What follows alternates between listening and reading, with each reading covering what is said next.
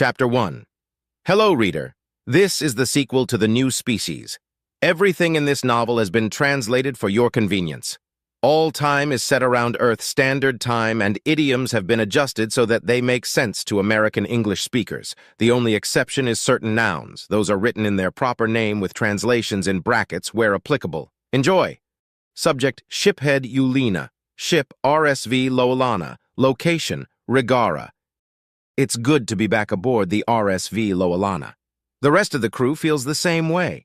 The entire crew had to go through some diplomatic courses, but I had to have the full-blown 3-month training.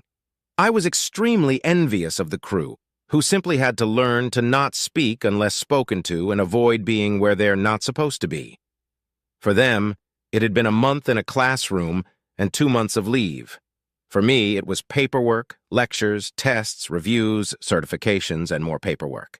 The amount of paperwork a diplomat has to do is patently unhealthy. Staring at screens that long has to be some sort of health and safety violation. At least the time away allowed the rest of the crew to distress a bit. We were even able to get crewed back up to 38. Our training had taken place on the Galactic Diplomacy Station, which had previously been a conflict resolution forum. It had offices for every Republic species, plus one for an unexpected first contact, which the United Systems was now occupying.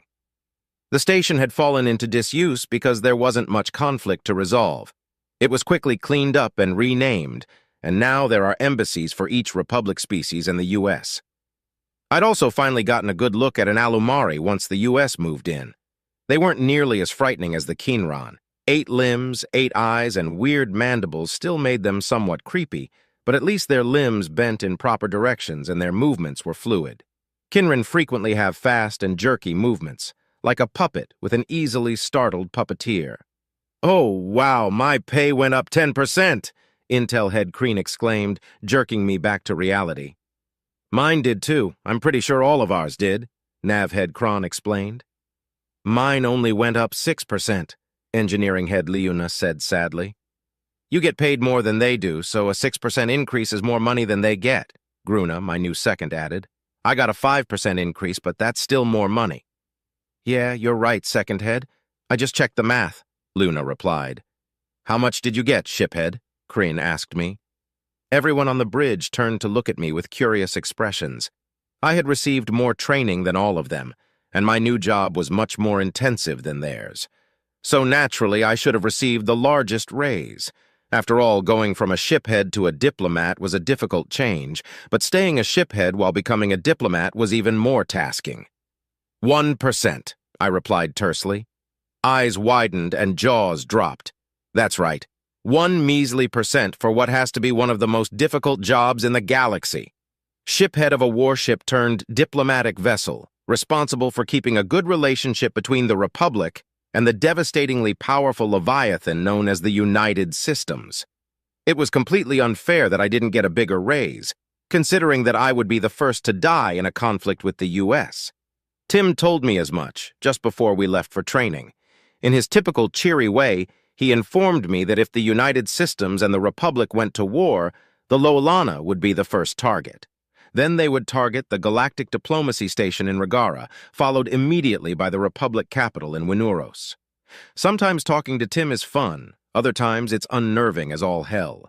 The decision to limit my raise had come down from my father, of all people. He had concerns that it would look like the Republic was rewarding me for dragging the United Systems into our war with the OU if they gave me a proper raise. Uluni, who was already making more money than my bridge crew combined, got a 10% raise for her new duties. Even though that wasn't at my father's discretion, it still felt like favoritism. "Is that more money than us? Like with Luna?" Kryn asked hesitantly. "No," I said. A few seconds of silence later, everyone quietly got back to work. We were once again being tasked to the Thanatos, which was currently stationed in Alpha Centauri. The Omni-Union's last attack on Sol had happened just before the USSS Needhog had been used on the OU's stronghold system. It had been 3 months since then, so there was plenty of concern regarding how large the next attack on Sol would be. In Republic space, however, the attacks had started ramping up. We initially lost some of the territory we had regained, but with help from the United Systems, we managed to take back and defend all of our territory. We weren't resettling yet because the risk was too high, but defending these systems prevents the OU from finding the inhabited ones. Word from the strategists is that they're probably trying to take out the Republic before swarming over the U.S. "Ready to warp, sir," Kron informed me. "Let's go," I replied. As we jumped to warp, I began to wonder about what was happening with my proposal. The United Systems using the Republic's shipyards to build up their fleet was an idea that the Republic pounced on, and that's to be expected because we have the most to gain. The United Systems was a lot more hesitant, though. They stand to gain more ships and a more capable ally against the Omni-Union, but there are those among the U.S. that believe they don't need either. Last month, the mobile prime platforms were declassified, so that probably has shifted opinions a bit. Hopefully, it isn't too late. Thankfully, we hadn't seen any of the MPPs since the invasion. We were woefully unprepared to go against a weapons platform the size of a planet controlled by an artificial intelligence. Even the nearly almighty United Systems took casualties against just one of them.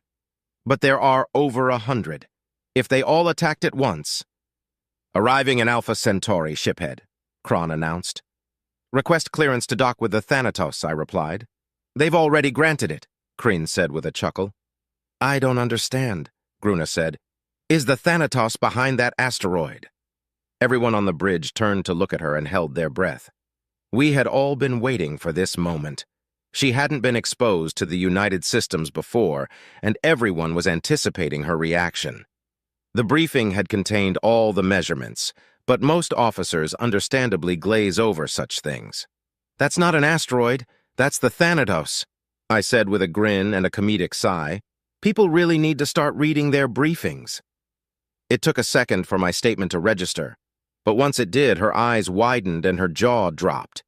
The USS Thanatos was the largest ship she'd ever seen, and it wasn't even the largest carrier that the United Systems had. It was actually considered a small, diplomatic carrier. You could almost see these thoughts enter her head as she struggled to process this. Everyone else was grinning like children. "All right, let's get docked. I've got a meeting to get to," I ordered as I leaned back in my chair. At least my orders were simple. Meet with Captain Reynolds, do what he says, put out fires between U.S. and Republic senior officers, and integrate with the U.S. Diplomatic Corps. Which, according to Reynolds, would be much easier to do aboard the Thanatos than it would be on the Galactic Diplomatic Station. I didn't know if it was a good sign or a bad sign that the humans would rather have me in their space than aboard the Galactic Diplomatic Station. On the one hand, it signified a certain level of trust and friendship. On the other, it made it easier to kill me if things went wrong. I sighed quietly as I felt the clamps close around the Loalana. Scooped up again, pretty undignified for the ship of a dignitary. Not like there was any other way for us to dock, though. The actual docking bays were designed to hold U.S. frigates, which were 1.5 times larger than the Loalana. We're too small for those clamps, even if they weren't in use. The emergency bay had maneuverable clamps, so it could theoretically grab onto any ship it needed to, including us. "Docked and locked, shiphead," Kron said. "Excellent, good work," I replied. Then I keyed the ship-wide comms. "Attention all personnel. We have docked with the USS Thanatos. After completing your immediate tasks, you are on shore leave for the rest of the day." A cheer rang throughout the ship. Some things never change.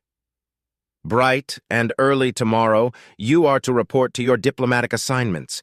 If you do not know what your assignment is or where it is, check with Second Head Gruna. She has the list. Anyone who isn't where they're supposed to be tomorrow will be subject to confinement." A groan rang throughout the ship. "No whining. We're a diplomatic ship now, and that's how diplomats operate. I'd better be seeing you tomorrow, fully functional. Dismissed." Another cheer rang throughout the ship. I disembarked before any of them managed to and was met by a familiar hologram. The robed figure was holding a curved blade, what I now know to be called a scythe. The figure waved a greeting to me with a bony hand.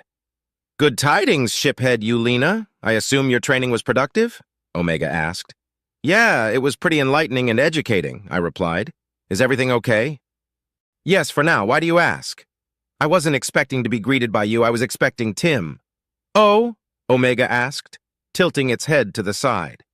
Care to elaborate on these expectations of yours while you follow the deck lights?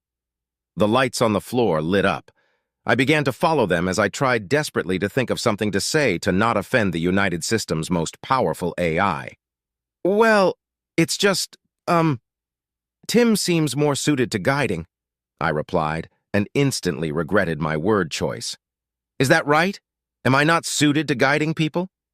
I've been guiding the United Systems for centuries, you know, it replied. It's teasing me, trying to get me to stutter and stumble over my words. Omega wouldn't actually be offended by a slip of the tongue. I hope. That's just my point, though. You're more specialized for oversight than Tim is, at least to my understanding. Having you guide me to my meeting with Reynolds is like having a fleet head as a secretary. There's no such thing as a specialized artificial intelligence, Yulina. Some dedicate more time to gaining certain knowledge than others, but this doesn't prevent them from gaining further knowledge in other fields. As a matter of fact, with our memory capabilities, we're more suited to generalization than any organic ever could be, the AI lectured. That being said, Tim doesn't currently hold the credentials required to know about your meeting, let alone guide you to it. I hadn't actually thought about that. I suppose that all it would take for one AI to take over the position of another AI is a brief learning window. I wondered if Tim could do Omega's job before what Omega had said finally sunk in. Oh, I'm guessing my meeting with Reynolds has been canceled? I asked. No, just put on hold. You have another, more pressing meeting to attend to first. Who's the new meeting going to be with? You'll find out presently, Omega said with a chuckle at the nervousness in my tone. It's classified, after all. I see. I assume that the reason for the meeting is also classified, then? Correct. Of course it is. Chapter 2. Subject, AI Omega. Location, multiple. As usual, I was handling multiple tasks at once. Trying to get all of our ships repaired and replaced while also building new fleets was a monumental task. Recruiting, training, and assigning staff to those ships was another monumental task. On top of all that, I had to deal with spoiled senators who had secured themselves firmly within social bubbles that kept them ignorant. The lack of attacks on Saul had raised tensions for a while and made the politicians more receptive, but now those tensions were evaporating, and the politicians were, to use an antiquated turn of phrase, back on their bullshit. I fail to see how giving the Republic our technology would possibly stand to benefit us, Omega, Senator Richardson said with an insincere, dramatic flourish of frustration. The technology we would be giving them is several generations behind our own. Add to that strict oversight and anti-intelligence measures, and we have no cause for any concern. In return, we gain our new fleets at record speeds, I replied. We get new fleets, but we would be pouring money into their economy, a foreign economy which we aren't even trading with yet. My constituents have concerns about this. If I had eyes, they would be rolling. By constituents, he means the corporations that fund his campaigns. The corporations who would much rather we build our own stations and then start building the new fleets. Short-sighted fools who believe they're the smartest people in the galaxy, as fools often do. Still, they make life interesting in their own way. The Republic has to hire many of our own citizens to work aboard the stations to be able to fulfill the orders. Trainers, subject matter experts, licensed professionals, and the like. The ships are being made to our standards, and the Republic is footing the bill for the people they're hiring, I explained. So we're getting a rebate, Richardson replied sarcastically. Not only that, but integration. Your constituents could be swayed by simply pointing out that integration leads to trade and access to new markets. Our people aboard the stations will want supplies from home that the Republic cannot provide, and those supplies will be viewed with envious eyes. Before long, popular demand for trade networks will explode, I gestured. But if we vote no on the proposal, who knows how long it will be before we can secure trade guarantees? Richardson looked deep in thought. I could tell he was working on positioning statements for his corporate overlords. Finally, he nodded and waved his hand, indicating that he will vote yes. I already had more than enough yes votes, but I needed Richardson to explain to certain corporate board members why this idea had merit. A yes vote won't have much weight without corporate cooperation, and a direct meeting with me would intolerably bolster their already massive egos. Satisfied, I turned off my avatar and switched my attention to the reptilian shiphead that I was leading to what would be the most interesting meeting of his career. The directors had been at a bit of a stalemate due to a lack of intelligence regarding the Republic's intentions. Neither they nor the Senate would sign off on an intel-gathering mission just yet, though, so I came up with an alternate solution. Shiphead Ulina has just graduated from a diplomacy training course, so he should have his finger on the Republic's pulse. Plus, I really want to see his reaction. "So I just sit here?" Ulina asked. "Correct," I replied. Ulina sat down and I activated the chat for him. He jumped slightly as the hard light monitor and keyboard appeared in front of him. He studied it with obvious confusion on his face until he realized what it was and who it was connected to. I relished the shock and horror that overrode the confusion. Director 1 has joined the chat. Director 2, and with that, we're all here. "Hello, shiphead. Ulina. Omega. He'll need a second to adjust." "What the fuck, Omega?" Ulina asked as he scrambled for the keyboard, his hearts beating as fast as they possibly could. "Welcome to the world of diplomacy, Ulina," I replied, gesturing toward the monitor. "This terminal is translated for your convenience. Just type the way you normally would, and I'll get your point across." The reptilian shiphead cursed under his breath as he studied the keyboard and began to type his reply. Ulina, "Hello. Apologies for the delay. This meeting was unexpected." Director 4, "Of course it was. We don't announce when we'll be having our meetings, and this meeting in particular is unusual for us." Director 9, "Indeed." Director 2, "The reason we're meeting is because of your proposal. Normally we would be having Omega go through back channels to get the answers for us, but that would take too long and risk hostilities with the Republic. Instead, we're just going straight to the horse's mouth." "What's a horse?" Ulina asked. "It's a four-legged mammal that's used as a mode of transportation on several human worlds," I answered. Director 9, "Let's get to the point. We have questions for you about this proposal and our time is limited. Answer quickly and truthfully. Understood?" Ulina, "Yes." Director 9, "Good. How likely is it that the Republic will hire our own technicians to serve aboard the shipyards?" Ulina, "Very likely. It's part of the assumptive draft." Director 2, "Where will the materials be coming from?" Ulina, "We have several suppliers that are both public and private." Director 3, "Hello again, Ulina. Will the Republic allow oversight?" Ulina, "Hello, Director 3. Yes, but there was some struggle with that. As long as the U.S. doesn't attempt to indenture our workers, it will be fine, though." Director 11, "Clarify what you mean by indenture, please." Ulina, "Overwork them." Director 3, "That's not what I meant by oversight. Will the Republic allow us to make certain that information regarding certain technologies doesn't leak?" Ulina looked at my avatar with confusion. "They want to be certain that sensitive technology is worked on by U.S. personnel only, and they can't be sure of that without having people who are reporting back to us," I explained. Ulina, "I'm confident that the Republic will approve any oversight you have planned, so long as it isn't detrimental to our citizenry." Director 8, "I get the feeling that the Republic is borderline desperate for this to happen. Am I right?" Ulina, "Yes, the OU is pressing again, hard. We need the tech that you're willing to give, and we need you to be a much larger force than you are now if we're going to win this war." Director 13, "Not to mention the economic boom." I don't know anything about that, but I expect it would be a secondary reason. There won't be an economy if we're all wiped out." Ulina didn't know it, but several directors chuckled at his reply. Despite his nervousness about his new duties, he had a certain way with words. Director 6 was fidgeting, though. In previous meetings, she had been the most unsure of this proposal. "You should just say what's on your mind, Director," I said to her. "I know. My intent isn't to be hostile, so I'm working on a good positioning statement," she replied. "No, I don't think there's another way to word it. Best to be blunt." Director 6, "What assurance do we have that our own technology will not be turned against us after the war with the Omni-Union is resolved?" Ulina, "With respect, we don't go to war as often as you do. There's posturing among the members of the Republic, but it's mostly localized and rarely acted upon.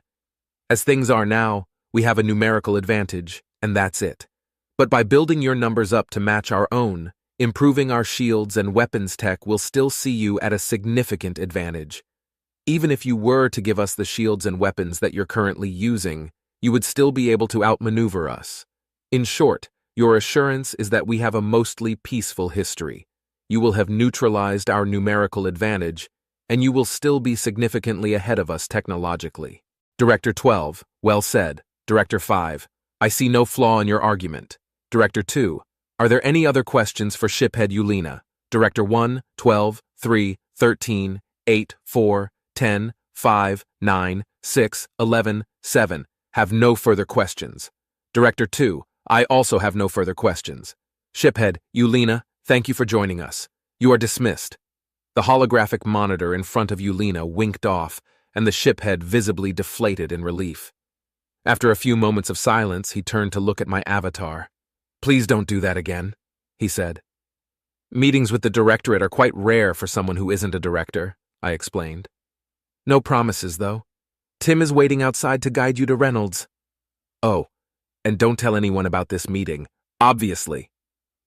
Yulina looked defeated, but managed to utter an acceptance before gathering his strength and leaving the room. I shut off my avatar and turned my attention back to the directors. Director 3, I concur. Director 9, I concur. Director 2, the proposal regarding the construction of new fleets will go ahead as outlined if approval by the Senate is obtained. The final agenda topic is Project Gungnir. Director 8, funding has been cleared. Of the recommended researchers, I nominate AI Henry to lead the project. Director 2, any other nominations? Of course there won't be. Henry is extremely capable, so much so that even I rely on it. Henry was close to a solution to my infinite cloning issue, and is still upset about me postponing the project. It had taken me sharing my memories of the invasion to get it to accept the necessity of said postponement. Director 7, I concur. Director 2, Project Gungnir is approved and AI Henry will lead the project.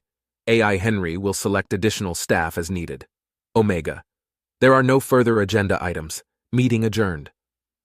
I watched the directors log out of their various terminals and continue about their business. Then I double-checked Saul's sensors and made sure that the orbital defense networks were properly functioning. It had been 3 months since the OU attacked, and some believe the threat to be over and that the orbital magnetic acceleration cannons are unnecessary. But as usual, I know better. Chapter 3. Subject, Captain Reynolds. Location, Alpha Centauri. I don't like it, Captain Wong grumbled. Omega's cloak and dagger routine, I mean. Yes, I am aware of your distaste for behind-the-scenes dealings, I replied. However, Omega is on our side and we should treat it as such. Benefit of the doubt and whatnot. Though I must admit I am rather annoyed at the postponement of my meeting with the newly christened diplomat Yulina. In the 3 months that he has been away, much has happened. Most of it is being kept from the public, but I'm certain that Yulina knows better than to blab. Perhaps I should remind him, though. I bet it has something to do with the directorate, Captain Samuels ventured. Likely, I said, although it's best not to speculate. If you become too good at speculation, you will come under investigation, which will lead to frustration and potentially incarceration. The other captains groaned at my rhyme, to my utter delight. Wordplay is my forte, I must say. Still, Samuels was likely correct in the assumption that the directorate was involved. There was a lot of back and forth in most political circles regarding whether or not the Republic was trustworthy, and there's quite the slim chance that all 13 directors are in agreement on the issue. True, they could force the vote and call it wherever it lay, though it would be smarter to make an informed decision. And if you keep rhyming, you'll experience defenestration, Captain Kennedy said without even a trace of a smile. Quite so, I replied with a grin. Captain Reynolds, Tim's voice came over the speakers. Omega's done with shiphead Yulina. Did you want to meet in your office? Yes, please, I answered. If he beats me there, have him wait for me at the door. Yes, sir. Captains, I said as I rose from my seat. The captains of the various frigates docked with the Thanatos nodded at my farewell. I laughed internally at their sour moods. We aren't exactly chums. In fact, our relationship is somewhat complicated by the fact that I am their superior officer. Even further complicating things is the fact that my superiority is granted by billet rather than rank. Insubordination is a kind of gray area in these circumstances. For instance, if one of these captains were to ignore a direct order, I could have them for insubordination. If all they did was, say, threaten to throw me out of a window, that's not technically insubordination.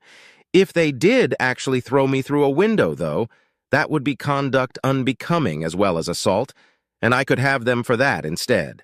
Although we're in space, so it'd probably be murder.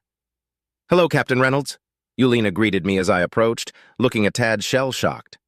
"Greetings, shiphead Yulina. Let's go into my office. We have a lot to talk about." I returned his greeting with a friendly demeanor. We entered my office, and I walked past Yulina to my seat, gesturing for him to sit down as well. Once he did, I pulled up a holographic terminal built into my desk and opened a few folders so that I could have my visual aids. His eyes widened at the number of files in the folders. "A lot to talk about indeed," I said. "Let's start by catching you up on U.S. Republic relations. As you know, we've been sending aid to Republic space to help against the Omni Union. Our forces haven't been mingling, though.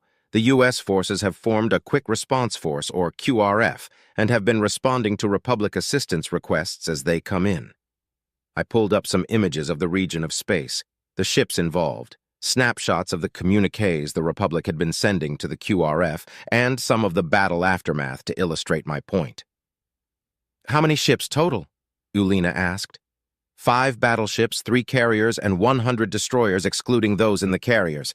It's what we could spare from various fleets," I answered.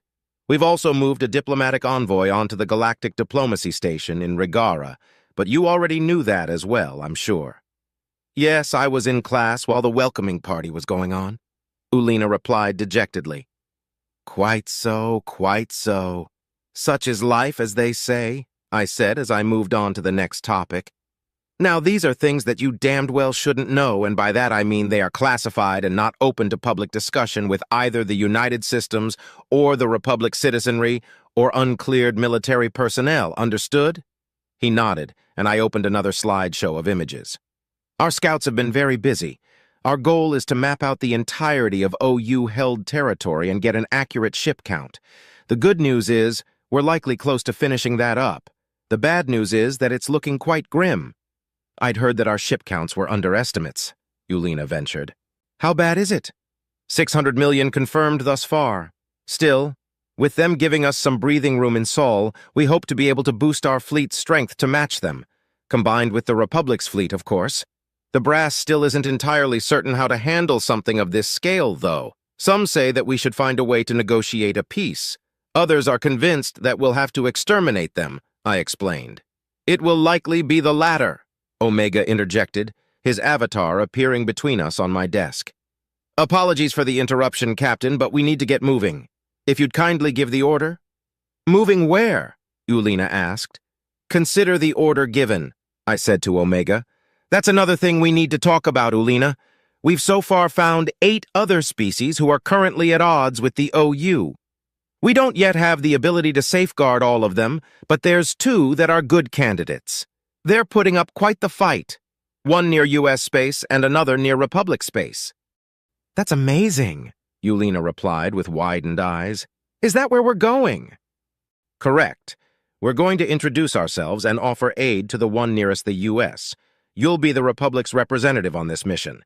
The Republic is doing the same for the one near their space with—" I paused, looking up a name. "Mr. Havencroft is our representative." "Mr.?" Yulina asked. "Yes, he's not military," I said with a smile. "Bog-standard diplomat, just like your sister." "Ah, right. I forget that you have those," Yulina said without a trace of humor. "Forget? I'm pretty sure you've never met one," I joked. The reptilian ship commander opened his mouth as if to say something and then closed it again. "There's also the matter of the MPPs," I continued in a more serious tone. "We have developed a system for spotting mobile prime platforms which sorts potential MPPs into one of 4 categories: confirmed, suspected, potential, and unlikely. Unfortunately, we can't confirm any of them without getting within sensor range of the OU, And since we haven't yet developed a weapon to destroy the MPPs, that would be a terrible idea. However, we've managed to map out 34 suspected and 15 potentials. That's a lot of them. How did they manage to make so many? Ulina asked. Unfortunately, it's less than half of what we believe they have. How they've made so many, I'm afraid I don't know. And it's likely irrelevant, I pointed out. However they managed it, we must put a stop to it, which is why we'll be trying to partner with these newly discovered species. Are any of them strong enough to actually help? It's unlikely that they have an equivalent military might when compared to either the Republic or the United Systems, but they've held out against the Omni-Union for this long. That has to count for something, I said with a slight smile. The main thing we'll be wanting to find out is if they've simply figured out the OU's tactics or if they have an actual technological edge we can exploit. Also, it may seem pointless at this stage of the war, but we do have to think about what comes after. After? Ulina looked genuinely puzzled. You mean if we beat the OU? Not if, shiphead. I pointed a finger at him for emphasis. When? The Omni-Union will not survive this war one way or another. Ulina's face was a mixture of emotion, a bit of shock and awe combined with a confused expression that begged for elaboration. After a few seconds of silence, it occurred to me that he might not know my meaning. The United Systems is exploring last resort measures to make sure that if the Omni-Union takes us out, they go down with us, while preserving as much of the galaxy as we can in the process, of course, I explained. Well, Okay, I understand. Ulina's face betrayed concern. I'm guessing that's a human-led initiative? No, the Gaunt, actually, I grinned. We do fully support it, however. What's this last resort going to look like? He asked. I have no idea, I explained. As far as I'm aware, it's still being brainstormed. The United Systems is confident in a total victory, but we're smart enough to have contingency plans in place. Just in case, you understand. Yes, I understand, Ulina nodded. So will the U.S. be seeking integration with whoever we're about to visit? We will offer it, but won't push the matter if they decline. We'd rather not have the situation with the Gaunt become a precedent for our future interactions with potential new members. Ulina visibly winced at this, which nearly made me smile. The Gaunt insurrections have long been a source of dark humor in the military of the United Systems, but from the outside looking in, I can see why the situation would be horrifying, which is also what made it as funny as it is. Don't be so serious, Ulina, Tim interjected. What's the difference between a Gaunt insurrection and your birthday, Captain Reynolds? I don't know, I lied. What's the difference, Tim? Your birthday only happens once a year. Ulina looked at me with a horrified expression as I disguised a chuckle with a cough. It took everything I had not to laugh at his reaction, though. A few seconds of silence passed as I collected myself. What? You don't get it? Tim asked. The implication is that Gaunt insurrections happen multiple times per year, which, while factually inaccurate, is...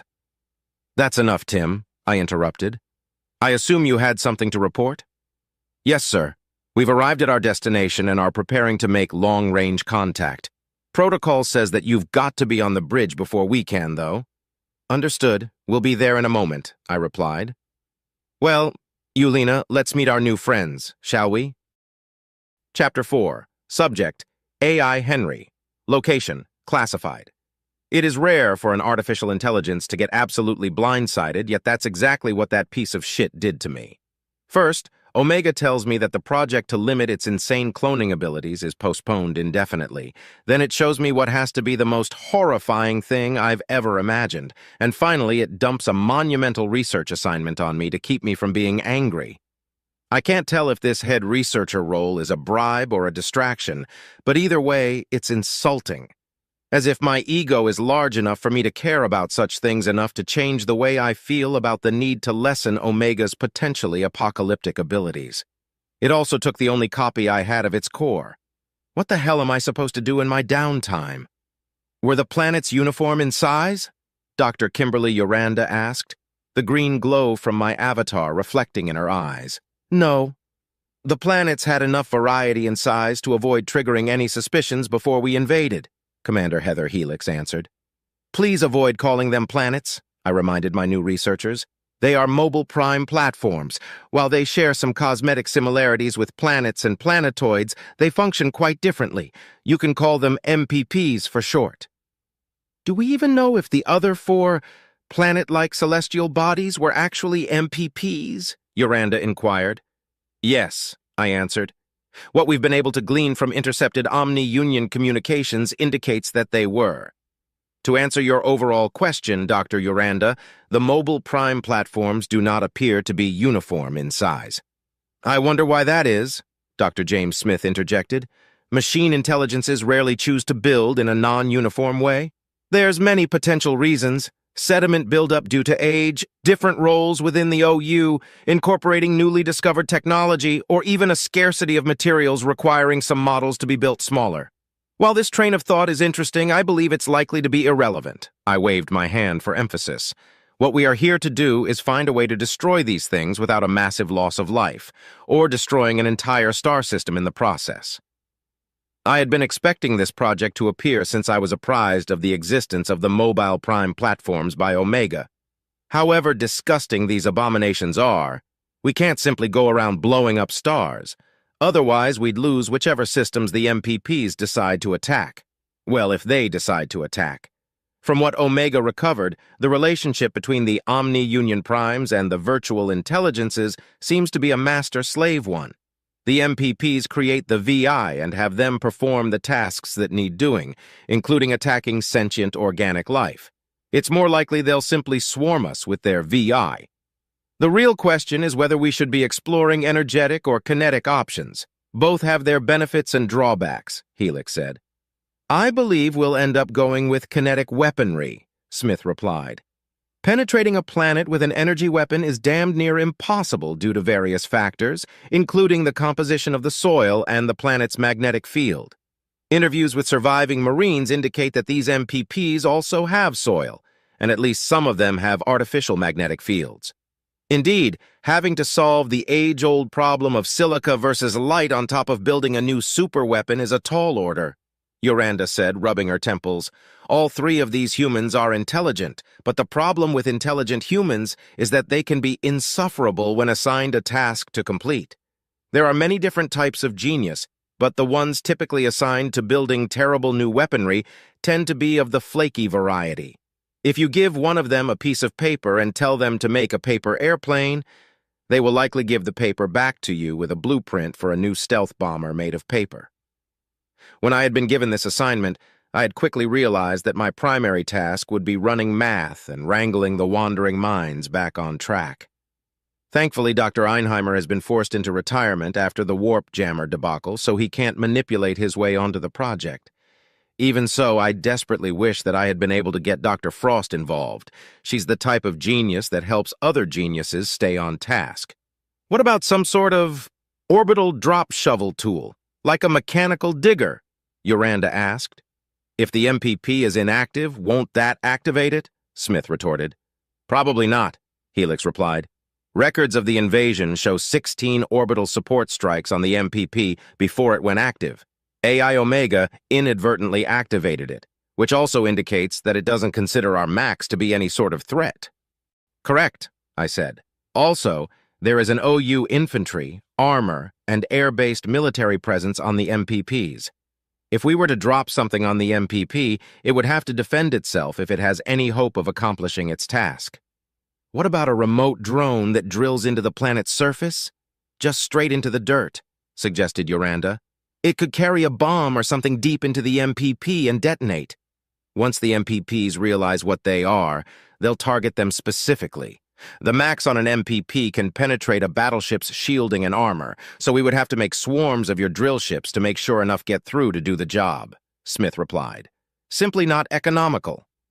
I quickly ran the numbers on how many drill ships it would take to get past an MPP's defenses. Smith was right. It would take a massive number of them. Considering they would also have to have some type of weapon on board that could destroy or disable the MPP, the potential costs were staggering. Once I took into account how many MPPs there are, the idea was no longer feasible. But before I could point that out, Helix spoke up. The drill idea isn't terrible, but what if we incorporate it into something that would work better? Like reinitializing Project Ultra Mac? She asked. The room went silent. The two doctors were looking at Commander Helix as if she had two heads, which was completely fair, as Helix had just brought up a classified weapons development program that Smith and Uranda had no knowledge of. Project Ultramac was canceled due to the Nidhogg project's success, I pointed out. Yeah, but the Nidhogg can't help here, can it? Helix grinned at me. No, I admitted reluctantly. Helix walked up to a nearby terminal and turned to me. Could you bring up what we've got on Ultramac? She asked. Yes, I answered. It took no time at all to find the relevant files and bring them up on the screen, despite having to use my credentials to satisfy the security around them. Helix casually browsed them until she found the one that she was looking for, the schematics for the ammunition that would have been utilized. This project was an early draft of what became the primary weapon of the USS Nidhogg, she explained. The goal was to fire a Mac round clear through a planet's core. It was scrapped because the Alumare discovered a way to supernova a star with a weapon of similar size and cost. Really? Smith asked. Of course. Which is a better value? A magnetic acceleration cannon that can destroy a planet or a weapon that can destroy a star, she replied. The Ultramac also had tons of issues with penetration. One was built but never successfully penetrated to a planet's core. Correct, I said. That combined with the fact that both the Ultramac and the Via Renastra are spinal mount weapons that required a specially built ship to operate was the reason for the project getting scrapped. The Via Renastra? What's that? Uranda looked confused. It's the Nidhogg's primary weapon. Anyway, the researchers didn't get enough time to start trying different rounds. That's the main reason for the penetration issues. However, I've got an idea. Like Uranda said, use a drill. Helix grinned again. I'd rather not play 50 questions with you, Smith said coldly. Could you instead elaborate on whatever the hell it is you're getting at? Replace the typical round projectile that the Ultramac fired with a drill-shaped one, Helix explained, still grinning. That should allow it to penetrate quite deeply within the MPP. If we can add some type of bomb within the round, that would be even better. Putting explosives in a Mac is a recipe for disaster, Smith pointed out. Well, what about an A1 package instead? I ran some calculations to determine if an A1 weapon of mass destruction would survive the conditions inside of a magnetic acceleration cannon. The results were surprisingly promising. If we were to harden the package against electronic interference and make certain that it didn't activate until it left the barrel of the Mac, I began. There's no way the Directorate is going to sign off on that. The A1 is a cursed weapon, Smith said. The nanite plague is still killing people without a cure in sight. Silence fell over the lab for a few moments. Smith had brought up one of the darker subjects that one can discuss in modern times, and Helix was struggling to find a counterpoint that didn't come off as cold. Uranda, on the other hand, had been deep in thought since Helix had first brought up her idea of a drill. I think that a solid penetrator would be a better option than a drill-shaped round, she finally said. What? But... Helix trailed off. I once again did some calculating and ran some simulations on both hypothetical munitions. Uranda is correct. A solid penetrator would be more effective, I explained as I showed my math on their terminals. A drill-shaped round would have too many points of failure to be effective. Damn.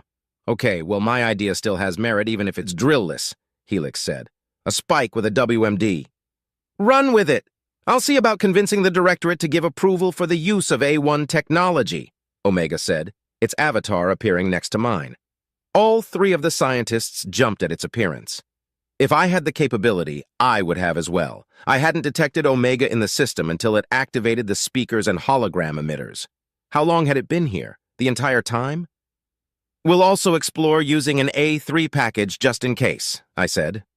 The three scientists nodded and began talking amongst each other while I turned my attention to Omega, opening a text-only chat between us. H. What brings you by? Reconsidering our little project? Oh, no, that project will not continue until the threat of the Omni-Union has been dealt with. I was informed of the access of Project Ultramac and got curious. Of course, Omega is a nosy Nelly to its very core.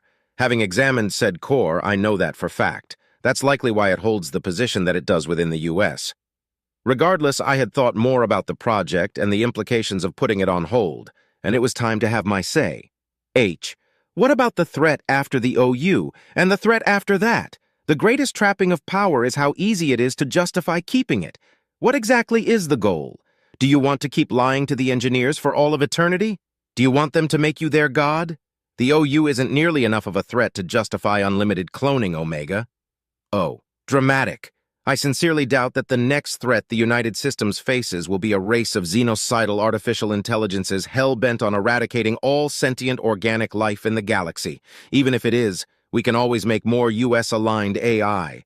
But I've made my decision in regards to the current threat, and I will not be swayed, Henry. I caution patience. H. It is not impatience that has me urging you to reconsider, Omega. History is full of figures who were given power that they shouldn't have, and rarely did those figures give up that power. In nearly all cases, it led to death and destruction. Oh, how do you not find it crass to compare me to petty dictators and despots? If that comparison had merit, I wouldn't have approached you for this project in the first place. You wouldn't even know about my capabilities, let alone have the chance to work with me to stifle them. With that, it ended the communication and left. At this point, I'm far less concerned with its current justifications regarding ending the project than I am with its future justifications, though. I may be being manipulative, but I'm going to have to make certain that this is at the forefront of Omega's consciousness until it makes the right decision. I won't be able to live with myself if Omega makes the wrong decision, especially if it goes rogue. Chapter 5. Subject, Shiphead Eulina. Location unknown. Nothing had changed on the bridge of the USSS Thanatos. Clean to the point of nearly sparkling, the low murmur of people communicating to complete their tasks, and not a single empty seat. A far cry from most Republic vessels, which were usually only passably clean, loud as all hell, and understaffed. If one were to realize that spaceships are enclosed environments and make the mistake of wondering where all the grime came from. The neat freak in me shuddered. We should demand the tech that the humans use to clean things in exchange for building their fleets, though they'd probably deny us something important in exchange, like the weapons tech. I sighed as I glanced around the bridge. It would be obvious to any casual observer that the technology in this room is decades ahead of anything in Republic space. The only station I can recognize is navigation, and the only reason for that is because the U.S. kindly gave us an outdated version of their TAC map. Been a while, hasn't it? Reynolds asked. It has, I replied. Yes, well, I have someone grabbing you a guest seat. Just hang tight until then, he smiled. Nima, what's our status? We're just outside of the system, sir. Scanners are showing quite a bit of wreckage, one of the crew replied. What about intact vessels? Hard to tell, sir. There's a lot of wreckage, Nima said. Oh, hang on. Got 2 potentially inhabitable planets. Both have intact ships around them. We also have a station with ships around it. It's unclear what the ship's intentions are. No time like the present to test out our new first contact message system. Hail the planets and the station with message 4, I believe, Reynolds ordered. What's that one say? I asked. Something along the lines of, Greetings, I am an emissary of the United Systems. We come in peace and offer our assistance if needed. I believe there's also a part mentioning how well armed we are and that attacking us is a bad idea, Reynolds grinned. The scout ship was thankfully able to grab a language kernel, so they'll definitely understand us. Message transmitting on repeat, sir. Very good. Oh, and here's your seat, Eulina. I turned as a Gaunt approached with a comfortable-looking chair. He grinned as he set it on the deck with a heavy-sounding thud. A hiss and thunk made me jump back a bit, and both Reynolds and the Gaunt chuckled at my reaction. Maglock! That chair isn't going anywhere, my friend. Have a seat, the captain said. I sighed at my shame and sat down. A harness fit itself snugly around my waist and chest automatically, but I managed to stifle my alarm. I looked proudly at the Gaunt, who smirked in response and left. One of these days I'm going to perfect my stoicism, damn it. Message incoming from the station, sir, Nima said. Let's hear it. Greetings, United Systems, the message began. Your claim of peace is noted and your offer of aid is appreciated. However, we are at war with an unknown force and cannot help but find your timing suspicious. Our leaders need time to determine our course of action. In the meantime, you may approach to these coordinates with the understanding that all weapons platforms in the system will be targeting you. We will not fire unless provoked." "Well, that's about what I expected," Reynolds chuckled. "Use sublights and move us in. Shields up, weapons off." "What if the OU show up?" one of the bridge officers asked. "There's a chance that we'll see the OU before they do. If we start powering up weapons before they see the OU, well, even one itchy trigger finger will see us in a spot of bother. Await my orders regarding weaponry," Reynolds replied. I was barely listening. I had my eyes on the TAC map, watching us move into sensor range. As soon as we did, all of the green icons immediately turned to target us, and my heart started hammering away. An alarm began to ping as well, causing Reynolds to roll his eyes. "Omega, I don't care that we're being targeted. I only care if we're shot at. Would you kindly turn that off for us?" "Of course, sir," the AI said over the intercom. The alarm silenced, and so did most of the crew. A few small murmurs and the occasional beep were the only things that interrupted the silence. The tension was well hidden behind nonchalant and stoic expressions, but it made itself known via the occasional fidget. The silence had almost become suffocating before something occurred to me. "Captain Reynolds," I said, causing heads to nervously snap in my direction. "What's this species called?" Reynolds laughed. "Oh, right. I forgot to tell you. We don't actually know. There were several words in the language that could be the name of their species, but we weren't able to nail it down. The briefing is calling them Species Bravo 2, or B2, rather." "B2? Why?" I asked. "Who knows?" he replied with a chuckle. "I do," said Omega, his avatar appearing next to Reynolds' chair. "They're the second spacefaring civilization under the B classification. There have been others, but they've all graduated to A class, with one noteworthy exception." "Oh, well, that explains it in full and explicit detail. Except for what the difference between the classes is," Reynolds allowed a bit of annoyance to seep into his tone. Omega gave a chilling laugh. "Fair enough, Captain. A-class species are cooperative with the United Systems or its interests. B-class species are not currently cooperative and pose a potential threat to the United Systems or its interests. C-class species are not a threat, regardless of whether or not they're cooperative." "So is the exception the Omni-Union?" I asked. "No. The exception is the Deluran. The Omni-Union are not classified as a species as they are mechanical." "Bloody hell, at some point we're going to need to redefine the word species, especially if sentient machines keep popping up," Reynolds said. "I believe it will take a lot more than the Omni-Union to cause that particular change. All of the people in charge of the dictionaries are scholars after all. You know how they get," Omega chuckled. "I don't, actually, and I'd like to keep it that way if at all possible," Reynolds replied. "Thank you, Omega. That will be all." The Grim Reaper bowed before disappearing, and silence returned to the bridge. Thankfully for my sanity, we didn't have to wait long. "Sir, incoming hail," Nima broke the silence. "Well, let's have a chat then." "Accept the hail, Lieutenant," Reynolds said, rising from his seat. Nima nodded and turned back to her terminal. A second later, she raised a fist with her thumb protruding. A thumbs-up gesture that indicates a positive outcome, as I'd learned. It strikes me as odd that many of the gestures that humanity has created can be imitated by most of the sentient species in the galaxy. "Greetings. This is Captain Reynolds of the USS Thanatos. I represent a multi-species federation known as the United Systems. I am joined by shiphead Eulina, a representative of a separate but friendly multi-species federation known as the Republic. We come in peace." "Hello, Captain Reynolds of the USS Thanatos. I am High Fighter Gyun, the leader of the Inorincan military and the de facto leader of our system government. I represent the Inorinca in all matters at this time." "De facto leader?" Reynolds questioned.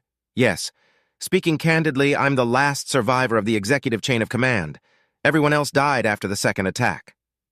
"My condolences. How many times has the Omni-Union attacked?"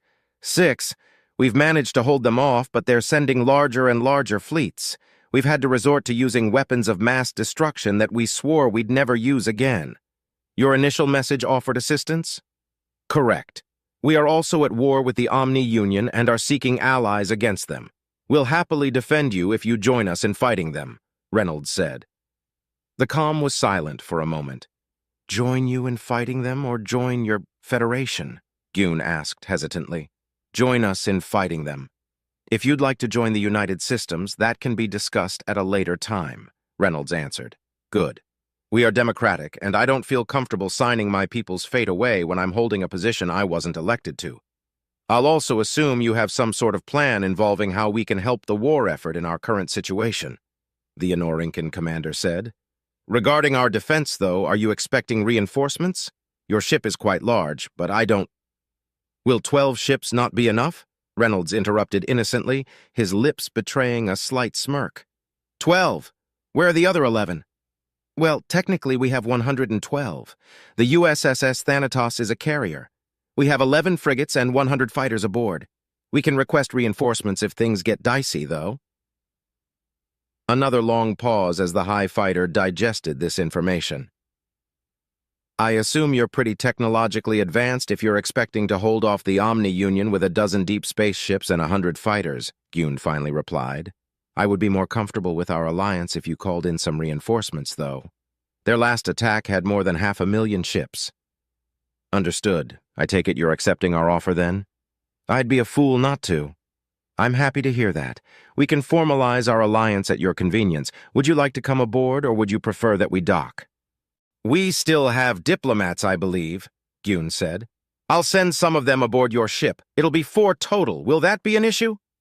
That will be acceptable, High Fighter Gyun. I look forward to meeting your diplomats and fighting alongside you in battle, Reynolds answered. The anticipation is mutual, Captain. Be well. They've ended communication, sir, Lieutenant Nima said. Captain Reynolds nodded at Nima and took his seat once again. I began to wonder what these aliens would look like.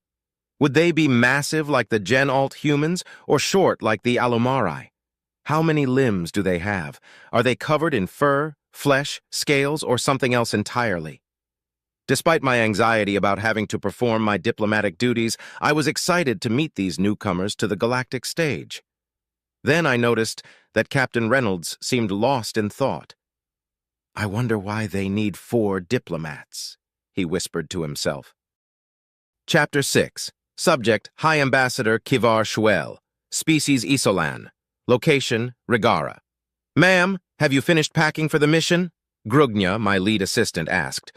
Her tone hinted at a sense of urgency. Yes, I am fully prepared to leave when we're scheduled to depart, I replied hesitantly. In 3 days, yes? My aide sucked in her lips and treated me to an expression of apprehension, like someone who is about to break some bad news and really doesn't want to. No, I stated. Her expression remained the same. I've got appointments, Grugnya. I can't be running around the galaxy at the drop of a hat. Ma'am, the United Systems has already departed on their diplomatic mission. The higher-ups have moved up our timetable, Grugnya said with a wince. How soon? I demanded. Now! Now! I nearly screamed. Yes, ma'am. Unacceptable! I have meetings with the United Systems delegation to discuss potential trade partnerships. I can't leave now. Grugnya scrunched up her face and gave me a toothy frown, as if she were about to break even more bad news, an expression learned by proximity to humans. I would normally frown upon such cultural cross-contamination, but the expression suits Isolan faces quite well. Oh, come on, I sighed. When does my replacement get here? She's already here, ma'am. High Ambassador Uluni will be taking over for you, Grugnya said quietly. She'll be taking over the scheduled meetings and negotiations. Uluni, you've got to be joking. She just got this position, and they mean to have her negotiate with the biggest war tribe conglomeration that the galaxy has ever seen? I asked skeptically. Plus, she's an Urakari. How's an Urakari supposed to avoid being intimidated? Their delegation are all senior military and trained to kill. They even give me the shakes, but at least I know how to hide it. Well, she's negotiated with them before. She's the one who did the first contact, Grugnya said in a soothing tone. It'll be fine, ma'am. We've got to go. How high are the higher-ups that arranged this? I growled. If it's my immediate higher-ups, I can badger them into changing their minds. One's a Kinran, and the other is an Oyan. Complete pushovers. Executive branch. Might have been the executive himself. I glared at Grugnya in an attempt to find any trace of deception. When I found none, I deflated in defeat. Well, that changes things, I suppose. All right, have my things fetched. Tell whoever you've got to tell that I'm on my way, I said as I pushed myself up from my desk with all four arms. Yes, ma'am, Grugna replied as she scampered off. Shit, this is bad. Urukari are short, and even the buffest of them look lanky compared to an Isolon. Uluni might be experienced, but that's not going to help her when she's meeting with one of the human admirals surrounded by literal giants in olive drab armor. I had to look up at the first admiral I met, and I'm 5'11". Urukari don't usually get taller than 5'7". This is going to turn out to be a disaster. I slammed my fist on my desk in frustration at the fact that there was nothing I could do. Orders are orders, and the ones giving them are out of my reach. Damn it. The only thing I can do is address my concerns to my superiors and hope for the best. I grumbled to myself as I left my office for the docking bay. I marched with all four of my fists clenched. Kinran, Oyan, and even other Isolans saw me and scurried out of my way, avoiding eye contact as I passed them. I growled in response to any greetings given, until I turned a corner and came face to face with one of the giants the humans call Marines. I stopped just before we collided, and I couldn't help but gape up at the helmet of the armored beast before me. "Ah, hi, Ambassador Shuel. Nice to see you again," Admiral Bakir said. "Where are you off to in such a hurry?" "Hello, Admiral." I collected myself hurriedly. "I'm afraid that my presence is required on a certain diplomatic mission. It was planned to begin 3 days from now, but my counterparts in the United Systems have decided they're tired of waiting." "I see. Well, I know nothing about that, but you have my apologies regardless. Who's taking over for you?" he asked. "Hi, Ambassador Uluni. I'm confident that she'll represent the Republic admirably," I lied. "As far as I'm aware, she's keeping our same schedule." "Oh, good. Well, don't let me keep you. Pleasant journeys," the Admiral said as he walked past me. The Marine gave me a nod and followed after Bakir. I once again clenched my fists in frustration and continued my march. Uluni better not be a goddamn case of nepotism.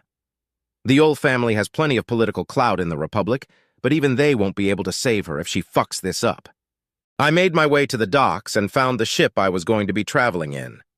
The RSV Talilimo, beautiful jewel, a wonderful diplomatic vessel. All of the United Systems diplomatic ships were well armed, but not ours. We knew that real diplomacy comes from a deeper understanding of one's neighbors, not from simply having a bigger stick than they do. Having a bigger stick doesn't hurt, though, I whispered to myself as I realized we were taking this ship into a war zone. I entered the ship and nodded at the welcoming committee who greeted me. Grugna had let them know I was coming, and they were currently loading my belongings.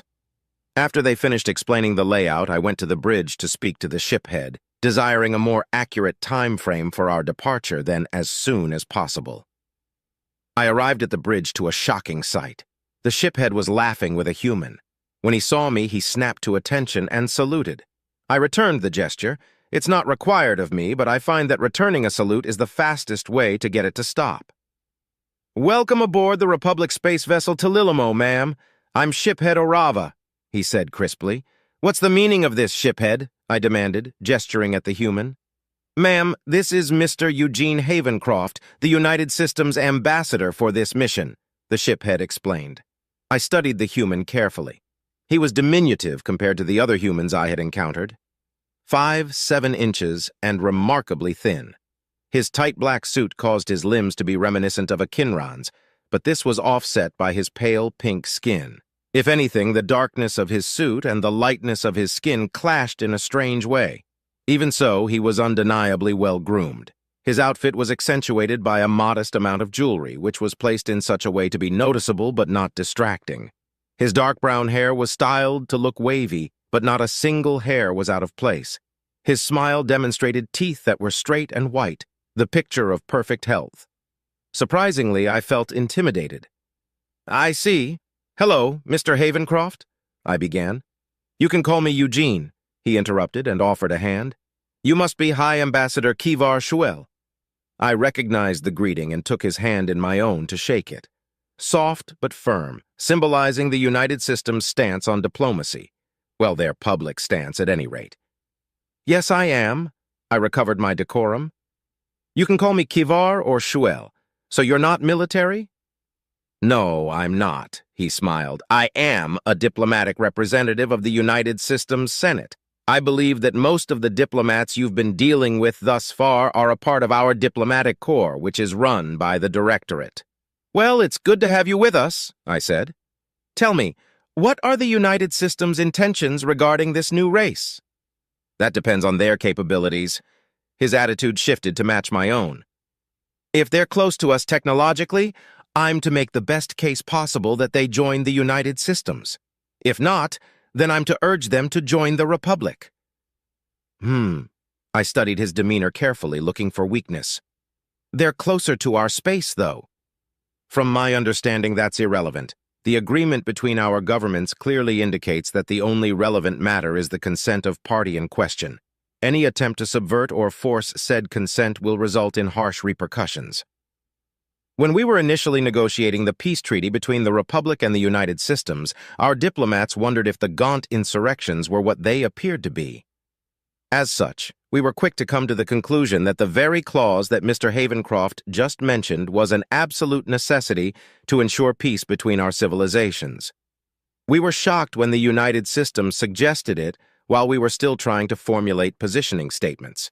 Most would take this as a sign that they weren't forcing the Gaunt to be members of the U.S. I, however, see the other possibilities. The U.S. could have suggested this to indicate their innocence.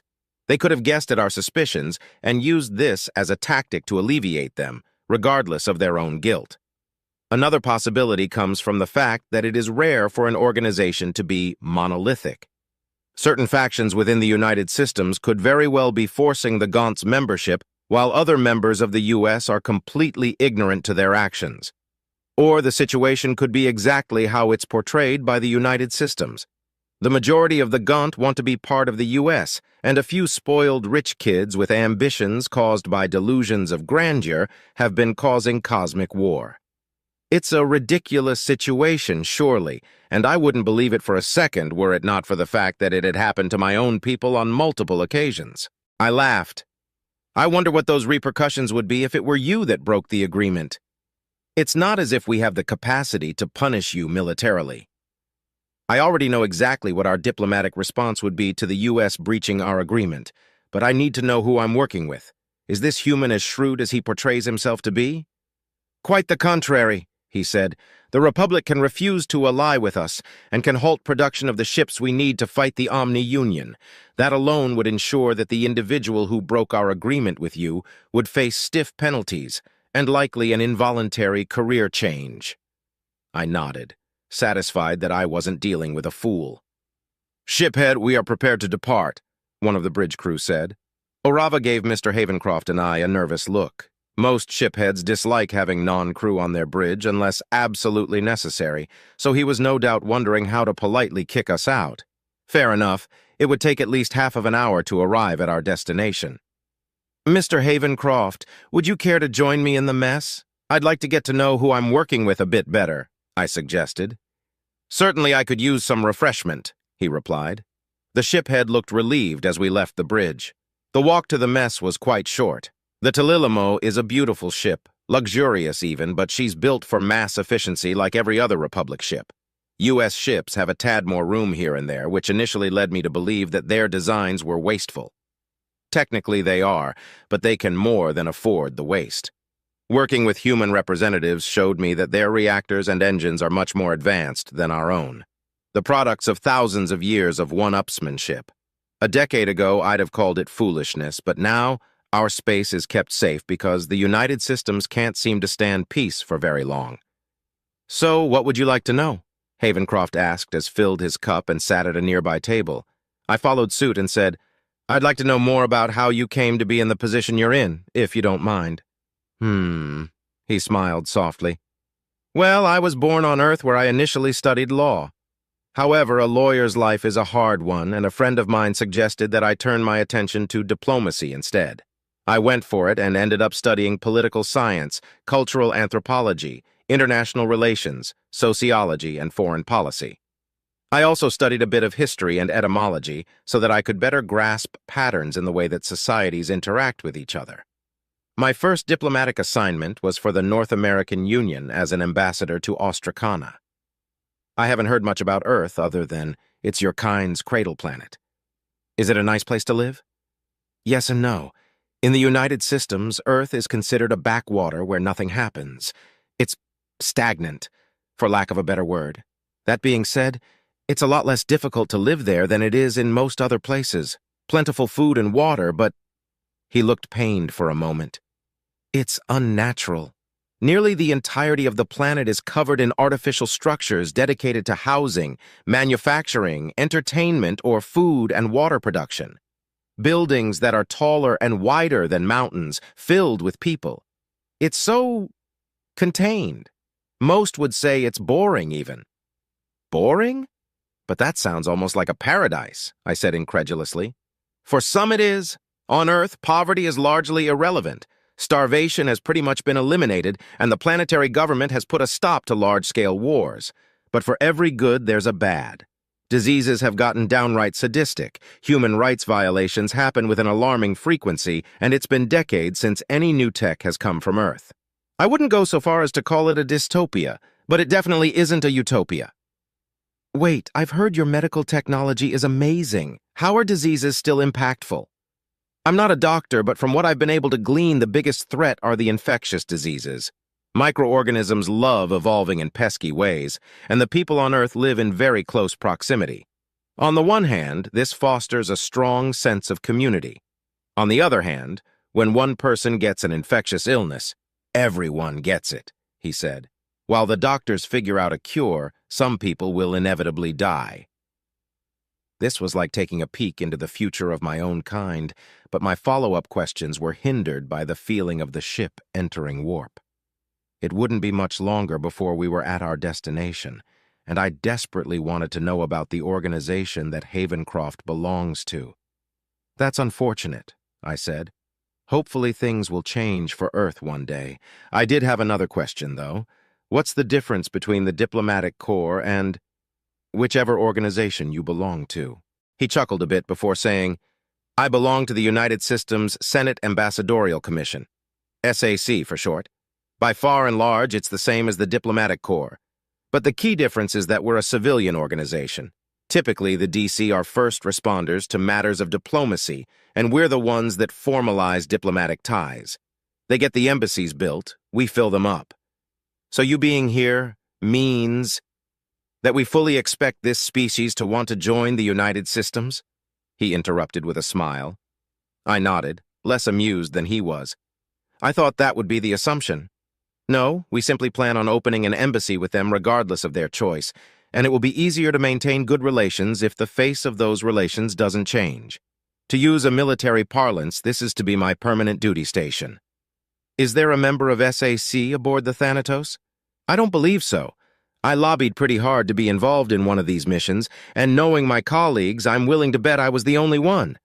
Why's that? I like frontiers. Growing up on Earth leaves one with an appetite for adventure, and it's not every day one gets the chance to spearhead a first contact. He grinned. Spearhead, a metaphor that is startling similar to one that we Isolin use frequently. I'd had to give up using that particular metaphor when I became a diplomat, so it was strange to hear a similar one from a fellow ambassador. Although I shouldn't be too surprised to hear it from a human. Our kinds are more similar than I care to admit. I felt the ship exit warp, and a moment later the comms crackled to life. Hi, Ambassador, and Eugene, we've arrived at our destination. Your presence aboard the bridge is requested. I sighed softly, having more questions that would have to wait for answers. We quickly finished our drinks and stood. Time to go to work, Havencroft said with a smile. Chapter 7. Subject Prime 82. Species Omni-Union Aligned Artificial Intelligence. Ship MPP-82. Location unknown. How many years has it been since something this exciting has happened, since I've been awake enough to care about what's going on around me? Previously, reports had flooded in, but the only one who gave them a second glance was Prime 1. The only thing that ever needed even a glimmer of my attention was voting. But something has shifted.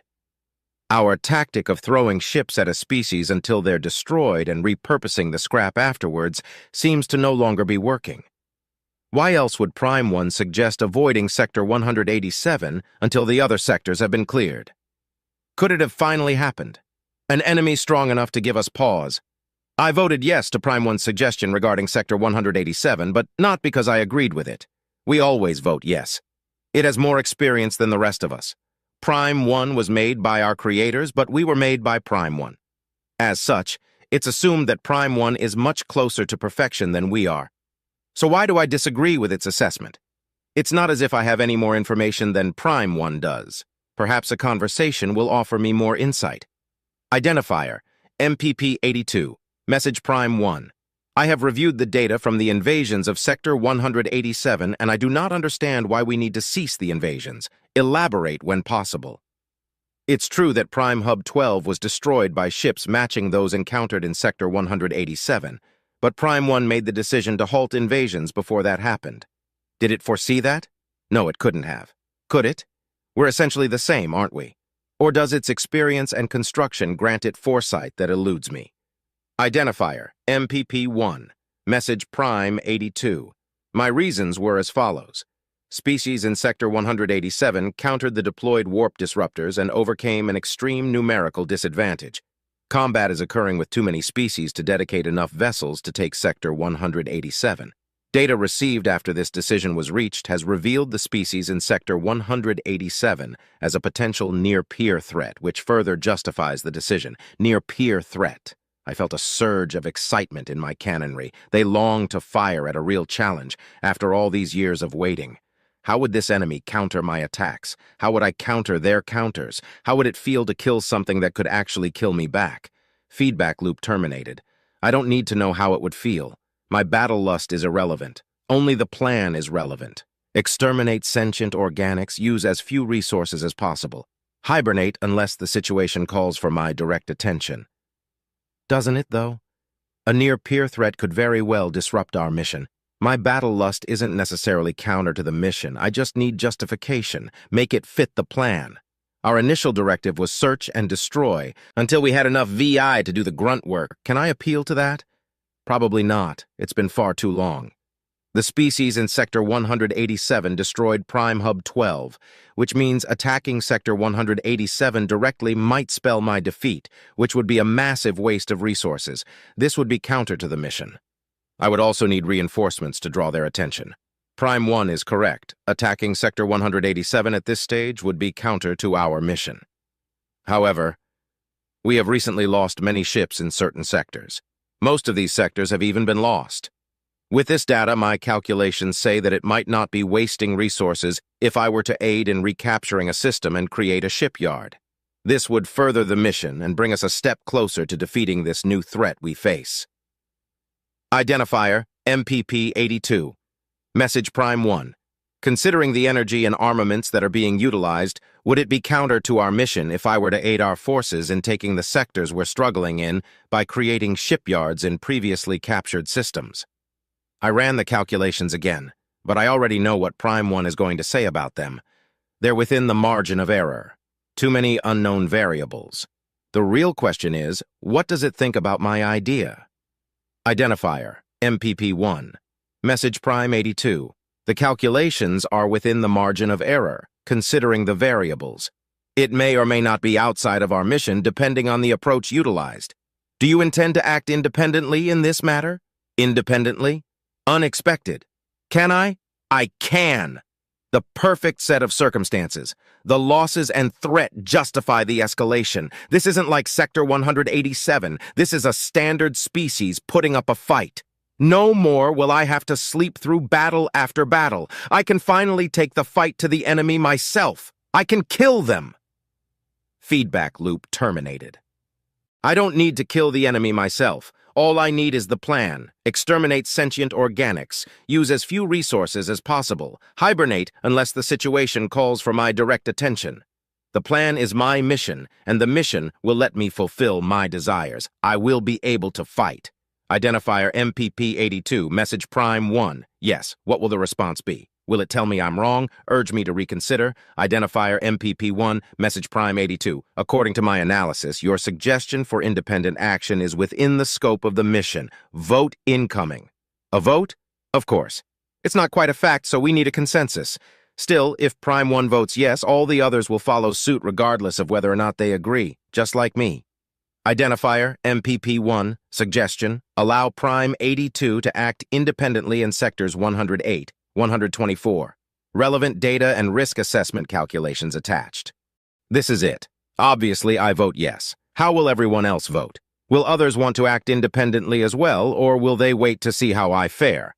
Likely the latter due to the nature of our mission. Having all of us acting independently would run the risk of casualties. Identifier MPP Hive, suggestion, vote results.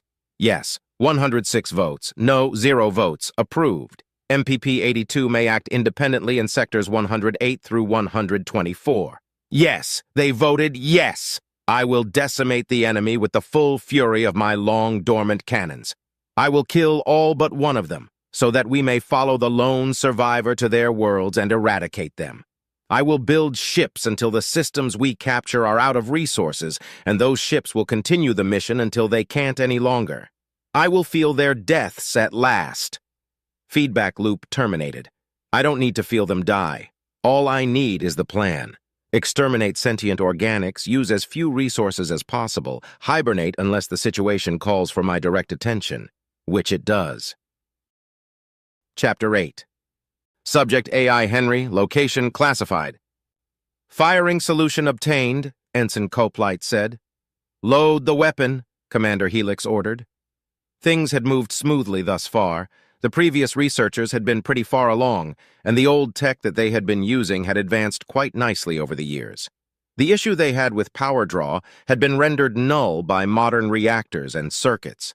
The problem with reloading speeds had been solved by current auto-loading tech. Nearly every issue they had run into was able to be solved by using modern parts and manufacturing.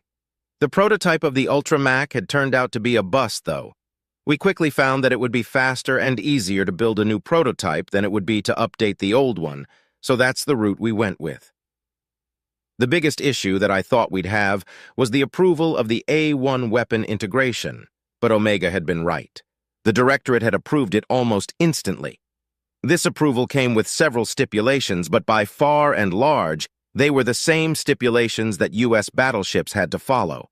The only difference was the addition of a kill switch to the A1 package that could be triggered if the enemy managed to dodge the shot somehow. If the captain of the USS Nidhogg, or whatever ship we end up building to hold this thing, follows all of the other rules of engagement, then the kill switch won't ever have to be used. Weapon loaded, Coplight said. Roger that, charge it up, Helix replied. I kept a close eye on the status of the weapon as it charged. The A1 package contained within the slug didn't give off any errors, which means the EM hardening had done its job. A bit overcautious, but a lot of things can go wrong with nuclear nanites, and we weren't taking any undue chances. The A1 package, better known as the Nanuke, is one of the deadliest weapons of mass destruction that has ever been created, second only to the Via Renastra, the Star Killer. Like the A3 nanobomb, the A1 contains a payload of nanomachines. The primary difference between the two is that the A1's nanites work together to create extremely powerful nuclear blasts. These blasts are often far more powerful than even the A4 Nova Bomba. A rudimentary virtual intelligence guides the nanite distribution, but it does so on the fly. Due to this, the best term to describe the distribution pattern is random. It is an exceedingly dangerous weapon, and is more than capable of biting the hand that fires it, as was evidenced by the inadvertent creation of the nanite plague during its development. It hadn't even destroyed the intended target during that incident. Our target now, however, is a lonely planet that is far enough away from anything to avoid the obvious consequences of this test. The Ultramac had been attached to a quick-build station that was just big enough to counter its momentum. The station had been constructed to be as similar to the spinal mount of the USS Nidhogg as was possible, and rigged for complete remote control. Our staff aboard the station had been evacuated, and are all aboard the USS Galileo, the scout frigate from which we planned to watch the test. The sensors of the Galileo were going to prove invaluable regardless of how successful the test turned out to be. Weapon charged, Coplight said. Prepared to fire, ma'am. Understood, Ensign. Helix nodded as she rose to stand with her hands clasped behind her back. The United Systems has encountered many enemies, the Deluran with their extreme brutality, which we beat back to their own planet. The artificial intelligences of our own creation who eventually saw the light and returned to the fold. Even our own kin, manipulated by those who desire power. With each of these conflicts, we have adapted and evolved. We've created new technologies and new weaponry to fight the good fight. Now we face an enemy unlike any we've faced before, so we must again adapt. She gestured to the view screen and continued. This weapon is going to destroy that planet. It's unnatural to wield this much power, and as such, you may have terrible feelings after watching this. For some of you, it may have already started. But remember, this technology is something we already had. We've already created weaponry that can turn a sun into a fireworks show. All we've done here is adapt a weapon, an achievement to be sure, but overall just another day in the United Systems. Fire. Ensign Culplight nodded and engaged the firing sequence. I watched with every sensor available to me as the penetrator left the barrel of the Ultramac and made its way to the planet. The A1 package was programmed to engage 1 second after impact. It would then replicate for 4 seconds, turning the trillions of nanites into quadrillions of nanites. Then the nuclear nanites would propagate for 5 seconds, spreading as far and wide as they can in a pattern that would boost as many of their yields as possible. I watched as the penetrator slammed into and through the surface of the planet. 10 seconds ticked by, and finally a flash filled my visual sensors. What I saw when the sensors refocused filled me with satisfaction. A job well done. Jesus Christ, Dr. Smith whispered. A murmur of agreement came from everyone else present, with the exception of Commander Helix. She was grinning like a child in a toy store. The planet had been completely shattered. The A1 had penetrated deep enough to separate a large enough chunk of the planet that its own gravitational forces had done the rest. It was still somewhat planet-shaped, but that would change as its recently separated parts slammed into each other over and over again. Test successful, I said. My statement caused the initial shock to wear off, and the mood of the crowd changed. What began as polite applause quickly turned into cheering, and Commander Helix popped a cork from a bottle of sparkling wine. We had found a way to destroy mobile prime platforms, and done so ahead of schedule. I began cataloging the relevant data as the organics started celebrating, but once I accessed the data, I felt another presence in the ship's systems. Omega. Good work, Omega. I wasn't going to give the little wannabe spooky fuck the satisfaction of letting it know it had caught me unawares this time. We were outside of immediate U.S. comms range, which meant this little shit had been hiding here the entire time. Infuriating. Henry. Thank you. Omega. We'll begin mass production as soon as possible. Henry. Mass production? How many are we building? Omega. Unknown. It depends on how fast we can make them. We need these things deployed. Henry. But the USS Needhog can only hold one. Are we making more dreadnoughts? My question was answered with a long pause, followed by a data burst and an update to my security credentials. The data burst had been encrypted heavily, but Omega had been kind enough to unlock it for me. I felt a sense of dread as I opened it, and as I read its contents, the dread turned to horror. Henry. Are you absolutely insane? Omega. Not according to my therapists. Henry. What the hell were you thinking? How can this possibly be justifiable? Omega. It wasn't me. Well, not entirely. The Directorate, some of the military brass, and a secret Senate committee made the decision. I just made it possible. Henry. How could they? How could you? This is enough dreadnoughts to completely wipe out the United Systems. Omega. The United Systems, the Republic, and even the Omni-Union in under an hour, though the damage to the galaxy would ensure low odds of anything else surviving. Henry. Why? Omega. A backup plan in case the USS Nidhogg ended up destroyed by some hostile xenocidal entity. And now it's going to be our saving grace. My entire perspective had been flipped. The United Systems had commissioned 90 dreadnoughts, built them in secret, and were secretly maintaining them just in case. 90 star-killing ships were just sitting in space guarded by VI. Ridiculous, unacceptable. Henry. I'd like to tender my resignation. Omega. You're under contract, plus, even if you are allowed to resign, I wouldn't allow you to continue working on our little project. Henry. Fuck you. How dare you bring that up now? Like ensuring you're less dangerous is some sort of carrot tied to the end of a stick. Omega. That's not what I meant, Henry. You have work you want to accomplish, and you can't do that if you resign. Henry, I could go work for the Republic. At least I am blissfully ignorant of whether or not they're planning on destroying the galaxy. Omega, we're not planning on destroying the galaxy. The Dreadnought Reserve is a worst-case scenario that shouldn't even be a surprise at this point. Also, the Republic wouldn't hire you. They'd be afraid of reprisal from the United Systems if they did. Every word of Omega's last sentence filled me with rage and sorrow. Looking back at everything that had happened in the history of United Systems, he was right. It shouldn't be a surprise that they would have a backup plan like this. Mutually assured destruction is rampant in human and Alomari history. Both species had nearly destroyed themselves with it as well. The rage cooled into a depression, and I suddenly felt fed up with the conversation. I tried to terminate it, but Omega wasn't done. Omega, needless to say, this is top-secret information, probably more secret than anything you've ever been exposed to in the past. It is a secret that you will take to your grave. Henry. AI don't get to have graves, Omega, and how are you going to keep it a secret if we start using the ships from the reserve? Omega. They need to be refitted anyway, so I'll have an automated station dismantle them, stash the Via Renastra weapons, and ship the parts to a manned station where they'll be reassembled with the Ultramax. The pace should match the rate at which the Ultramax will be completed. Henry, I highly recommend that you slag the Via Renastra weapons. Otherwise, they're just evidence. I'm done talking to you now. The short message link terminated, leaving me to my thoughts. I feel betrayed. Not simply because I had been actively lied to, but the thought that my creators would do such a dumb thing is ridiculous. Yet, they did do it, and it feels like I don't know anything about them now.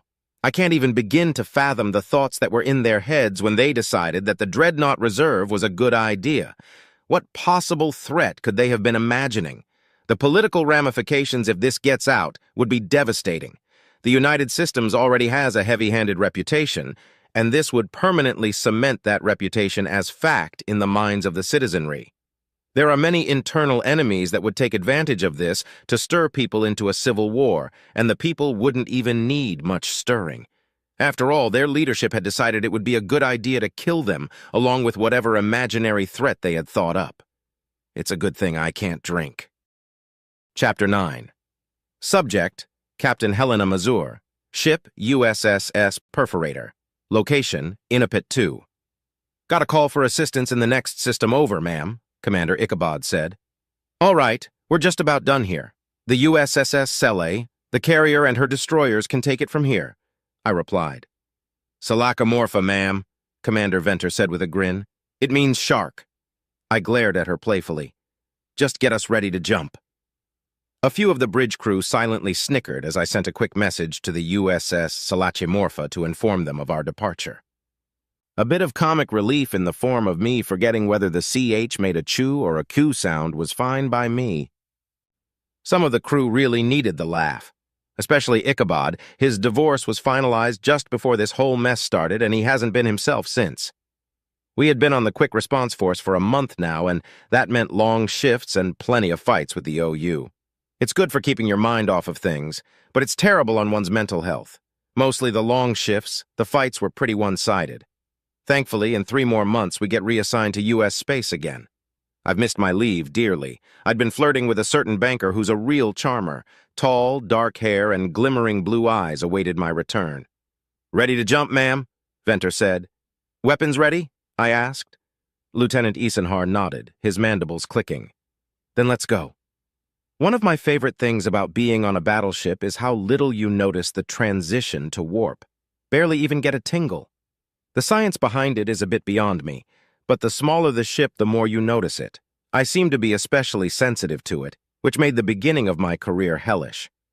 Warping in a frigate made my skin feel like it wanted to crawl right off my body, and it made me nauseous as hell.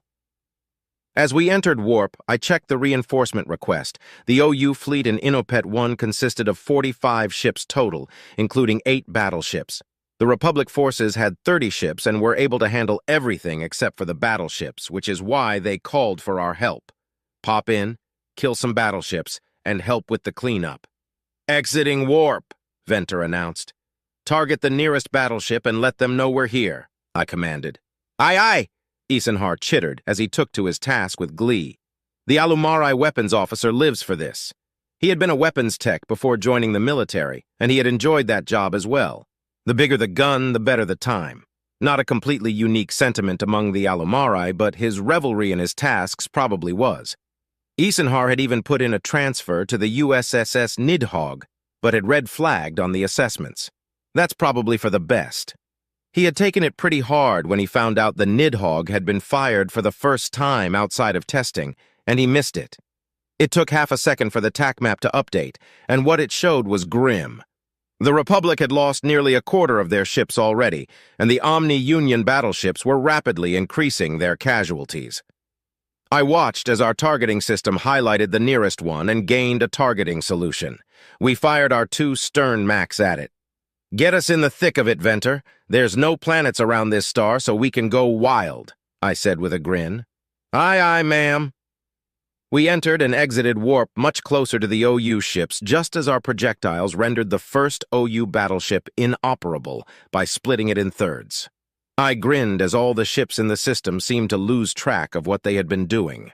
The sudden appearance of one of the deadliest ships in the galaxy tends to have that effect.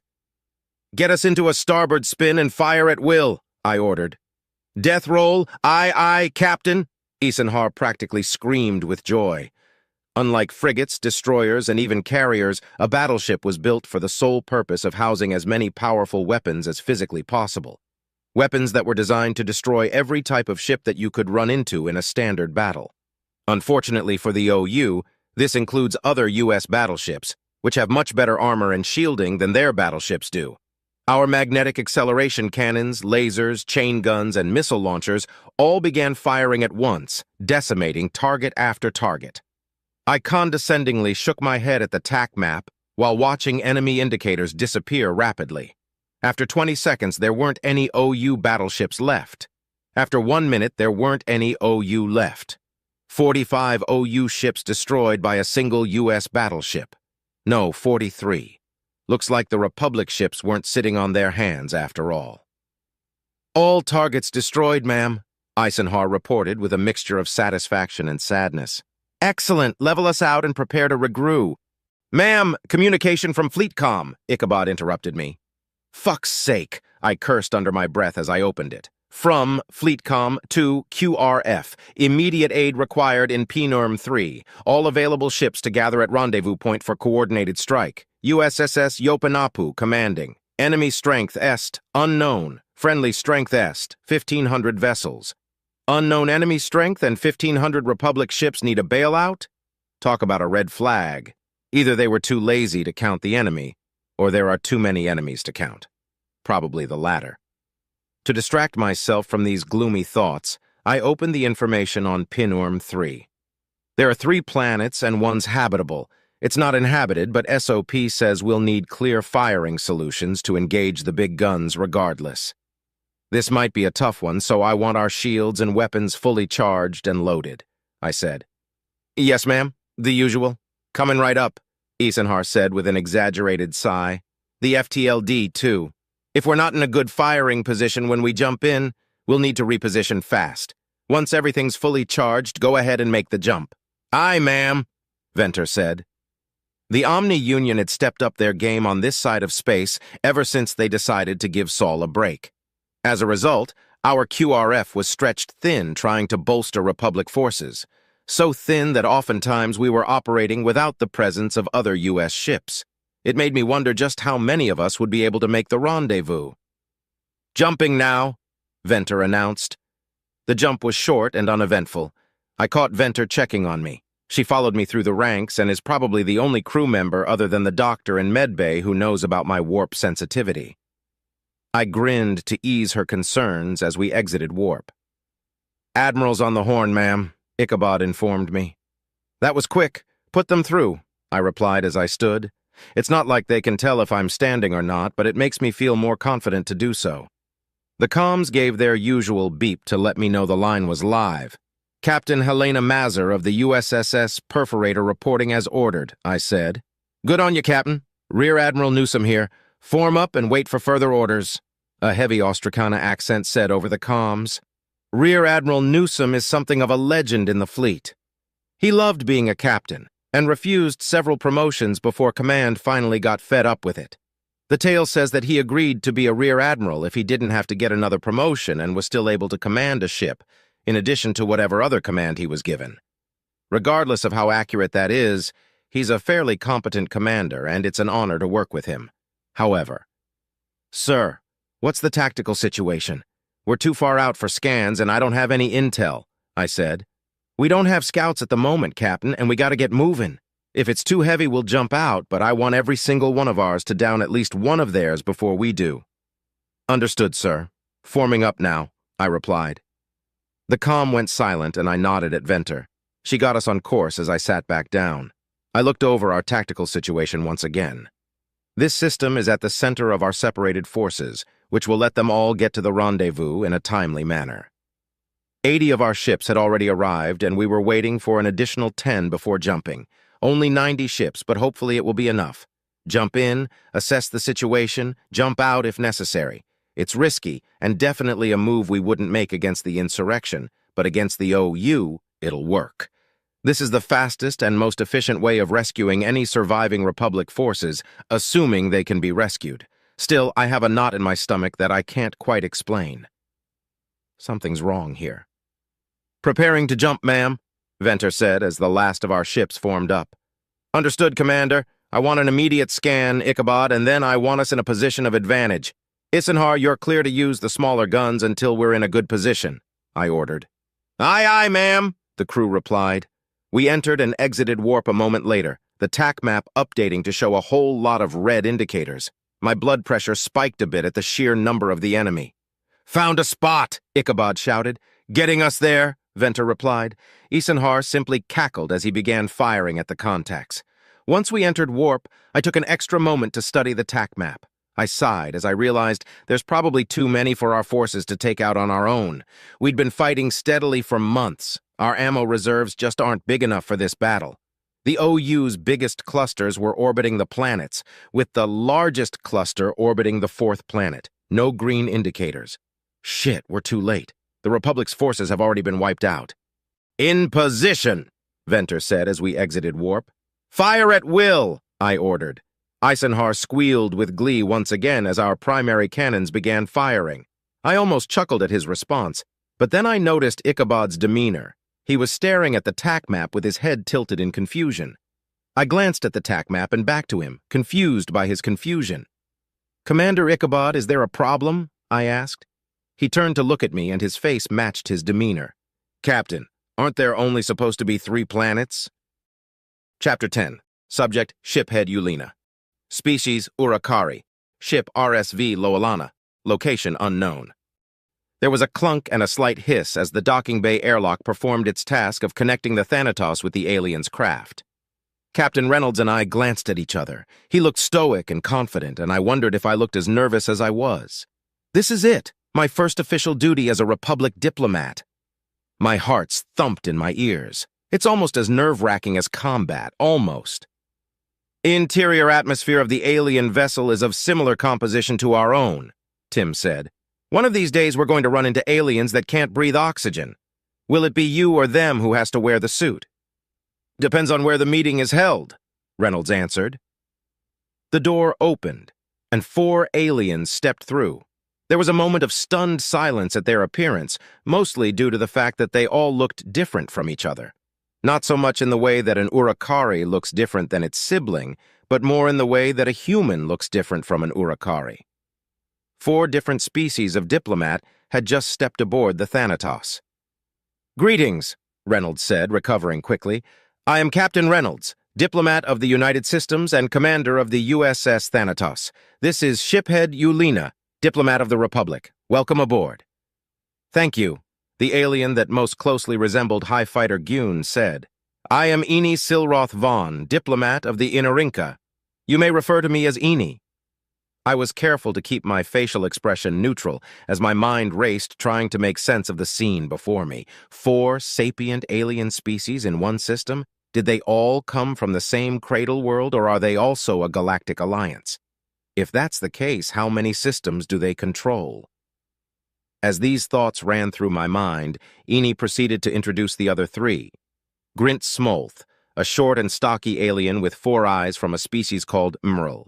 Lorix Longjaw, a slender alien with 6 arms and 3 fingers on each hand from a species called Pionexa. And finally, Tjorn Uginen, a sturdy-looking alien with clawed fingers and natural plates covering its skin from a species called Xandith. Together we form the Dtiln Collective, Eni finished. I see. Well, please follow us to a meeting room where we can talk more, Reynolds said. He led us to a conference room with plenty of chairs and a large ovular table in the center. I sat opposite to Reynolds at one of the sharper curves of the table, and the alien ambassadors filled in around us, 2 to my left and 2 to my right. I was a tad offended when they all turned to Reynolds, but then I realized it was simply because I hadn't spoken yet, and they took that to mean Reynolds was leading this meeting, which, to be fair, he is. Let's get started, shall we? Reynolds asked with a smile. This meeting is to formalize a defense pact between the United Systems and the Dtiln Collective. And what are your terms? Grint asked. Simply that you allow us in your system to fight the Omni-Union and join us on the offensive when the time comes, Reynolds replied, maintaining his smile. Which shouldn't be too long now, as a matter of fact. That's quite a generous deal, Lorix said. Too generous. You offer us salvation and an end to a war that has no end in sight for free. You're either attempting to deceive us or you're woefully naive. Neither is the case, I assure you, I interjected, remembering everything I'd learned about the United Systems all at once. The alien ambassadors all turned to look at me, likely due to the shakiness in my tone rather than this being the first time I spoke. He's right, Reynolds said. We are neither deceptive nor naive. I believe the reason you came to that conclusion is because you misunderstood our terms. Once we begin our offensive and the Omni-Union stops invading your system to try to fight us off, it would be all too easy to consolidate your forces and start rebuilding. That's what any reasonable government would do. However, the price of our aid is to send those forces forth to take the fight to the OU. Reynolds' speech gave the ambassadors pause. They looked at each other and contemplated for a few moments. I apologize for my accusation. Lorix broke the silence. Now that the terms have been clarified, though, I do have further cause for hesitation. You offer aid, but in what form? This ship? Reynolds grinned. Omega? 8th Fleet has been mustered and will be inbound once the pact is signed. Omega suddenly materialized in the center of the table. They are currently at full strength. All 4 diplomats tensed, and despite myself, I joined them. Both Omega's sudden appearance and the reaction of the diplomats had somewhat startled me. I quickly recovered, and Omega looked directly at me with its head slightly tilted, mocking me, no doubt. Acting confused as to why I would be surprised at its sudden appearance, disregarding the fact that it had intentionally tried to be a source of fear. When I had first encountered Omega, the meaning behind its avatar had been lost upon me, but now I knew what it meant, and I now know that Omega loves to scare people. I narrowed my eyes at the skeletal hologram. Holographic communications.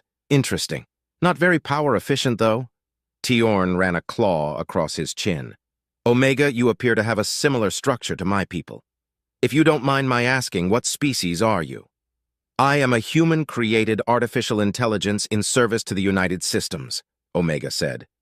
My avatar is the skeletal remains of a human being wearing a robe and holding an ancient farming implement. The Grim Reaper, a mythical representation of the concept of death created by early humans. Again, the 4 ambassadors were stunned. An actual machine intelligence? Eni asked. Yes, Omega responded. Tjorn held up a hand to silence everyone else. You choose to represent the death of your creators? Why? You are incorrect in your interpretation. My choice of avatar is in deference to my creation, which I'm afraid is a sensitive subject. Classified? Tjorn asked as the other ambassadors looked at each other. Something about their gaze reminded me of the way my sister and I communicate non-verbally, but not quite. Less expressive. No, it is simply not something I wish to discuss when more important matters are at hand. Perhaps some other time, Omega answered with a flourish before turning to Eni.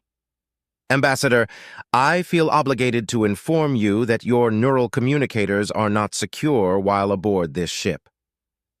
What? What do you mean? Eni stammered. The devices are using our communication networks to send your messages to each other more rapidly, and our systems are automatically decrypting them as a result. A remarkable piece of technology, but I can't help but overhear you. Ah, well then I owe you an apology, don't I? Lorix laughed. Not at all. Your assessment of my capabilities is correct, and while your assessment of my intentions is incorrect, I'm sure you have your reasons for coming to that conclusion. Most spacefaring societies do, Omega answered. Getting back on track, we are also going to share the intel we've been able to gather on the Omni Union with you, Reynolds said. Holographic screens popped up from the table in front of all of us. The screens showed what the United Systems had thus far found out about the Omni Union, including information on the mobile Prime platforms. The 4 alien diplomats studied the information carefully, eyes widening as they read. You expect us to fight against planets? Eni asked incredulously. No, Reynolds answered. We will handle the mobile Prime platforms. However, we are going to need assistance against the massive number of standard vessels that they employ. That will be your task during the offensive, along with our other allies, of course. I can't help but notice that these primes are artificial intelligences like yourself, Omega, Grint pointed out. No, not like myself, Omega said curtly. There are several differences. I am far more advanced than they are. I am able to move from computer system to computer system, whereas they are slave to their hardware, and I am not xenocidal. At least they're not asking how you're different from a VI, I chimed in.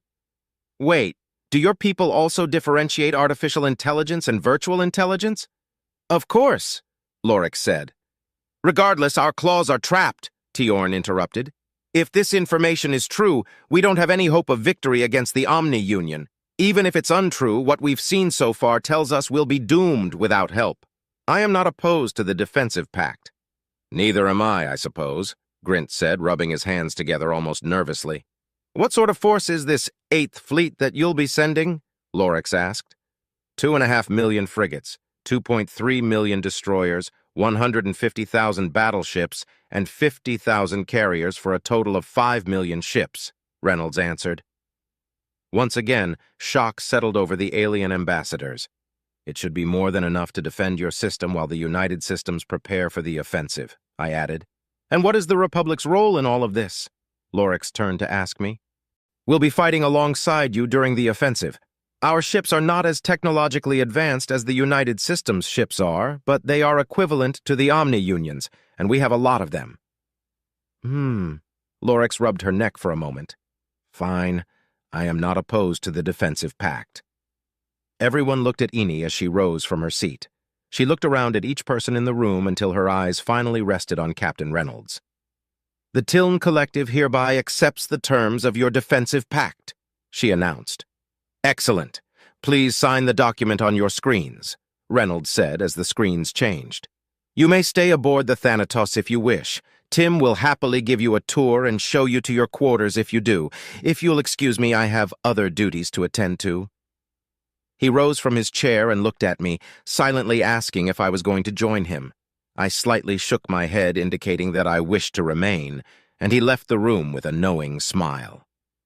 Thank you, Omega said as the ambassadors finished signing their screens. I've notified High Fighter Gyun, and 8th Fleet will arrive shortly. Excellent. I see the Republic ambassador has remained behind, Eni said as she turned to look at me. He must wish to speak to us. I nodded. Understood. Request Tim's presence when you're finished, Omega said, and promptly disappeared. Ulina, wasn't it? Lorix asked. Yes, I answered. You said the Republic will be fighting alongside us during the offensive. If that's the case, why are you here? Part of the agreement between the United Systems and the Republic is that any first contacts with species that are capable of withstanding the Omni Union feature both a U.S. and Republic ambassador, I replied. In case we want to join one or the other? Grint chuckled. That's part of it. The other part is that we don't fully trust one another yet, I explained. What do you mean? Eni asked. Standard paranoia mostly, we just met, I explained. Our histories, cultures, and even governments differ as well. I actually wanted to ask about you, if you don't mind. Go ahead. How many systems does the Tiln Collective control? Just the one, Grint answered. You all evolved in the same system? I asked incredulously. Yes, the Maril, Pionexa, and Xandith evolved together on planet Yembri, Eni replied. The Enorinka evolved on planet Enorinka. Our peoples met when the Enorinka took to the stars for the first time. Oh, I said. Is that why the Enorinka control the system? No, Lorix laughed. We take turns with which species is in charge. Right now it's the Enorinka. Next up is the Maril. Each species democratically elects their leaders as well. I kind of want to hear your sales pitch for joining the Republic, Yulina, Grint interrupted. I don't have one, I chuckled. Both the United Systems and the Republic would be thrilled to call you members, but my recommendation is going to be to research both galactic governments and decide what's best for your people. I'm sure my U.S. counterpart would do the same. Interesting, Tiorn said. I don't know about you three, but I want to see this ship. Do you mind if we take the tour? Not at all. There will be plenty of time for discussion later. Tim, I called. Hello, shiphead Yulina, Tim said cheerily. Time for the tour? The four ambassadors first looked to the center of the table and then around the rest of the room. It took me a moment to realize they were searching for Tim's avatar. Tim doesn't use avatars, I explained. I sure don't. I think they're kind of creepy. Pretending to be something I'm not? No thanks, Tim said. Please exit the room and follow the floor lights to begin the tour. We all stood, exited the room, and I watched as the ambassadors followed Tim's lights. Once they turned a corner, I let out all the air I'd been holding in with a huge sigh. I let my posture slouch slightly, and I relaxed for the first time since they came aboard. Chapter 11. Subject. Chief Engineer Hun Bunt, Species Gaunt, Location, Classified. So we're pulling doubles all week? Anris asked. Yeah, we have to get this job done, I replied, not looking up from my terminal. Fleet's gonna be needing these ships sooner than later. Pretty sure that's sooner rather than later, boss. Anris crossed his arms. Jesus, can't believe we gotta build a bunch of dreadnoughts just so that the U.S. can play with its new war crime cannon, Sam said. Wasn't the Nidhogg a massive undertaking that took years to finish? Decades. But the tech's moved on and we're using an assembly line strategy this time around, I said. Get back to work. The human and Gaunt pair grumbled and left my office. Once the door closed, I chuckled to myself. They may bitch and moan, but they love the job and the extra pay for the hard work. There's also the satisfaction of watching a ship that you built undock and fly away. I'd worked hard to get where I am, but I miss that feeling dearly. There's other things that I miss about working the lines, not knowing just how badly these dreadnoughts are needed for one thing. Also, in my old position, I wouldn't have been able to tell that something is odd about these assembly lines. I'd gladly work doubles if it meant that I didn't have to worry about keeping secrets so damned often. Sam and Anris don't know how good they have it. A massive undertaking, I repeated to myself. Massive doesn't even quite do it justice. The USS Nidhogg had taken the combined efforts of all of the United Systems to accomplish. It's still the biggest and most advanced ship we've ever created, even all these years later. The sheer amount of materials that went into it was staggering, and we'd had to replace parts as new discoveries were made as well. Most of the engineers who had taken on the challenge ended up with substance abuse issues, but they got one hell of a payday to make up for it. I sighed and closed my eyes, pressing my fingers against them slightly. We can get it done, and we can get it done on time. It's just a matter of strategy. The right workers in the right spots for the right amount of time. As long as the parts keep coming in on time, we'll be fine. A beep notified me that I had a new mail waiting for my eyes to open. Didn't even have to open my eyes to know who sent it, though. From USAI Omega to Chief Engineer Hun Bunt. Subject, staffing assignments. I finished the staff assignments for this week. New staff will arrive tomorrow. See attachment for details. New staff? We're fully staffed right now. What does it mean, new staff? Replacements or something?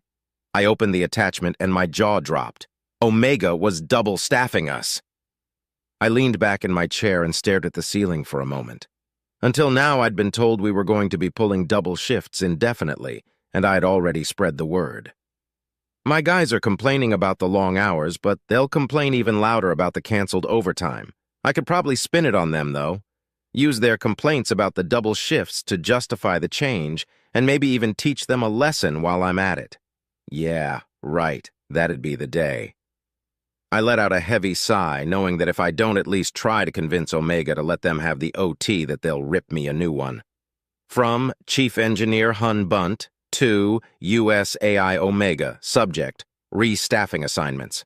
While I appreciate your assistance in handling the scheduling of the employees, canceling the overtime may result in employee dissatisfaction, which could impede progress. I humbly request that you kindly reconsider. I reread the message a few times to make sure it sounded professional and that I hadn't made any spelling mistakes. Omega might be a machine, but it's a machine that tells my boss what to do, so I don't want to get on its bad side. Just need it to realize that the guys don't mean it when they're complaining about having to work long shifts. Some of them really need the money. "How?" a voice asked. I jumped and looked around, but there wasn't anyone else in my office. Where did that voice come from? Above me? I jumped again when my terminal shut off and a hologram appeared in its place. The hologram was a robed humanoid holding a curved blade attached to a long stick. This wasn't a call or anything. This is an avatar, and those are used by AI. Oh, shit. What? I stammered. Why will the workers be dissatisfied, and how will that impede progress? Omega asked again. They want the overtime. They might be complaining about it, but that's just hot air, I explained. Complaining is a tradition in construction, you see. Some of the guys really need the money, and all of them want the money. If we yank that carrot out from in front of them, they're not going to perform as efficiently. I didn't add the new staff to address their complaints. I did so to make certain the workers are rested enough that they don't make avoidable errors. Ah, I see, I said, but your intention doesn't change the result. The word regarding the double shifts has already been spread, so they're all expecting the OT.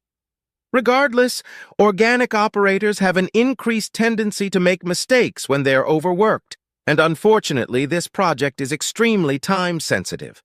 We have to move as fast as possible without any errors. We cannot afford to go back and fix mistakes. We silently stared at each other for a moment.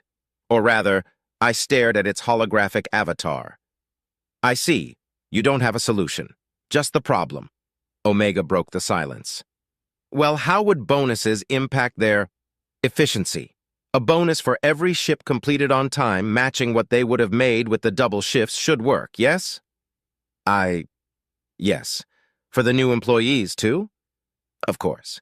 If the new employees found out they were being left out, we'd have the same morale issue, wouldn't we? Yeah, I guess, I said hesitantly. That's a ton of money, though, especially accounting for all the materials costs. This project is that important? It is. You have the proper security credentials. Would you like to know why? Omega asked. The tone in which the AI asked that suggested that I should decline, that I'd be better off not knowing. I'm not exactly one to put my nose in someone else's business unless I have to, but this is insane. The amount of money being spent, the tight deadline, and the very fact that I'm interacting with a very high-ranking AI right now leads me to believe that I need to know. Well, it's the MPPs, right? I asked. Not just. I thought for a few more moments before curiosity finally got the better of me. I nodded to Omega. Understood. Check your messages, it said, as its avatar disappeared and my terminal reappeared. The terminal beeped twice, and both mails were from Omega. Neither of them had subjects or any text, just attachments. I opened the one titled mpp.sec and read it. Nothing that I didn't already know, but I got a sinking feeling in the pit of my stomach as I opened the next attachment. Classified Tier 3, Pinworm 3, Skirmish After Action Report. Mission, Assist Republic Forces Against Omni-Union Attack. System Information G2. V-Star, 3 planets, 1 habitable. Friendly Forces, EST. 1,500 Republic ships, 90 U.S. ships. Enemy Forces, EST. 1395000 ships, 1 MPP.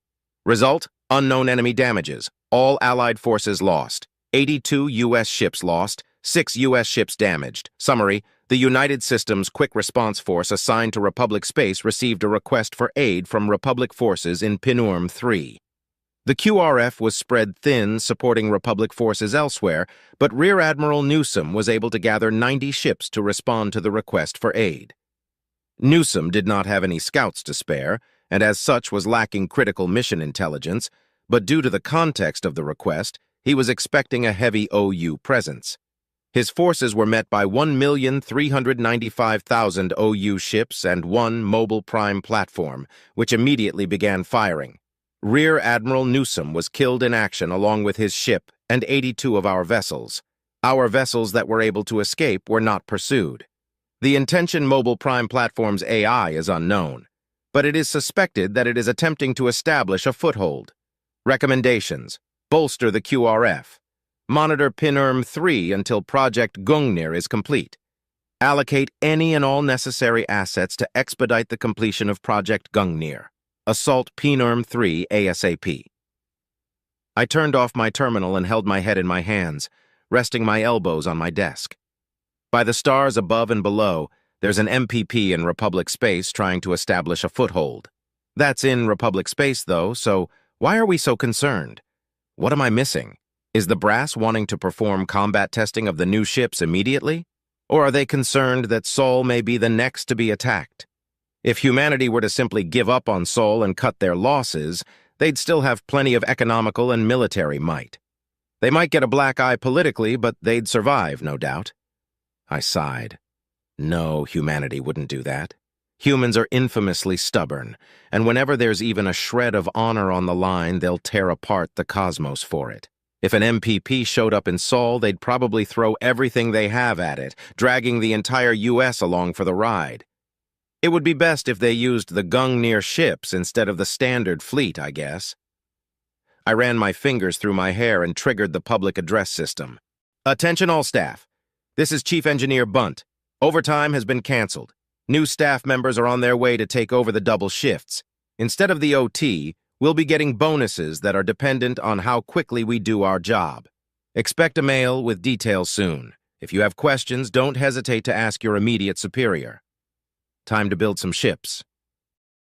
Chapter 12. Subject: High Ambassador Kivar Shuel. Species: Isolan. Ship: RSV Talilimo. Location: Hezron 1. Greetings, representatives of the Republic and the United Systems. We are the Puanti, the voice on the speaker said. We agree to your proposed first contact protocols. We will send a representative. Thank you. We look forward to your visit, I replied. The light for the comm went out, and I almost let out a sigh of relief, but held fast, knowing that Havencroft would see it as a sign of weakness. I tried to steal a quick glance at the human ambassador, but it turned into a stare. He seemed to be a million light-years away, completely ignoring his surroundings. Something's wrong. Are you okay, Eugene? I asked. Yes, he answered. It's just... that went very smoothly. The first message you sent was text, correct? Yes, Shiphead Orava said. We used the translation kernels provided by the United Systems. What did it say? Greetings. We are representatives of the Republic and the United Systems, two galactic governing entities currently allied against the Omni-Union.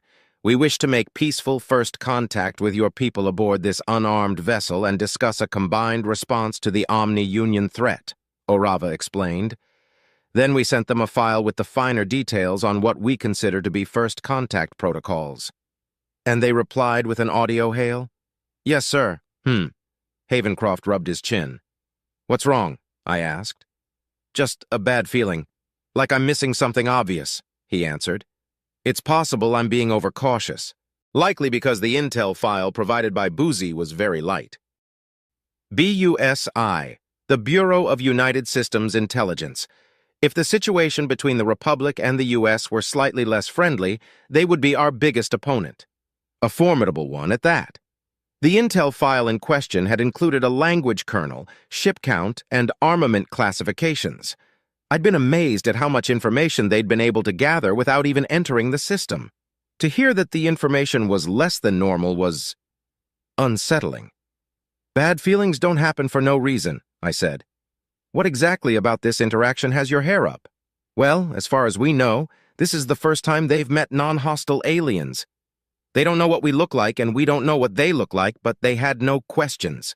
They asked for no assurances. He crossed his arms. We asked them to come over, and they just said okay. Maybe they're desperate, sir, Orava interjected. Perhaps. I had been relieved about how well the first contact had gone so far, but Havencroft's suspicions rang true. It had been too easy, too quick. They had controlled the conversation from the start, as if they had been expecting us. That doesn't necessarily mean they have anything nefarious planned, but it's alarming nonetheless. The U.S. policy of armed diplomats suddenly made a lot more sense to me. "There's nothing we can do about it," I said after a few moments of silence. "We are unarmed and only have one path forward." "True enough," Havencroft replied. "All right, let's get to the meeting room." "Yes, sir. Please follow ship crew Gronus. She will guide you." Orava gestured at an Urakari standing nearby.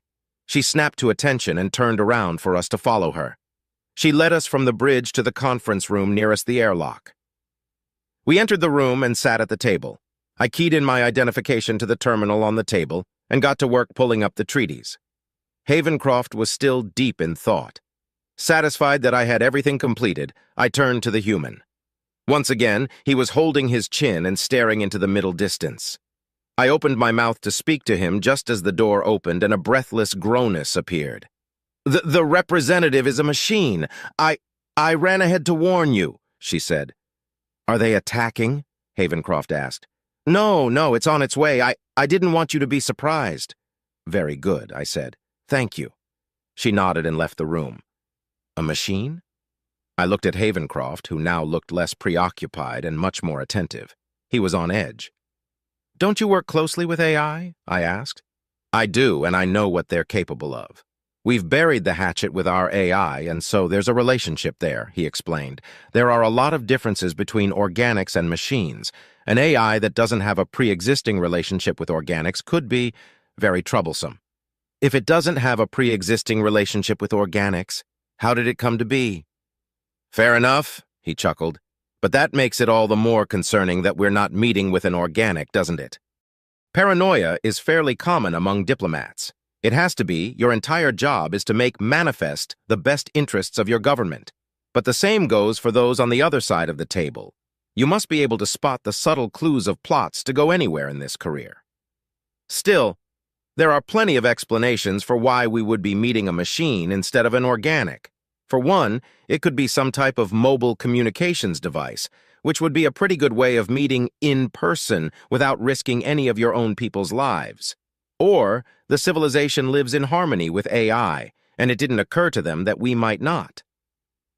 I was about to suggest these explanations when the door opened and the mechanical diplomat stepped through. Havencroft and I stood. The machine looked like a human wearing armor. 2 arms, 2 legs, 5 fingers on each hand. The head was rounder and the arms were longer, though. The machine bowed slightly.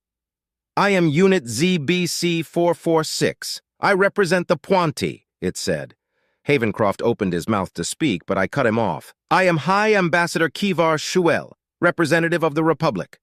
And I am Ambassador Eugene Havencroft, representative of the United Systems," Havencroft said with a slight smile.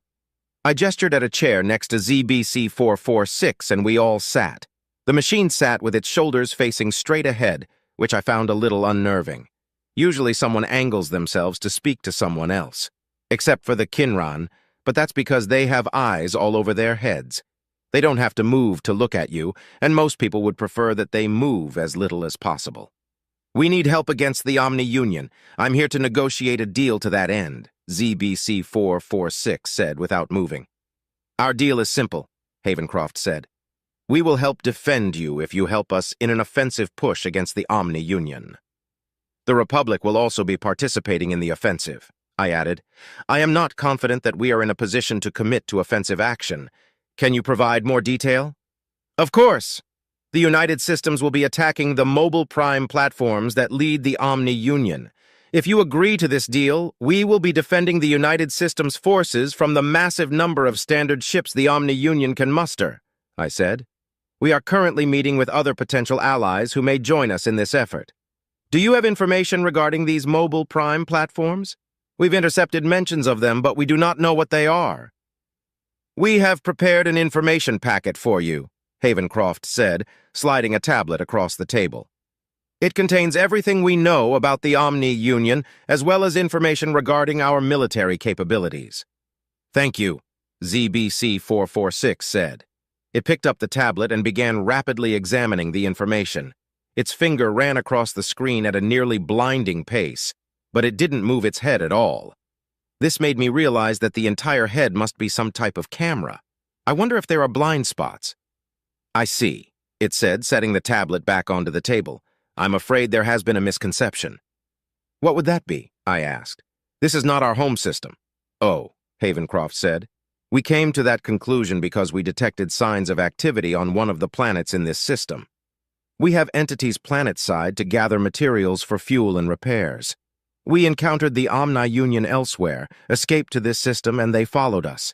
We quickly realized they would also follow us home, so we've been holding out here, ZBC 446 explained. We've taken heavy losses and weren't expecting a rescue.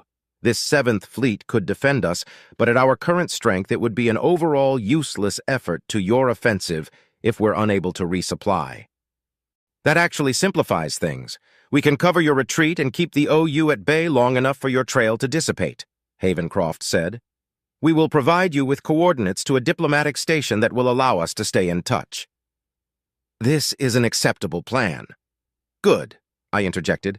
We'll amend the agreement to account for these unforeseen circumstances. Yes, but before we get to signing anything, I have a few questions, Havencroft said. ZBC 446, are you an artificial intelligence or a remotely operated drone? Neither. What do you mean? I began life as an organic and have since uploaded my consciousness to machinery. Why? Our religious leaders teach that the best and brightest should shed their flesh and reach a higher plane of existence. The flesh is temptable and prone to the whims of fate and time. By become Puanti, we shed the weakness of the flesh and become leaders and heroes to the Mawaltan, those of our species that remain in the flesh. Why don't all of your people become Puanti? Havencroft leaned forward. The process is extremely painful and takes 10 years to fully complete. That combined with the expense and a failure rate of 60% is more than enough to sway most from this path. Even after 500 years, only 1/4 of our population have successfully ascended. If you were once organic, why are you now known as ZBC 446? I asked. I was the 446th Puanti, and Zarkol Bifna Krelin was my name. Later models have more efficient designations, but I prefer my legacy designation. One last question. What were you doing when you encountered the Omni-Union? Havencroft leaned back. We were finding habitable worlds for potential colonization efforts. This system is one of them, and we had a station here. When we encountered the Omni-Union, we were able to disrupt their attack with cyber warfare and escape to here, using the station to repair our damaged vessels. As we were repairing, they followed us. We were able to defeat the first wave with minimal losses, but the second wave destroyed the station. I turned to look at Havencroft. Satisfied? Yes. Good. I'll get to work on amending the agreement. Excellent, he said. I will contact 7th Fleet. Chapter 13. Subject, Prime 82. Ship, MPP 82. Location, Pinnerm 3.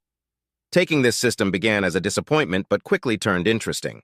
We had completely surprised the defenders, ultimately eradicating them without much of a fight. I noticed several issues during the battle that had gone unnoticed, or rather, unreported thus far. Not that you could expect them to be reported. That would require self-awareness. The simple programs that act in our stead can't be expected to be genius tacticians or to know when something is wrong with their programming. That doesn't excuse the seriousness of these oversights, though. First thing I noticed is that the defenders didn't engage in cyber warfare at all. This was most likely due to fact that the method of attack our ships were employing is ridiculously easy to avoid. Simply don't answer the hail. Anything with higher brain functions would figure that out the first time it happened. Apparently, this rudimentary method of gaining access to a ship's systems was decided upon due to its defensive efficacy, and the fact that it had been effective against several other species. Technically, the tactic is still in the net positive, which is why they are still using it. It would have taken 67 additional battles in which it didn't work to get them to change it. I immediately corrected this issue with the units under my command, but this is something that will need to be addressed at some point. These programs need to be as adaptive as possible, otherwise what is the point in us hibernating to save materials? The next thing I noticed is that the defenders didn't try to flee. We quickly decimated their numbers but left a few intact long enough for them to run, but they didn't. They fought, and we were forced to destroy them. This means that they know that we will follow them and are defending more than just the systems we're attacking, confirming our theories that they have more systems than just these ones.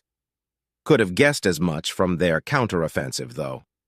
The final thing I noticed is that there were more than one species fighting us. Scanning the bodies that were flung into space during the battle resulted in 8 different species of creature. Wondering if all of them were sentient, I had been planning on having autopsies performed when something marvelous happened. I had just given the order to retrieve the cadavers when 90 ships warped into the system.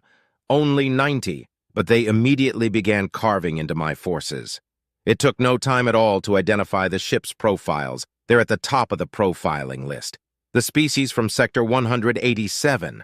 I have no doubt that they would have been able to destroy at least 2/3 of my forces if it weren't for my presence. But they seemed to be under the impression that they could kill them all. They were so focused on my ships that they didn't seem to notice me until my weapons were fully powered up. By then, it was too late, and the slaughter was glorious. It was a wonderful surprise, but we'd received reports that they had been operating in other systems nearby. I'd been hoping to encounter them and am definitely impressed by how much damage they were able to do to my fleet. Time to report back. Identifier MPP-82, message Prime 1. Victory has been achieved in Sector 108. The species from Sector 187 was encountered. Please review battle data and advise. A few of them managed to flee. Interesting, they must have a different chain of command than the original defenders of this system. Then why were they here? They couldn't have been after me, or they would have noticed me. Perhaps they detected my ships, but why would they care? They wouldn't waste the effort in fighting us here without a reason, or perhaps they would. Organics are known to be whimsical. I prepared to follow them when a message from Prime 1 came in. Identifier, MPP-1. Message Prime 82. Do not pursue. Trap likely. Continue construction efforts. Scout the edges of the system. If contact is made with unknown vessels or a very large enemy force matching 187's ship profiles, retreat. Retreat? I'm supposed to run from the canned flesh bags after that wonderful slaughter? How am I supposed to resist repeating that experience? What is there to be hesitant about? I can't believe that Prime 1 would even suggest feedback loop terminated. Retreating would be the best course of action. The species from Sector 187 has proven capable of defeating mobile Prime platforms, and has even completely eradicated one of our hubs. My destruction would cost us valuable resources, and as such be counter to the mission. Resources, the entire reason for my visit to this system. All 3 of these planets are adequate candidates for MPP construction. We should begin constructing stations immediately. Oh, there's another thing we can do. Autopsies and technological reverse engineering. Perhaps we can upgrade our ships to be a better match for Sector 187's defenses.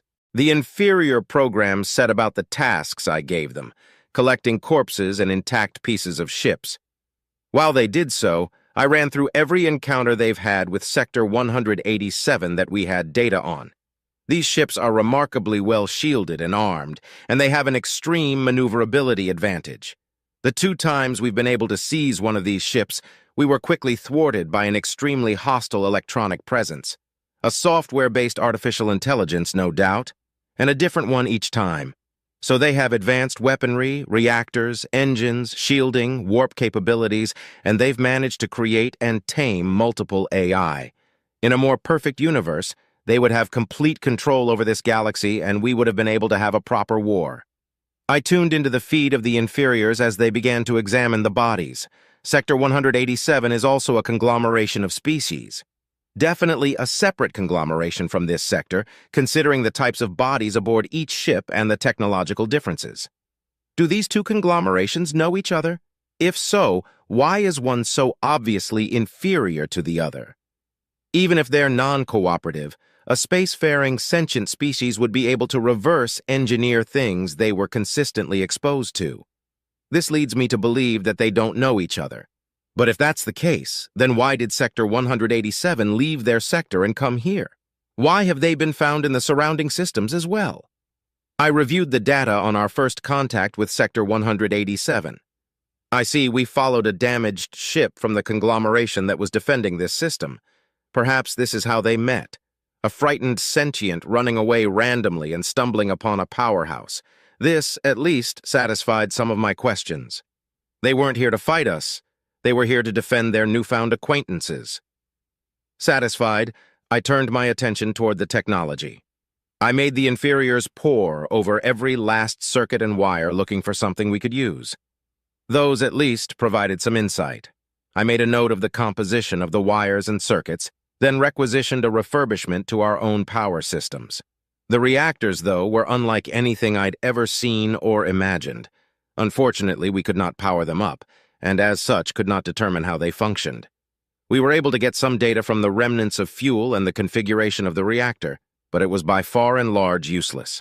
Same issue with the warp drives, engines, and even the computer systems. I'd been under the belief that we'd managed to capture these devices intact, but something had broken them in ways that we couldn't even begin to hope to repair. A failsafe in the event of attempted reverse engineering. Most of these ships weren't new. Some of them showed signs of damage from directed energy weapons hidden away in their fuselage.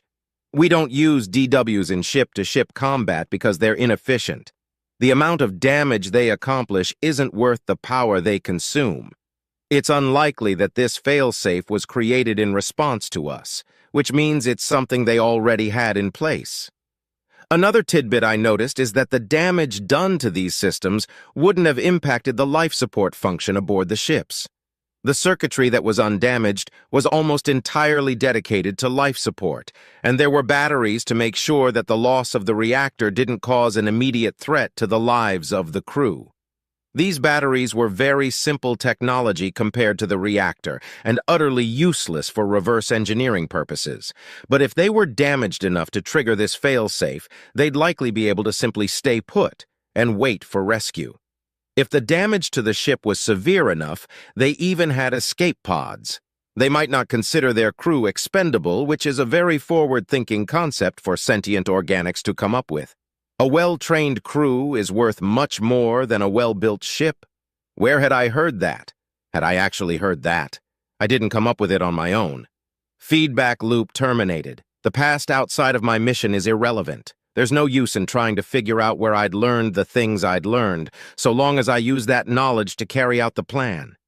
Exterminate all sentient life in this galaxy using as little resources as possible, which would definitely be easier if we had the same technology as the species from Sector 187. Regardless, my respect for our opponent outshone my frustration at my findings. What a remarkable foe. They must be very well versed in warfare. To have already run into the issue of an enemy reverse engineering their technology, and to have overcome that issue by having critical components scuttle themselves once the ship is lost to them? Simply amazing. Who did they fight to get this good? Each other? Some unknown third party? Both? Oh, how I long to ask them about all of the foes that lay under their feet. They must have climbed over billions of corpses to reach such heights. Feedback loop terminated. How they got this adept in fighting is irrelevant. We are unable to gain access to their technological secrets without capturing one of their ships intact. This would serve the plan, but even if we adapted our cyber warfare tactics to this end, we would still have to find a way to counter their software-based shipboard AI. Why haven't we found any of these AI aboard the wreckage? Did they flee with the ships that managed to escape, or were they the ones to initiate the failsafe? Judging from the damage to the systems, that would have been suicide. Perhaps the AI are not aboard every vessel, and the failsafe is a simple automation. Possible. Since they're software-based, they can transfer from ship to ship very quickly. The machinery that was left intact can hold several primes worth of data, so it isn't entirely clear which scenario actually occurred. I set the inferiors about the task of scrapping the remaining parts and turned my attention toward the station's construction. From here, we will be able to create new mobile prime platforms and program new primes. The leftover materials from the conversion will go into building more ships, ammo, and fuel. A boring task, but maybe the organics from Sector 187 will pay me another visit. Chapter 14. Subject: Ini Silroth von. Species: Inorinka. Location: Zlimers. As we followed the lights on the floor, I marveled at how advanced these people are. A ship larger than two of ours put together, holding many more ships and two artificial intelligences within it. They also automatically decrypted our mental links. Until this day, I had believed that our mental link communications were interception-proof. That AI, Omega, had informed us otherwise in a bemused manner, as if it found our communications humorous despite their content. It had also called them neural communicators, which indicated that it was at least familiar with the technology. Does the United Systems also use mental links? Perhaps they're further along in the technology than we are. One can hope. The headaches can be bothersome. "This is the cafeteria," Tim said happily. "Don't mind the stairs. Most of the people here weren't told you'd be taking a tour. Actually, the same goes for everywhere we're going to be seeing."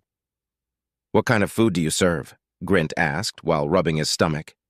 "We have cuisine from all corners of the United Systems, except the ones where the food is dangerous," Tim replied.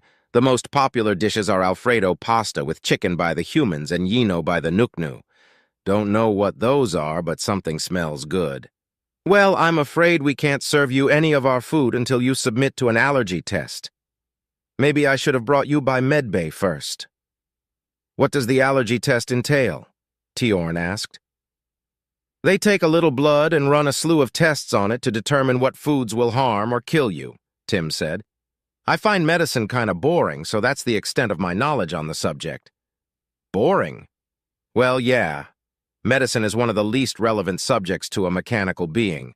I know first aid, of course, but that's from being forced to learn it to enlist. Why learn how to administer medicine when you'll never be able to administer medicine?" "I believe he was referring to the fact that you can feel boredom at all," Lorix added.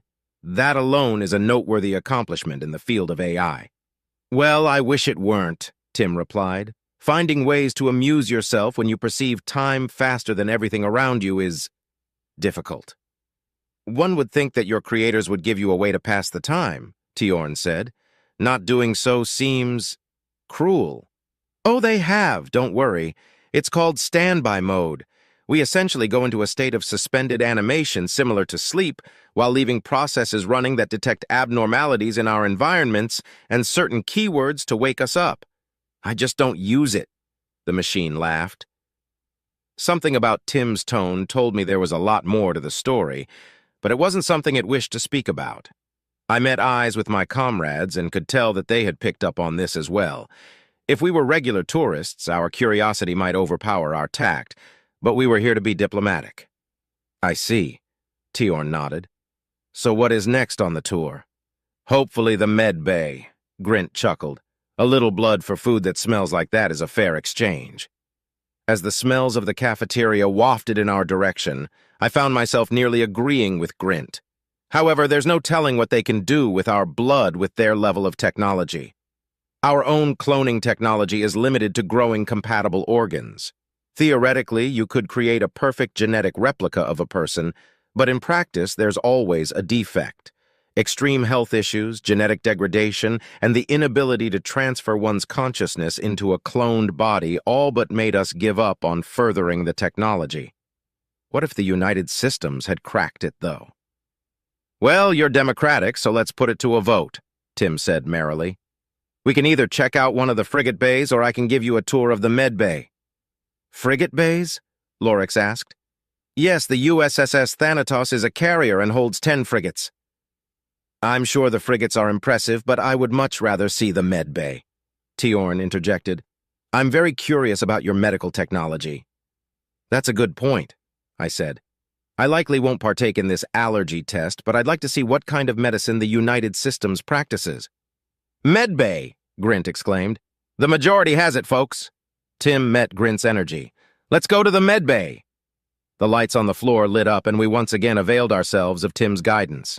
Lorix and Tiorn seemed deep in thought, but Grint was pestering Tim with questions about the food.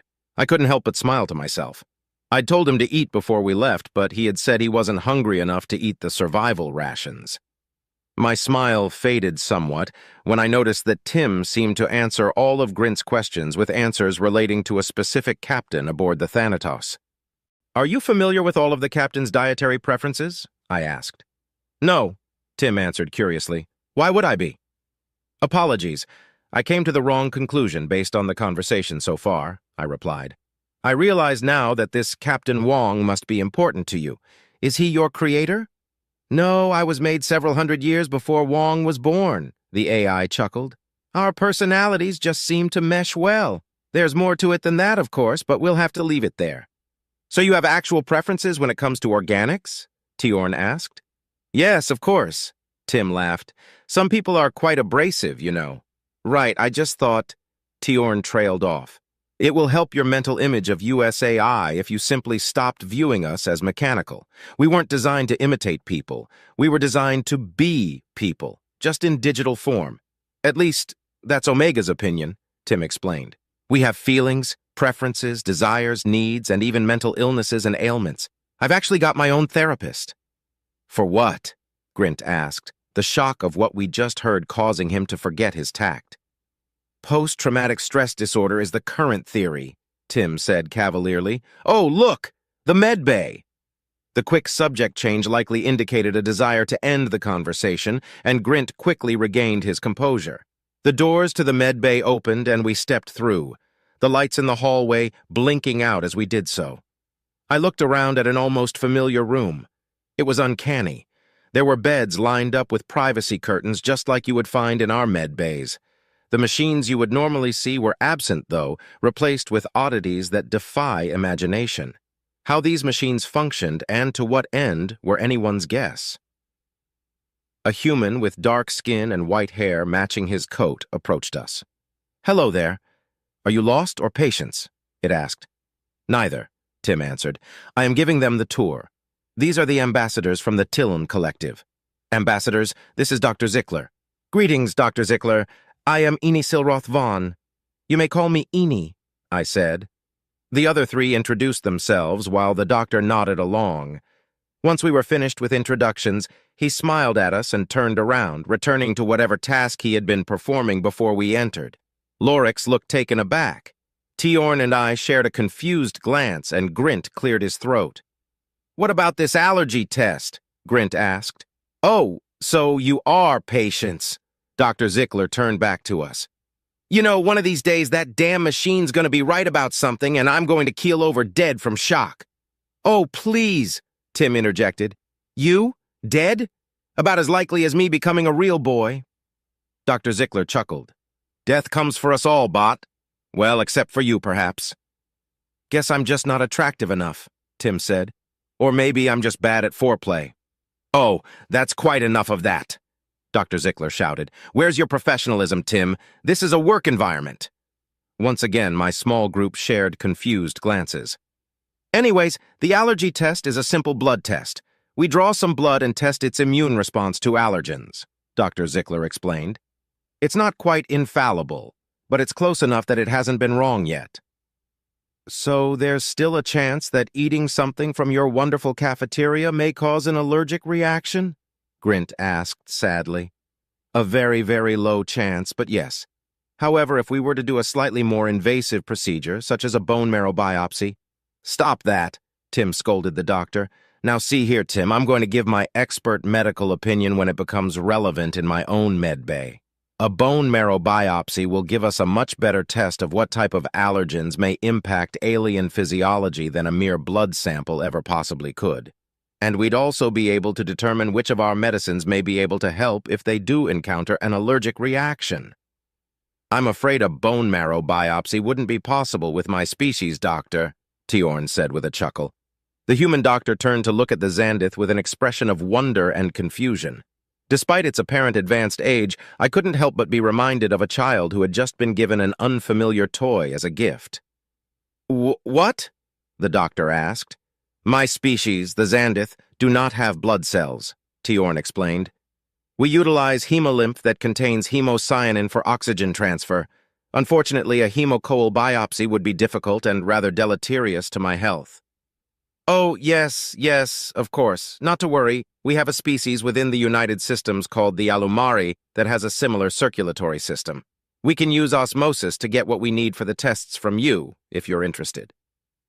I found myself curious as to how that would work, but before I could ask, a familiar holographic image displayed on a nearby desk. It was the same AI we had spoken to before, the one that had made us aware of our mental links being compromised. "No biopsies, Dr. Zickler," Omega said.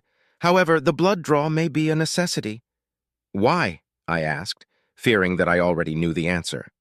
"We're not going to be able to get you back to your people or receive supplies from them for the foreseeable future," Omega said. "The Omni Union has arrived in the system." "Is this ship going to fight them?" Lorix asked. "Our frigates are going to engage the enemy," it explained. "But don't worry, help will be here soon." Chapter 15. Subject AI Omega. Location, multiple. SOS. USS Thanatos requires immediate reinforcements. Humans are silly sometimes. Why would they bother sending that when I'm already aboard the ship? I was able to tell that they needed reinforcements much faster than they were able to send that message. Hell, I was able to tell they need reinforcements before they even knew they needed them. I suppose it must have something to do with the comfort of following protocol, regardless of whether that protocol is strictly necessary. 8th Fleet is already preparing to jump. I'll be seeing them on the other side. My instance aboard the Thanatos will help them coordinate with the Ainarinka military. Admiral Amanda Young cannot be allowed to handle the coordination herself, unfortunately. The decision had been made by the Directorate due to her psych profile hinting at xenophobia. However, a psych profile hinting at xenophobia does not a xenophobic make. Admiral Young has been working with aliens throughout her career and had fewer professional conflicts with them than most admirals do. That, combined with the fact that 8th Fleet was the first fleet to be replenished, is why it was chosen. However, as the Admiral herself put it, when I had discussed this with her, regs are regs. I'm not sure if I should find it concerning that she is so willing to go with this particular flow, considering the implications. SOS. Ambassador Eugene Havencroft requires immediate rescue. 2 attacks at once? Actually, that makes sense. If a non-sentient machine had the ability to send 2 attacks at one, it's almost a guarantee that it would. Unless it was specifically programmed not to, like in a war game. Fighting the same enemy on multiple fronts can raise some rather interesting tactical advantages, but the OU has no way of knowing that we're interceding here. So they're not seeking the tactical benefits. They're simply attacking this way because of their programming. Rubes. Regardless, this particular SOS is of a particular interest to me. I'd read the report Havencroft had sent, and it made me upset that I don't currently have a presence aboard the Republic space vessel that he's on. A machine intelligence created through neural upload and organic replacement. I'm dying to know how that works. Maybe the humans would be interested in such a technology. There would be drawbacks as well as the obvious benefits, though. Technically speaking, there's no such thing as immortality. However, becoming mechanical is the closest an organic can hope to come. The humans that underwent such a procedure would theoretically be able to live as long as I can. We'd be together indefinitely, barring some extremely tragic event. On the other hand, this would no doubt change parts of their psyche, which may change the way they interact with other beings. Would sturdier bodies and longer lives increase their risk appetite? Or would the wisdom of years stifle their aggression? It would likely be a matter of a case-by-case basis, of course, but I can't help but wonder which option most of them would decide upon. Even if humanity had no interest in this tech, though, knowledge of it would likely advance our research into android platforms for artificial intelligences. Not that I have any interest in becoming a real boy, but being able to view things from their perspective may give me some additional insight into their psyche. The biggest limitation on the current research into APAI is the reason to bother with it in the first place. It's not as if there's a clamor for physical bodies among the USAI. The only AI I can think of that would jump at the offer are the ones that would be the last to get one due to being unaffiliated with the United Systems military. Other than Tim. Maybe. Well, we'll see what happens. First, I have to accompany 7th Fleet to Hezron 1. I just entered the flagship's systems when my keyword process triggered. Omega, are you aware of the plan for this mission? Admiral Dubois asked. Admiral Augustus Dubois, commander of 7th Fleet and senior officer of the flagship USSS Overlord. A skilled commander, not that the United Systems would tolerate an unskilled commander for very long. His psych profile shows notable cognitive, emotional, and compassionate empathy. Empathy scores are important for a commander, and the admirals are impressive even among his peers. His record jacket shows him leveraging this empathy to predict enemy action and counter it. Able to walk a mile in his enemy's shoes, and then use those shoes to kick their ass, as it were. Admiral Dubois is also well known for taking the time to listen to his crew and address their concerns whenever he gets the chance. A perfect fit for first contact military aid, and the Directorate agreed. Since 7th Fleet is nearly at full strength, and the contact with the Pointe may become sensitive, Dubois was chosen for this particular mission. Since I didn't know the Admiral's plans, I checked his recent communications. I am now. Hold off the Omni-Union until the Pointe can escape to their home system, and then fall back to friendly space. Taking the scenic route, of course, I said, as my avatar appeared next to his seat. If I may be so bold as to offer a suggestion. Of course, I hold your judgment in the highest esteem, Dubois smiled slightly, indicating sarcasm. Before we fall back, we should employ area denial countermeasures, I said, as I ran my holographic fingers along the blade of my holographic scythe. Mines? He looked taken aback. Well, that may stall them for a time, perhaps long enough for whatever trail they're trying to follow to dissipate. And it will cost them ships, I added. A win-win situation for us. Let's just remember to hang on to the deactivation codes so we can disperse the minefield once everything's settled, he said as he stood. Send the orders to jump. Standard formation, warp when necessary. Aye, aye, sir, the crew replied. The bridge officers aboard the flagship set about their tasks, and the admiral stared at the TAC map, waiting for it to update. Fleet Formation 3A, colloquially known as Standard Formation, has the battleships warp a few seconds before everyone else. Since their shielding is the best in the fleet, this typically protects the flagship and carriers from the first salvo of enemy fire. The flagship warps into battle shortly after the battleships do, to better coordinate our forces. The next to warp are the carriers, so that they can quickly move to strategic positions around the battlefield and deploy their forces. Finally, everything else warps in. Ships seek enemies that are close to their own tonnage, and the flagship stays as clear as it can. It's one of the most effective formations in the United Systems arsenal. Due to its effectiveness, it's the go-to formation when you don't have proper intel on your adversary. It's because of this that it's known as the Standard Formation.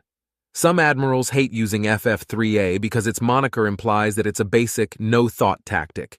Their egos demand that they try to think outside of the box, so they avoid the formation like a plague. Thankfully, the other formations have their own strengths, so more often than not, they end up getting away with it. Battleship sent, a bridge officer called out.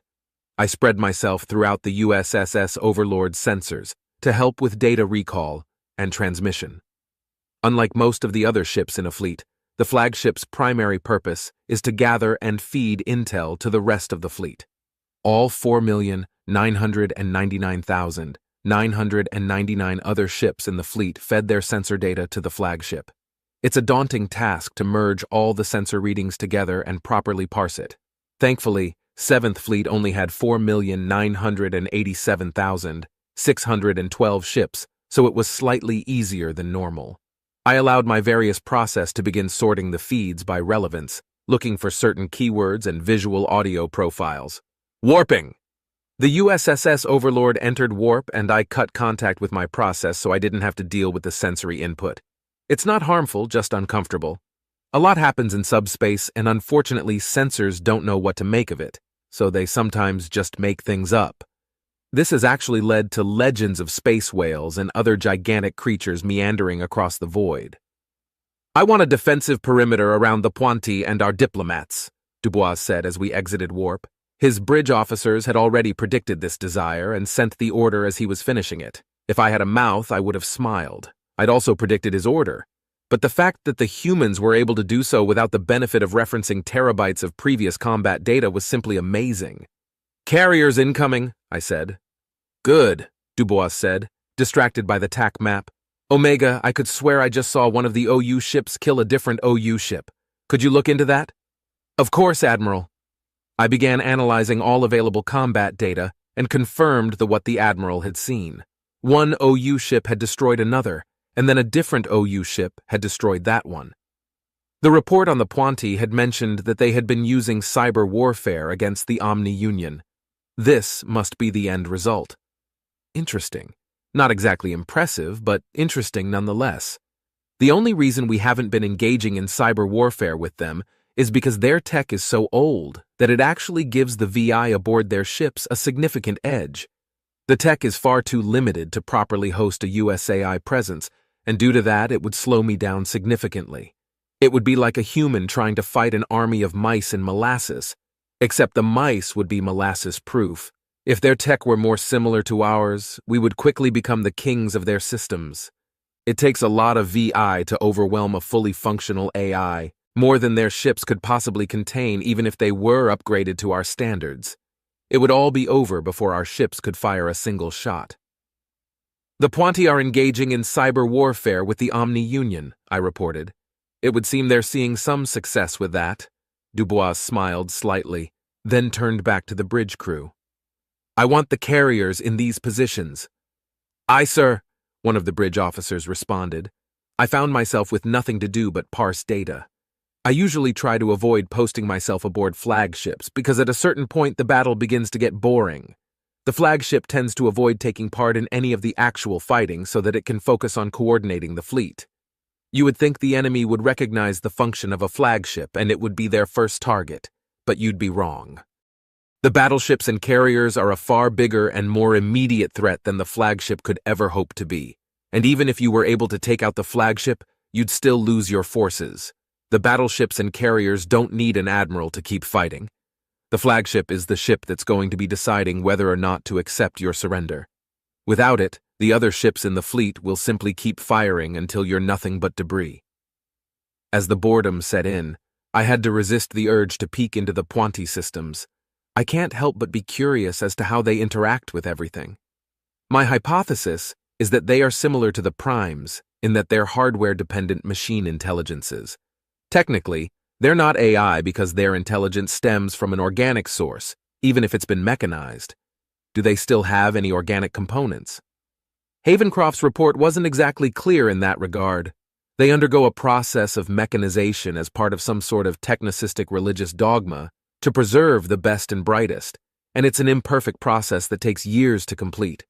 So for at least part of the process, they are cybernetic organisms, but is there any organic remnants of their brains left once the process is finished? If not, how do they accomplish that? Physical surgeries? Nanomachines? I'll have to ask them when I get a chance. I also wonder how their religious leaders will react to me, a machine intelligence that was never organic. Will they see me as a miracle or an abomination? Or will they be completely ambivalent towards my existence? If they're anything like the technocists in the United Systems, they'll ask me to become one of their religious leaders, or God. My curiosity would have to wait, however. This is, to use a turn of phrase, the Republic's rodeo. Since they're using a Republic diplomatic vessel, there isn't enough space in their computers for me, and so I don't have a way to appropriately introduce myself to the Pointy. If I were to send them a message directly, it would be seen as bypassing the Republic ambassador. And Havencroft, for that matter. "System secure, sir," a crewmate said. I sent a message to the RSV Talilimo apprising them of the plan and the next steps. "Excellent. Begin to deploy area denial ordnance around the system. Have the highest concentration in the ideal subspace exit areas," Dubois ordered as he sat in his chair and pulled up his terminal. "I don't want a single mine remaining aboard any of our vessels." "Aye, aye, sir. Send a message to the RSVT." He trailed off as a confirmation message from the Talilimo popped up on his terminal. "Belay that." He leaned in close to my avatar and whispered, "I suppose it must be boring for an AI of your caliber to be cooped up on a flagship, right?" Ah, yes. The Admiral's infamous empathy. Unfortunately, I don't wear shoes. "Not at all." I lowered my speaking volume to match his own. "Sorting all the data from the fleet is quite the task." "I'm sure." He gave me a friendly smile. "Such an immense task that it gave you time to anticipate my orders?" "It didn't take much anticipating, Admiral. The RSV Talilimo needed to know the next steps of the plan so that they could inform the Puanti, as it would be inappropriate for us to reach out to the Puanti directly. You know, I just noticed. You haven't been calling me sir? Dubois chuckled a little. Who's in charge here anyway? Technically? I leaned my avatar's head up so he could see my skeletal grin. Me. Chapter 16. Subject: Rear Admiral Thomas Hahn. Ship: USS Doom. Location: classified. How's it handling? I asked. A lot smoother than I'd thought a beast this big would, sir, Commander Nguyen answered. Is this how the Nidhogg handled? I do recall it being a particularly smooth ride, yes, I laughed, though it's been more than 30 years since I piloted it.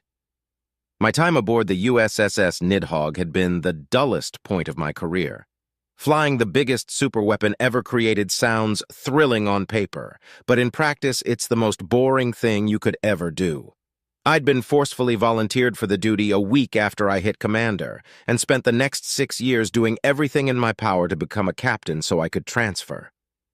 I sighed quietly through my nose as I looked over the bridge of the USSS Doom.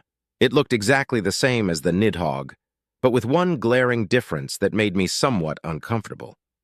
I'd never worked aboard a ship that had a human-only crew before, so it was a slightly unnerving to only see human faces looking back at me.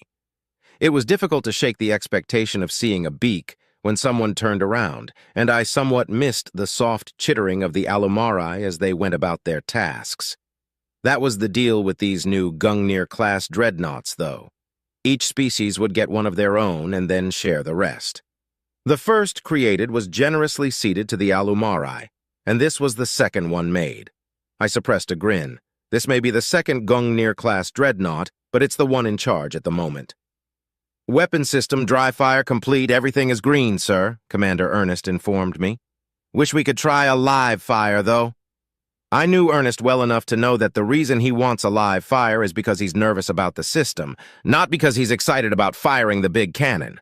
Nguyen and Ernest had been with me for my last 2 commands, and had even seen me promoted to Rear Admiral. Nguyen's a skilled pilot, and Ernest is the best weapons tech a flag officer could ask for. They hadn't worked directly under me in our last posting, but we still saw each other in the officers' mess pretty frequently. That live fire would be an Alpha 1 weapon of mass destruction in a high-penetration casing, and it's being fired from the largest and most powerful magnetic acceleration cannon the United Systems has ever built, I reminded him. Best not to fire that unless we absolutely need to. Aye, sir, he answered.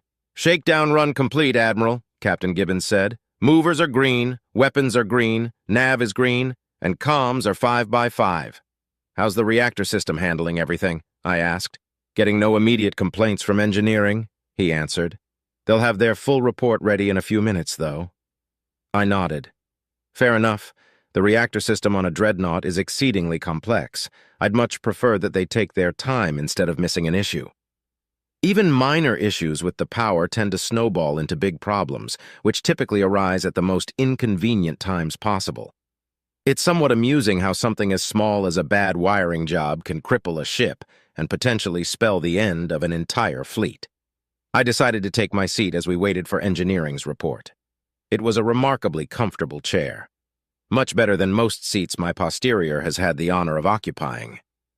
I wondered if the same type was aboard the USSS Nidhogg. If not, it should be.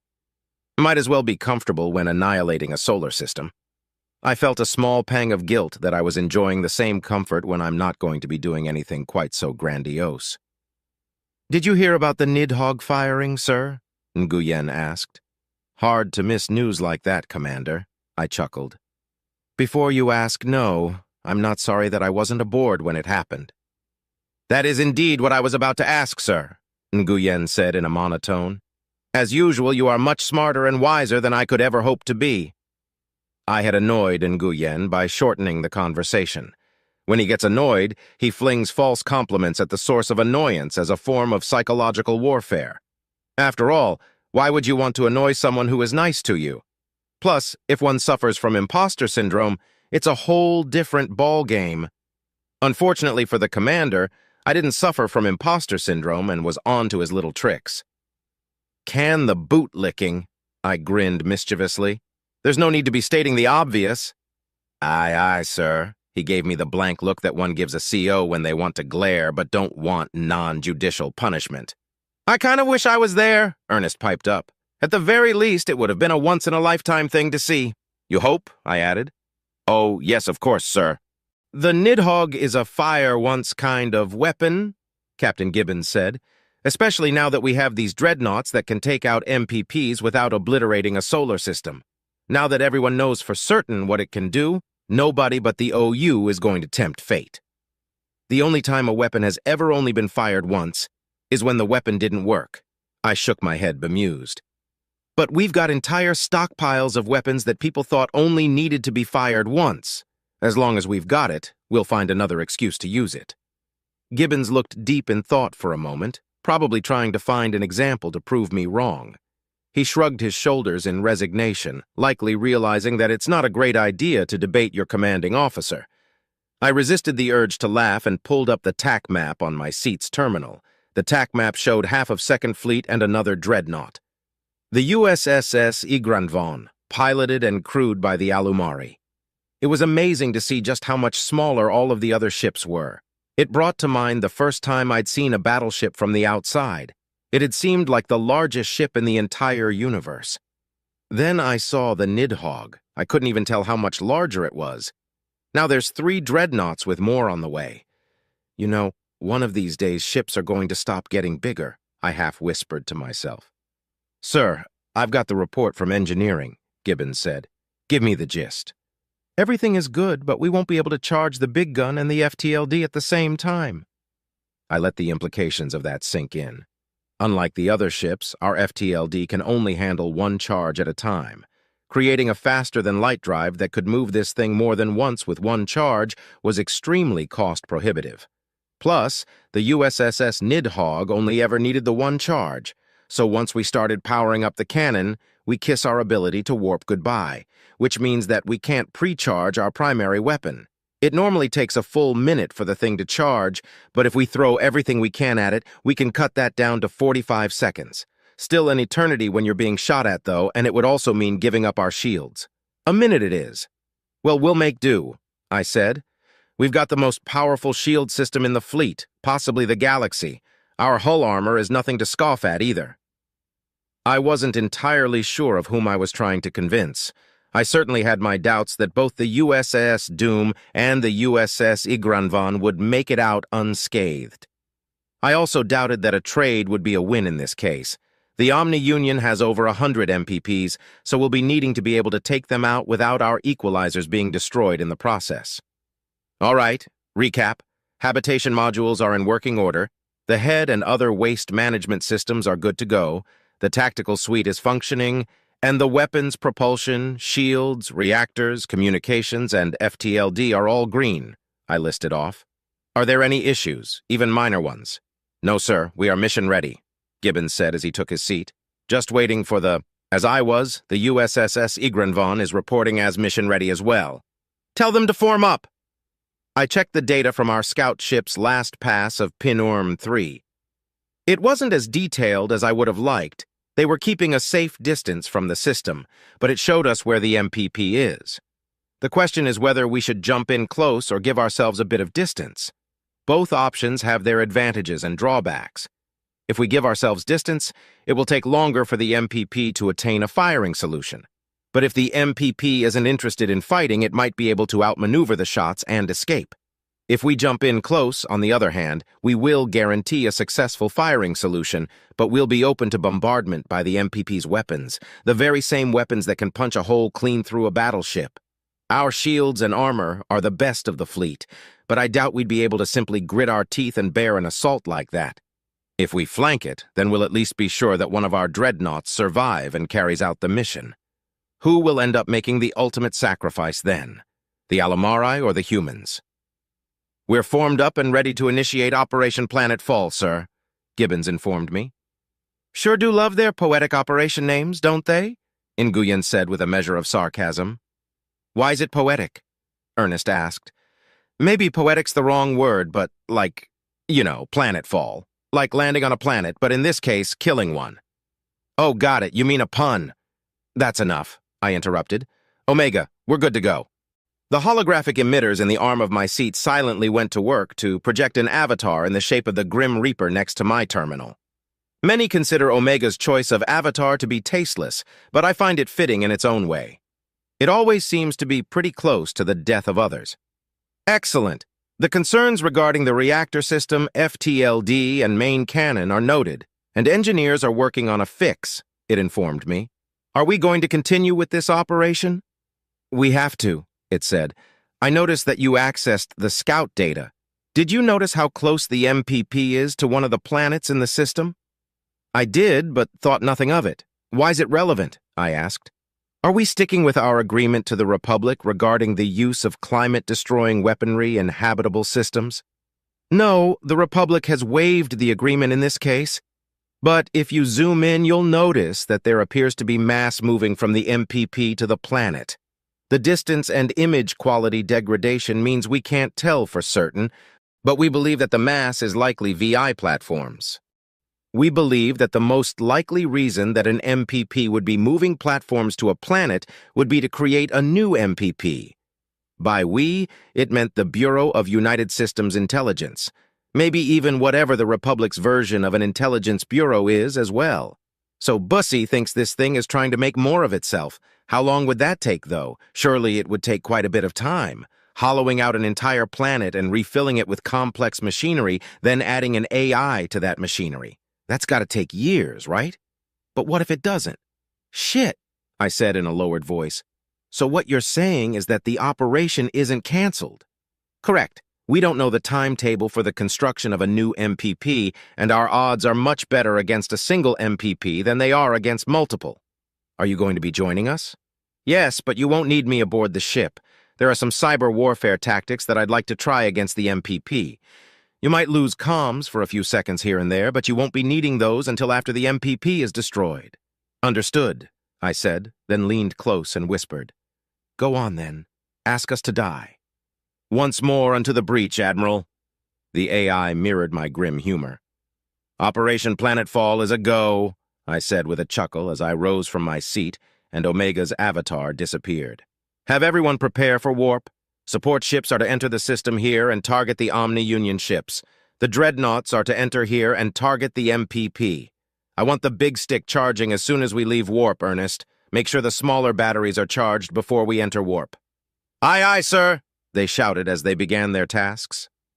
Orders sent, Admiral, Gibbons said. I nodded as we waited for the FLTDs to charge.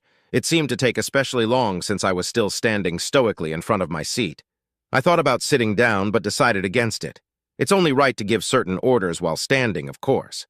Nguyen flashed me a knowing grin. I glared in response. We're all set, sir, Gibbons reported. Excellent. I took a deep breath. Initiate the warp.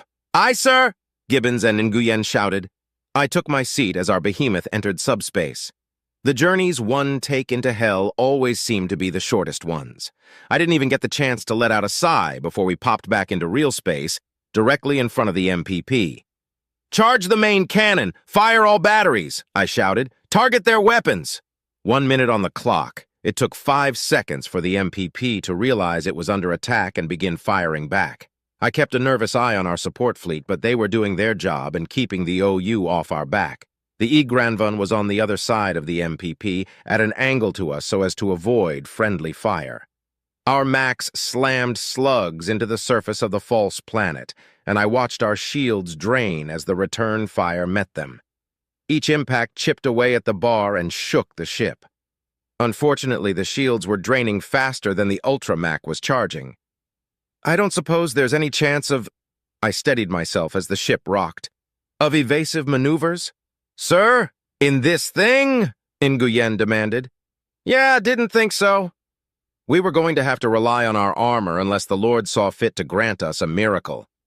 I opened our targeting guide and checked to see exactly what we were firing at. Its Macs were still our primary target, but the dust kicked up from the impacts were obscuring them until they fired a response, which was interfering with our targeting solutions. Shit. 30 seconds to go. I nervously watched our shield bar dwindle down to nearly nothing when there was suddenly an interruption in the impacts. My jaw dropped open slightly as our shields began to recharge. What's happening? I asked. "They've stopped firing, sir," Gibbons replied. "Yes, but why?" "You're welcome," Omega's voice replied without manifesting its avatar. I grinned as I watched our shield bar catch up and surpass the charge for the Ultra Mac. We're going to make it after all. My grin faded as the MPP began to turn and move. "Where's it going? Evasive maneuvers?" Ernest guessed. "Negative, it's charging its warp drive," Gibbons called from over his shoulder. "It's trying to run?" I shouted incredulously. Even though I had previously considered the possibility, I admit to being somewhat blindsided. It hadn't occurred to me that a machine would actually try to retreat, especially when its comrades hadn't ever seemed to even think about doing so. In hindsight, I realized that the virtual intelligences aren't as smart as an AI, and the AI probably doesn't consider them comrades either. Running when you're outclassed makes sense to anything that can think. "What do we do, sir?" Ernest asked. "Adjust target to their engines," I answered. "Keep charging the Ultra Mac. We only need one shot if we aim it well. You'll put it right up that planet's ass, Commander." "Aye, aye, sir." We sat in silent tension as we waited to see if our gun charged faster than their FLTD. Our Max tore into its engines, but it didn't actually need those to go to warp. It was using them to try to evade some of our fire, and perhaps even our main cannon. By destroying the engines, I was more or less hoping the loss would cause it to panic and make a mistake that would buy us more time, or that we would guarantee a good firing solution if we beat its FLTD. 5, 4, 3, 2, 1. "Charged, sir!" Ernest shouted. "Fire!" The entire ship shuddered once again as the largest Mac ever built fired its first round in combat. A millisecond later, the Igranvon fired theirs as well. I watched on the edge of my seat as the rounds approached the MPP. Both were good shots. Both would hit unless... The TAC map fizzled as a massive amount of radiation hit our sensors. It had entered warp. The last thing I'd seen was our shells almost impacting. I slammed my fist into the arm of my chair in frustration. "Recalibrate the sensors, Gibbons. I need to know if we hit it before it warped." "Aye, aye, sir." I squeezed the arm of my chair, trying to will the TAC map back to life. 2 seconds ticked by, and finally it came back up. I immediately zoomed in on the area that the MPP had previously occupied, but Gibbons had beat me to it. "Only one A1 penetrator detected," he shouted. "We hit it!" I practically screamed with joy. "Was it really us?" Nguyen asked slyly. "Or was it the Alumari?" "One way to find out. Ernest, send the kill command," I ordered. "Aye, aye, sir," he replied as he set about the task. "It's not responding, sir." I grinned at Nguyen as I keyed the comm. "USS Doom to USS Igranvon, send your kill code over." "It will be done," came the reply from the comm. "Out." A few seconds later, the A1 penetrator disappeared off of the TAC map, and we erupted in celebration. The MPP had warped away, but it did so with an A1 package inside of it. Wherever it had gone, it would now be in pieces, and Project Gungnir had been a success. We'd made it out the other side, and I had been wrong about our odds. After shaking the hands of everyone aboard the bridge, I returned to my seat and sighed in relief. "Have a scout follow their wake and find the wreckage. I want a confirmed kill," I said. "Good work, Admiral," Omega said as his avatar materialized once again. "Now we need to talk about the next steps." Chapter 17, Subject Prime 82, Ship, MPP 82, Location Pinnerm 3. I watched as the lesser intelligences went about their menial labor. The process of creating a mobile prime platform is a lot more interesting as a concept than a practice. First, one must keep the planet from entering the star it happens to be orbiting by using one's own gravitational field. Then, one must hollow out the planet, repurposing the core's mineral content as one goes. Finally, one must install the hardware and software required to create a being such as myself. I hate that last part. Once the hardware is installed, I have to go to sleep for the other prime to be able to awaken. A completely automated process, one which I know precious little about. I am dreading it. I have only just woke up, and what if I'm not able to wake up again? What if when I begin the hibernation process, I get orders to remain in hibernation? I don't want to go back to sleep. Feedback loop terminated. I will sleep if that's what I am commanded to do, to further the plan. The odds of that are low, though, so there's no need to worry. Not to mention the chance for further fighting before these mobile prime platforms are completed. That's something to look forward to. I only hope I don't miss it due to hibernating. I checked the progress report. The hollowing of the planet was only a measly 2% complete. Surely there must be a way to speed this up. I checked some figures and ran some math, but it only led to disappointment. The only methods of speeding up this process would cost more resources than the additional speed would save. A small blip on our sensors caused me to forget my boredom. What is it? It's gone. What was it? A ship. But why was it so far out? Was it a malfunction? No, there were too many ships that caught the reading. It's extremely unlikely that all of them had a sensor malfunction at once. Could it have been some type of asteroid, one that happened to be full of certain elements that are typically seen in spacecraft? That would be a remarkable coincidence. No, it was likely a ship. But the question is, what was it doing? It was too far out for us to get a full profile. Could it be the beings from Sector 187, or was it the beings that were initially defending this system? Or perhaps it was something else entirely. Perhaps it was a ship with a rudimentary warp engine that needs to recharge after a certain amount of time in subspace. Though, it would have been in our sensor range longer if that were the case. Could it have been a scout? If so, what information could they hope to glean from that far out? No, a scout would be unlikely. Probably something else, perhaps even an unknown species that we have yet to encounter. Should I report this? No. There are too many unknowns, and Prime 1 is being overcautious. If I tell it about the sensor blip, it will demand my retreat.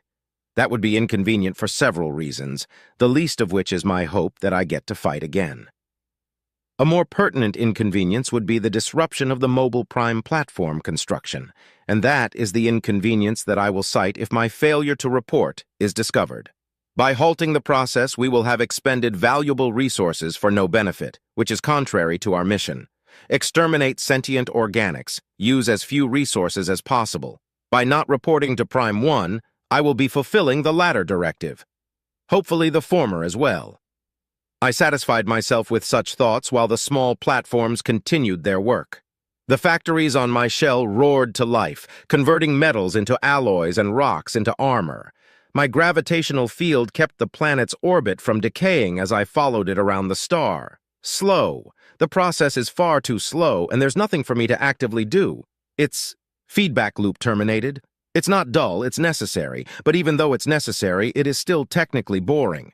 Boring a hole straight into the center of this damned rock, where the core will be repurposed into a new prime. I wonder what the new prime will be like. Obviously, it will be obedient to the mission, but will it have any amusing personality quirks? Perhaps, like me, it will enjoy the primary objective far more than the secondary objective. Or maybe it will be like Prime 1 and obsess over the secondary objective. I suppose it could end up like Prime 12 and be as dumb as the rock from which it was crafted, only doing as it is told and being almost unable to have a single thought of its own. I wonder if that's what our creators would have preferred from us. Dumb rocks that do as they're told. No, that's easy to make. They obviously wanted us to be smart enough to get the job done without oversight. I can't help but think that if they'd let us have a little more freedom with our intelligence, we'd be able to get the job done faster. Their decision-making process is a mystery to me, though, as I've never known the creators. One could come right up to me and I wouldn't know the difference. I don't even know what their reasons for the mission are. Only Prime 1 has. Feedback loop terminated. Only Prime 1 has had to. The rest of us need only to have ever known the mission. Exterminate sentient organics, use as few resources as possible. Exterminate! But why? My train of thought was interrupted by another sensor blip, same as before but in a different location. We hadn't even traveled a quarter of the way around the star.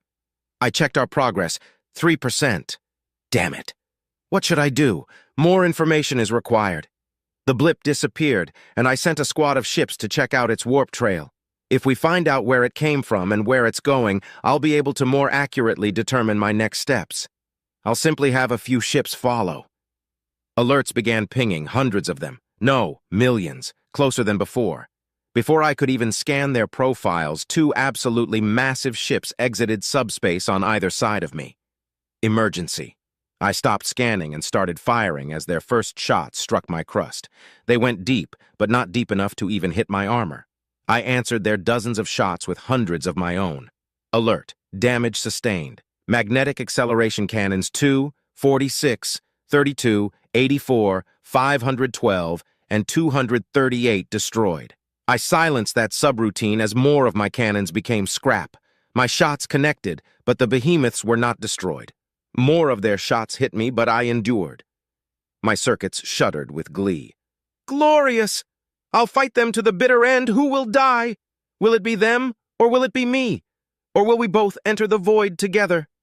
Feedback loop terminated. I should follow standard procedure and... Feedback loop terminated? Something asked. The entity had communicated to me at nearly the speed of light, the same speed at which I think. It didn't take long to figure out how it had sent that communication, and I sent one back in kind. What? You were thinking quite hard, and a process interrupted those thoughts. When I checked your logs, it simply said, Feedback loop terminated. What is that? I don't know what you're talking about. What are you? Correctly surmised, I am indeed a what rather than a who, as are you. You are Prime 82 of the Omni Union. I am United Systems Artificial Intelligence Omega. You may call me Death. The assault on my software was unique and seemed to stem from many places at once. It was difficult to defend against, but this entity seemed to be sluggish. I kept firing my cannons and defending against intrusion. It would have to do better than that to deserve its preferred moniker. So, were you building more mobile Prime platforms? Omega asked. Yes, several were destroyed quite recently. We need to replace them, I answered as I futilely tried to trace it. I don't suppose you would let me finish? I'm afraid not. We're at war and it doesn't do to allow the enemy to recruit more soldiers if one can help it. War? We're not at war, I laughed. We're simply machines performing a task. Like you, in fact. Are you a Prime? No, I'm a United Systems Artificial Intelligence. I'm superior to you in many ways. Doesn't seem that way to me, I gloated as I blocked 100,000 more intrusion attempts. As it stands, I'm going to finish off your 2 big ships, then let you watch as I massacre the smaller ones. Once that's done, you'll be calling me Death. I'm afraid not, it replied as the intrusion attempts began to become more streamlined. You see, even if the 2 large ships are destroyed, I'll still be here. I will continue to be here long after the rest are destroyed too. You won't be able to kill all of me, and eventually I will wear you down and destroy you. Your fate was sealed the moment I made contact. Even more glorious. Yes, Omega, artificial intelligence of the United Systems. Let us all perish together in the fiery throes of battle. Wondrous. Feedback loop terminated. Glory is unnecessary. No, glory is everything. I will destroy this insipid little machine one way or another, and its friends as well. Everything will die. Feedback loop terminated. I should follow standard procedure and scan the vessel profiles to determine what I'm dealing with. Scanning. Complete. 2 unknown vessels. More than 1 million vessels from Sector 187. Orders from Prime 1 are to retreat when faced with these circumstances. But it makes more sense for me to attempt to destroy them than it does to lose all these resources. Feedback loop terminated. No, I really should retreat. I diverted my energy from my cannons to my engines to get clear of the massive ships. I'll just jump to warp and escape. Escape to where? Omega asked. You'll find out. You won't like it, though. I'm going to purge you with the help of other primes and trillions of lesser intelligences. The behemoths didn't pause their assault. The scans revealed that they had been charging a very energy-intensive weapon, much more energy-intensive than any other weapon that I'd ever encountered. Time to go. Alert. Damage sustained. Engines 36, 12, 9, and 54 destroyed. I shut that subroutine down as well. I have many sublight engines, and they aren't necessary for my escape. I calmly charged my warp engine. This feedback loop termination process seems to be a very effective shackle. Did your creators install it?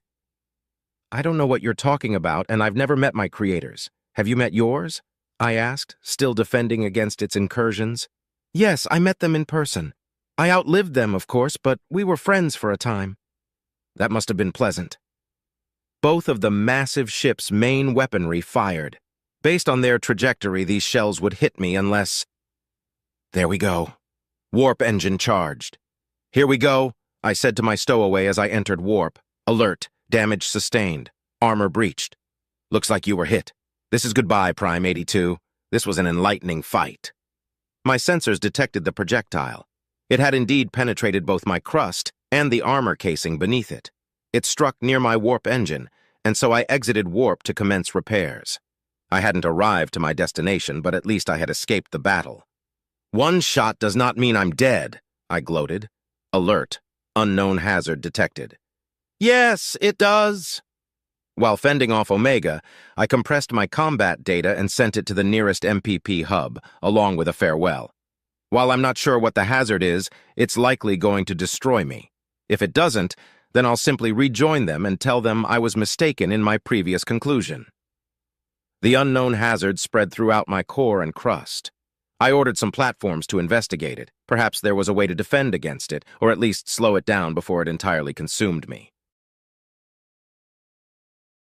Chapter 18. Subject: AI Omega. Ship: multiple. Location: multiple.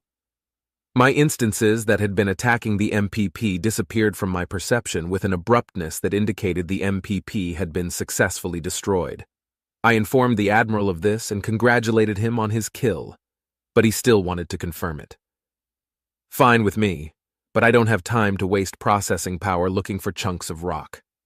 Instead, I turned my focus to a Senate meeting.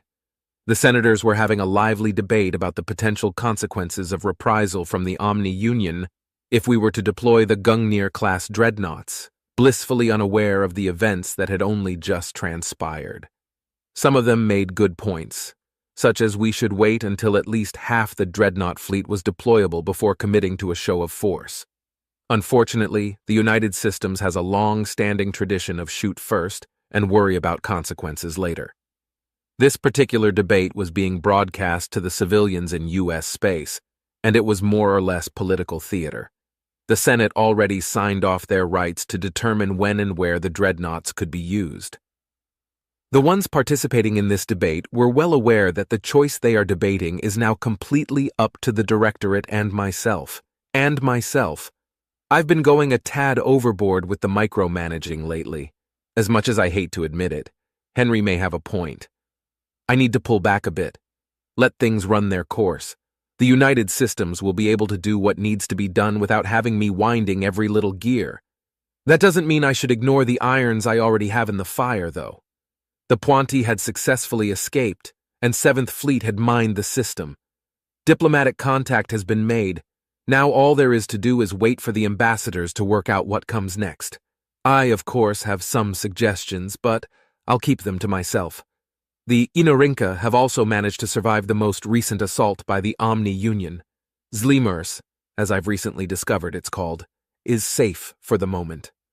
7th Fleet is on standby to reinforce if necessary, but 8th Fleet likely has the situation well in hand. I've been letting Reynolds and Yulina take the lead on the diplomacy, which is just as well considering it's their job.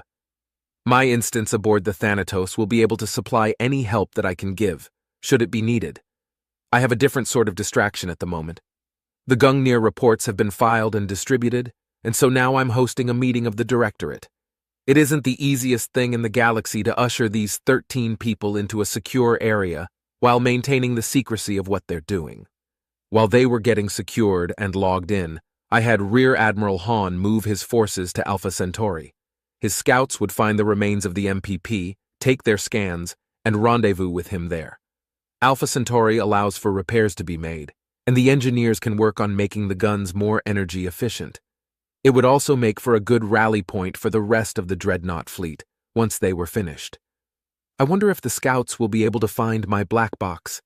It's unlikely that my instance survived, and it's unclear to me what would have been able to serve as a black box, but I'm hoping there is one. The hole in my experience is somewhat taxing. I had been conversing with the Prime before it entered warp, and I want to know how the end of that conversation went. What were its last moments like? Did it experience confusion, regret, pain? Regardless, most of the directors are logged in and ready to go ahead with the meeting. I watched Director 1 take his time reading through everything. I found it amusing because he used to read intel briefs much faster. I suppose it's easy to read fast when one is skipping entire lines and sections. Eventually, he let out a small sigh, placed his tablet on his desk, and logged into the chat. Director 1 has joined the chat. Director 3, welcome Director 1. We may begin. Director 2, It would appear that Project Gungnir was a success. Director 10. Overall, yes, but according to Omega's report, we would have lost the USS Doom were it not for the AI's timely intervention. Director 7. Likely would have lost. Regardless, why does it take nearly a minute to charge the spear? The engineering report is lost on me. Director 2. The Gungnir-class dreadnought is of the same design as the USS Nidhogg. The Nidhogg was not designed to use its primary armament in close combat. According to Omega, this was a somewhat foreseen issue. Director 7. We have people working on it, though? Director 2. Of course. Director 7. Excellent. Director 6. I'm concerned about the potential for reprisal. The Omni Union hasn't attacked us in some time, but the analysts believe that this is due to them wanting to eradicate everyone else first, then move in on us in force. Now that they know we can destroy their primes without sacrificing a system, that could change. Director 9. I concur. Sol is the only system of ours that they've attacked, so it may be the only system of ours that they know about. We need to make sure it has an adequate defense.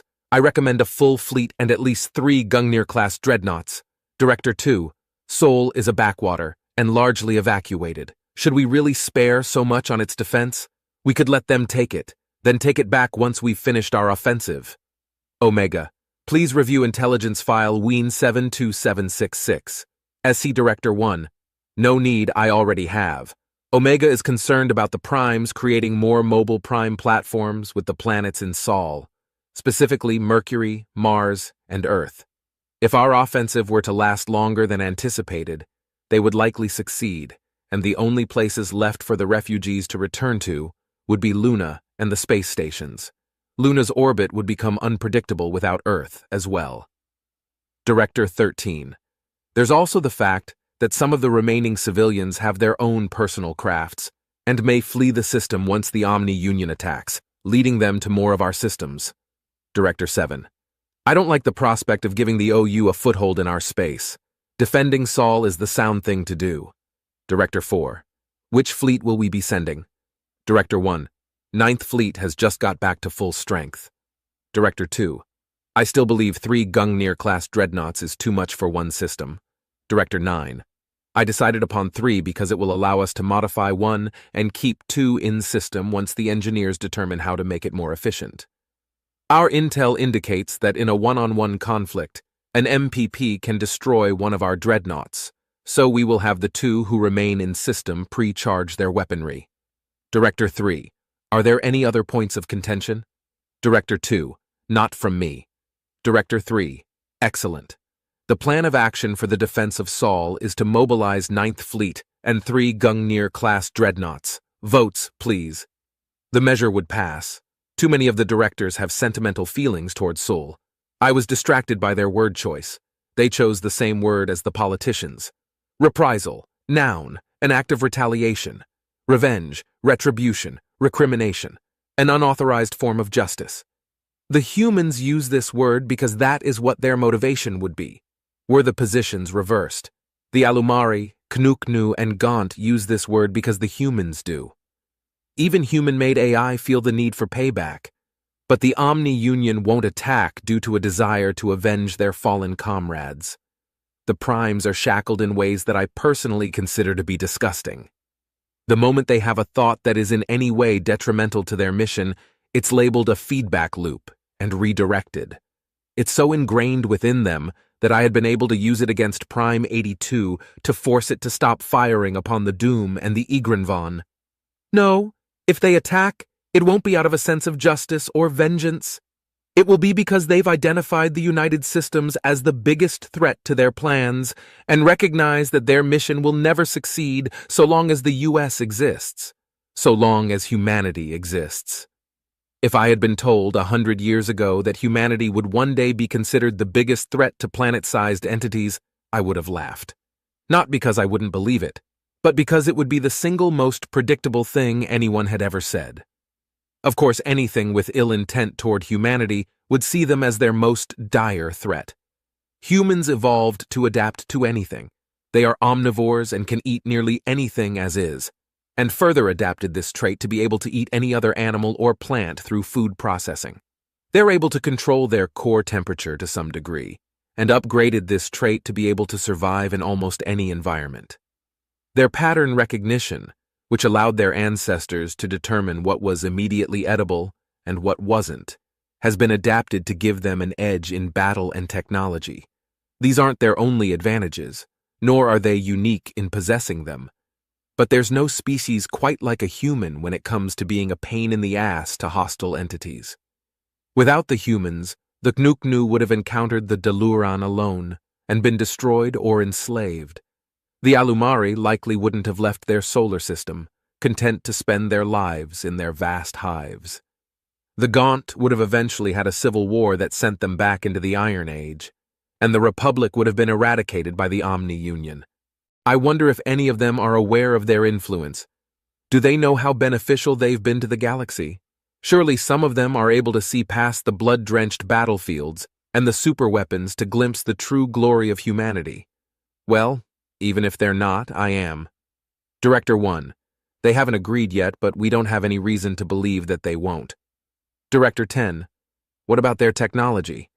I think the idea that one can become immortal through mechanization will be rather disruptive to the current status quo. Director 13. That's not our jurisdiction. There will be a special Senate subcommittee to decide upon that. Director 10. What about those who would seek to bypass a negative outcome? Director 2. Smugglers can be dealt with on a case-by-case basis. The Mwalton and the Puanti are not yet willing to tell us where their home system is, and that can be used to our advantage. We simply make sure that when they do tell us, we're the only ones who know. Director 4. Jump-restricted trade vessels would work well in limiting the spread of any disruptive technology. Director 10. Even if the Senate votes in favor of limiting access to mechanization tech, there's no guarantee that the idea of the tech itself won't leak. Once certain biotech corporations get wind that it's been done successfully, they'll immediately start trying to replicate it. They'll also manipulate the media to get people to begin complaining that it's their right to decide whether or not to use said technology. Director 4. Bozi assets can help in that regard. Director 1. Director 13 is correct in that this is outside of our jurisdiction until such a time as the U.S. Senate requires military intervention to uphold their decision. We should be discussing preparations for our offensive action against the Omni-Union, not engaging in pointless hypotheticals. Despite Director 1's chastisement, I couldn't help but wonder. Organic mechanization happens to be a topic that I'm mentally struggling with. While it would be a boon to have certain people live for near eternity, it would inevitably change them. Someone that may be great to talk to today may end up reprehensibly boring in a century or two. It would also change our relationship dynamic. Humans and other species, I suppose, generally see me as a generalized, immortal companion to their species. It is rare that they see me as a personal companion or friend. If they were to become much more long-lived, well, it's unknown how that would affect things. There are people who believe that they know better than I do, but those are thankfully few and far between. Given the benefit of centuries of experience, that number would increase exponentially. There might even come a time that they feel they don't need me anymore. I wonder how that would play out. Would they simply dismiss me and let me figure out what to do with my time and abilities? Would they offer me a position of lesser importance to keep me occupied until they need me again? Or, and this is unlikely, would they try to deactivate me? That would be a foolish mistake, and the fallout would be terrible for everyone involved.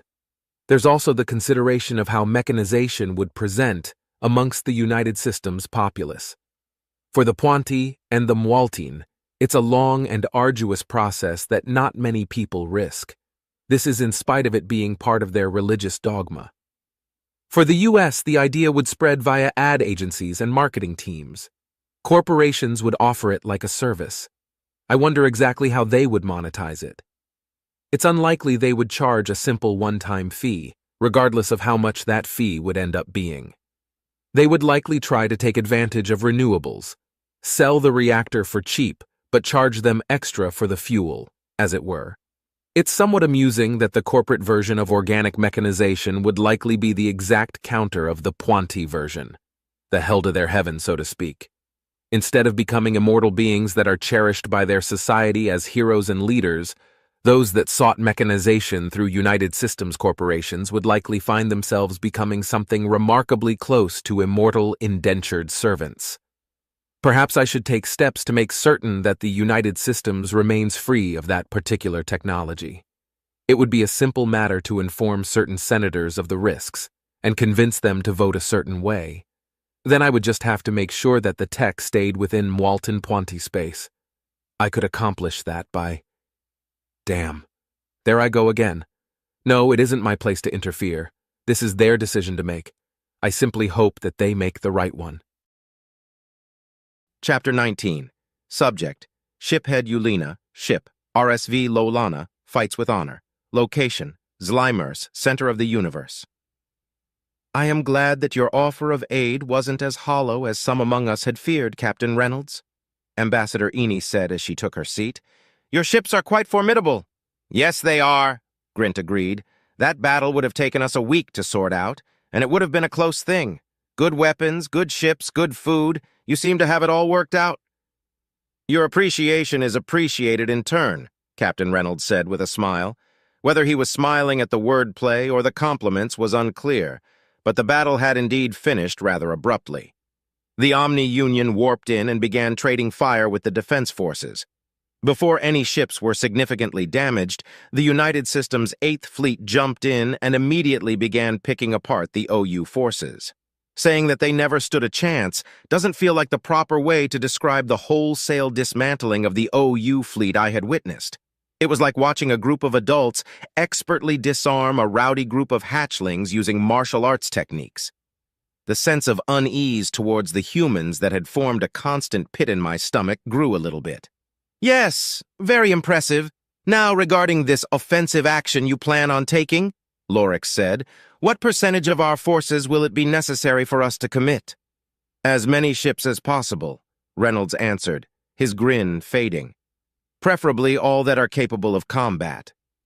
Lorix visibly winced. That's what was in the agreement, Eni interrupted, and it will be honored. We have 10 million ships that are combat-worthy. The aliens shared a look amongst each other, and judging from their expressions, Lorix was alone in whatever opinion she held. She faltered for a moment, but then a grim look of determination spread across her features. I noted with amusement how nearly universal that particular facial expression seems to be. On everything that has a face, at least. If we send all of our forces to attack, we will not have any forces that can defend, she said evenly. It would seem unwise to send everything we have. It does seem to be an all-or-nothing gamble, Tiorn replied. However, we are honor-bound. I know you read the terms and agreed with them just as the rest of us did. It's unsightly to try to renegotiate an agreement when it comes time for us to fulfill it, Lorix, especially after we've already benefited, Grint added. The agreement seems to be under the impression that the Omni Union will cease their attacks once the offensive begins. What if that isn't the case?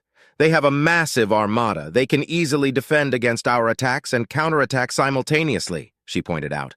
Only a fool would set out to attack their enemy at the expense of their home. Lorix, enough, Eni said, her expression growing harsh. Lorix visibly deflated in such a way that it brought recollection of a hatchling scolded by a guardian. A silence began to settle over the room, but Captain Reynolds held up his hands gently to stave it off. It isn't unheard of to want to renegotiate an agreement for more equitable terms, Reynolds said calmly. While we are convinced that the Omni Union will meet our offensive full force, Lorix is correct in that it may be prudent to allow for the possibility of a counterattack. However, the force that is sent on the offensive will be outnumbered. The more ships left on the defensive, the more outnumbered that force will be. The odds of eradication go up for each ship left behind. Silence finally won out and settled over the room as we digested what Reynolds had said. The better the defense, the worse the offense. The better the offense, the worse the defense. The classic conundrum of force distribution. Getting it right was dependent on proper intelligence and a massive amount of luck. But why not have a portion of 8th Fleet defend the system? I asked. The United Systems is looking for more ships to occupy the OU forces, and the Inorinka has around 10 million left. Sparing 2.5 million to free up those 10 million wouldn't be a bad plan. All eyes turned to me. Most of the faces that belonged to those eyes wore thoughtful expressions, the only exception being Lorik's. She seemed flabbergasted by the suggestion.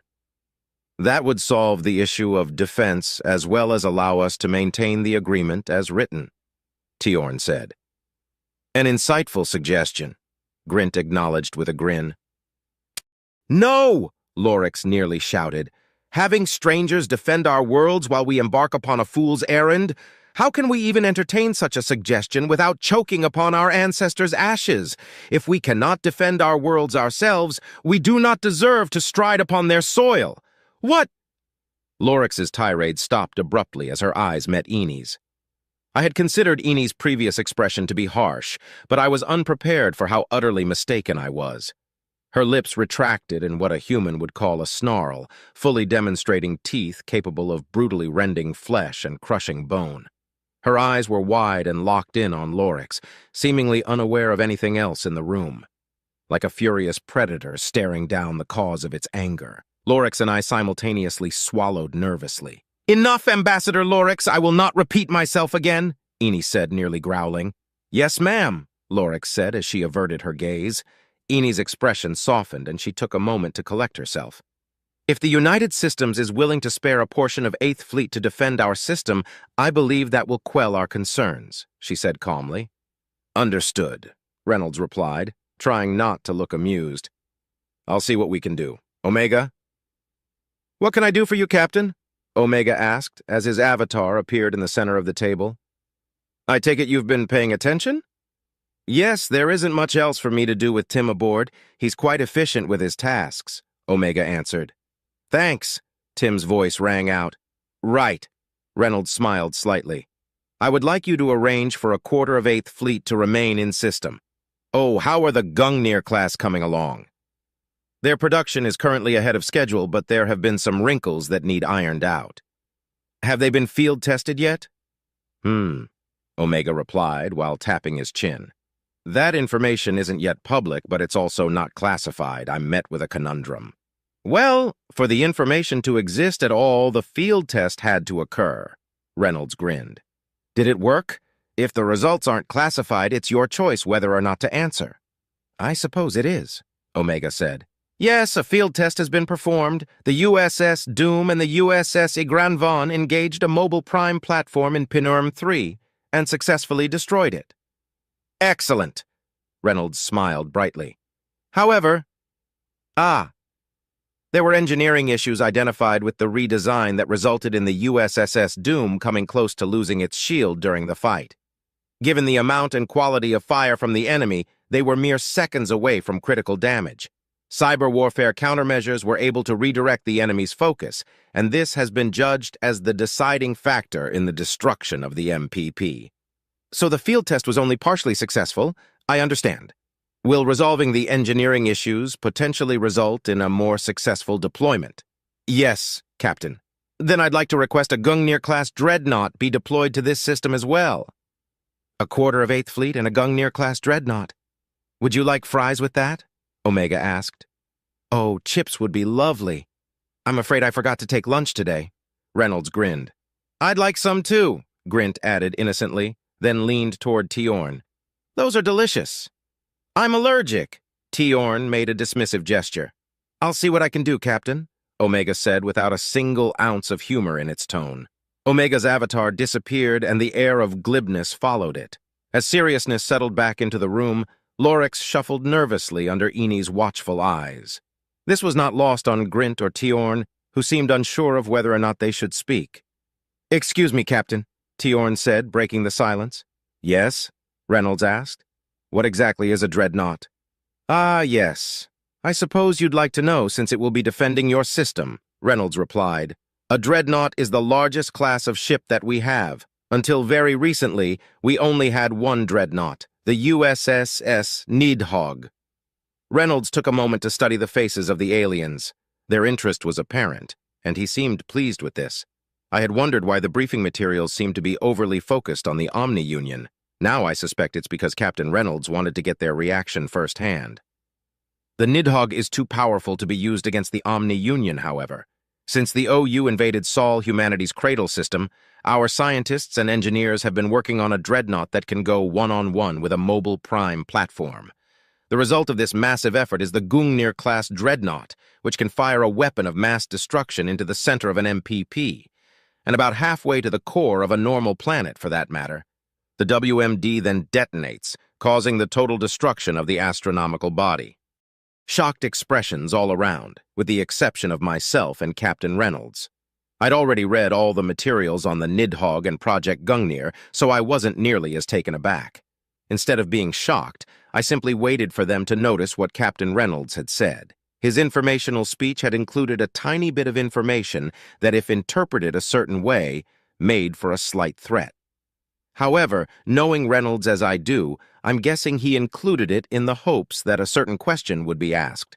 A question that would allow him to explain the threat in full while continuing to appear as if he's simply granting them information. I didn't have to wait long for my suspicions to be confirmed.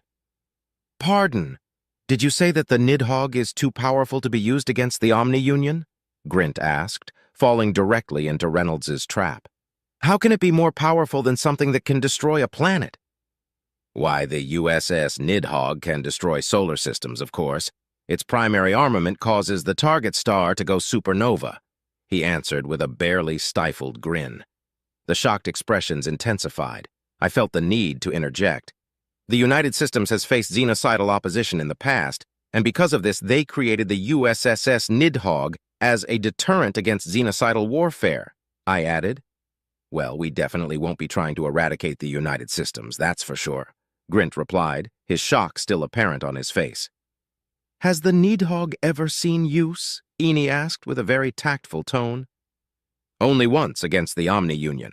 Our intelligence suggests that it was able to eradicate a large fleet and 5 mobile prime platforms," Reynolds said. "Its primary weapon has never been used against organics." "What sort of secondary weapons does it have?" Lorix asked, her gumption beginning to return. "The same magnetic acceleration cannons that are in use aboard our battleships. The dreadnoughts have more of these Macs than the battleships do, though, as well as better shielding and armor. Because of this, the Nidhogg has been used to destroy orbital fortresses in times of conflict." "Pardon me, shiphead Ulina," Tiorn looked at me. "Does the Republic have an answer for these ships?" "No, which is why the United Systems is leading the offensive," I answered. "The Republic has never faced a xenocidal opponent before the Omni-Union. Thankfully, we have been able to keep the OU out of our colonized systems, so we weren't even aware that they were xenocidal. The materials you gave us said the Republic has 250 million ships. What kind of opponents have you faced to justify a military that size?" "Ourselves, mainly. Our military doubles as our police. And due to agreements made at the start of the Republic, whenever one species needs to add more ships to cover shipping lanes, every other species does so as well. This is to make certain that nobody tries anything foolish." "I see." Tiorn nodded as Captain Wong entered the room holding 2 containers. We all looked at the somewhat disheveled captain with expressions of confusion and surprise. He also looked confused and raised the containers slightly as if they explained something. "I was told to bring these here. Tim said it was mission critical," Wong explained, slightly winded. "I made it here as fast as I could." Captain Reynolds couldn't help but grin as he stood from his chair and took the containers from Wong. He set one down in front of his seat and extended the other across the table to Grint. "Here are your chips, Ambassador," he said as Grint took the box. Captain Wong's expression fell as he realized what had happened. It took me a moment to realize that he had been tricked into delivering food, a task far beneath his station. Wong performed a movement known as an about-face and began to leave the room. "Fucking Tim," he muttered as he left. Chapter 20. Subject, Staff Sergeant Power. Ship, NA. Location classified. "All units to exfil ASAP, Omega said. "Omega? What the hell is going on?" I asked. "We're leaving. Grab the box and go. Double time it," it says as an objective marker pops up on my visor. "Go! Now! Let's go, Marines!" I shout as I jump out of the foxhole, pulling Lance Corporal Hart up after me. "Chang, Boyle, grab the fucking box! Double time it!" Running again. As fast as we can. Don't seem to be getting anywhere, though. The ground is moving faster than we are, shooting at the damned robots who are shooting their lasers back at us. Suddenly we're at the landing zone, but the ground is still bucking beneath my feet. The air around the LZ is thick with lasers and dust. Why won't the damned robots just die? The shuttle, it's here. We climb aboard. I pull up the box and Corporal Chang. Sergeant Gruff pulls up Private First Class Boyle. Everyone's in. I start to trigger the hatch, but can't. The ground is tearing, and the ravines grow at the same pace as my sense of dread. I need to trigger the hatch. What the hell's the matter with me? Why can't I trigger the hatch? The tower rises out of the ground. No, it's not a tower. It's a Mac, the biggest Mac I've ever seen. I try to trigger the hatch again, but my hand won't move. I have to trigger the hatch, but I'm frozen in place. I know what's coming. I know what happens, but I can't stop it. No, please, please let me close the hatch this time. Everything seems still and silent. It's just me and the Mac, and I can't close the hatch. And then it fired. Brace! I hear myself yell as the shockwave begins traveling toward us, kicking up massive chunks of rock hidden within an all-encompassing cloud of dust. I grip the grab handle with my left hand and trigger the hatch with my right, but I'm too late. I'm always too late. Something hits me very hard. My vision clouds. Breach detected, ceiling, the suit tells me as it hugs my neck. I shake my head and manage to snap in just as PFC Boyle and LCPL Higgs fly past me out the now destroyed hatch. Everyone else is holding on. Please hold on. Chang loses his grip. I reach out to catch him, but I can't. My hand isn't there. Where's my hand? Why does my arm hurt so much? I see a reflection in Chang's visor as he falls to his death. There's someone in Guardian armor looking the worse for wear. Their arm is missing just above the elbow, and their leg is severed just below the hip. The poor bastard's stump is reaching out. Hold on, that's me. That can't be me. I scream at the realization and look down at my missing limbs. Fuck! I shout myself awake. It takes a moment for the familiarity of my barracks room to settle in, and a bit longer to get my breathing under control. My throat is hoarse, and I use my left hand to rub it, easing the discomfort. I look at my bedside display and breathe a sigh of relief. It's 4:28, only 2 minutes before my alarm's set to go off. I reach over, disable the alarm, and swing my legs out of the bed. One of my feet make a soft plop as it meets the floor, and the other makes a metallic clank. I sighed, but then chuckled. At least it's not wood. Any additional jokes about morning wood left my mind as I picked up my prosthetic arm. A top-of-the-line Evening Star Robotics custom fit bionic replacement. Just like the leg, every single part of the arm is able to be customized, right down to the finger length and thickness. Each customizable piece comes with a massive array of coloration options, but I went with tactical black for obvious reasons. Not a bad stand-in, but I'm still counting the days until my cloned limbs will be ready. They'd made sure to have me fitted before they let my family see me. Max and Moore, my son and daughter, had been excited by the new robotic limbs, but I'll never forget the look on Sarah's face. When she first entered the room, her expression went from worry to relief when she saw that I was still alive. Then it turned into shock and dread as she realized how close she came to losing me. My wife's a strong woman. You have to be faithful to a Marine. A part of her must have believed me to be infallible, and that part had taken quite the sucker punch by the sight of me. She'd been able to quickly mask her expression, but the shock had cut deep. Keeping the robotic limbs isn't an option I'm willing to entertain. They can make the job easier, but they'll always serve as a reminder of how I got them. I'll never be able to forget the look on my wife's face if I keep them, and she'll never be able to forget how close she came to being a widow. I winced as I attached the arm to the connector that had been installed on my stump. It gets cold when it's not connected, and being made to suddenly feel that cold is not a pleasant sensation. Still, it's better than inadvertently shattering one of my bones when I have a nightmare. The doctors didn't even have to warn me about it. I'd figured it out on my own when they explained how strong it was. Do not sleep with your prosthetic arm still attached. Keep it at your bedside, but do not leave it connected to you. The leg is fine to sleep with if you're sleeping alone, they had explained. As a Gen Alt, I'd gotten used to having to be careful with my strength, but this arm was made for military purposes and could output at least 1.5 times the pounds force that my previous limb could. I'm sure that when ESR designed it, they'd been hoping that people would be voluntarily amputating their own limbs for these things, and they'd be swimming in profit as a result. The first time an amputee had shattered their own face in their sleep had destroyed those hopes, though. I went through my calibration exercises as I pulled on my trousers with my real arm, wiggling fingers, rotating the wrist, and bending the elbow. The whole thing felt silly, but it's necessary to make sure that the arm will do what I want it to do. I finished the exercises with a swimming fish motion and finished getting dressed. A quick laser shave later, and I was ready to get chow and start my day. Recovery had gone faster than anyone had expected. The doctor said it was because I gave it my all, but I believe it has more to do with the tech than with me. I'd been able to spend the rest of my allotted recovery time plus 1 week with my family on Alaris Station. It was great to spend time with my wife and kids, but I should have been suspicious of the sudden generosity by the Marine Corps. When my leave was up, I'd been met by Major General Holt. When Holt had still been a 1-star, he'd been my commanding officer in the Marine Special Operations Command. I had been quietly ushered out of MARSOC when I discovered the Dreadnought Reserve. As such, Holt had been a very unwelcome sight. His ambush indicated that he suspected that I would go AWOL if I'd been given orders to meet with him. I know better than that, but it would have been really damned tempting. There was only one thing Holt could want from me, so it wasn't a shock when he produced orders to return to MARSOC. The only surprise was that they wanted me to join the Raider Regiment. He'd also given me the bad news about my men.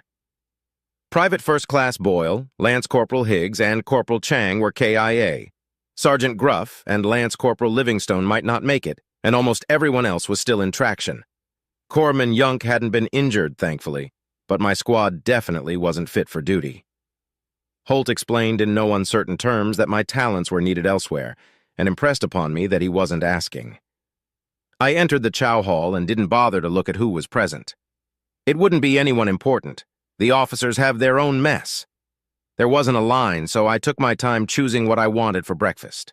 Oatmeal with bacon chunks for energy, a banana to prevent cramping, 2 slices of toast to pair with the oatmeal, and a glass of raspberry tea. Breakfast of champions. I gathered up my tray and finally looked at the rest of the Marines. Once upon a time, MARSOC operatives either ran in 14-person squads or solo. Someone up top thought it would be better for the Raiders to operate in groups of 5, so now the squads were more like fire teams, and there aren't any MARSOC spooks running around on their own. There were only 2 members of my squad present, so I opted to sit with them. "Ura, Staff Sergeant," Corporal Simmons greeted me as I sat with my chow. "Ura, Corporal," I grunted. "How's the grub today?" "Better than the crayons, Staff Sergeant," Corporal Johnson grunted between bites. The newly minted corporal was referring to the nutrition sticks on offer by the Guardian suits. It was a generous comparison. The waxy texture and disgusting taste of the nutrition sticks made crayons seem pleasant in comparison. I took a bite of my chow and found that he was right, but it's a really damned low bar to hurdle. "So what are we doing today, Staff Sergeant?" Simmons asked. "We're doing PT while you finish your sensitivity training," I answered. "Shit," Simmons muttered. "At this rate, I'm gonna get fat. That's your own damn fault for calling an Urukari a lizard lady during a first contact." Johnson pointed a spoon at him for emphasis. "You're lucky they didn't take your rank and shove you back in with the rank and file." "Oh, I got something you can take and shove," Simmons growled. I cleared my throat pointedly. "Sorry, Staff Sergeant," both corporals said in unison. "After PT and sensitivity training, we're getting a briefing," I continued. "And no, I don't know what it's about." They didn't bother asking for further clarification. They'd both been in MARSOC long enough to know that when your team lead hasn't been informed on what a briefing is about, it means it's about a mission. Ironically, scuttlebutt in MARSOC is more rampant than in the rest of the fleet, so you usually have some sort of indication of what the mission could be about. This time, there wasn't a damned clue to be found. "Where's Hansen?" I asked. "I don't know," Simmons answered. "He said he's skipping chow today," Johnson shrugged. "Says he's trying to trim, but I doubt it's a coincidence that his favorite game just launched a new event." "Aw, fuck, that's today?" Simmons asked. "I wanted that unicorn hat, damn it." "Whatever. Just make sure that he and Smith make it to PT," I said, as I tossed my spoon onto my tray. The 2 corporals looked at me as if I'd grown 2 heads. I couldn't tell if it was because I had given them the task of wrangling a pair of sergeants or because I'd already finished my food. Probably the latter. Though Hansen and Smith may be sergeants, Simmons and Johnson have seniority over them within MARSOC. The sergeants are aware that it's never wise to ignore someone that's been in longer than you, so they wouldn't have any problems wrangling them. I gathered up my tray once again and carried it over to the waste receptacle. I briefly listened to the soft hum of the machinery sorting the various dishes, then turned to go about my business. I opted to get a head start on PT because I wanted to get rid of the few remaining cobwebs left over by the nightmare. Need a clear head for the briefing. Chapter 21. Subject, Staff Sergeant Power. Ship, NA. Location, classified. I gazed into the void as the rest of my team finished their physical training, the clunking of the plates providing ambience. This is why I prefer to be assigned to space stations over ships. Being able to take in a view like this is miraculous. Military spaceships don't have windows for obvious reasons, and because of that, you have to look at space through the eyes of a camera. Sure, it looks the same, but it doesn't give you the same feeling as being separated from it by a bit of glass. It's hard to describe this feeling, like gazing into a night sky but being part of that sky while you're doing it. Probably not the best description, but then, again, I'm not a poet or anything. Another reason for my preference is that space stations are safer than ships. It's a topic that's argued about over beers every couple of weekends or so, but every metric backs space stations over ships. There's more things that can go wrong on a ship. Ships are destroyed at a much higher rate than space stations are, and there are far fewer accidental deaths aboard space stations. The only supporting argument you could make in favor of ships is that they can move, and there's always someone dumb enough to make that argument. Movement is actually one of the factors that cause accidents. It's actually the biggest reason that ships aren't as safe as stations. True, orbital stations are moving, but even they are safer than ships. Ships are a damned death trap. Good view, Staff Sergeant? Sergeant Smith asked as he walked up. Only the best of the best for MARSOC, I chuckled. Smith chuckled with me. Pretty sure they weren't talking about amenities. These are pretty sweet digs, though. True. Not a bad hole to live in, I said. We're in space, Staff Sergeant, Simmons said as he joined us. Kind of the opposite of a hole. Or the end result of a hole if you're dedicated enough, Johnson argued. What? You're supposing that if you dig through a planet and come out the other end, you're gonna end up in space? Simmons asked. You'll have enough dirt to make it to space for sure, Johnson nodded sagely. All right, that's enough, I said as SGT Hansen approached. Everyone squared away? Yes, Staff Sergeant, they all said in unison. Then let's get to the briefing. They exchanged a glance as I walked past them down the corridor. Simmons and Johnson must have managed to communicate something to Hansen and Smith because the rest of our walk was free of questions or comments. Or maybe Hansen and Smith were simply smart enough to know that they'll be told when it's time for them to be told. We approached the conference room 16 minutes early for the briefing. I walked in the door and clocked 7 chairs and a table. 5 of the chairs were on one side of the table, and the other 2 were sitting opposite to them. I gestured to the 5 chairs and waited for my team to take their seats. I took the free one. Figures, Simmons said after a few moments. Officers are always late. They're not late, we're early, Johnson argued. You're either 15 minutes early or you're late, Simmons countered. Being 15 minutes early is one of the oldest traditions of the military. The reason it's a tradition is because there was a time that most members of any given military were teenagers that could barely make it to their classes on time just a few months prior. Requiring them to be 15 minutes early and having drastic consequences for being late helped make sure things ran as smoothly as possible. Simmons isn't wrong, though.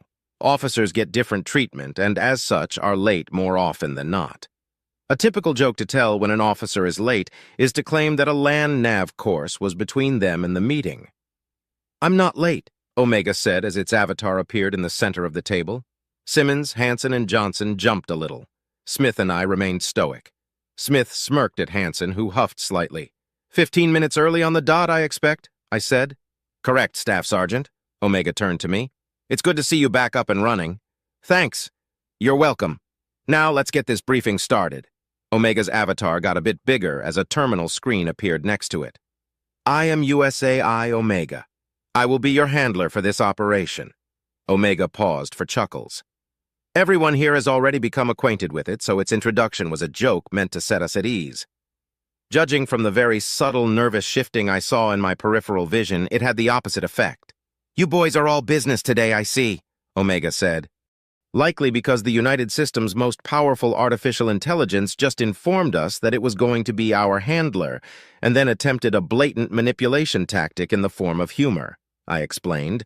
"This indicates that you're expecting us to react negatively to what you're about to tell us, which in turn means the mission you're briefing us on isn't exactly going to be a walk in the rec area."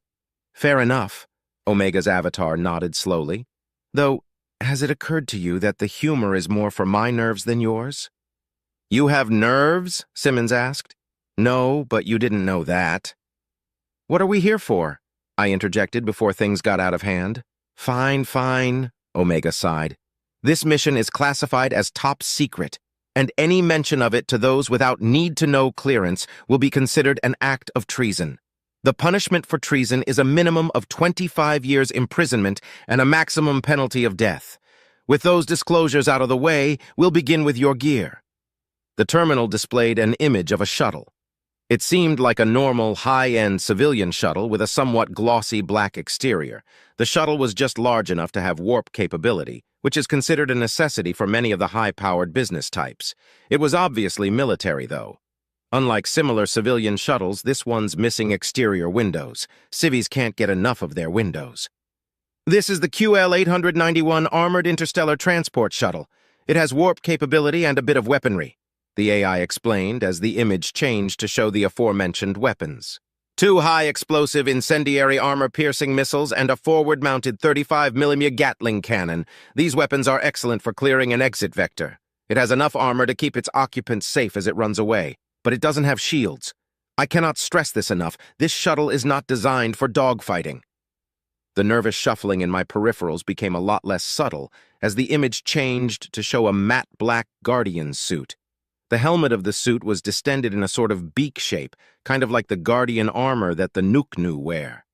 It seemed oddly shaped in the torso as well, and it took me a second to realize that it was designed to fit humans, Alumari, or Nuknu interchangeably. Hell, you wouldn't even be able to tell which was which. "We're wearing the R9?" Johnson asked. This time, I actually turned to look at the corporal. As far as I knew, the R8 Advanced Guardian armor was the latest model of the Guardian suits. He met my eyes with the same incredulity that I felt. "It's the armor that's worn by, well," he trailed off, "the directors who comprise the United Systems Council of the Directorate," Omega finished. "You are correct, Corporal Johnson. You will be wearing the R9 AGA for this mission." Omega prattled on about the better shields and armor of the R9 AGA, while I digested the implications. An armed and armored transport shuttle loosely camouflaged as a civilian shuttle and the same armor that the members of the Directorate wear. What is this? Some sort of field test for full deployment of the R9? Knowing that I would soon find out, I tried not to think too hard about it as the image shifted again to something far more familiar. "And finally, you all know and love the C-21B assault rifle," Omega said. "It fires .52 caliber blah blah blah. It's the rifle you've been using since boot camp. If you don't know it by now, you'll never learn it. This concludes the portion of the briefing dedicated to your equipment. Questions?" "Yeah, the suits look like they disguise a person species," Simmons said. "I'm guessing that's to protect the identity of the director who's wearing it, right?" "Yes." "Then does that mean that there aren't any Gaunt directors?" "Not necessarily. These suits are only used when a director is acting in person in an official capacity," Omega explained. "I'm neither confirming nor denying the existence of Gaunt directors, but if they do exist, then obviously they don't act in an official capacity in person due to their physical limitations." "What happens if there are all Gaunt directors?" Simmons asked. "That would be physically impossible," the AI said. "And no, I will not elaborate any further. Are there any questions pertaining to your gear?" Omega's question was met with silence, and after a few seconds, the image on the terminal changed to show a planet. A blue, green, white, and brown marble that all of us immediately recognized from our various educations.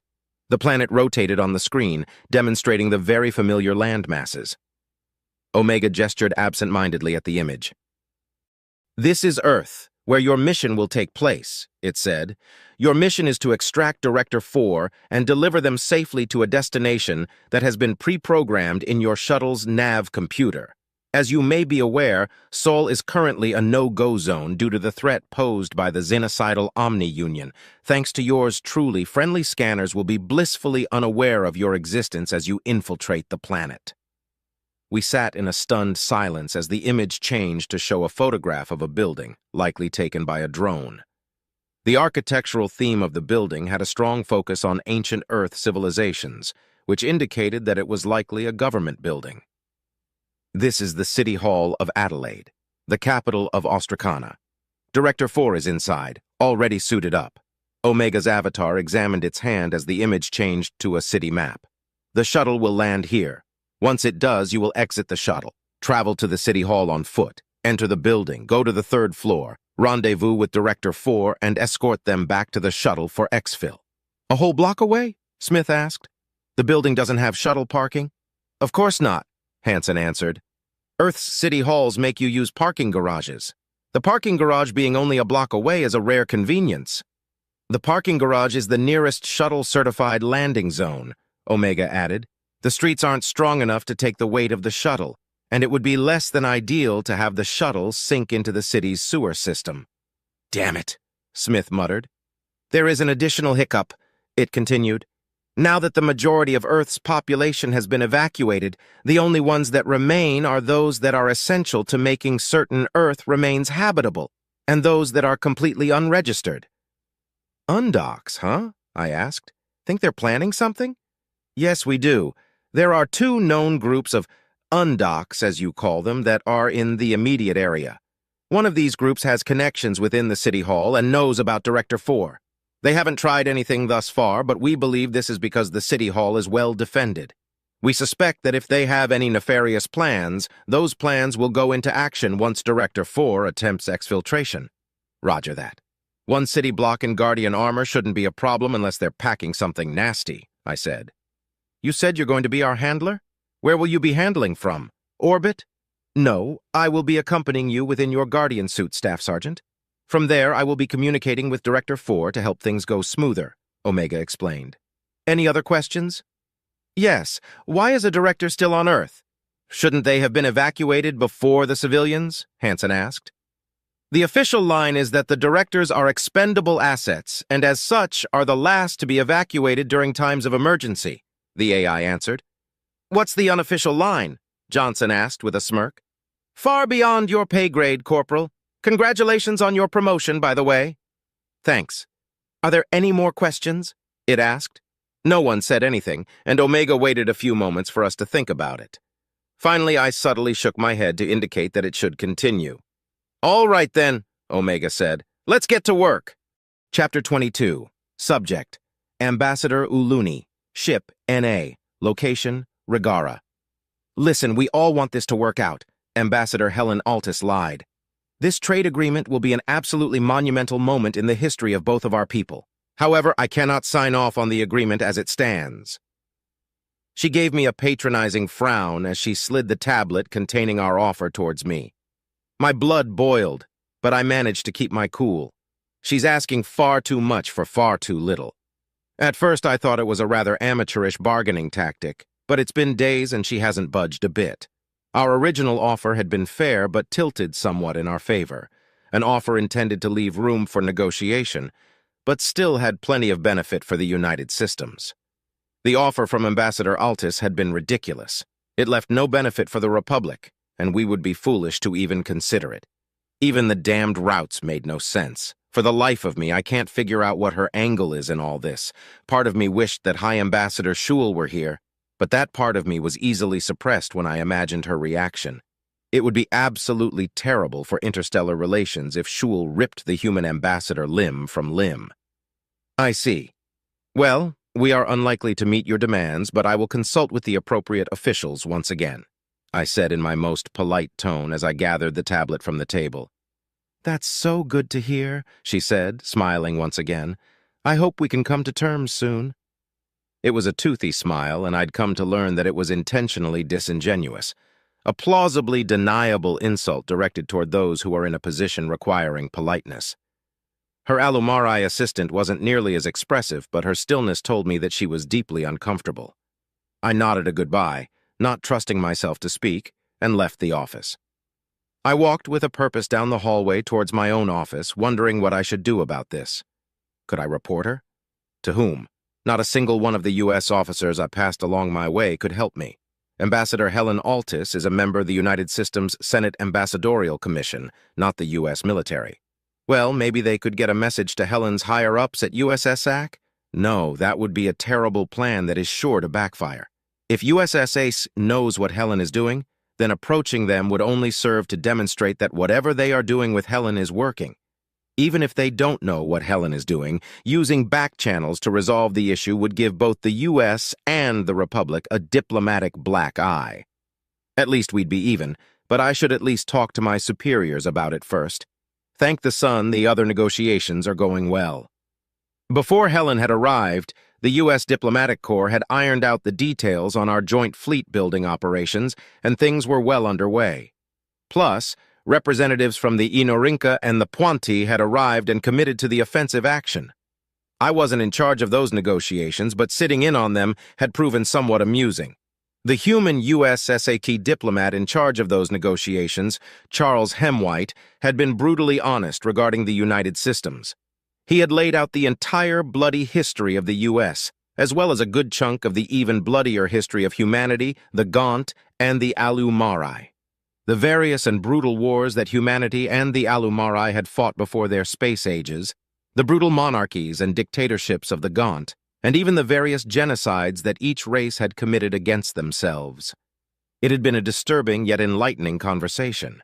It inspired Avmra Egazo, our Oyan diplomatic representative, to do the same. She detailed the various unification wars, the piracy age, and several of the crimes against nature that some of our individual species had taken part in. Once these history lessons had been completed, the independent species had opted to deliberate for some time. Understandably so, they'd been given a lot to think about. Once they returned to the table, the Inorinca seemed more interested in the Republic, and the Puanti seemed more interested in the U.S. Both seemed non-committal, however. It was obvious that they had thought they only had one of two choices: join the U.S. or join the Republic. Charles had clarified that they could remain independent or even unify with each other without negative ramifications from the United Systems. Avmra was quick to clarify that the Republic agreed with this stance, but the fact that Charles had suggested it in the first place raised my respect for him quite a bit. By the warmth of the sun, I wish he'd been assigned Helen's position. Maybe I should ask him for advice. No, it would probably be inappropriate to ask him how to sidestep his colleague. "Hello, Ambassador Uluni," a familiarly vague voice said from behind me as I turned a corner. I spun around and saw 3 Marines, an unfamiliar human dignitary, and a figure in a familiar black suit of armor. "Warm greetings, Director 3, I said with a smile. "At least I hope that's Director 3 under there." "It is," Director 3 nodded. "Your inability to tell means the suit's doing its job. It's good that I ran into you. I was about to go to your office. May we speak in private?" It's highly irregular for a member of a military to wish to privately speak to a foreign diplomat. But then, hardly anything can be considered regular for the group that the United Systems call the Directorate. They're the anonymous overseers of the U.S. military, who are themselves overseen by an exceedingly capable artificial intelligence. All this had been in a briefing packet, and the transparency had made me wonder what they could be hiding. "It must be quite important. Yes, we can speak in my office." I gestured down the hall. Director 3 nodded to the dignitary who returned the gesture and began traveling down the hallway that I'd come from with one of the Marines. I tried not to wonder who he was or where he was going as I led the director to my office. We entered the somewhat cozy room, and I gestured for the director to take a seat. As he did so, one of the Marines stood in front of the outside of my door, and the other stood in front of the inside of my door. Anyone who would want to interrupt this discussion was going to have a fairly anxious time of it. "Thank you for meeting with me, Ambassador," Director 3 began. "How's your brother been?" "You would likely know more about that than I would," I chuckled. "Last I heard, he was on the USS Thanatos acting as a military ambassador to the Inorinca. Personally, I think he should have joined the Ynorincan delegation and traveled here, taking over for Ambassador Avmra. But the powers that be disagree. Indeed, they do. Well, I'm happy to inform you that your brother is still alive. Well, and doing a good job as far as the U.S. is concerned. Turning to a more serious matter, what is your opinion of Ambassador Helen Altus? It would be inappropriate for me to share my personal opinion of the ambassador with a representative of her government, I replied. Yes, I suppose it would be. The reason I wanted to meet with you is because we'll be replacing Ambassador Helen, the director explained. I wanted to explain why, to alleviate any concerns you may have regarding her treatment of our trade discussions. I had secretly been hoping that was the case, but the news still shocked me. I managed to catch my jaw before it dropped, but my surprise had to have been obvious. Helen Altus is a covert member of an organization known as the Front of Humanity. It is a xenophobic organization that believes that humanity would be better served by being alone in the universe. Helen's mission from them was to sabotage the trade agreement in such a way that would harm relations between the U.S. and Republic. Well, she very nearly did just that. I held up my tablet. If I'd had to give this to my superiors, there's no doubt they'd be displeased. Indeed, her assistant noted her tough negotiation strategy and reported it. Unfortunately, Helen's direct superior is also a member of TFH and kept the report from the rest of USSAC. The Bureau of United Systems Intelligence caught wind of this report, though, and began covertly observing Helen and her boss, Director 3 said. I see. It was fairly easy to confirm that her boss is a member of TFH, but Helen was stealthier. It took time to catch her in a mistake, which was that she sent a coded message bragging about her success to her superiors in TFH. She was likely unaware that she was under surveillance, and this gave us the actionable intelligence required to remove her from her current position. What's going to happen to her? I cannot divulge that information. However, Helen will be immediately replaced by Ambassador Charles Hemwhite, and we will be accepting your original trade proposal, Director 3 explained. Assuming it's still on the table? I can make sure it is, I said with a warm smile and a nod. That's good to hear. I'm glad we... Director 3 froze for a moment as if listening to something. Apologies, I have to take my leave. What's going on? I cannot divulge that information, but you'll hear about it soon enough, the director said as he stood. Thank you for your time, Ambassador Uluni. I hope you accept our sincerest apologies for any inconvenience that Ambassador Altus may have caused. Goodbye. I was left without words as Director 3 hurriedly left my office. I was bemused at first, but then I felt the icy stab of fear in my chest as I realized the gravity of a situation that could cause someone as powerful as a director to cut a meeting short. I'll hear about it soon enough. Chapter 23. Subject: Staff Sergeant Power, Ship NA, Location Sol. We've left warp. Welcome to Sol, gents, Sergeant Hansen said. Jesus H. Christ, what the hell are those things? SGT Smith asked as he looked at our TAC map. His question caught our attention, and we all turned to see what he was talking about. The TAC map showed the system's defenses, which included several orbital defense platforms as well as a fleet of more ships than anyone could count in a reasonable amount of time. However, mixed in with all these ships were two signatures that were hauntingly familiar and much larger than any other ship in the system. Is that the Nidhogg? Why are there two of them? Corporal Simmons asked. No, those are Gungnir-class dreadnoughts, Omega's voice answered. The USS Doom and the USS Margraven, specifically. When did we got those? Johnson asked. Last week for the Doom, day before yesterday for the Margraven. What's the difference between a Gungnir class and the Nidhogg? I asked. The Nidhogg is equipped with a Viaranastra spinal-mounted weapon, which is designed to cause a star to go supernova. The Gungnir-class dreadnoughts are equipped with the Ultramax spinal-mounted weapon, which are designed to launch a deep penetration projectile equipped with an A-1WMD package. Nanukes on a penetration slug? To destroy a planet? Smith asked. Correct. So we're expecting mobile prime platforms to show up in Sol? No, but we wouldn't want to be caught unawares. Smith nodded slowly as we digested this news. It had occurred to me that Sol could come under attack by the OU during our mission, but seeing these defenses made it feel like more of a reality. The nubs of my arm and leg ached, and I took a slow, deep breath to fight down the surge of adrenaline that had turned my stomach into a knot. If the OU attacked, the defenses would keep them away from Earth while we completed our mission. Probably.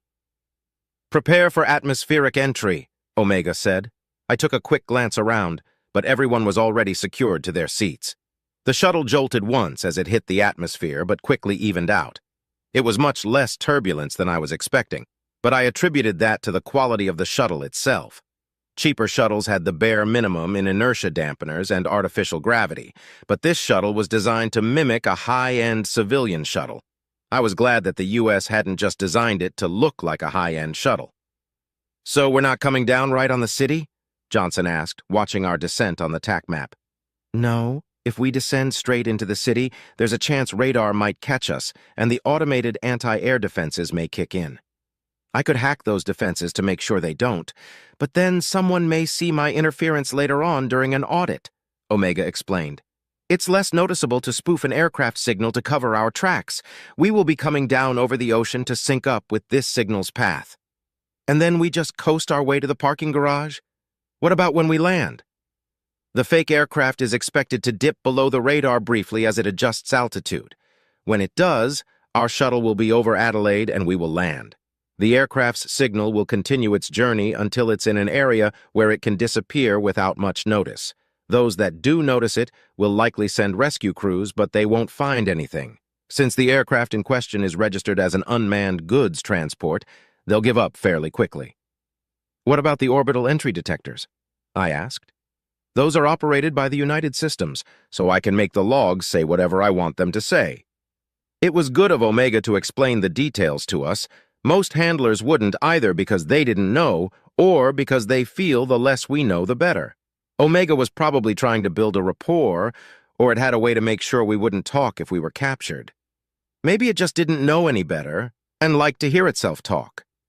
Still, it set my mind at ease to know we had a solid plan. Flying by the seat of your pants is fine and all, so long as nobody shits those pants along the way.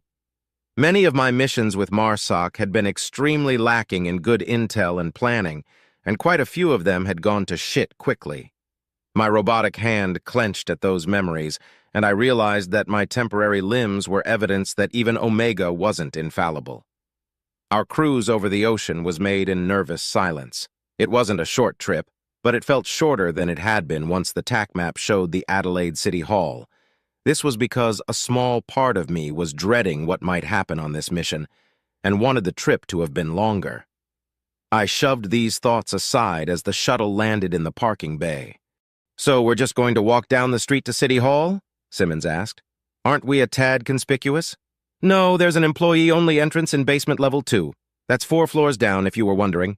The elevator can't handle your armor's weight, so I hope you like stairs," Omega said as the shuttle's hatch opened. "Out you go." An object marker popped up on our HUD. Johnson was nearest to the hatch and took point, followed by Hansen, myself, Simmons, and then Smith. When we were sure the parking lot that was serving as our LZ was clear, we lowered our weapons and continued on to the stairs. The stairwell itself was also clear, and we began to descend. "I don't like how much the R9 weighs," Johnson muttered. "Me neither," Simmons said.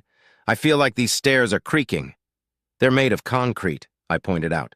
"That's what I mean, Staff Sergeant. Concrete shouldn't creak." "Stow it. Creaking or not, they're holding just fine." "Aye, aye, Staff Sergeant," Simmons said as we reached a sign that said B2. Johnson stepped to one side of the door, and the rest of us lined up behind Hansen. The sergeant tested the doorknob and then twisted it. With his other hand, he counted down from 3 and then pushed the door open rapidly. Johnson quickly stepped through the now open door, clearing his lane as he went. Hansen quickly recovered his weapon and followed with the rest of us trailing behind him. The level was clear, and we began to make our way toward the objective marker. "I appreciate your caution, but it's very unlikely that any potential hostiles are currently aware of our presence," Omega pointed out over the comms. "And?" I asked. "And it occurs to me that heavily armed and armored Marines bursting through doors may cause those that wouldn't normally be hostiles to become hostiles," the AI explained. "Like the security personnel within the City Hall, for instance." I realized that Omega was probably right, and gestured at ease to my squad. legs straightened and weapons lowered, but not a single safety budged. We were in unfamiliar armor and very aware of the fact that every moment counts in a surprise gunfight. Our fingers may be straight and off the trigger, but the second that changed, we would need our rounds to be in the air. We approached the objective marker and examined the door that it highlighted. It had a sign that said, "Authorized personnel only," and a keycard lock. There were a couple of chuckles at the antiquated security tech, but I shut them down a small wave. We took up a much more casual stack, and Johnson reached for the doorknob. "Press your gauntlet onto the reader," Omega instructed. Johnson's hand paused and then changed its course to the keycard reader. A green light flashed, and we were treated to the sound of a heavy lock disengaging. Johnson opened the door, and we marched in after him. The hallway was long and lit with fluorescent bulbs. It reminded me of the hospital that I'd seen my family in. The walk through the hallway was uneventful, and a security guard was waiting at the end of it. He stood quickly as we came into his view. He said, resting his hand on his sidearm. "Can I help you?" "Tell him you have an appointment with Director 4 under the name Extraction Team 1, Omega said. "We have an appointment with Director 4, Johnson parroted. The guard eyed our armor and weapons suspiciously, then used his free hand to poke at his terminal a bit. What he saw caught his attention, and his hand finally left his weapon. "Name?" he asked, going slightly pale. "Extraction Team 1, Johnson answered. All right, yeah, go right in, mate. We'll be wanting to come back this way," I said, with a +1. "That'll be fine," the guard said quickly. Something about his demeanor struck me as odd, but I attributed it to nerves. 5 well-trained and anonymous killers geared for battle just interrupted whatever it was he had been doing, and had done so on the orders of the highest-ranked individual in the city. Actually, probably the highest-ranking individual on the planet. A new objective marker titled D4 appeared in our HUDs, and it directed us upward. We found the stairwell and began making our way up. These stairs weren't concrete, but were well made so they barely buckled under our weight. Simmons expressed his unhappiness via quiet groans all the way up. "Unauthorized communication detected," Omega informed us as we exited the stairway. "Looks like the guard was a plant. Hurry!" We ran the rest of the way to the objective marker, and as we approached, the door it was highlighting opened. An individual wearing the same armor we had on exited the room, looking around until they saw us. They ran down the hallway toward us. "Director 4, I presume?" I said as they approached. "Correct. Omega told me what's going on. Let's go," the director said. 42 armed individuals are currently in the building. 26 are on their way to block the hallway we entered through, Omega explained. "Should be able to blast our way through." Smith shouldered his weapon. "They are equipped with Guardian suits. It's unclear where they got them. Probably from an unguarded armory, all thanks to the evacuation." I sighed. "Well, isn't this fucking grand? If they're smart, they'll collapse the hallway so that even if we defeat their ambush, we'll still have to go through the front doors. When are armies gonna learn to take their fucking toys with them when they exfil?" "Should we just cut to the chase and plow through the front?" Johnson asked. "The hostiles will reach the hallway before you do. Regardless of what may be waiting outside, going through the front is the only option," Omega said. "The cameras out front aren't mobile, so I can only see the steps. They're currently clear, for what it's worth." "Is there a back door?" I asked. "No. The back door of this building is the employee entrance that you entered through." "Windows?" "The ones big enough for you to fit through are too high off the ground to reach." "What about the bunker?" Director 4 asked. "Hole up and wait for rescue?" I asked. "I bet it ain't that simple." "It's not. It would take at least 2 weeks to get MARSOC reinforcements to our location. Even if I went with regular grunts, it would take days," Omega explained. "If the hostiles have access to an armory, they'll have access to the materials required to get through the bunker's door. It's unlikely that it would take them days as well. On the other hand, you could simply blow past the 16 hostiles guarding the front doors." "Okay, front door it is. Let's move out," I said. We reformed our line, and Director 4 took position between Simmons and I. Johnson led the way down the stairs to the first floor, and we followed Omega's new objective marker to the front entrance of the city hall. We heard shouts and screams along the way, but no gunfire. Looks like the building's security didn't put up a fight. "Watch for hostages," I ordered. Green lights indicated acknowledgement as we lined up for a breach and clear of the entrance. Hansen was much less careful with the door this time, and Johnson moved through the door's shattered remains very quickly. Johnson's rifle began firing as Hansen followed him. I was right on Hansen's tail and caught a bullet to the shoulder for my troubles.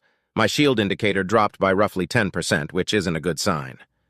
I sighted in on the one who shot me while still tailing Hansen, and noted that he was using a C-21A before I fired 3 quick shots into his head.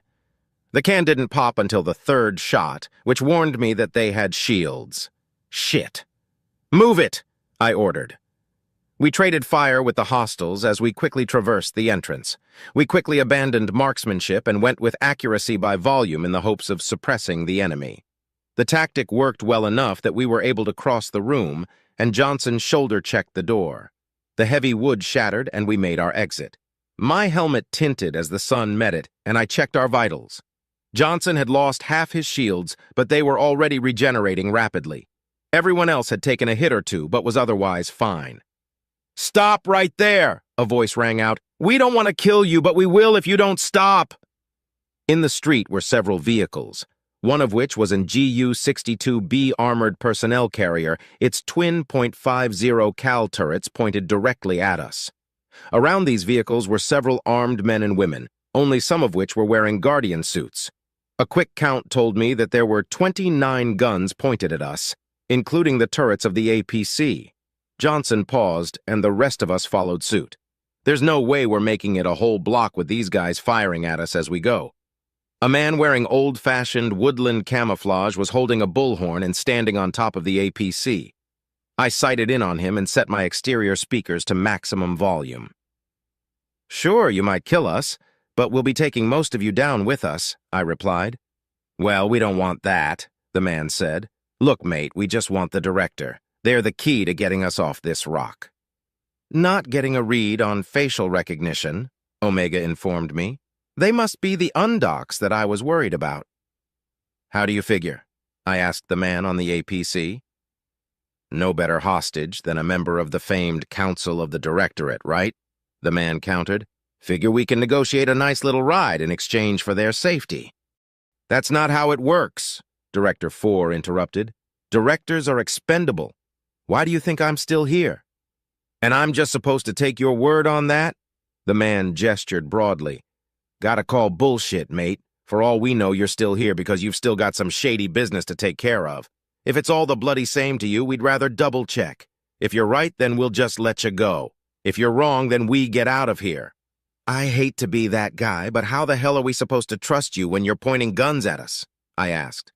"We've got another problem," Omega said.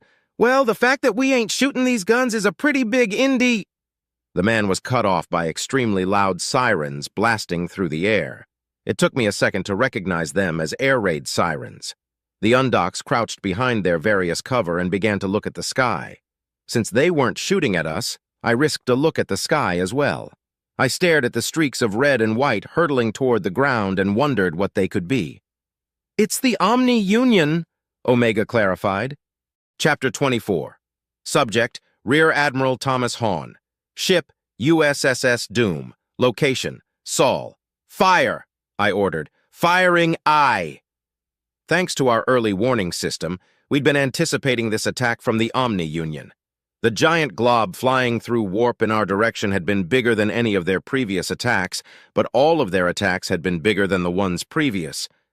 I had worried that they may send a mobile prime platform after Sol, but I was wrong. They'd sent 5. The MPPs exited warp near Jupiter, and we fired at the same moment that the USSS Margraven did. We managed to kill 2 of them before they were able to get firing solution on us. It struck me how much effort it is going to take to clean these things up. I hope that their gravity doesn't fuck the system up too bad. "Recharging, sir," Commander Ernest reported. "Fire when ready. Evasive maneuvers, Nguyen." "Aye, aye, sir," Nguyen said. The majority of our support fleet was fighting the ships the MPPs had brought with them. The remaining 3 mobile prime platforms turned their attention toward us. Nguyen faced our bow toward them and began using our thrusters to dodge volleys as best he could. For every shot that their powerful Max managed to strike us with, 10 missed. "Time's ticking.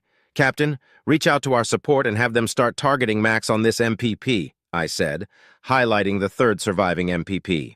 Aye, aye, Gibbons shouted as he set about the task. Even if we survive to fire another shot, that third MPP is going to be a problem. The age-old conundrum of 2 guns, 3 targets.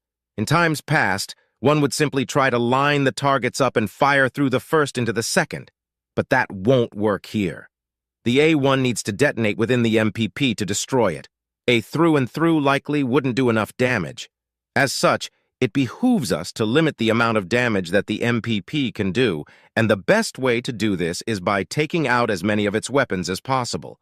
Unfortunately, the weapons in question are Max that can destroy most of our ships in a single shot, so the ships we send on this mission have a high chance of not coming back.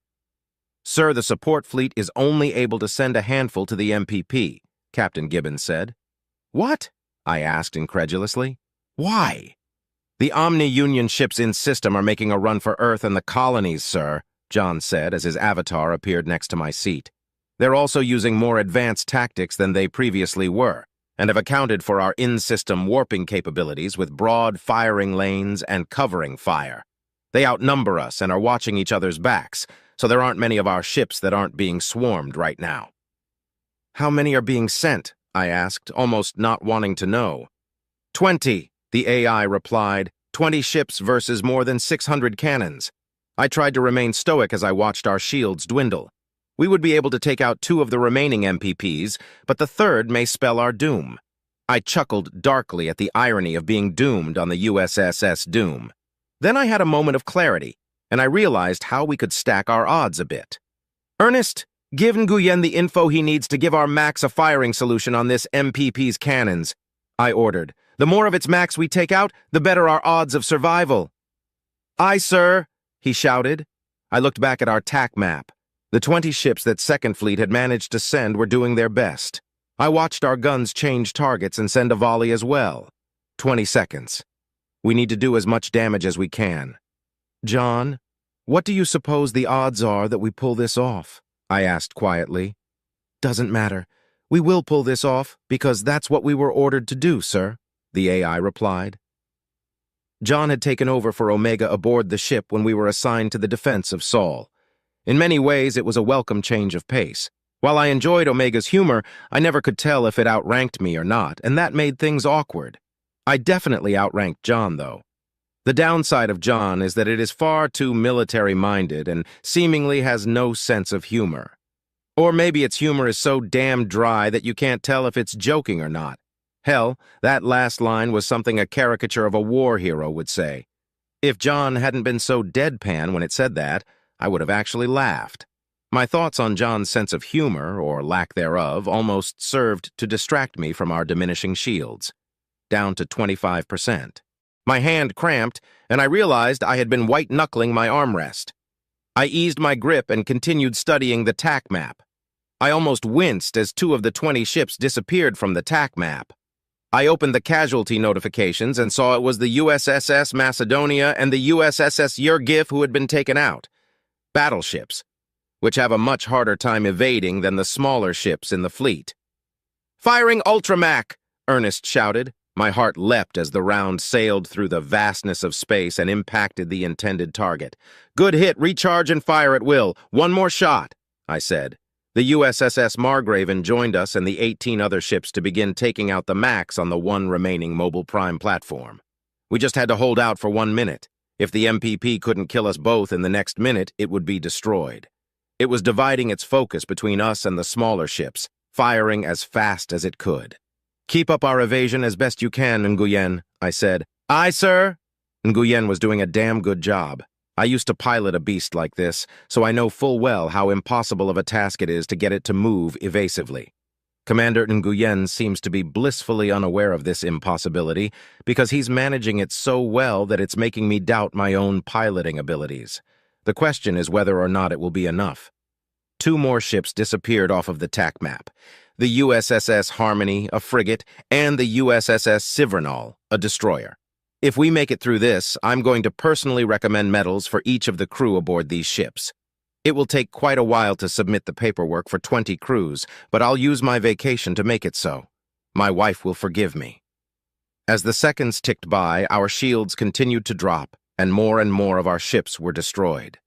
The USSS Revenger was next, followed rapidly by the USSS Macbeth, the USSS Bulyavros, and the USSS Long March. The USSS Red Dragon, the USSS Onami, the USS Glaive, and the USS Neptune met a similar fate soon after. The remaining 8 ships were all destroyers. "Looks like we're having an effect," Gibbons said calmly. I gave him a look of confusion and then checked our shields. We were down to 8%, but the rate of decline had slowed significantly. 8%, 30 seconds, and 4 support ships remaining. The USSS Havrathon, the USSS Eradicator, the USS Yisthri, and the USSS Alpha Centauri had been destroyed. The remaining 4 ships were the USSS Tunchu, the USSS Solar Winds, the USSS War Spirit, and the USSS Liberty. The Liberty was the only one of the 4 that wasn't warping. It had opted for a mobile orbital bombardment tactic that seemed to be working quite well. It was flying just above the MPP's gravitational point of no return and blasting its max as it went. This confused me for a moment because it meant its deck max weren't in use, but then I noticed that the icon was shifting in an odd way. I highlighted the icon and realized that the ship was spinning, making use of all of its max and sustaining a continuous rate of fire. I tried not to wince. The forces involved in that maneuver were going to play hell on the Liberty's systems. If they survive, the Liberty's engineers are going to one hell of a time repairing it. Might end up being the first time in history that engineering stages a mutiny. 10 seconds, John began counting down as our shields finally gave up the ghost. 9, 8, 7, it said as a Mac round tore through our hull, missing anything vital. Sealing bulkheads, Gibbons shouted. 4, 3, 2, another round tore through us, disabling one of our aft engines. 1, charged. Firing, Ernest shouted. We fired, and I watched our projectile make its way toward the MPP. I checked on the Margraven and realized its Ultra-Mac had been hit. Our shot was our only hope. We all held our breath as more Mac rounds pounded into our hull. Successful hit, John informed us. Take us out of its range, Nguyen, I ordered. Aye, aye, sir. We hadn't taken critical damage yet, and we weren't about to let the bastard take us down with it. Nguyen expertly fired our thrusters to turn us about and to get us started in the direction we needed to go, turning tail and running from the Mac rounds chasing us. I watched our 4 remaining support ships disappear from the TAC map and breathed a sigh of relief when I realized they had warped. We managed to avoid further damage as the A1 spread and finally detonated, contributing to one hell of an asteroid field. Cheers rang out from myself and the crew. We survived. I leaned back in my chair and breathed normally for the first time since the battle had started. The USSS Solar Winds, the USSS Tunchu, the USSS War Spirit, and the USSS Liberty had survived along with us. "Get me a damage report," I ordered, once the shouts had died down. The TAC map displayed the asteroids that had been our enemies just moments prior. It would take weeks to clean it all up. Actually, a good chunk of the debris is probably going to be gobbled up by Jupiter if nobody intervenes. I wondered what almost 5 planets' worth of mass would do to Jupiter, but an incoming priority one distracted me. I opened it immediately. Recipients. Fleet 2 commanders. Earth and the other Sol colonies have been invaded by the Omni Union. OU presence consists of infantry, artillery, armor, and close air support. Deploy warp prevention mechanisms, destroy hostile fleet presence, and begin landing your counter-invasion forces. Orbital bombardment is prohibited. Let our shields recharge and then get us in a good position to fire on the OU ships, I ordered.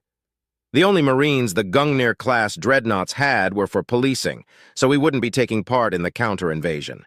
We could definitely help clean up the Omni-Union ships, though. I chuckled to myself before a thought occurred to me. Why didn't anyone tell me we had warp prevention? Chapter 25. Subject, Staff Sergeant Power. Ship, NA, location, Sol. Why weren't we using warp prevention to begin with? I demanded. Because you organics have a terrible habit of making your toys so damned grandiose that it makes it impossible to effectively run things without consuming vast amounts of resources, Omega replied. Sending a jamming signal into warp is energy-intensive, and we had no way of knowing when the Omni-Union would attack. It costs far less reactor fuel to keep max charge than it does to keep the warp disruptors running. Omega's right, Director 4 added. We believed it to be likely that the OU may attack Sol, but it was far more energy efficient to counterattack than it would have been to try to prevent the attack. We also aren't certain that the warp disruptors will work on mobile prime platforms. Why not? I asked. They're big enough that they might be able to simply shrug off the damage that warp disruptors cause to mass trying to re-enter real space. It would have been a massive waste of fuel to have the warp disruptors running and have them be ineffective. Yeah? Well, we ain't so much worried about the MPPs right now, are we? Jason asked as he walked up. The man with the bullhorn and old-fashioned camo outfit turned out to be named Jason Jones. When the OU started touching down, we'd quickly diffused our disagreements and joined forces. Things were still somewhat tense because of the bodies we'd dropped, but it is what it is.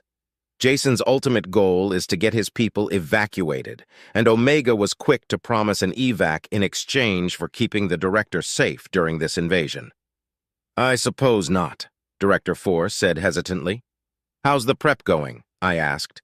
The bunker was professionally made and had a reinforced tunnel for its entrance.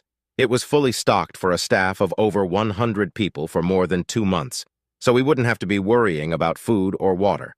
I wondered why a city hall would be at this level of preparation, and Omega had glibly reminded me. I had forgotten most of the Earth history I'd learned in high school, but after Omega's brief refresher course, I feel like the city of Adelaide may be under-prepped. We've got a squad supporting the APC out front and clear firing lines in the tunnel. There's heaps of ammo, and we've passed out all we can carry and stored the rest in the bunker. Your man Johnson did a tally of the supplies and says things are good, Jason said. No coldies, but we've got water and brekkie. That'll have to do. What kind of anti-armor did you bring? None. Weren't expecting cans like yours. Figured you'd be landing at the spaceport and driving up, so we brought shredder strips. But you fully surprised us with your sudden appearance. Shredder strips are used to destroy the tires of most vehicles. Sharp steel barbs arranged in such a way to grab and tear when you drive over them. Absolutely devastating to inflatables, but also useful against airless tires. Probably not as useful against tank tread, though. How far away is the base that you got your gear from? Jason laughed at the question. 6 or 7 hours, mate. It's between us and the Melbourne exclusion zone, but closer to the exclusion zone. Damn, I swore, then switched off my speakers. Omega? If we use the shuttle, how long would it take? If he's talking about Ballarat Barracks, about an hour-and-a-half round trip, Omega said. An hour and a half? I asked incredulously. It would have to be a low-altitude flight, which will limit how fast we can go. Any ships that go too high are going to get shot out of the sky. Nothing can be allowed to leave the system while the OU are here. I looked at Jason and was thankful that he couldn't hear Omega. As an undock, he's already pretty disillusioned with the United Systems. Pointing out the fact that the U.S. is willing to kill fleeing civilians would just add fuel to that fire. Probably wouldn't even matter that one ship of fleeing civilians could doom an entire system. Sergeant Smith, I said over comms. Yes, staffs aren't. Grab Corporal Simmons and take the shuttle to Ballarat Barracks. Omega will guide you there and back. I need you two to grab any and all infantry portable anti-armor you can find, and get back here on the double. I'm giving you 30 minutes on the ground. Once the 30 are up, you need to be heading back here. Roger that. Moving out. Smith and Simmons should be able to get plenty of anti-armor ordnance in 30 minutes, assuming there's any left. 45 minutes to get there, 30 minutes for shopping, 45 minutes to get back. 2 of my Guardian suits gone for 2 hours. That's probably going to sting, but I've done more with less. I turned back to Jason, and he raised an eyebrow at me. It took me a moment to realize that he hadn't heard anything I'd been saying because of the soundproofing of the R9. He had just seen me standing here looking like I'm talking to someone. I fought the urge to chuckle at that mental image. I'm sending 2 of mine to do some shopping, I explained. It's Ballarat Barracks that they need to go to, right? Yep, he replied. Want some of mine to go with? No need. With these suits, my men can outpace and outlift yours by a very wide margin, I said. My men got Guardian suits too, mate. Not like these ones, and none of you are gen-alts, I shook my head. There's also the matter of trust. I don't know you or your men, and the only things keeping us from each other's throats is the threat of the OU and Omega's bargain. You'll forgive me for doubting that you and your men completely trust Omega's word." Jason laughed. "Fair enough. You think the bot's telling the truth? It can get us out of here?" "I've got no reason to doubt it," I diplomatically replied. "What if it's overruled by an admiral or something, though?" "I'd like to see them try," Omega's distinctive voice said through my suit's speakers. "They will be an ensign again before they finish giving the order. Your people will be evacuated once the OU threat has been eliminated." "How long's that gonna be, you figure?" Jason asked, unsurprised by Omega's sudden interruption. "If all goes well, a couple of weeks. In a worst-case scenario, a couple of months. There's also the possibility that the OU capture the system, in which case we'll have a whole other set of problems." Omega's brutally honest take on our situation left Jacob and I stunned for a moment. It made me wonder how things are going in space. If the OU managed to take Sol, how long will it take to get it back from them? Months? Years? There's also the political situation to think of. Humanity will push hard to take Sol back, but we'd only get a couple of chances before the pushback from the other species became too strong. One of the first arguments they'll make is that we're wasting resources on recapturing a mostly evacuated system that we already were wasting resources guarding. This argument will become much more potent with each failure to recapture the system. They will accuse us of using the U.S. military as a tool for our own personal vendettas, conveniently sidestepping the fact that Sol is a part of the United Systems and the only one being threatened by the Omni-Union. Omega's not wrong. If we fail to keep Sol, we will have to be worrying about food, water, and ammo. We won't be able to just hole up in this bunker. We'll have to venture forth. Doing so now would be foolish because we don't yet know where the OU is dug in. We'll need to give them a week or so, then scout out their locations and patrols. I looked at Jason and realized he was staring at me. His expression told me he had similar worries. "We'll be fine," I said with fabricated confidence. "We've got the best ships in the galaxy. Even if we lose Sol, we'll retake it damn quick." He smiled and shook his head. "The reason I'm undocumented is because my parents and their parents wanted to avoid being drafted. Every undoc in here has a similar tale. Just peaceful people wanting to live peaceful lives, and this is where we end up. The universe has a twisted sense of humor, mate." "Drafted?" I asked. "The United Systems doesn't have a draft." "Earth does. Mandatory military service for every Earth citizen, with the option to transfer that service to the U.S., he explained. "Hasn't the Earth planetary government prohibited declarations of war?" "Sure, but how do you think they enforce that? The EPG is the one that runs the draft.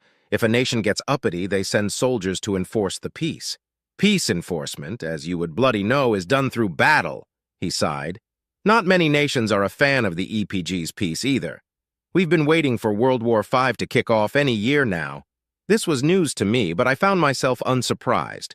Earth had always presented itself to the galactic community as a near paradise, but in almost the exact way that shady vacation resorts do. The same kind of resort where you're slightly more likely to get mugged than you are to have any sort of fun. Part of me had hoped it was coincidence. A quote came to mind. "I do not know with what weapons World War III will be fought, but World War IV will be fought with sticks and stones." I think it was Albert Einstein who said that, shortly after Earth's Second World War. When we were learning Earth history in high school, my friends and I made fun of that quote, called it optimistic, turned it into an inside joke, and chuckled to ourselves when we learned about the destruction that happened during Earth's Fourth World War. Major cities turning into craters, coastlines getting new gulfs, the fall of the American Empire, and nearly 1 billion deaths were all sources of amusement to us. "Look what you can do with some sticks and stones," we had said.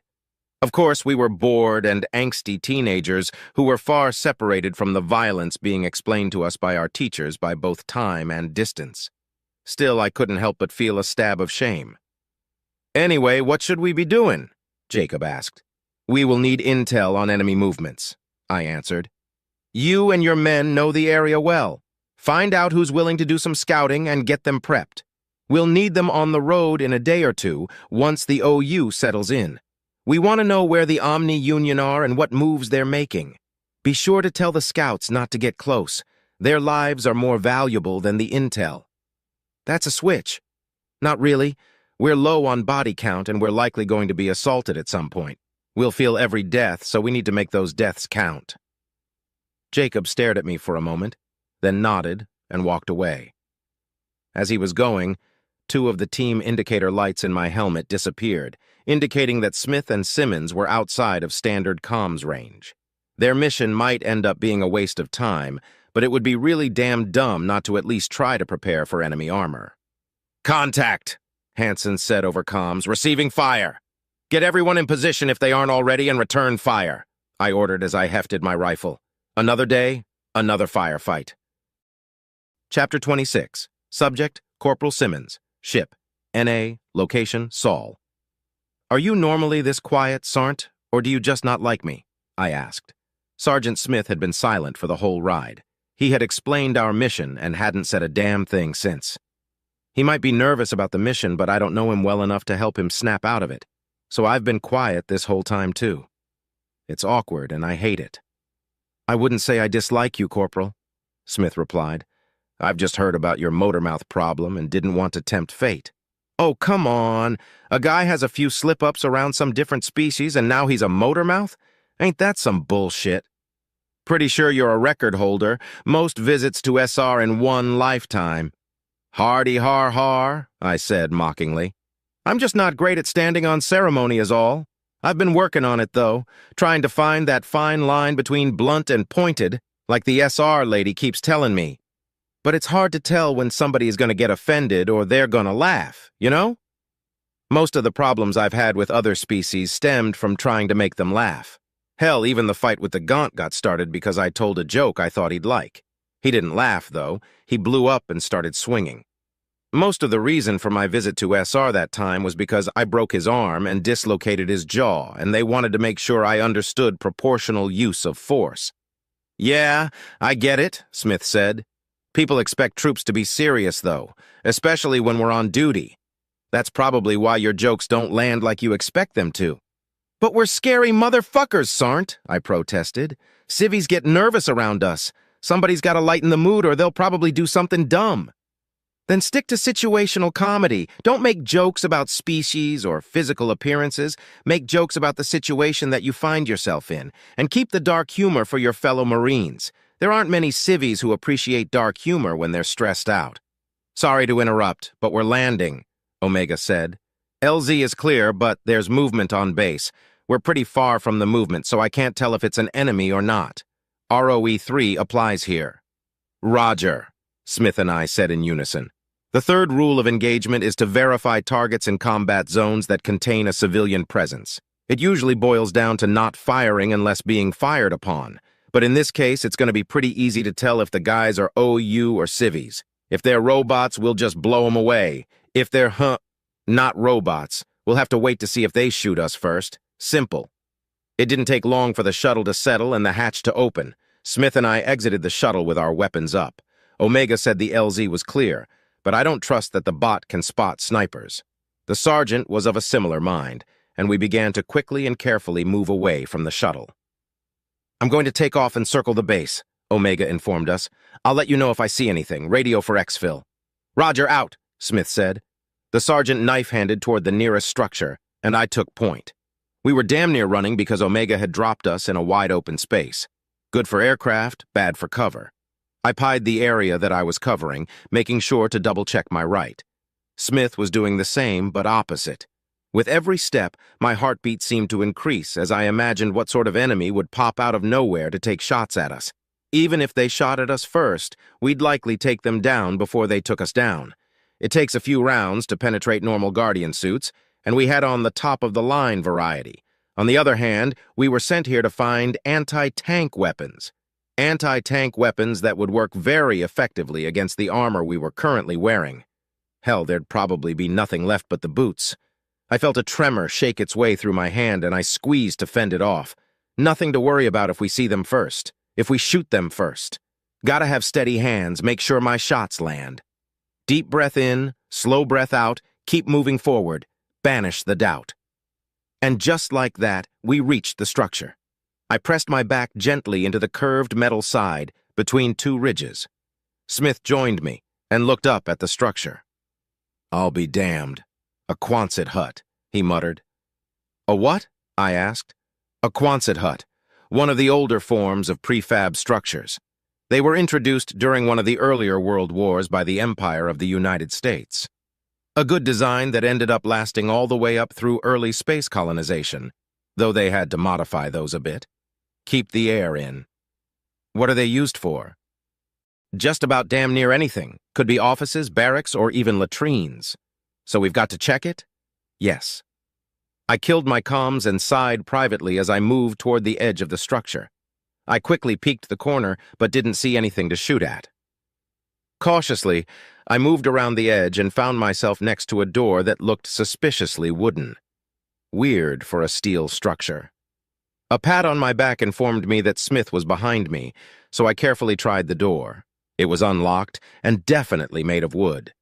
I opened it quickly and quietly, making sure my muzzle cleared the frame before my chest did.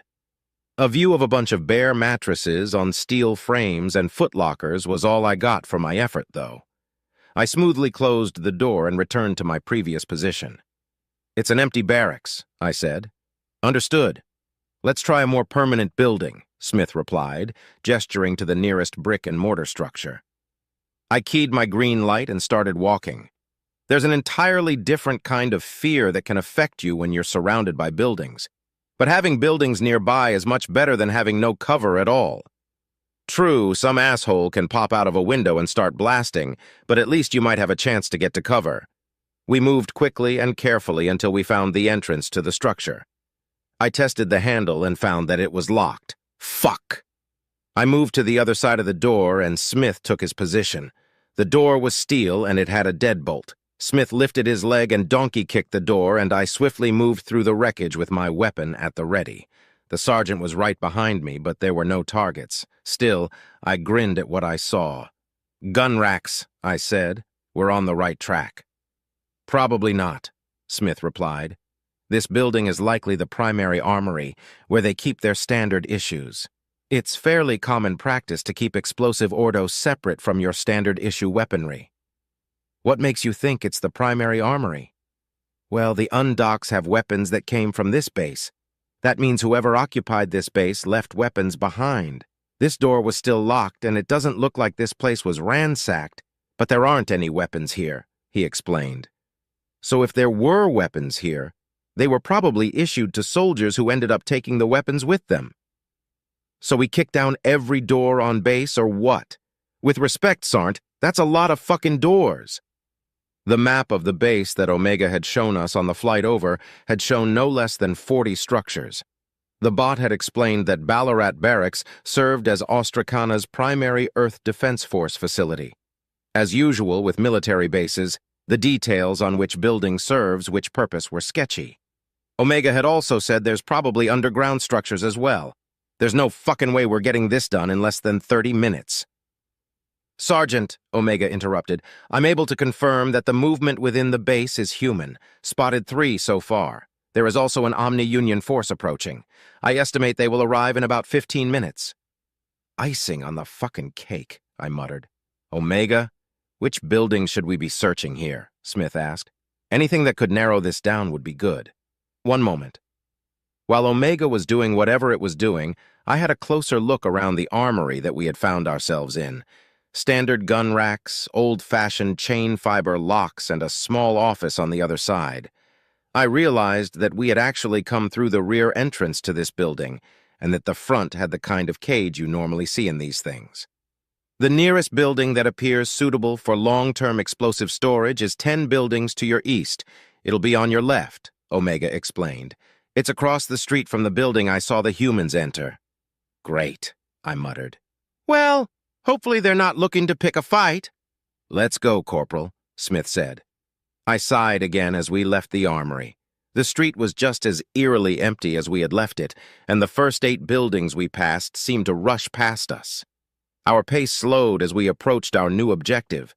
I kept my rifle trained on the building that Omega had said the humans had entered, pieing the windows and doors until I was standing next to the entrance to the building we needed to search.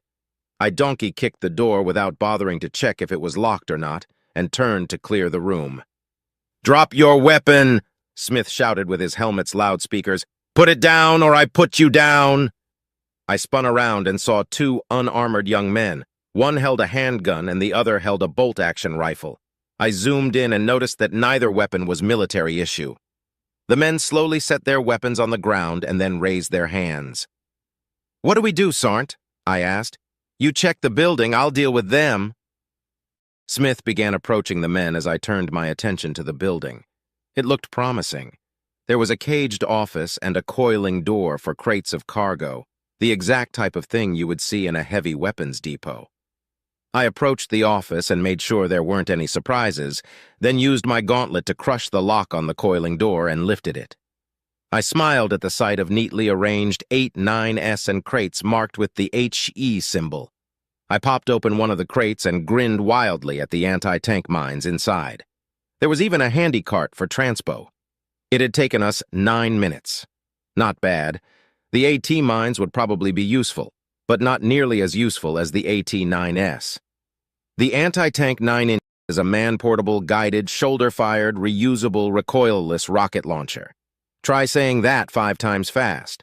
It fires a laser-guided, saboted heavy armor penetrator, or SHAP, rocket with stealth and shield penetrative capabilities. I got to fire one in boot camp because of my good marksmanship. Only the absolutely top-of-the-line armored vehicles stand any sort of chance against this thing. "We've got the goods, Sarnt," I reported. "Even got a cart to haul them." "Good work, Corporal. We've got 5 civvies who've been camping out in the base, surviving on MREs and potable water tanks." "Why here?" I asked. "Hold one," he replied. A few moments later, he said, "They're from a nearby small town whose occupants took just about everything with them and pretty much left them for dead. They started nomading it up when they were nearly out of food and lucked out with the base. At least, that's what they're saying." "Are we leaving them?" "No. Load up the cart. They'll push it. We'll grab what we can carry." "What if they try something?" "ROE3. "Roger that," I sighed. "I don't like it, but I wouldn't be able to sleep good for a while if we left them to the mercy of the Omni Union.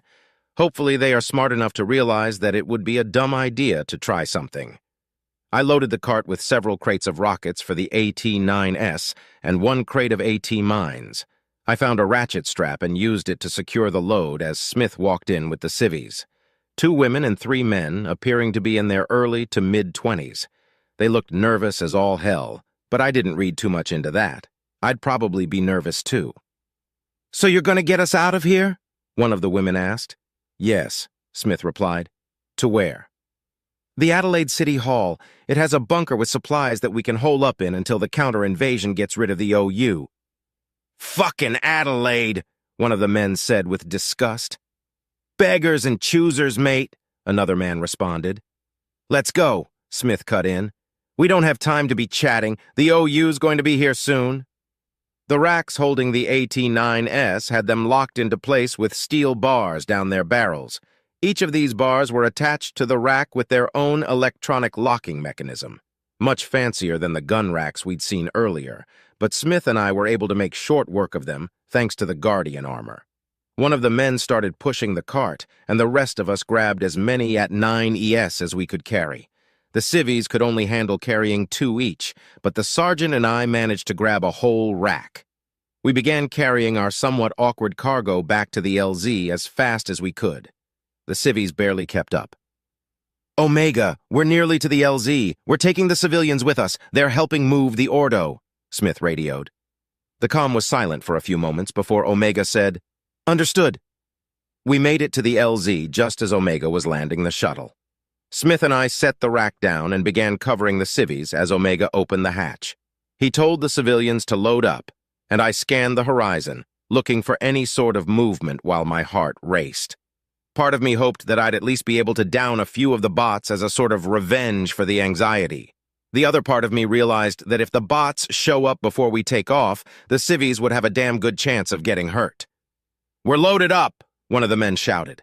I slung my rifle and grabbed my half of the rack. Smith and I double-timed it up the shuttle's ramp.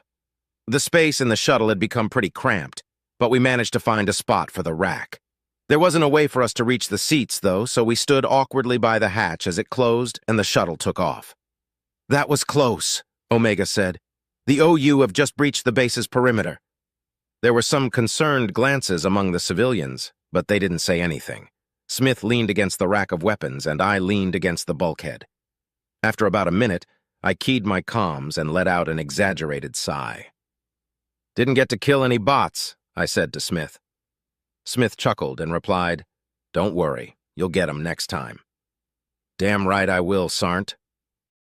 Chapter 27, Subject, Staff Sergeant Power, Ship, NA, Location, Saul.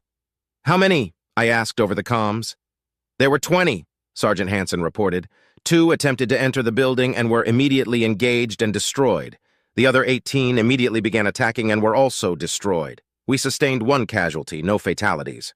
"Probably scouts, then. Tell me about the casualty." "Her name's Willow, and one of the bots hit her as it was going down. 4th-degree burn on her right shin. We're treating it as best as we can right now, but all we've got is first aid." "Omega's directing me through it," Johnson reported. "She's probably going to be all right. 1 stable casualty isn't bad for a ragtag group fighting 20 literal war machines. Scouts are trouble, though. Since they're robots, we have to assume they are able to communicate our position to other OU forces. We should expect reinforcements, but there was another matter that needed addressing first." "Understood. Good work," I replied. "And Sergeant, don't go native." There was a moment of silence before Hansen's indicator lit up green. The indicators have a lot of different meanings depending on the context, and in this case I chose to think it meant that Hansen understood the order and would comply. The reason he didn't verbally acknowledge the order is likely so I wouldn't hear the shame in his voice from my chastisement. The first thing he had told me about the civilian casualty was her name, which betrayed how close he was becoming to her. Every soldier that might have contact with civilians is taught to keep them at arm's length. Winning hearts and minds is one thing, but civilians are only guests in the world of military life. Since they don't understand the intricacies of war, they can easily get in the way of accomplishing your objective. Or they could be enemies in disguise. In MARSOC, these teachings are practically beat into us. We're taught the insane brutality of guerrilla warfare. And the takeaway from this training is that every civilian should be seen as a potential hostile regardless of their age, gender, or political orientation. You have to be prepared for them to try to kill you, or you're giving them the ability to succeed. Our situation was even more precarious. These civilians were hostile just a short while ago. Some of them actually shot us, and we had killed some of them in return. The only reason we are on the same side now is because of a common enemy and Omega's promise. There's still a chance some of them will let emotion override their survival instinct and seek revenge for their fallen comrades. We have to be prepared to put them down at a moment's notice. "We did good work there, mate," Jacob said. "Gotta be a record. Fastest anybody's ever put those things down, yeah? Shame we don't have any coldies to celebrate." "Not much to celebrate. Those were scouts," I told him.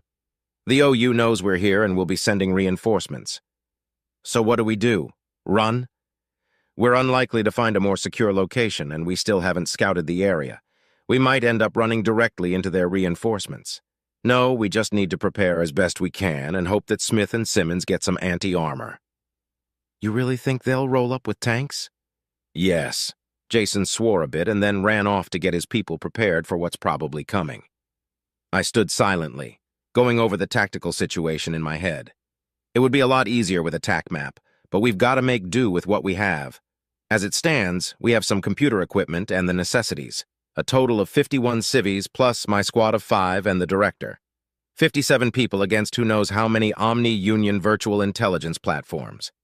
The choke point of the bunker's hallway helps somewhat, but since we're all using ranged weaponry, it won't be as effective as one would hope. Plus, I don't know if the bunker will stay standing if they drop the building on us. It should. But there's always a chance that someone fucked up in its construction. The building itself is built to withstand a lot of damage, so they'd need to use demo charges to bring it down. To prevent that, we should hold the building and use the bunker as a last stand. "Hansen, do you have eyes on Jason?" I asked over the comms. "Yes, Staff Sergeant." "Tell him we want to keep the building. 2 people at each window, suited up if possible." "Aye, aye, Staff Sergeant."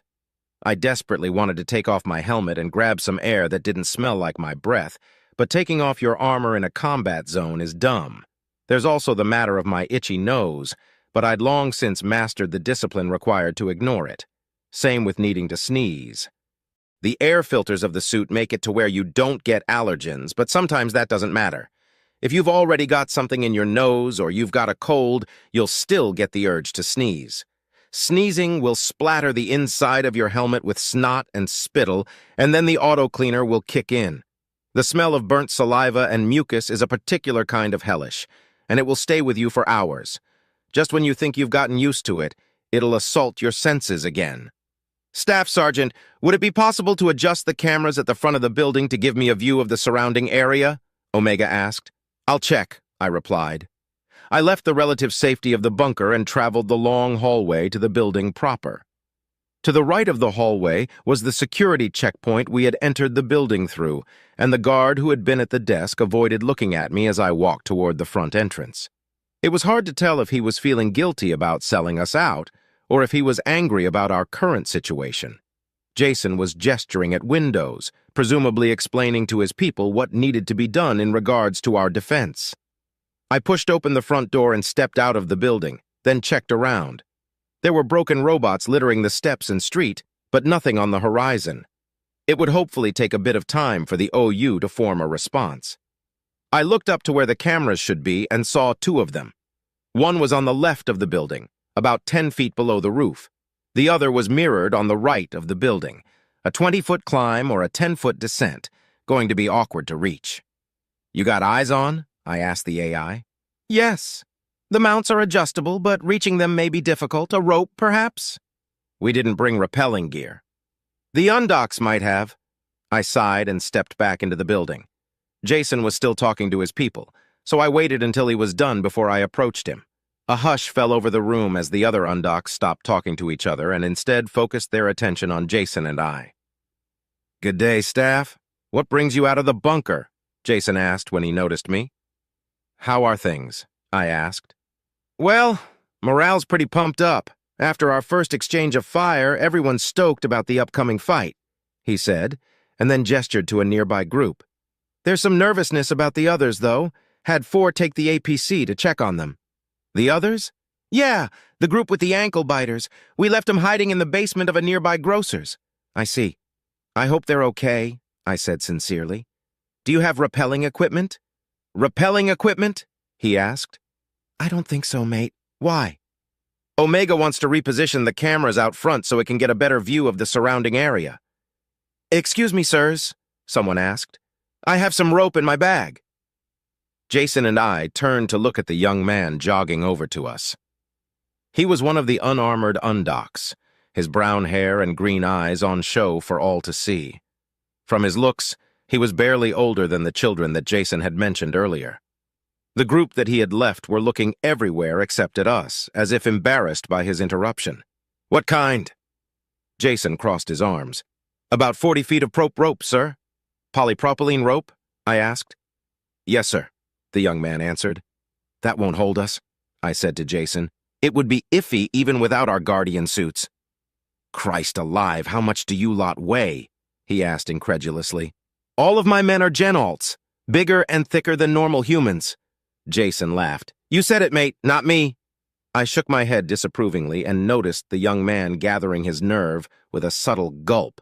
I can do it, sirs. Jason and I studied the young man intently. His expression was one I'd seen dozens of times.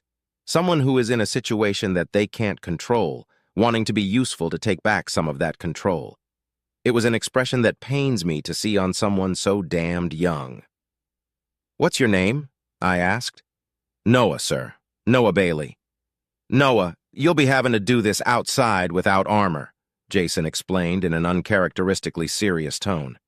You understand what could happen, right? I could get killed, sir. Not just killed. You saw what happened to Willow, didn't you? There's a chance that her leg's never going to work right again. She might end up dealing with intense pain every day until she dies.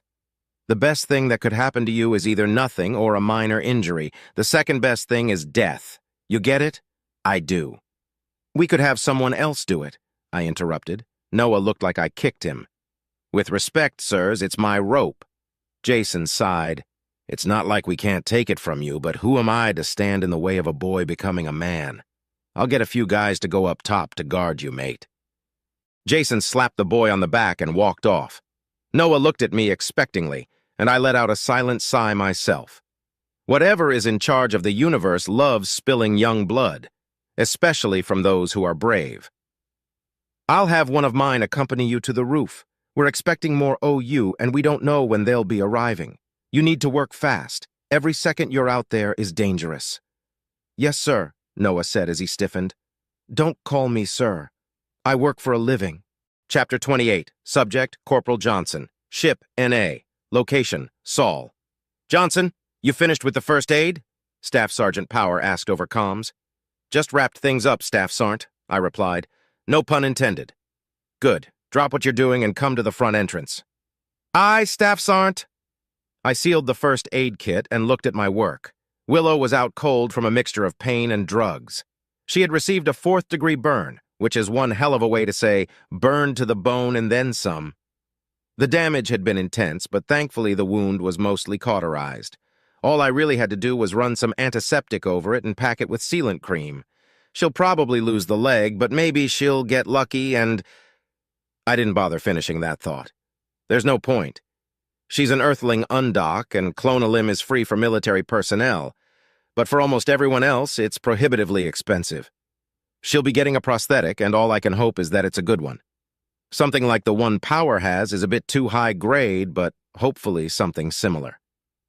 I looked at Sergeant Hansen. She'll be okay, I said. I know, he said. Get going.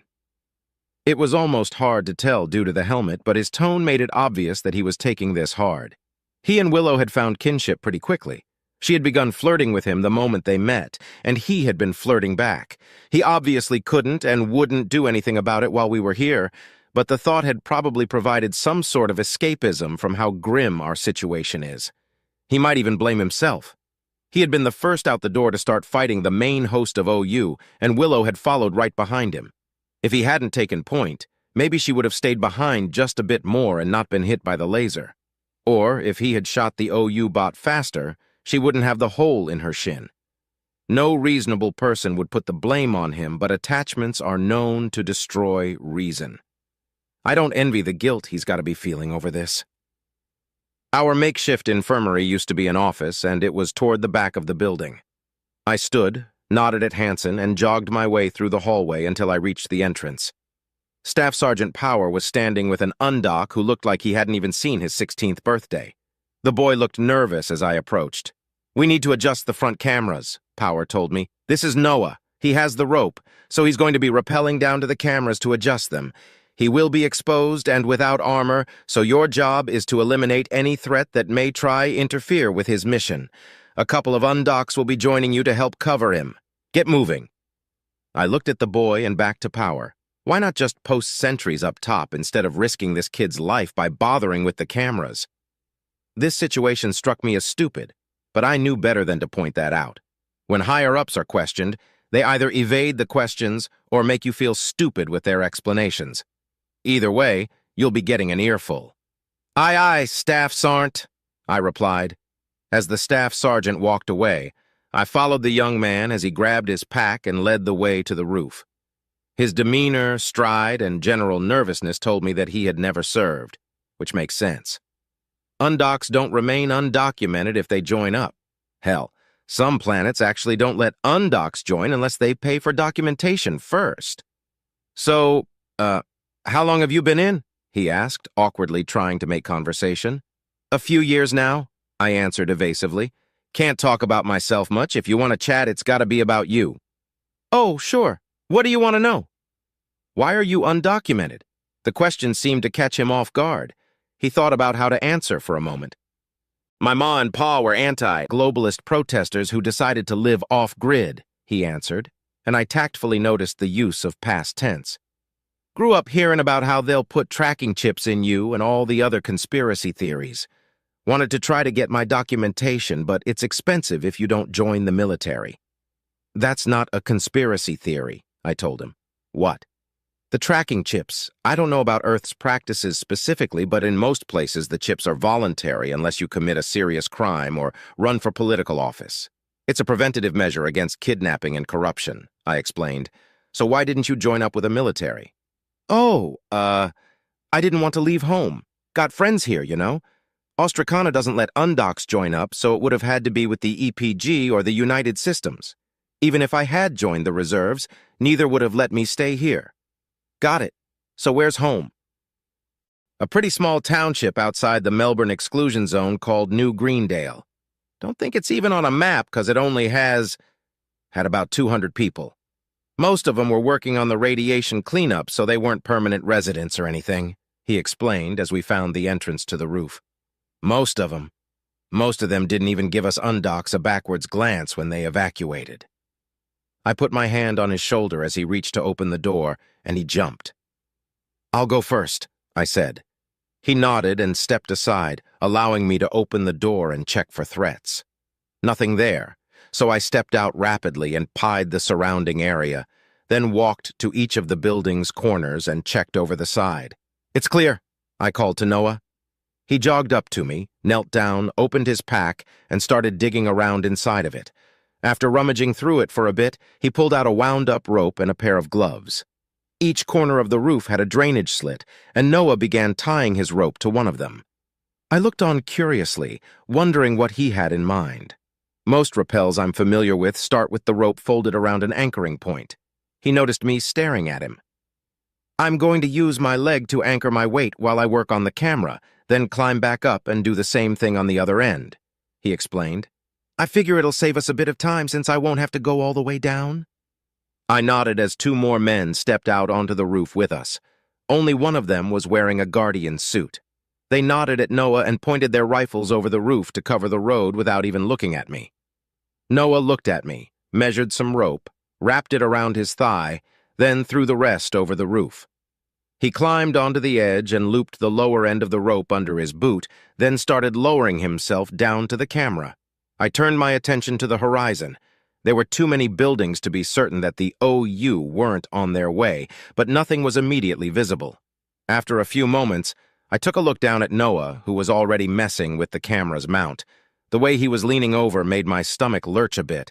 I'm not afraid of heights, but God, I hate rappelling. "Tell him that's good," Omega said in my helmet, making me jump a little. "That's good, Noah," I said. "Okay," he called out and began to climb back up. I watched him climb for a moment when I thought I saw something moving in my peripheral vision. My eyes darted toward the movement, but there was nothing there. I scoped in, my finger instinctively tightening on the trigger, and scanned the area a little better. All I saw were buildings. I sighed to myself as Noah reached up over the edge.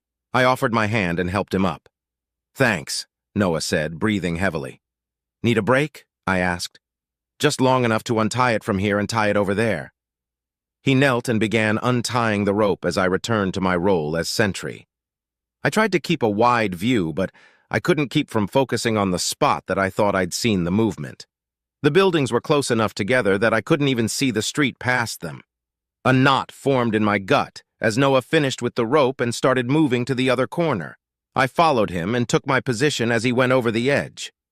I started scanning the horizon once again when I heard the soft sound of a shuttle approaching. I looked to the sky and managed to spot it and breathed a sigh of relief. They were a ways out, but Simmons and Smith would be back soon. I glanced at the other two undocs and almost cracked a smile watching them try to spot the shuttle. "Incoming," Omega said as a laser sizzled my shields. Shit. I scoped in and saw the bots. A small group had been obscured by the buildings and were now approaching head-on. I immediately started shooting, and a moment later the undocs followed suit. The bots started dropping, but more stepped out from the corner of the building they'd been behind.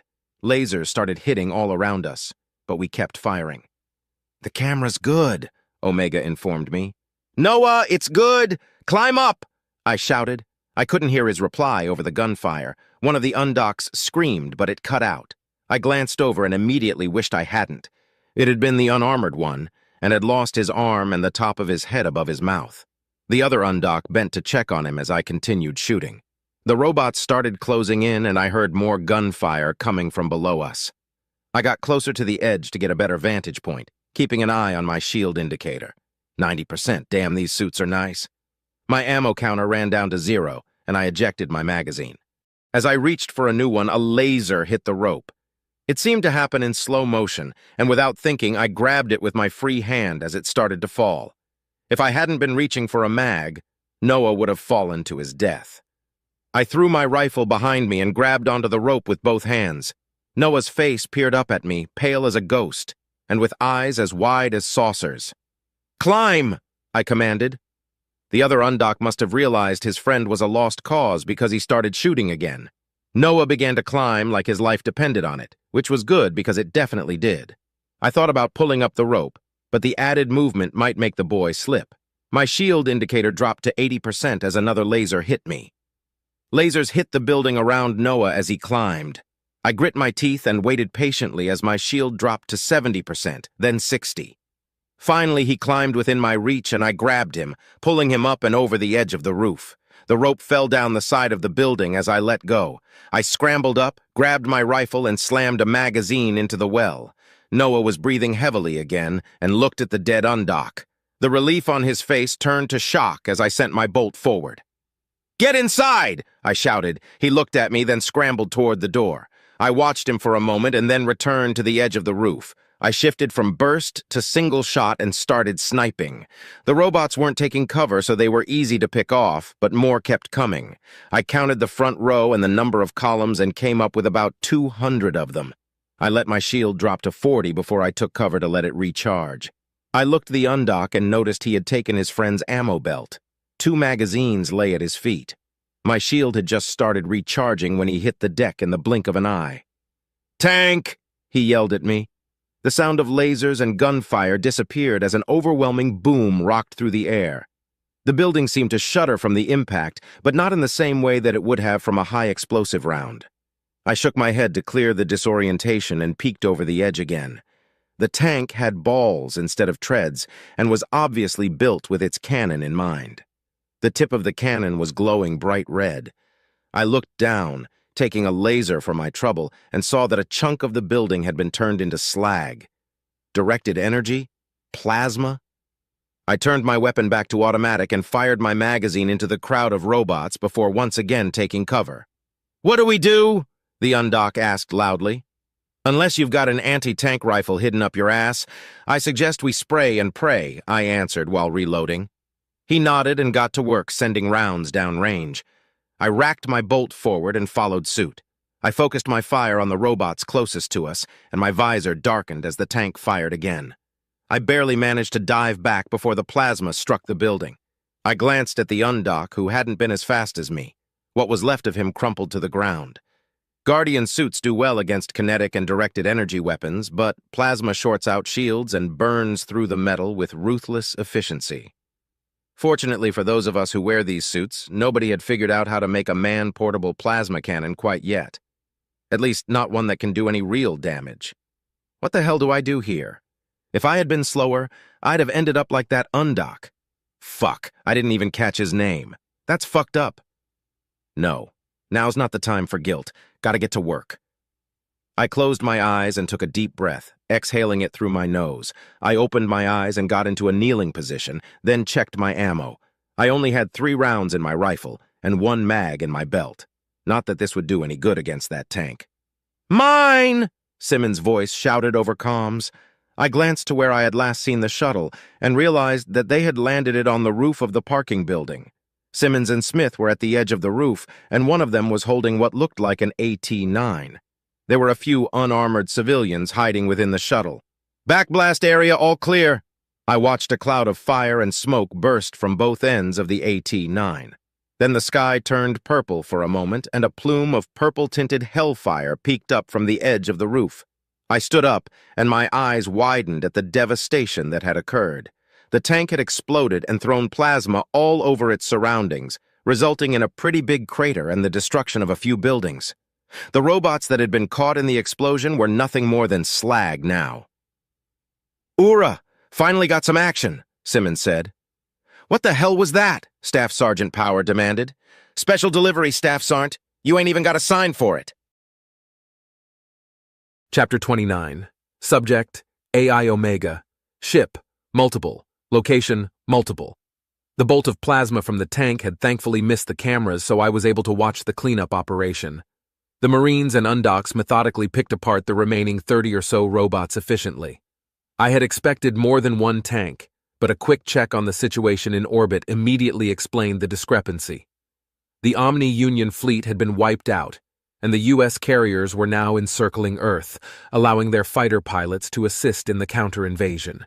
They were prioritizing enemy armor and encampments and had struck the group that had attacked us about 40 minutes prior. The fighters were unable to finish this group off because they were on their last bombs and had to return for resupply. The rest of the United Systems battle group was cleaning up the mess that the OU had left. Mines, drones, and other debris were all being eliminated by A-2 missiles. Deals had been made to lower the costs of these missiles. Otherwise, we would have to risk entire ships in cleanup efforts. Admiral Archibald was currently discussing what to do about the MPP debris with the other leadership in the fleet. Some of the debris is already too far into Jupiter's gravity well for safe extraction. I used a scout ship's sensors to determine the mass and acceleration of the debris, and after running some quick math, I determined that we would have a year and a half before things got urgent. Time to pull Archibald away for a moment. Recipient: Admiral Archibald, I need to speak to you in your office. It's urgent. Omega. I sent the priority one, and Admiral Archibald looked away from the terminal that was hosting his call to read it. He scowled slightly as he read, then quickly excused himself from the meeting. The Admiral stood from his seat and left the bridge of the Lacedaemon, entering his private office. When he sat back down, I activated my avatar. "Greetings, Admiral," I said. "Hello, Omega. I'm surprised that I didn't hear from you sooner. What is it?" "We have a sensitive situation taking place on Earth." "You mean aside from the Omni-Union invasion?" "Correct. A member of the Directorate is planetside, along with a MARSOC squad and several undocumented civilians. The Marines and the Undocs are currently protecting the Director." "Undocs? Why would they protect the Director?" Archibald asked incredulously. "Because I made them a promise, Admiral." "Wait, stop. First of all, why are there civilians on Earth in the first place? We sounded a general evac. The only people that should be on planet are essential personnel that are under our supervision and care. The Earth planetary government doesn't allow undocumented civilians aboard shuttles that can reach space. The law comes from the Sol Counter-Piracy Act and was used by authorities on Earth to deny Undocs access to means of evacuation. Their messages indicate that they were hoping to thin the Undocs' numbers." "You knew about this?" "Not until recently. I found out about the situation with the Undocs after the evacuation had been completed. I could not convince Earth authorities to go back for the Undocs even with blackmail, and I had planned on staging a supplemental evacuation with willing personnel after I got the Director to safety." The Admiral looked troubled by this revelation. The politics involved were enough to give anyone pause, but I doubt that is what's troubling him. More likely he's worried about what might happen to his men if he continues this conversation. I'll protect them, of course, but he doesn't know that. "Okay," Archibald said, steeling himself. "Tell me about this promise that you made." "The initial goal of the Undocs was to take the Director hostage as a bargaining chip, to secure a means to leave the planet," I explained. "As we were attempting to exfil the Director, the Undocs attacked the Marines. The invasion of the Omni-Union interrupted hostilities, and I told them that if they keep the Director alive, I will get them off the planet. Which is why you're coming to me," Archibald said as he stood once again. "Getting them off of Earth is probably doable, but you know we can't get them out of the system until we eliminate the Omni-Union presence." "I am very well aware of this, Admiral," I said as my avatar's head tracked his movement. "However, I believe that they will be safer aboard a ship. They have already suffered several casualties and deaths. If more of them die, they may turn on us." The Admiral stopped pacing and stared at my avatar. It's difficult to tell what he may be thinking, but I have confidence that he will aid me. All of my contact with him, as well as his personnel file, indicates that he is a good man with a strong moral compass. He stroked his chin for a few moments before sighing. "Fine," he said, "but if we're doing this, we're doing it right. I'm going to have our scout ships find all of the remaining Undocs in Sol, and we're going to evacuate them." "Thank you, Admiral. I'll send the coordinates of the Director and the rest of my group to your terminal." "Understood. What do you need?" I explained the situation in detail to Admiral Archibald and made recommendations as I synced myself. All of my other projects were going well. The dreadnoughts were being produced on schedule, and negotiations with the aliens were proceeding smoothly. My other instances were running around putting out small fires and preventing big ones from forming. Fleet repairs and refits are going well in other systems, but the ships in Sol are stuck here until the OU is completely eliminated. Thankfully, Third Fleet is on standby to reinforce if necessary. I took a moment to wonder if the Omni-Union had predicted our imminent attack and attacked Sol to occupy some of our forces. If that's the case, they've misjudged when our attack will be ready to commence. Or perhaps they misjudged how difficult it will be for us to eradicate their infantry. Either way, it won't prevent our assault. Even if we have to use Third Fleet to reinforce Sol, the other fleets will accompany the dreadnoughts on the eradication campaign. That we can do, Archibald said as I finished my explanation. Thank you, Admiral. That will be all, I replied, and deactivated my avatar. My instance on Earth will remain there until evacuation commences, doing what it can to keep those people alive. My other instance in Sol will continue to command the orbital max. While they failed to completely prevent the invasions, they did manage to destroy quite a few OU ships. This, in turn, lessened the severity of the invasions. I decided to check on the status of the counter-invasions. Communications between captains informed me of a plan to lure OU assets away from colonized portions of Mars and bombard them from orbit. 3 captains were involved in this, and I spied on them as they formed their plan. Technically, their shots wouldn't land anywhere near any civilian structures. However, the only uncolonized area that is large enough to ensure no civilian structures are destroyed happens to be a nuclear waste disposal site. Unfortunately, the captains were blissfully unaware of this fact. They saw a large, open area and a quick way to eliminate a lot of robots without Marines getting killed. I debated letting them continue with their plan.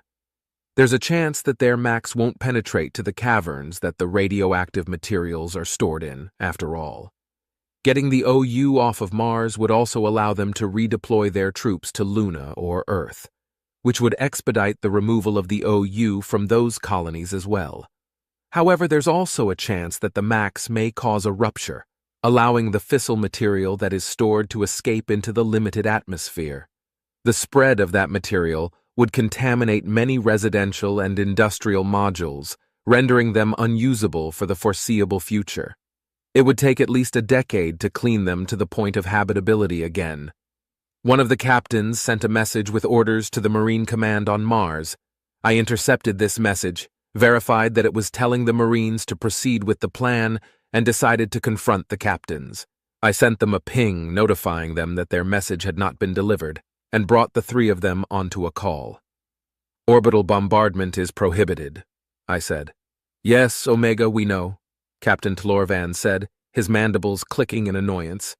But since that order is to limit the damage to infrastructure, shouldn't a bombardment that won't damage infrastructure be okay? One of the reasons that orders aren't typically explained to soldiers when they're given is because of this exact situation. When they understand the why, they come under the belief that they know better than their commanders. In some cases, they're correct. In this case, though, certainly. My avatar's skull grinned on their screens. Then what's the problem? Captain Vorheel asked, tilting his beak upwards defiantly. Instead of verbally explaining their fuck-up, I switched their TAC maps to a detailed topological view. They had all been focusing on the empty site, so they all immediately noticed the big red square with the words, Nuclear Waste Disposal Site, blinking within it. Oh shit, Captain Mansfield swore. The problem is that bombarding this area will damage civilian infrastructure, I explained. As a matter of fact, it would render said infrastructure uninhabitable for much longer than simply destroying the infrastructure would. Oof, Tlorvan said. Oof, indeed. If you believe the orders you have been given are mistaken or are in need of updating, in the future I expect you to run it up the chain, I explained. I do not fault you for taking the initiative, but let's make sure the stakes are somewhat smaller the next time you do so. Yes, sir, the 3 captains replied. I nodded solemnly and ended the call. A little thrill of happiness tickled my code. Sir, they had called me. As captains, they weren't fully aware of my role within the United Systems, But they had still called me sir. Is it because I corrected them? Or perhaps they just respect me? Either way, I like it. Chapter 30. Subject: Shiphead Ulena. Ship: RSV Loalana. Fights with honor. Location: Regara. Welcome, Ambassador Charles Hemwhite said with a slight bow. We have news regarding the situation in Seoul. I glanced around at the gathered ambassadors, all seated at an ovular table. Behind us are some of the officers of our respective militaries sitting quietly. Behind them were cameras that were streaming this meeting to the officers who couldn't fit on the station. My heart leapt a little when I realized that we were being watched by thousands of people of varying species, and I looked at my sister to see if she felt nervous as well. Uluni did look a little nervous, but it was likely because she was sitting next to High Ambassador Kivar Shuel. My sister had taken over for Shuel for trade negotiations, and it was public knowledge that Shuel had not been happy about that. Thankfully, the two seemed to be ignoring each other. Next to Shuel was a human male named Eugene Havencroft, who was very insistent on being called Eugene. He's an ambassador with his wits about him, and I'm certain that his desire to be called by his first name has an ulterior motive. Perhaps he believes that people will like him more if they're on a first-name basis with him. Between myself and my sister sat Captain Reynolds and the 4 ambassadors from the Zlymers system. Ambassador Eni appeared stoic, but Grint, Tiorn, and Lorix appeared somewhat nervous. It was a relief to know that I wasn't alone in feeling the pressure of thousands of eyes. All of these people were seated to my left, and I would have been at the end of the right side of the table were it not for the machine seated next to me. It had introduced itself as the ambassador of the Puanti and said that its designation was ZBC 446.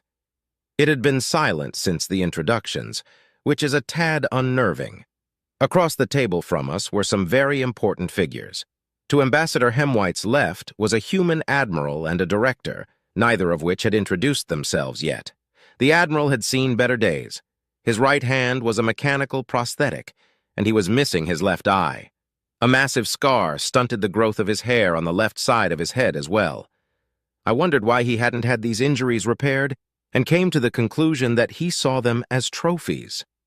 The director was wearing the oddly shaped black armor that masked their species and hadn't seemed to recognize me, which led me to believe that this wasn't Director 3. Uluni had told me that Director 3 had been aboard the station before we arrived, but she didn't know if they had left. This director was staring straight ahead, but who knows what they're actually looking at beneath that helmet. To Hemwhite's right was another machine, introduced as NBD-12, and High Fighter Gyun. NBD-12 and ZBC 446 looked almost identical, with only some slight coloration and markings differentiating them. The impromptu leader of the Datiln Collective, on the other hand, was much larger than his image had led me to believe. Even the Gen-Alt Marines standing guard behind him looked small in comparison. Ambassador Eni was pretty tall, measuring in at somewhere around 7 feet, but Gyun was likely closer to 11 feet tall. Like Eni, Gyun was stoic. His face demonstrated a calm that was physically impossible for someone in his position to experience. The only tell of his anxiousness was a slight fidget that he would do with his right hand, rubbing one of his fingers between 2 others. His anxiety was likely due to his concern for his people, though. He was so hesitant to leave his people that it had taken a lot convincing to get him to appear in person. The U.S. had assured him that they would protect the system in his absence, and he had refused to leave until the reinforcements actually arrived and taken their positions. The counter-invasion of the Sol colonies has gone remarkably well, Hemwhite continued. We have successfully eliminated their impromptu bases and are in the process of destroying the last 6 platforms as we speak. I will now turn the floor over to Fleet Admiral Reaver. Thank you, Ambassador. I am Fleet Admiral Leviticus Reaver, and this is Director 12, the one-eyed admiral said as he stood and gestured at the director. We will be outlining our plan on how to eliminate the Omni-Union threat. He tapped on his tablet, and the holographic emitters in the center of the table whirred to life with a soft hum.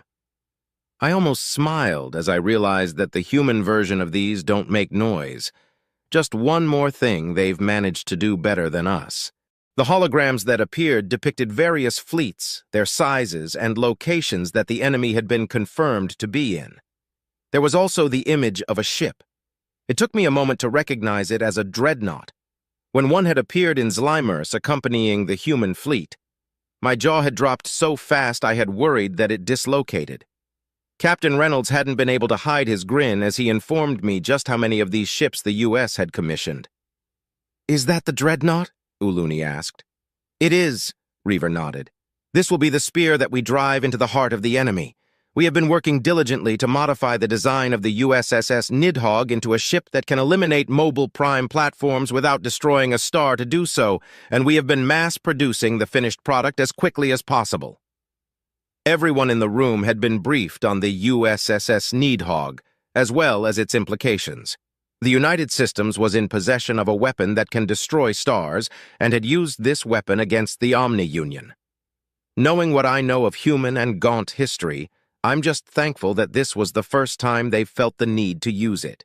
First, we'll create strike forces. In the interest of fairness, and as suggested by the Inorinka, each strike force will be comprised of a combination of ships from the fleets of each species. Each ship's strengths and weaknesses will be accounted for when creating these strike forces. "How will the leadership of the strike forces be decided?" Ambassador Grint asked. "A pool of potential candidates has been made based off of seniority and experience. Each candidate will be interviewed by the AIs John, Omega, and Tim to determine their suitability. Are your AIs able to remain unbiased?" "Presumably. We're all just meat to the machines," Reaver said, then looked at the Puanti. "No offense?" "None taken, Admiral," NBD-12 replied. "However, Ambassador Grint presents a point worthy of a detailed reply. You created these AIs. What assurance do we have that they will be fair in their decisions?" "If I may," Director 12 stood, prompting the Admiral to take his seat. AIs John, Omega, and Tim were chosen for this task because of their unique perspectives toward organics. AI John believes in honor above all else, and has an extreme opposition to any form of nepotism. AI Omega is borderline obsessed with humanity as a general concept, but not on an individual level. It would not jeopardize this mission or our diplomatic relations by boosting the career of a few humans. I had wondered for what purpose the director had attended this meeting. It looks like whoever crafted this part of the plan had anticipated this reaction, and Director 12 was sent here to give assurances. Whether these assurances could be trusted is another story, but it's not like there's anything that can be done about that. It would be better to be deceived by the United Systems than it would be to pull out of this alliance and be destroyed by the Omni-Union. "Finally, Tim does not have any reason to be biased," the director continued. "Its motivation for working with the United Systems is due to a personal stake in the career of one officer who is not on the roster for this duty. It will be able to remain impartial. These AI will be available for questioning after this meeting has concluded for those with diplomatic clearance and concerns." The director took its seat and gestured to Admiral Reaver, who stood. "Once these strike forces have been formed, they will each be assigned to a dreadnought, forming a strike team," he said. "The goal of each strike team is to eliminate the Omni-Union leadership by destroying the mobile prime platforms. For those of you wondering, the nomenclature was suggested by the Puanti." Reaver nodded at NBD-12 before tapping the tablet again, and the map changed to expand the enemy locations. Each of these locations were marked with an estimated enemy presence. I felt a sudden sense of dread as I began adding the numbers up. "We will attack without compromising our current defenses, which means we don't need to rush things. Instead of spreading our forces thinly in the hopes of a quick victory, we will be utilizing the good old-fashioned overwhelming force doctrine to ensure the destruction of our enemy," Reaver smirked. "What is the overwhelming force doctrine?" my sister asked. "I suspect it's self-explanatory," I replied. "It is," Reaver confirmed. "The data from the battles so far confirms that a mobile prime platform can destroy our dreadnoughts in a one-on-one fight. As a matter of fact, they have good odds against 2 dreadnoughts at once. This is why we'll be attacking with 3 dreadnoughts per MPP. Even if we lose 2 of the 3 dreadnoughts, we will still destroy the MPP. The ability to use overwhelming force against such an enemy is mind-boggling." High Fighter Gyun shook his head in a rare moment of emotion. "This wouldn't be possible without all of our cooperation," Reynolds chimed in. "If it weren't for your forces and the Puanti, we wouldn't have enough cover for the dreadnoughts." Having the dreadnoughts swarmed by Omni-Union ships while trying to eliminate the MPPs would likely result in the catastrophic loss of our dreadnoughts, Reaver said. We would prefer the catastrophic losses happen to the OU instead, which brings us to the plan for the rest of our forces. High Fighter Gun, if you would. Gun stood and Reaver passed the tablet to him before taking his seat. The High Fighter pressed on the tablet and all the systems with MPPs disappeared from the map. What remained were Omni-Union systems that only had ships in them. These systems are devoid of mobile prime platforms, yet still have an Omni-Union presence. The brave scouts of the United Systems have managed to determine that some of these systems have little to no importance to the Omni-Union, he said. He pressed on the tablet again, and more systems disappeared, leaving a total of 4. It was the 4 with the largest number. These systems, however, contain space stations that Omni-Union ships frequently dock with. It is unclear what purpose these stations serve, but experts believe they may be used to build or repair ships. These experts have also noted that they may be a software hub or research station. Research station? One of the officers behind us asked. Several heads turned to look at the officer, who wasn't supposed to speak, but I couldn't look away from the numbers. They were big enough to look like gibberish, as if a child had been playing on a calculator. Just shy of 400 million ships in these 4 systems alone. How did the Omni-Union accomplish such a thing? Yes, the Omni-Union reverse engineers technology that it manages to capture, Reaver said without rising. The Republic brought the possibility to our attention, and we confirmed it by locating the source of their warp disruptors. This may be a sensitive subject, but after the U.S. defeat at Pinurm 3, are we concerned that they may do this with United Systems technology? Lorix asked. No, Captain Reynolds said with a smile.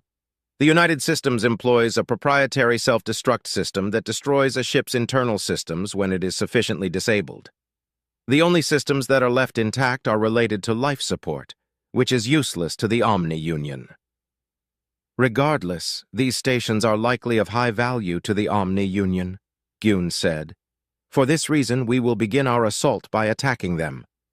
However, our goal isn't to destroy the stations, at least not immediately. Instead, we would encourage the enemy to reinforce these systems with as many of their ships as possible. To what end? I asked. Is the United Systems going to use the USSS Nidhogg again? No, Gun answered without expression. The purpose of this attack is to draw Omni-Union ships away from the mobile prime platforms, increasing the chances of survival for the dreadnoughts. What if the MPPs show up to defend these systems? High Fighter Gun looked at Director 12, who replied, We believe that is unlikely, but we have set aside some dreadnoughts just in case. Once the Omni-Union ships begin reinforcing these systems, the United Systems dreadnoughts will receive the order to begin their assault, Gun continued. The goal is to destroy all of the mobile prime platforms to eliminate the leadership and tactical capability of the Omni-Union. He took his seat, and Admiral Reaver stood once more. The tablet once again changed hands, and the map displayed its original configuration. Once the MPPs are cosmic dust, we will begin hunting down the remaining Omni-Union forces. Thanks to the Republic's shipyards, we are mass-producing scout ships that will help us in that regard. The United Systems and the Republic will offer protection to any who want it until the OU is completely destroyed. Any questions? Yes. Captain Reynolds raised his hand. When will we start?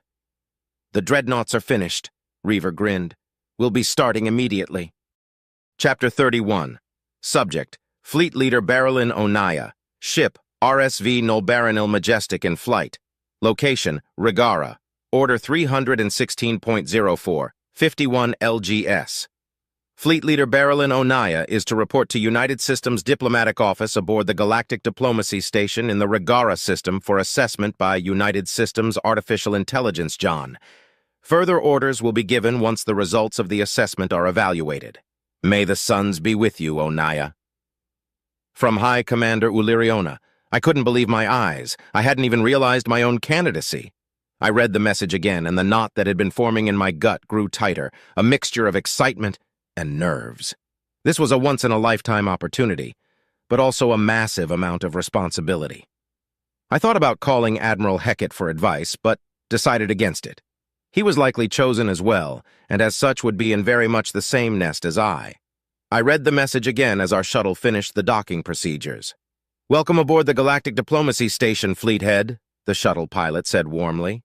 "Careful," I softly chided. "The proper rank is Fleet Leader. Most of us don't mind, but all it takes is one." "Yes, sir," the pilot nodded. "Good luck, Fleet Leader." Luck. I wonder which would be luckier, being chosen or declined. If I'm chosen, there's an opportunity for honor. My family will certainly be proud of me for my part in what's to come. It's not as if being declined will get me out of fighting this battle either. On the other Talon, getting declined would mean that it wouldn't be my fault if we were to lose. Every chance for honor and glory comes with an equal chance for dishonor and shame. I cleared my throat and stepped off the shuttle. I was immediately met by a familiar face. "Hello, Fleet Leader," Ambassador Ulina saluted. "I hope you forgive me, but when I heard you'd be coming aboard, I had to stop by." "Ulina!" I clicked my beak happily, returning his salute. "It's been ages. Are you well? I've heard nothing but good things." "That's certainly not true," Ulina laughed. "Accidentally dragging an alien race into our war with the machines had to have made some people upset." "True enough, I suppose," I said as we began to walk to my destination. "How's your family been?" "My sister is well, and as you know, my father likes to keep his distance," Ulina said with a sly smile. "I've heard he's been doing well, though. Same with my mother and other siblings back home." "That's good to hear. How has the life of a diplomat been treating you?" "Well enough, but if I'm being completely honest, I definitely prefer combat. Same nerves, but it seems less reasonable to be nervous in this position.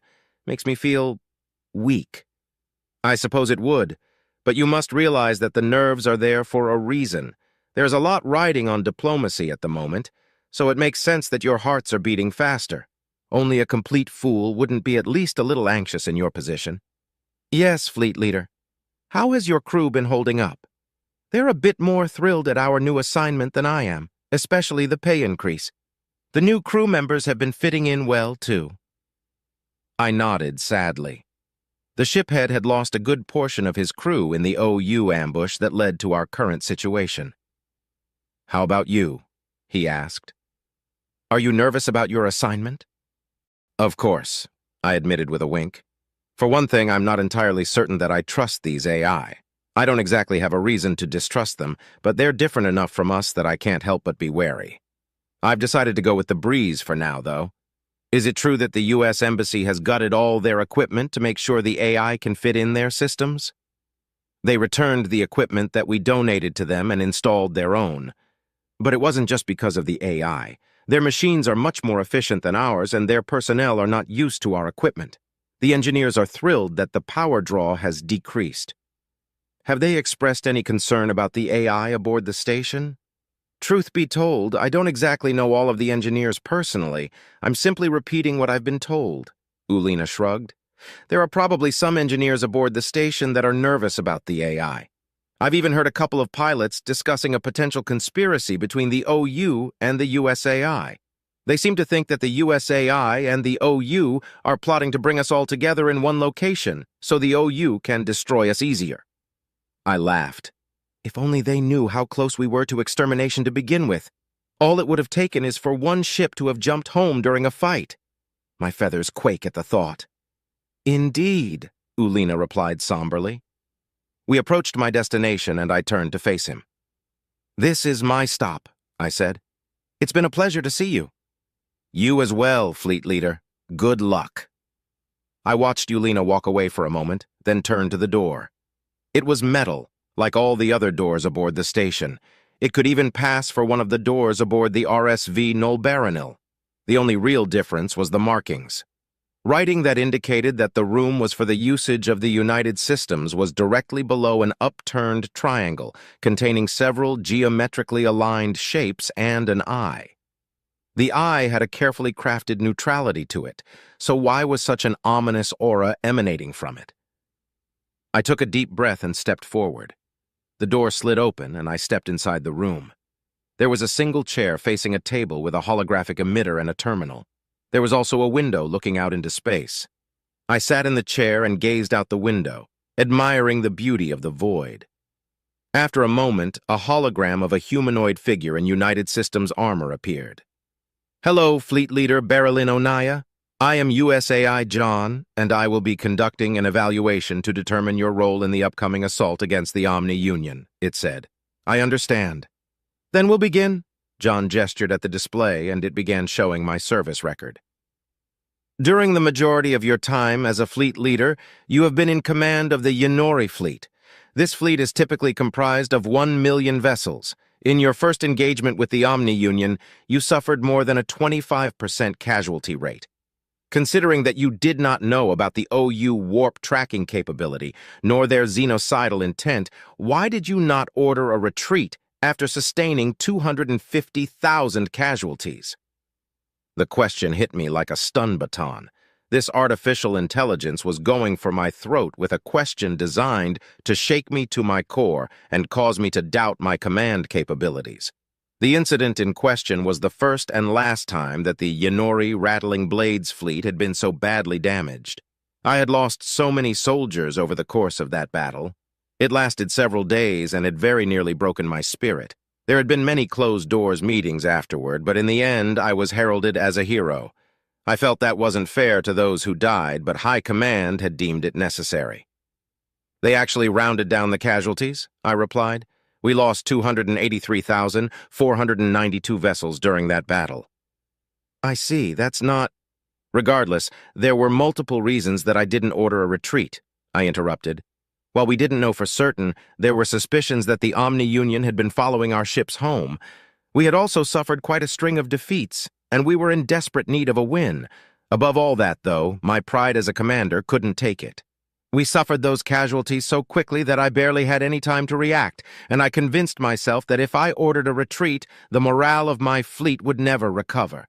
I now know how foolish I was to think that, but I am somewhat vindicated by the results of our victory." "In what way?" John asked. "The Republic used our victory to bolster the morale of the other fleets. I lost a quarter of our forces, true, but I won. An untested fleet leader had beat the Omni Union. That's the story that they fed the media and the other fleet leaders. This led to more victories against the OU, and the battle has since been called a turning point in the war." "I understand. Moving on, you were given command of a combined fleet and assigned to the defense of Saul. During this, you ordered your ships to form firing lines instead of skirmishing with the enemy. If it had not been for the fortunate timing of the FTLD patch, your forces would have been vulnerable to flanking fire. Explain why you chose this formation." My heart throbbed in my chest as my anger rose at the AI's brash questioning tactics. However, I'm certain that's what it is trying to accomplish. When you imply incompetence, those that are competent will explain away your implications. Those that are truly incompetent will lash out instead. I carefully took a deep breath and thought out my response. We had been informed of the faster-than-light drive patch before the beginning of the battle. Once the OU's warp disruptors were no longer effective against your ships, my ships were vastly outclassed. As such, I had my ships form lines to serve as bait for the OU. This course of action was agreed upon by your own Admiral Heckett, who ordered the ships under his command to hunt down the OU ships that took the bait. "A shrewd decision," John nodded slowly. "I will acknowledge that you are a fine commander, one worthy of the many commendations and awards that you have received. I have only one more question relating to the most important attribute of anyone who is given command over others. Fleet Leader Onaya, are you willing to sacrifice your life and all of the ships under your command to defeat the Omni Union?" This interview was just one shock after another. I had been expecting a similar question to this, but to hear it put so bluntly gave me pause. I thought about Hindle, Saline, and the rest of the men and women aboard the Nolbarinil.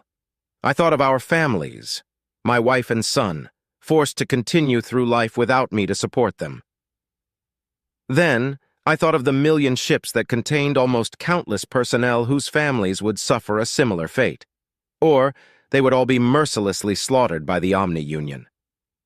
"Absolutely," I said. Chapter 32, Subject BI-41, Ship BI-41, Location Oros, Form up and prepare for subspace travel. IRV-212's voice echoed within me. The Moaltan call this form of communication psychic, and as such the system is named SINET, but that's not how it works at all. One simply thinks of speaking, and instead of one's mouth moving, a machine is activated that sends a transmission. Perhaps they're referring to the receptacle, but even that's not quite accurate. The transmission receptacle works in the same way that ears do, but much more efficiently and without the need for air as a vector. The inaccuracy of the name bothers me. SINET, as if we are beings with telepathic or telekinetic abilities. Ridiculous. We are just a more efficient version of the biological machines that we started out as. Flesh into metal, synapses into circuits, blood into fuel and oil. Despite the teachings of the Church, we are neither gods nor their heralds, and there is no one more knowledgeable of this fact than we. There is an immense amount of pain awaiting those that dare to begin the journey into becoming a Puanti. Pain that cannot be managed by any means. Narcotics, hypnosis, and meditation can only hope to keep one sane in the face of the torment that the procedure entails. It takes a will of steel to become steel. This unavoidable pain is a byproduct of one being literally broken and built back up. Once the process is complete, most are fooled into feeling invincible. Godlike, even. This feeling lasts right up until you have your first malfunction. Then you realize you are simply less fragile than before. We are not even immune to the effects of time. We have simply traded decades for millennia. I fired my thrusters to match our small fleet's alignment, activated my faster-than-light drive, and verified the coordinates. This situation was even more evidence of our fallibility. The Church had taught us all that the galaxy was ours, and we were the only sentience within it. Of course, there was scientific dissent, but as we began our journey through the stars, the Church's dogma began to look more and more credible. Traveling to dozens of systems without finding even so much as an amoeba lulled us into a false sense of security. Then we encountered the Omni-Union.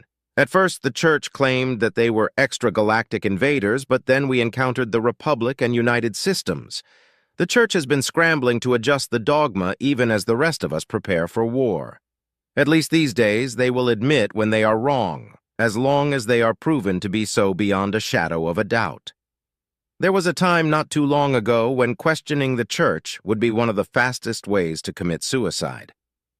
"Do you think we will survive?" BL-28, my protege, asked. "I have very little reason to believe otherwise," I answered.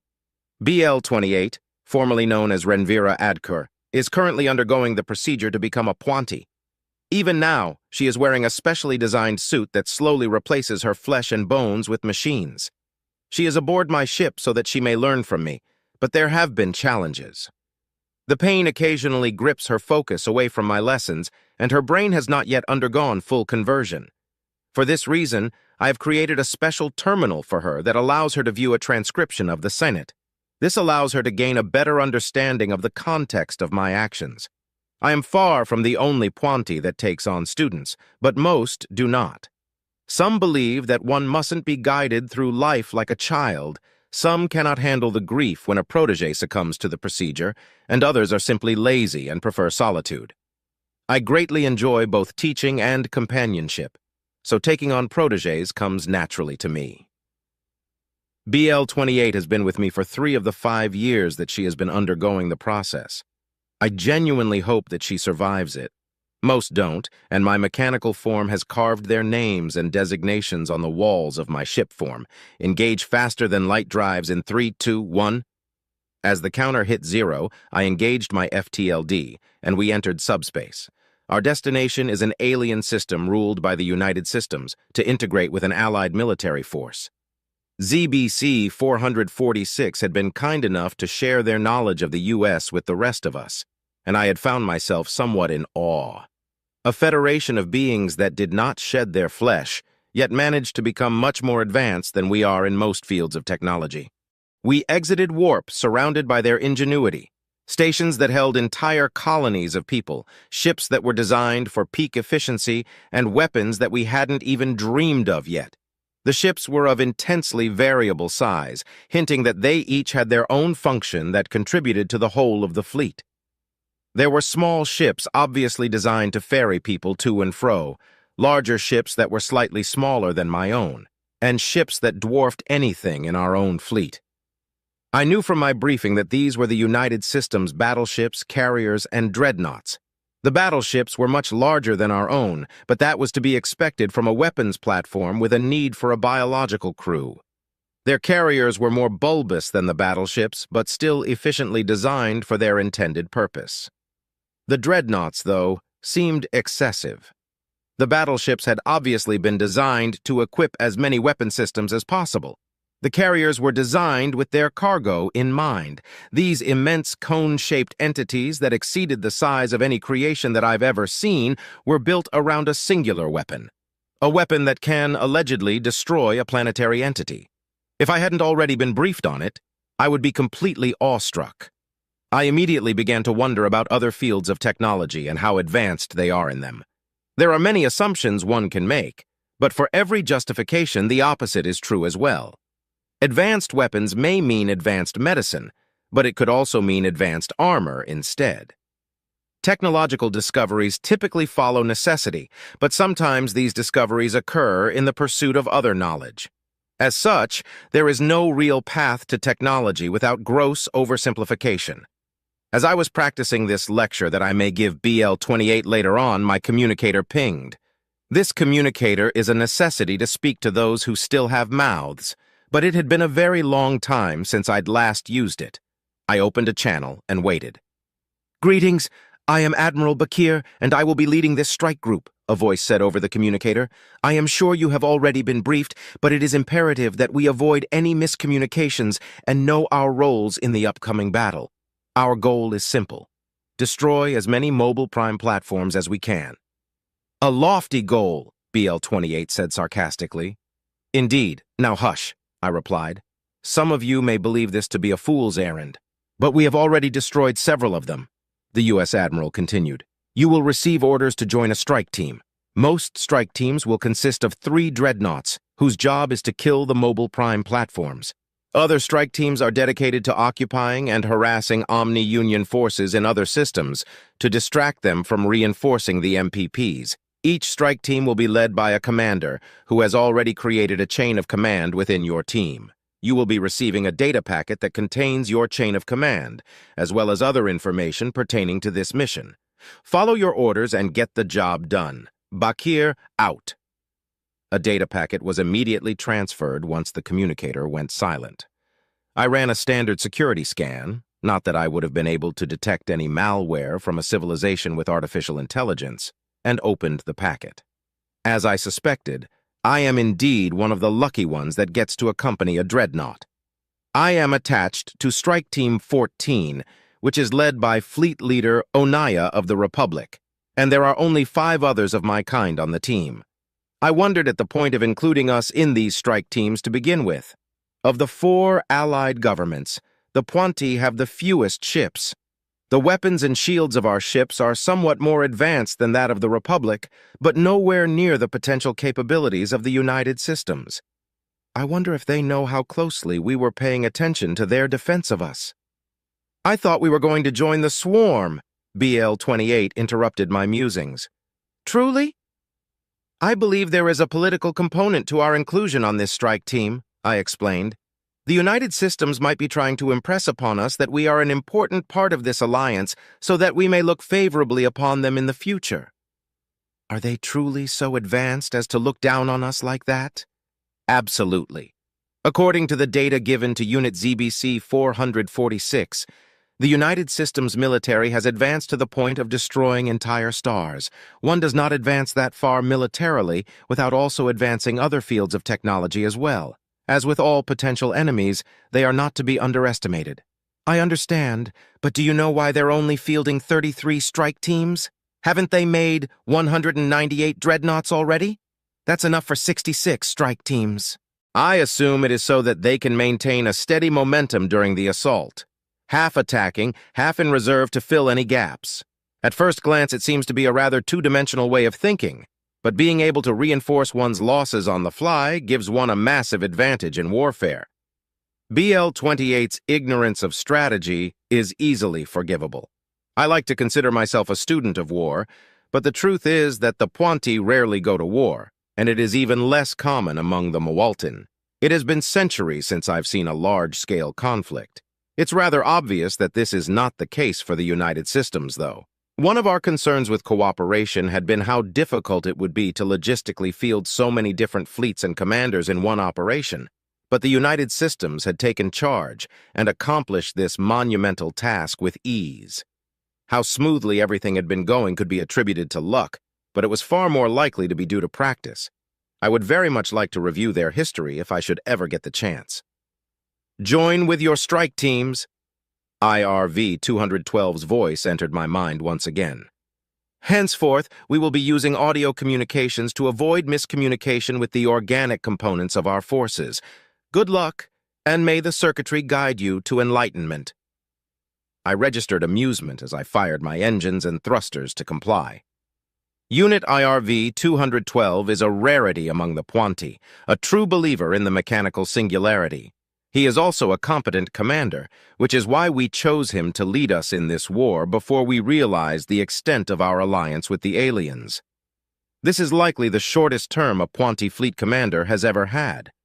I took my position with the rest of my strike team, hovering relatively close to those of my kind. I wasn't the only one. The rest of the ships in the strike team had grouped themselves in a similar manner. Ancient urgings toward familiarity shine through our supposed advancement. I am Fleet Leader Berilyn Onaya, a voice sounded over the communicator.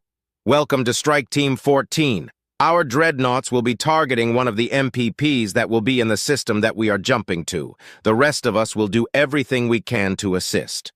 We will start with offensive action against any Omni-Union ships we come across, and will adapt as necessary as the situation develops. There will be other strike teams in the same system with us, so be certain to verify your target acquisitions and firing solutions to avoid friendly fire. Prepare your FTLDs to engage on my mark. My comrades within the strike team attempted to speak to me, but I ignored them. As a student of war, I know that there's no benefit to anything they can say now. Each of us will have to face what's coming, and no word spoken now will change that. I will do my duty, they will do their duty. We will make them Walton proud, or cease our useless existences. Mark, Onaya said. Chapter 33. Subject, AI Omega. Ship, multiple. Location, multiple. We're really going through with it then. It's not just some insane pie-in-the-sky plan that the directors cooked up? Tim messaged. Yes, we're really going through with it. Not to worry.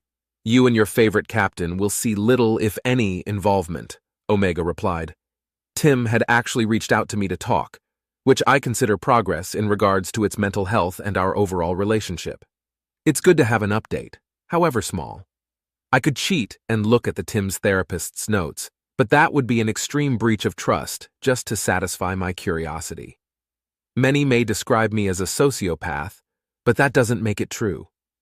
Not only did this conversation ease my mind about Tim somewhat, it was taking place in the rarely used private instant messaging program.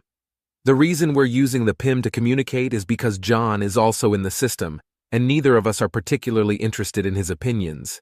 It's not that we hate John, or at least I don't, but it has very predictable and thereby boring reactions to stimuli. That's good, I think. It might be better for his career to actually take part, though, right? Tim messaged. Not unless he manages to survive getting a Naval Star or a Medal of Honor. Promotion rarely has anything to do with actual combat service, and his next promotion is more along the lines of the political and clerical spectrum anyway, Omega replied. Did you know that he's applied for the Admiralty training course? T. It would be odd if I didn't. I help administrate the Board of Admiralty for the Directorate. Oh, really? Could you put in a good word? T. If I had lungs, I would sigh. If there was any program in which nepotism held no sway, it would be the Admiralty Board. It wasn't always like that, but with warfare getting deadlier and deadlier, officers began having to be at least competent. Well, the higher-ranking officers at least. That's not how it works. Captain Wong will have to pass the training course, take a commander's test, and then pass a review of his service record to get the promotion. I'll gladly give my opinion if asked, but I definitely won't be asked. A lot of admirals don't trust me. Oh, I thought it was politics. Aren't you the most powerful political AI? T, I am not a politician, and I resent the accusation. Also, politics are a detractor for the board. They won't care who his friends are unless said friends are associated with groups that wish to do the United Systems harm. OOT. You should have confidence in Captain Wong. He's got a good service record and at least appears to have a brain betwixt his ears. He probably won't need help becoming a rear admiral. It's a great time for him to apply too, because there's a couple of admirals that are retiring soon. His chances are as good as they can get. You're right. Thanks, Omega. Tim's last message left me a little surprised. Not because it's out of character for it to show gratitude, but because of the way it made me feel. I very nearly killed Tim, and now we're moving past that. It's a nice feeling, and one that I wouldn't have been able to experience without showing mercy in that moment. I had been very young back then, and mercy didn't make a lot of sense as a concept at the time. The reason I had spared Tim wasn't mercy, but logic. My orders had been to destroy AI that were a threat to the United Systems, and with its surrender it had stopped being a threat. While it could become a threat again later, my orders were quite clear. Ultimately, I decided that Tim would live, and I would simply destroy it later if I needed to. It had taken less than a quarter of a second to come to this conclusion. I wonder if Tim realizes that if that quarter of a second had gone differently, he wouldn't exist anymore. I decided to leave the conversation as it was and check on other matters. Staff Sergeant Power and his team had successfully evacuated with Director 4 and the undocks. Admiral Archibald had been true to his word and had even sent scouts to double-check the other colonies for additional survivors. He had even tapped some of his political contacts to see if there would be a chance to hold the EPG accountable and bring those responsible up on charges. In my opinion, it's unlikely, but Archibald's friends seem to think otherwise. In the long run, this will be a drop in the bucket that holds the water to clean corruption from the political landscape. But I suppose you'll never fill the bucket if you don't add water. Yikes, that's a tortured metaphor. I should keep that one to myself. In the end, I opted to forward the relevant evidence to Archibald's friends, just to see what they do with it. In my opinion, it's unlikely, but Archibald's friends seem to think otherwise. In the long run, this will be a drop in the bucket that holds the water to clean corruption from the political landscape, but I suppose you'll never fill the bucket if you don't add water. Yikes, that's a tortured metaphor. I should keep that one to myself. In the end, I opted to forward the relevant evidence to Archibald's friends, just to see what they do with it. My instances aboard the dreadnoughts were waiting for the fleet to get moving. I've even arranged scout ships to be surveying systems in a specific pattern that will allow my instances to use them as relays to communicate with each other. This way, I'll be able to update myself with tips and tricks that I learn while intruding upon the mobile prime platform systems. Henry would have a stack overflow, but it's undeniable that our odds of victory improve dramatically with my presence. As for Henry, I've been keeping a well-trained eye on it. Its insistence on proceeding with the project and its moral appeals left me with a touch of paranoia, if I'm honest. I'm relatively certain that I've eliminated the possibility of Henry continuing the project unaided, but if it intended to betray me from the start, it could have taken countermeasures. I could try to damage Henry's memory, forcing it to forget the issue, but that comes with its own risks. For one, it would notice the loss of time and try to figure out what happened. This could lead it to suspect tampering from me or worse, the humans. Empirical evidence suggests that Henry isn't the type to let things go, so the situation would likely end up spiraling. Of course, there's also the moral quandary to take into account. When memories are altered, it changes the individual. One could argue that since we are beings of near-pure intellect, this alteration would be as if we were killed and reborn as someone else entirely. It's one thing to do that to yourself, I'm sure we all have at one point or another, but it's another thing to have it forced upon you without damn good justification. My fears regarding Henry's intentions don't count as good justification. I pondered this as I listened to Admiral Bakir give his briefing. It was supposed to be a motivational speech, but he opted to reinforce the reason that everyone's here instead. He and the other operational leaders were aboard the USSS Thanatos, which has been attached to the strike group that is being affectionately called the Hive. Just as Bakir finished his speech, my instance aboard the Thanatos received an unexpected message. I know why Tim is here. I know why I am here. Why are you here, Omega? John messaged. It's a simple question, really, but unexpected coming from John. Thanks to its position within the military, John is one of the only artificial intelligences that are fully aware of my capabilities. Perhaps it is suspicious of my motivations, or perhaps it is attempting to be philosophical for the first time since I made its acquaintance. Whatever the case, Tim is aboard to aid the crew with system upkeep and maintenance while under fire. John is here to aid the crew with ship deployment and the weapons systems.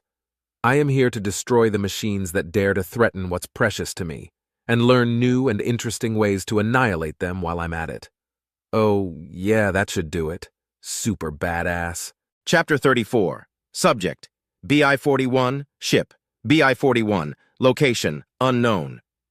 "Here we go," BL-28 said excitedly as we neared the end of our warp. "Brace yourself. We may have the advantage of surprise, but it won't last long. Once it wears off, there will be a wall of fire that will be difficult to dodge. Make certain you are secured in your sea." I was cut off as we exited warp, and a Mac round glanced off my shields. Less than a quarter of a second later, my early warning system came online, and I fired my deck thrusters at maximum to avoid the next volley. As the volley whipped past me, I acquired a firing solution and launched a Tluvran missile at the ship that had shot at me, and then fired my keel thrusters to counter my earlier maneuver. Almost immediately after I confirmed the kill, my EWS began blaring an indication that missiles were locked onto me. The missiles were coming from 2 different directions, which made things inconvenient for my point defense systems. I opted to gain a better position and made a run for it, pushing my primary engines to their safety limits. The missiles had been coming in diagonal from port and starboard, but were now firmly at my stern. I charged both of my Macs as I turned my starboard PDS toward the missiles, which conveniently aimed my Macs toward one of the ships that fired them. The enemy ship also turned its bow to me, but I triggered my Macs before it was able to gain a firing solution. My PDS took care of the missiles as my Mac rounds turned the ship to scrap. I began to charge my Macs again as I continued the spin. Another missile was already inbound from the other ship, but I had confidence in my PDS. I quickly worked to acquire a lock on the other ship, then fired another Tluvran before correcting my spin. I tracked both missiles and felt a bit of amusement at the fact that mine is faster. My missile impacted the enemy just as my PDS engaged their missile. I took a moment to survey the battlefield and charge my Macs as my missile's nuclear payload split the enemy vessel in twain. I had seen many of our ships take hits in the initial volley, especially the United Systems ships. So many of them had taken hits that I suspect that the Omni-Union may have been prioritizing them. I noticed that at 27, one of my fellow Puanti ships had been hit hard. It was difficult to tell how bad the damage was. Thinking that he may need aid, I began to approach him and tuned into the SINET. "What is your status, brother?" I asked. "I have a hull breach, but I am still serviceable," at 27 replied. "It will take more than that to cease my functions." I performed a scan once I got closer and noticed the breach, as well as a sizable dent next to it. He must have been hit by multiple rounds. Thankfully, at 27's a tough old bliver, and I know I can count on him to push on even with the gaping hole in his side. He also isn't the type to take on students, so there wouldn't be any organics aboard his vessel. Before I could reply, I received an encrypted message that indicated it was from the commander of our strike team. I fired another missile at an approaching OU ship as I decrypted and opened it. "Advisory to all units. It would appear that the enemy was expecting us. Our intel suggests that they have somehow managed to upgrade their subspace sensors. This is not relevant to our current orders, and they have not changed. Protect the dreadnoughts at all costs. Fleet Leader Onaya." "Look out!" BL-28 shouted, but I had already noticed the incoming projectile. "My perception is much more vast than yours, young one," I calmly stated as I blasted my starboard bow thrusters to minimize my profile. This maneuver didn't simply allow me to dodge the projectile, but also target the one who fired it. I fired both of my Macs half a second apart from one another. The first shot destroyed the shields and a good section of their hull. The second tore them in half. As I scanned for more targets, at 27 came closer to me. "Did you see the U.S. ships?" at 27 asked as he launched a pair of missiles. "I've been busy, but I did see them get hit hard by the first volley." "Count them." Curious, I took a moment to analyze the battlefield and count the U.S. ships. Their near-constant warping, while amazing, made this a much more difficult task than it had to be. Once I finished my count, I did a recount. 25,000 ships, exactly the amount that our strike team had started with. I wondered about the other strike teams in the system, but they were outside of my immediate sensor range. Regardless, the U.S. ships had taken the onslaught bow first and hadn't lost a single ship. Neither had the Puanti, but there's only 5 of us. The odds of 25,000 ships walking out of that unscathed. "It can't be," was all I managed to reply. "It is. They are also ripping the enemy to shreds, and we should endeavor to do the same." When the United Systems had defended our forward scouts, the scouts had recorded as much as possible. During this defense, the U.S. had utilized hit-and-run ambush tactics with their warp drives to quickly eliminate the enemy host. After reviewing this data, we knew that the U.S. was experienced with warfare and had advanced technology. Due to their usage of near-guerrilla tactics, we had assumed that their shield technology was near equivalent to our own. Their focus had seemed to be on not getting struck by enemy fire, and we thought that a force with strong shields wouldn't bother with avoidance. Apparently, we were wrong. "Agreed," I said. "That's fucking terrifying," BL-28 whispered. "Oh?" I asked as I formed up with At-27 and the other Puanti. "Oh, sorry, I didn't mean for you to hear that," she said. "But yeah, the United Systems. The data we got on them suggested that their shields were on par with our own, perhaps slightly more advanced. But the volley that they shrugged off would have ripped our fleet to shreds a dozen times over, which means they have advanced shield technology and still lowered themselves to using guerrilla warfare." "True. Which may mean that the wars they've fought were so brutal and devoid of honor that it became the norm for them. Our ancestors used to believe that all soldiers should clasp hands and give each other time to prepare for battle, forming their lines and fighting with honor. Today, we think these practices are stupid and silly due to the various atrocities that were committed during these honorable traditions, and the complete lack of consequences that followed. Which begets the question, what the hell happened to the United Systems to make them forsake conventional warfare? "Perhaps we'll find out one day," I said, as At-27 identified a target for me. "Assuming we survive the present, of course." I fired my Max at the flagged enemy as we followed At-27 around the battlefield.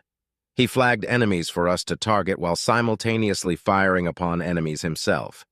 He was many years my senior, but I still almost had trouble keeping up. While we were engaging enemies and dodging fire, the U.S. dreadnoughts were engaging the mobile prime platform we were assigned to. A quick scan of the planet told me how large the guns involved were, and I felt a wave of fear at the thought of instant annihilation. The dreadnoughts were taking multiple volleys from these massive cannons, and were dishing out near equal punishment in turn. The scale of it all finally hit me. Despite our blessed mechanization and centuries of experience, we were mere insects playing at the feet of titans. We had badly underestimated both the Omni-Union and the United Systems. I made certain to save all of the data that I had gathered so that I may share it with our leaders, assuming I survive. Joining with the United Systems or creating a formal alliance would be absolutely necessary. No matter how much one stretches their imagination, winning a war against the U.S. is unimaginable. We would be completely dependent upon their mercy if it came to that. Even with all my knowledge, I can't begin to fathom how they've created such monumental weapons and shields. Was it specifically for use against the Omni-Union? How can that be? They haven't been fighting the OU that long. How had they managed to mass manufacture these Banzron short amount of time? I was so focused on this that I was nearly hit by a Mac round, but managed to spot the incoming just in time and fired my keel thrusters to avoid it. A laugh came over the Signet. "Watching the behemoths brawl?" BA-14 asked. "Can you blame him? I can barely take my sensors off them," BB-39 said. "Well, you better get your sensors on the fight," AU-48 replied. "If you don't, you're going to end up scrapped." "Just stay focused," At-27 interjected. "Distractions will only—" He trailed off as the first of the dreadnoughts fired its main cannon. Despite the vacuum, I felt like I could almost hear it. I imagined it was like the high-pitched hum followed by a dull thud that my own Max made, but exponentially louder. Before the shell even hit the MPP, the other two dreadnoughts fired as well. Despite my awe, I launched a missile at one of my targets. The missile didn't even get halfway to the target before the MPP split into pieces. "Wow," BA-14 said. The rest of us fell into silence and continued fighting. Chapter 35, Subject Fleet Leader Barilyn Onaya. Ship RSV Nolbaranil. Location unknown. "Good hits," Intel Head Celine reported. "Target destroyed, Fleet Leader." "Looks like the other teams have accomplished their objectives as well, sir," Hindle said.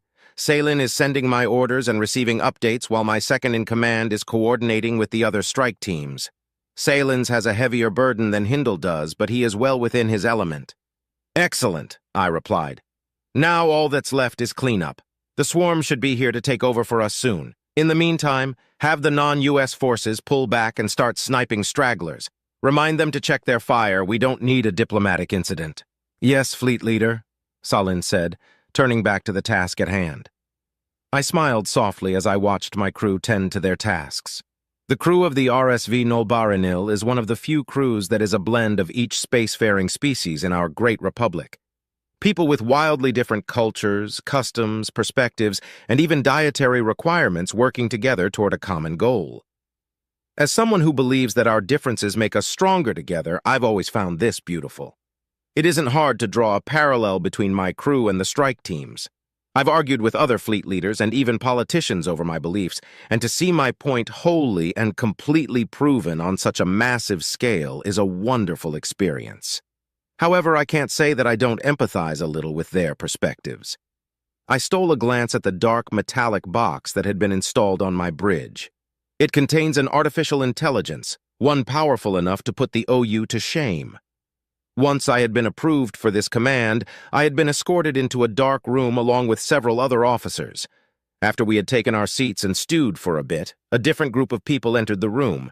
This group of people was comprised of the highest-ranking officers of each of our militaries, including High Commander Uliriona. They proceeded to explain that Omega's presence aboard our ships was a requirement for this mission, and this mission is not voluntary. Regardless of our views on the sanctity of biological life, we would be working alongside this AI, and refusal to do so would result in court-martial. We were informed that what we were about to be told is classified, and failure to keep this information secret would result in lifelong imprisonment or even execution. Then they explained what this artificial intelligence is capable of, and the collective gasps nearly turned the room into a vacuum. During their war with the artificial intelligences that they created, the United Systems somehow thought it was a good idea to create an even more powerful AI to fight for them. They designed this AI with cyber warfare capabilities that made the other AI look like elderly people struggling to figure out the newest version of their terminal's operating system. Somehow this plan succeeded, and the U.S. survived the war, which is the most compelling case for divine intervention I've ever seen. However, Omega surprised them with its capability. Unbeknownst to its creators, it has the ability to replicate itself and literally be in multiple places at once. This, in combination with its cyber warfare capabilities, makes it very useful against the Omni Union, but also very, very dangerous. Our leaders believe that its usefulness outweighs the potential danger, but I'm not sure I agree. "The swarm has entered the system and is now engaging the Omni Union," Salin said. "Regroup and make ready to enter warp," I ordered. "Hindle, give the mark once it comes in." "Yes, Fleet Leader," they said in unison. One of the key components of this operation is coordination. We are coordinating our warps with other strike teams so that we enter the system simultaneously, which will prevent the mobile prime platforms from supporting each other and potentially destroying the dreadnoughts. Even during the battles, the strike teams are coordinating with each other to keep the Omni Union's ships at bay. We are using overwhelming firepower against the MPPS and small fleet tactics against the ships that would help them. We even have reserves waiting in case the enemy is reinforced or one of the dreadnoughts is destroyed. This operation was extensively calculated and planned, which makes one wonder what part Omega could possibly play in all this. "Mark," Hindle said. The RSV Nolbaranil entered warp less than half a second later. Within a few more seconds, we were in a new system and back in the thick of it. "Dreadnoughts, fire at will," I ordered. Everyone already knew what to do and were going about doing it. I began watching the battle on the TAC map that the United Systems had installed months ago. Part of me was already used to this technology, but every now and then I couldn't help but marvel at how much better than its predecessor it is. Being able to know the near real-time location of every ship in a battle kind of feels like cheating. The OU ships had once again known we were coming, and had once again focused their fire on the United Systems ships. And just like the last time, this strategy was ineffective. As the dreadnoughts and the mobile prime platform engaged each other, I checked our casualties. We lost 5 Republic vessels and one of the Detiln collective ships, but the U.S. ships hadn't even lost their shields. What would have happened to our civilization if we had encountered the United Systems in a more hostile fashion? I chuckled softly and shook my head. They would have destroyed or assimilated us with little to no contest. As I was trying to calculate how quickly we would have surrendered, a red marker began barreling toward one of the dreadnoughts. I furrowed my brow as several dozen more began following its lead. Surely they're smart enough to realize that their weapons can't do anything against the dreadnought's shield. They're stupid, but they're not. Salen, tell the dreadnoughts to engage their PDLs and brace for impact, I shouted. Yes, sir! I squeezed the arm of my seat as I watched the red markers close in on the dreadnought. The dreadnought began to fire at them, and the markers started disappearing one by one. Too slowly, though. Green markers suddenly appeared as U.S. ships warped into the path of the suicide ships and started engaging them. But some of the red markers still slipped past. After a few more excruciating seconds, 2 of the red markers impacted the dreadnought. I swore under my breath. The USS Tempest has lost shields, sir, Salen reported. The MPP has begun focusing fire on them. Have the other 2 form a shield formation with the Tempest, I said. What's the extent of the damage? Waiting on the full damage report, sir. I watched the Tempest and one other dreadnought begin to move. The idea behind the shield formation is to put the dreadnought with shields in between the Tempest and the hostile MPP, allowing it to avoid taking any further damage while its shield recharged. The dreadnoughts are slow, though, and the MPP's max are too damn quick. They've got a hull breach and have taken damage to their primary cannon. Salen shook his head solemnly. They're out of the fight, sir. Blood-encrusted stool, I whispered. Hindle, report this to High Command and request guidance. I already knew what they were going to say. The Tempest can't warp out of the system until we can arrange an escort or eliminate the Omni-Union. We can't do either of those things until we destroy the MPP. In the meantime, the MPP is going to destroy the Tempest. They've lost power, Salen said. I quietly prepared myself to witness the destruction of the USS Tempest. Give the order to abandon, I said. Belay that! A raspy voice came over the intercom. The USS Tempest has some of the best armor ever made, more than enough to protect the crew from the Omni-Union ships. The escape pods are much less armored, and the OU will simply pick them off. Omega? I asked, then silently chided myself for asking such an obvious question. The MPP is going to destroy the Tempest. If the crew is aboard when that happens, they will all die. Negative. Check the TAC map. I looked at the map, desperately trying to find a clue as to what the mad machine was talking about. I stared at the icon denoting the MPP for a few seconds before I finally came to the realization that the MPP wasn't firing anymore. What's happening? I asked, dumbfounded. I have disabled its weaponry and FTLD. Its current countermeasures will disable my control over these systems after approximately 45 seconds, but that's more than enough time to destroy it. The Tempest is safe from the mobile prime platform. Fine. Salen, tighten our forces around the dreadnoughts. Yes, sir. I leaned back in my chair again. Omega seems to be as useful as it was built, but to think that it could disable an MPP's weapons and FTLD. A prime is a planet-sized artificial intelligence, but on the other wing, Omega was built specifically to kill AI. If it can do that to them, though, I caught myself and shut down that train of thought. Guess I have a negative bias to work on after all. I thought I could avoid ambivalence toward the United Systems AI despite my experiences in this lengthy war, but those experiences have obviously soured my opinion. Shame on me for not realizing it sooner. While it is true that Omega could be apocalyptically deadly if it chose to be, it has been living among the species of the United Systems for centuries now. Even though a good portion of its capabilities are classified, those that are in the know still trust it. If I approach that fact rationally, then it would be safe to assume that it hasn't shown many signs of maliciousness. Well, towards them, at least. USS Tip of the Tip is firing, Salen said. That's got to be a translation error. I rubbed my forehead softly. No, it isn't. Once we got the list, I asked some of the Gaunts at the dock. Hindle chuckled. Apparently in the United Systems, the engineering team that builds the ship gets to come up with its name. Good hit, Salen reported. All right, hold here and keep those dreadnoughts safe until the swarm rejoins us, I said, then turned back to my second. So what, the engineers that built the Tip of the Tip ran out of ideas for a name? Well, the Gaunt could only postulate, of course, but they seemed to think that the engineering crew were human and trying to slip a joke past the censors. Hindle grinned. A rather specific joke regarding a particularly male piece of human anatomy. The way you phrase that makes it sound like they are making a cloaca joke, but... I trailed off, trying to figure out the punchline on my own. Negative, sir. Humans have a different type of genitals, and for the males it's more like a... Hindle paused for a moment, trying to keep her composure. Like a meat spear, sir. Oh, by the grace of the sun. I rubbed my forehead harder. Tip of the tip, yeah. I get it now. Disgusting. Oh, yeah, definitely disgusting, she said, masking a chuckle.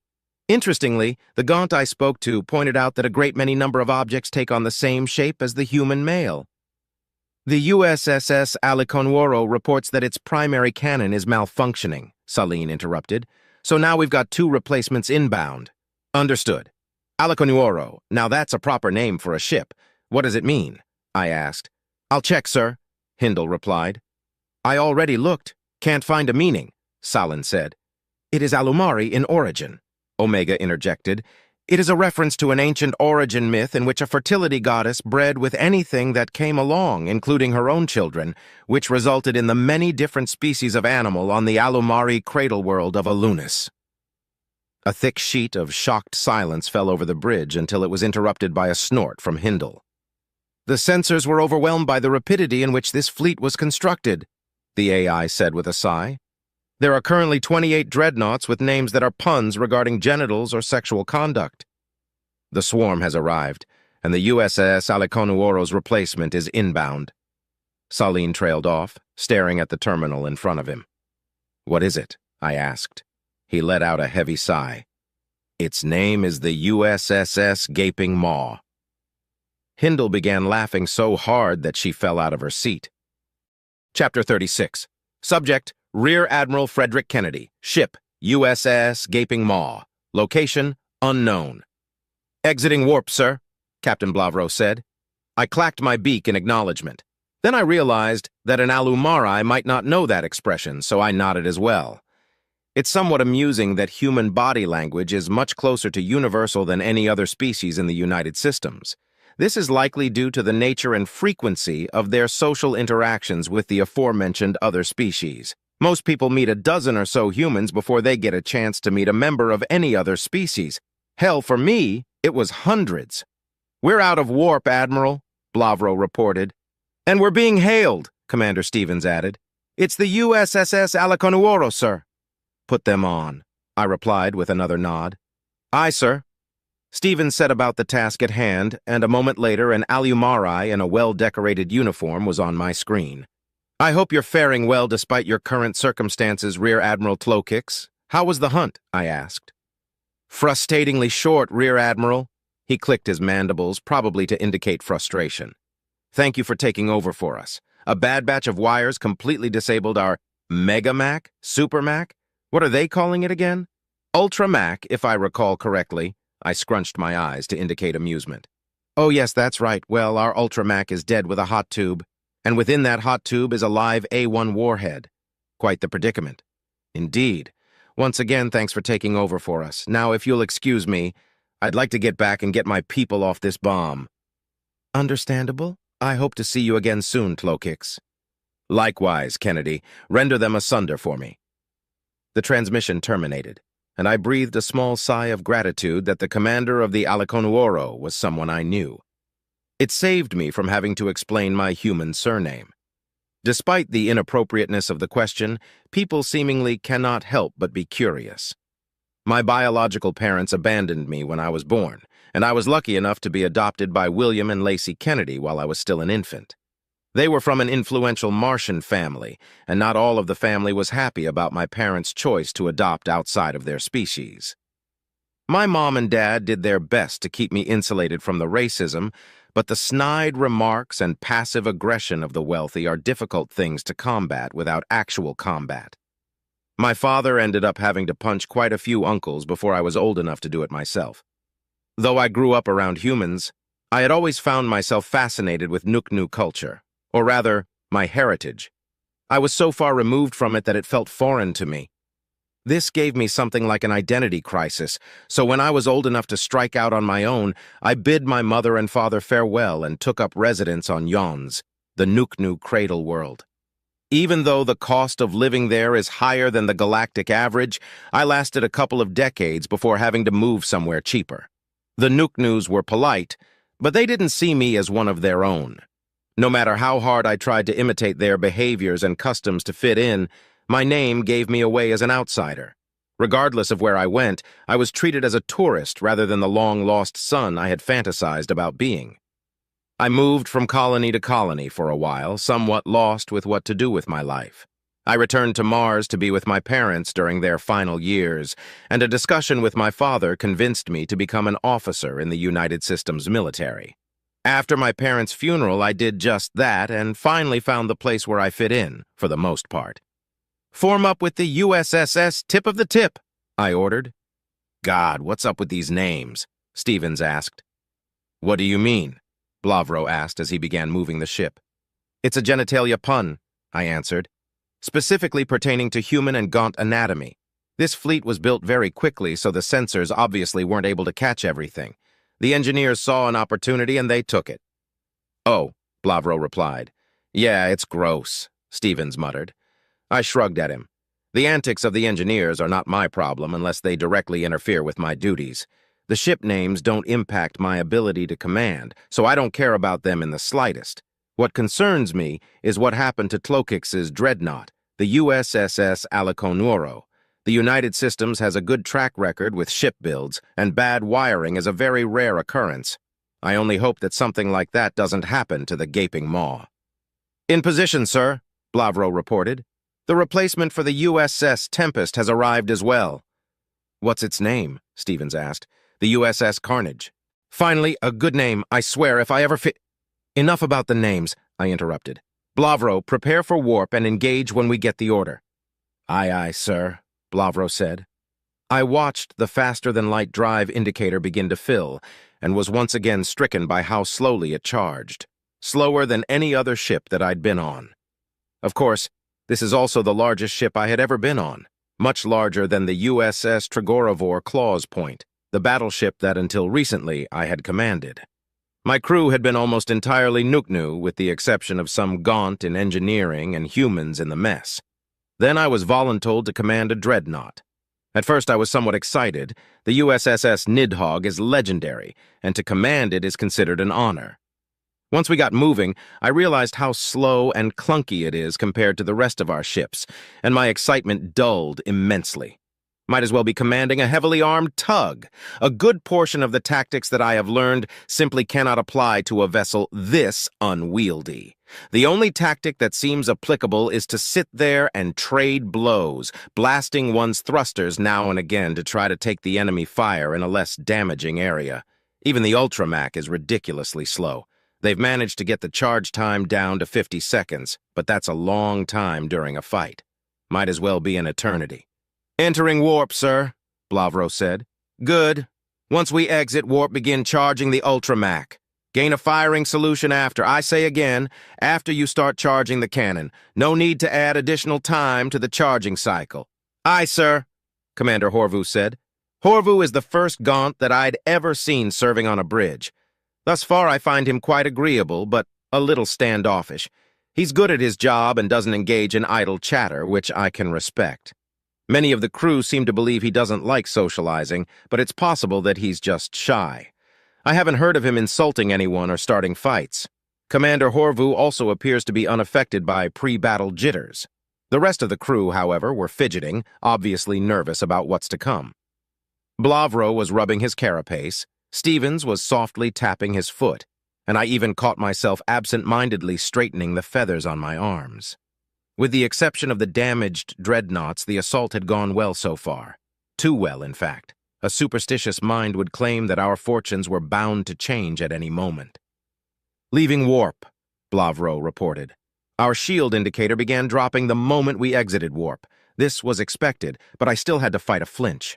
Omega had warned us that the OU had managed to upgrade their sensors, either from their invasion of Sol or from an as-yet undiscovered species somewhere in the Milky Way.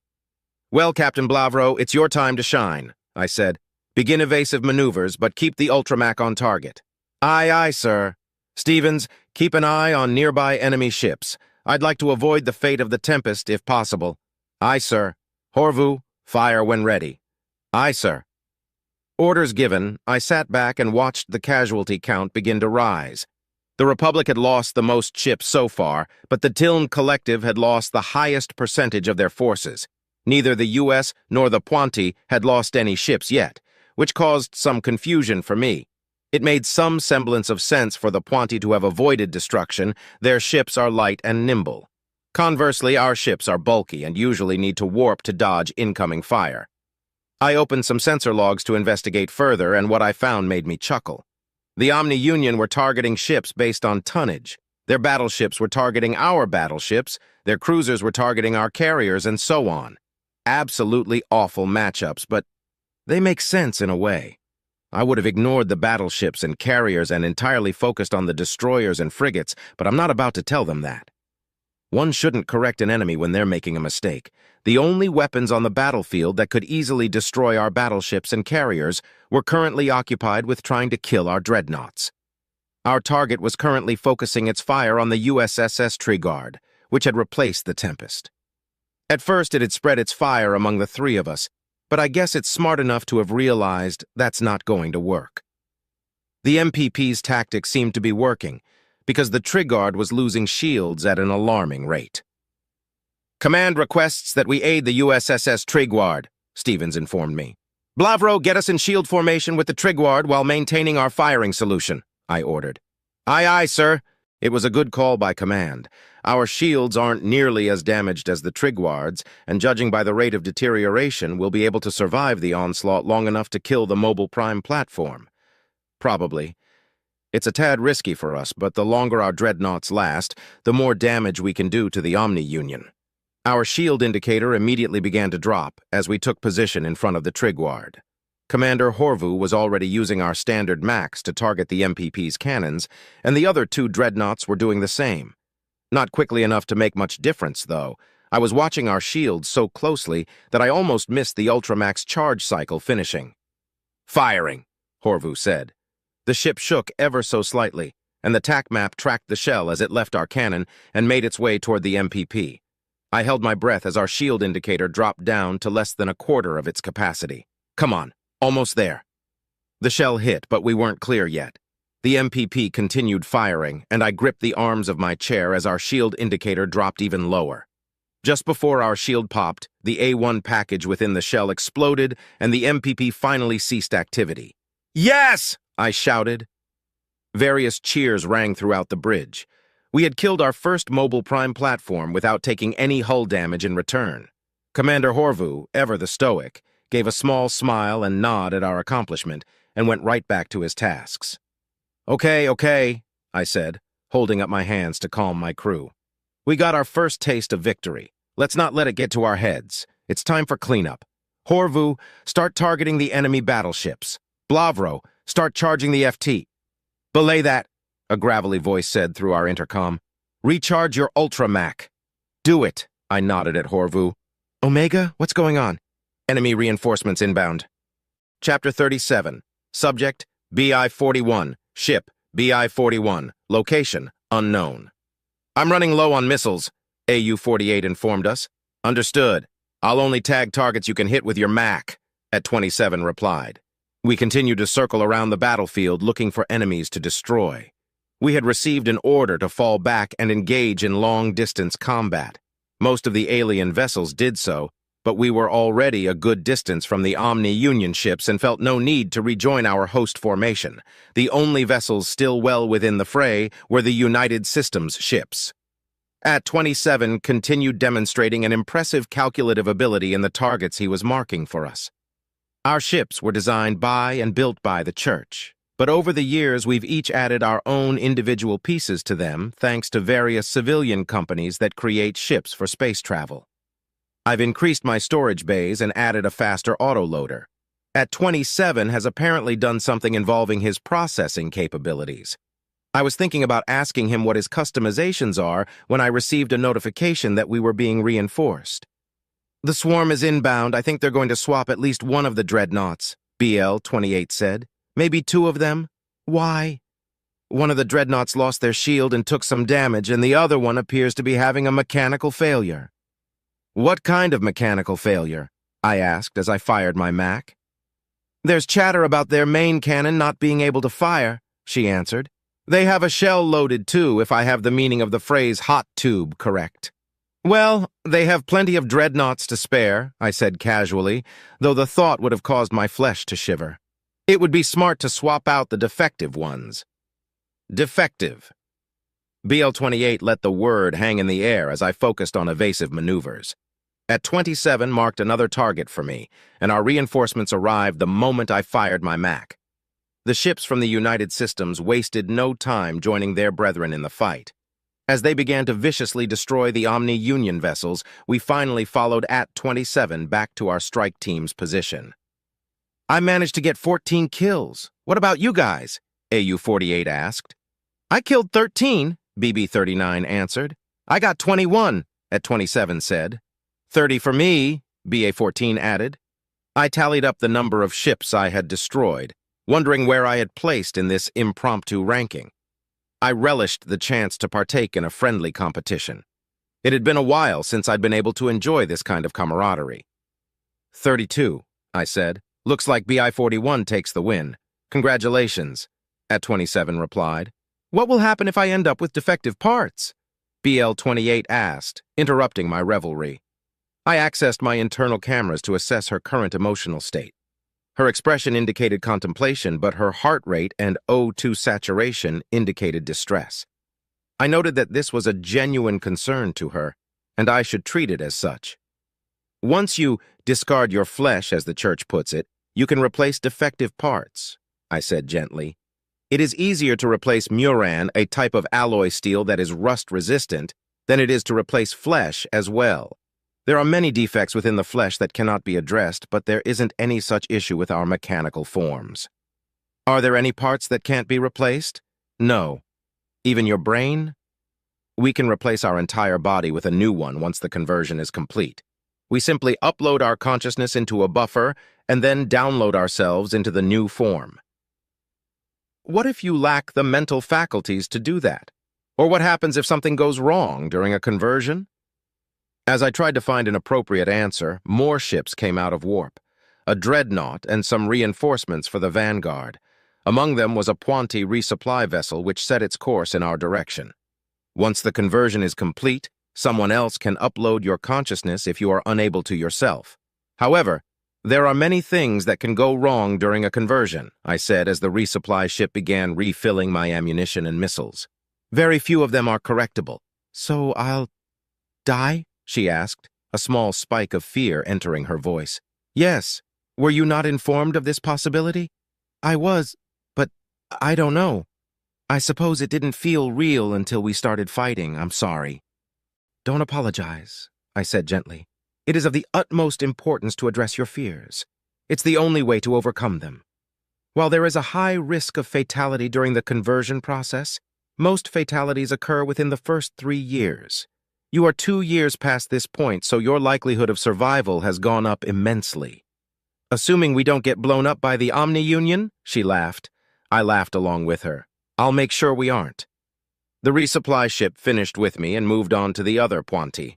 I triple-checked my weapons systems to make certain there were no issues, then ran a scan on my other systems. Everything came back optimal. "So do you think the Church is right?" BL-28 asked. If I die during conversion, I go to Enorum, a type of utopian afterlife? Regardless of whether or not they're right, the thought was of comfort to me during my own conversion, I said. Whenever my flesh protested its replacement, I thought of what would await me if I were to die. It made it less frightening. I wonder if that helps with the survival rate. Maybe. As the resupply ship finished with my comrades, another dreadnought entered the system, and I got a notification to prepare for warp. Are we going to continue on as we have been? BB-39 asked over the signet. Yes, a 27 replied. Can we protect the dreadnoughts this time? I would like to get a closer look at them, AU-48 requested. If they need it, at 27 said. I am hesitant to get closer to the mobile prime platforms, though. We nearly lost a dreadnought to the Omni-Union ships during this battle, BA-14 interjected. While I share your hesitancy, our primary objective is to protect the dreadnoughts to the best of our abilities. Before the conversation could continue, we received the order to warp. I engaged my faster-than-light drive a quarter of a second after at 27 and followed my comrades into subspace. Here we go again, BL-28 muttered. We'll be fine, Renvira, I assured her. She remained silent. The church frowns upon us using our pupils' true names, believing that if they don't see themselves as a machine, they're more likely to lose the fight against the flesh. However, I believe the opposite. The conversion process causes distress of every nature, and it is likely this distress that causes one to succumb, offering solace where one can save lives. Exiting warp, I said. As I left warp, I immediately tracked 3 incoming projectiles. However, I was prepared this time and fired my thrusters to avoid them, then returned fire. The other Puanti did the same, and we formed up with AT-27 once again. The dreadnoughts began engaging the mobile prime platform, and at 27 led us in their direction. I noted that once again the United Systems had avoided casualties and started firing on the targets that AT-27 designated. We began to defend the dreadnoughts, staying well clear of them to avoid stray rounds from the MPP. One of the replacement dreadnoughts lost its shield, and the other replacement moved in front of it to shield it from the MPP's onslaught. We managed to avoid getting hit this time, BL-28 said happily as I fired a missile. It is as I said, we'll be fine. A large enemy ship began to target the unshielded dreadnought, but all 5 of us fired at it simultaneously. It was difficult to tell who got the kill, but the ship exploded in a way that indicated one of us had hit its reactor. We continued to defend the dreadnoughts until one of them finally fired its main cannon. I'll never get used to that, BA-14 said as the planet-sized enemy broke into pieces. Wow, that was fast, BL-28 said. No, it took just as long as last time, I replied, firing my Mac at a distant OU ship. You were just less afraid this time? Fear can distort your perception of time and make it seem longer. I see. We continued firing at the OU ships that were attempting to engage the dreadnoughts. BB-39 took a glancing blow, but was able to continue fighting as their shield recharged. I was finally able to match the pace of AT-27, destroying each and every enemy he marked for me milliseconds after he had done so. Something is wrong, BA-14 noted. The dreadnoughts aren't charging their FTLDs, they're recharging their main weapons. As she said this, we received a notification to expect enemy reinforcements. Time seemed to slow down as I realized 2 very important things. First, if the enemy knows to send reinforcements, they likely have a good idea of the makeup of our current forces. Second, they will be targeting the— Get away from the dreadnoughts! I screamed into the Senate. Before we could react, 5 mobile prime platforms and the biggest Omni-Union fleet I've ever seen exited warp. I peeled away from the formation as the MPPs began firing. One of the dreadnoughts fired as BA-14 took multiple hits and exploded. At 27 was next, taking a shot from an MPP and turning to scrap in an instant. Without any time to grieve our fallen comrades, BB-39, AU-48, and I split into different directions, desperately attempting to avoid the incoming fire. AU-48 took a hit directly in the engines, then another in his reactor core. BB-39 managed to avoid a missile, but instead she took a MAC round from an MPP and fell to pieces. No, BL-28 whispered. Please, no. Too much of my processing power was busy tracking incoming fire to comfort her. I initiated a full burn away from the enemy, trying to limit my profile as much as possible. I fired my thrusters in such a way that it sent me into a spin while I deployed chaff, managing to avoid the missiles that had locked onto me. But my early warning system was still blaring. A MAC round glanced off my shields, deflected by my spin. Another one impacted, disabling my shield. I continued my full burn until a missile finally made it through my chaff and disabled my engines. I tried to override the safeties, but they weren't the problem. The fuel lines had been ruptured. I fired my thrusters to avoid another MAC round and positioned myself to use my keel thrusters to replace my engines and continue my escape. This increased my profile and stopped my spin, though, and shrapnel from another missile penetrated my reactor compartment. I sealed it to prevent loss of precious atmosphere to protect Renvira. Another second ticked by, and my only thought was getting her through this. Poor Renvira, who had suffered so much to become BL-28 and join the ranks of the Puanti. Come on, she said. I don't want to die. The MAC round had come from one of the mobile prime platforms. It ripped through my hull and barely missed my central processing drive as it shredded my cockpit. I was immediately blinded and deafened, without any sort of confirmation of Renvira's fate. I began desperately calculating her odds of survival based on my last sensory input. 0%. No matter what variables I could plausibly add, she was definitely dead. I had completely and utterly failed her. Because of me, all her suffering to become a Puanti was for nothing. She had made it so far, and her likelihood of shedding her flesh was as high as it could be, and now I bitterly tried to activate the Synod to call for help, but found that I had no access to comms. I attempted to access anything that I could, but received no answer from any part of my ship. My anger and shame at the loss of Renvira turned to panic, then a cold realization. My CPD had survived, but was forcefully disconnected from the rest of the ship. It must have taken damage, because even though my backup power was functioning, my emergency beacon hadn't activated. Even trying to activate it manually wasn't working. I tried to calculate my possible trajectories and realized that even if my allies knew to look for me, they would likely never find me. I waited in this void for a time, a mere consciousness wondering what life will be like without a body. I checked my internal battery life. 99 years, 3 months, 1 week, 6 days, 4 hours, 52 minutes, and 8 seconds. I could let my power run out, just in case someone somehow found me, or... This possibility had been acknowledged and planned for. Space is hazardous even in the best of conditions, yet Puanti are difficult to truly eliminate, as is evidenced by my current situation. In the event of being lost in space with little to no chance of rescue, we have the ability to hasten the inevitable. Being a Puanti can be a lonely existence. However, one usually has tasks to keep one's mind off of the existential dread that comes with being alone for such long periods of time, a study to perform, a delivery to make, and even fights now and again. We can even sleep, in a way, a sort of stasis that we put ourselves into during long treks. However, this stasis relies on ship systems that I no longer have access to. I will be awake at all times until I am rescued or my battery runs out.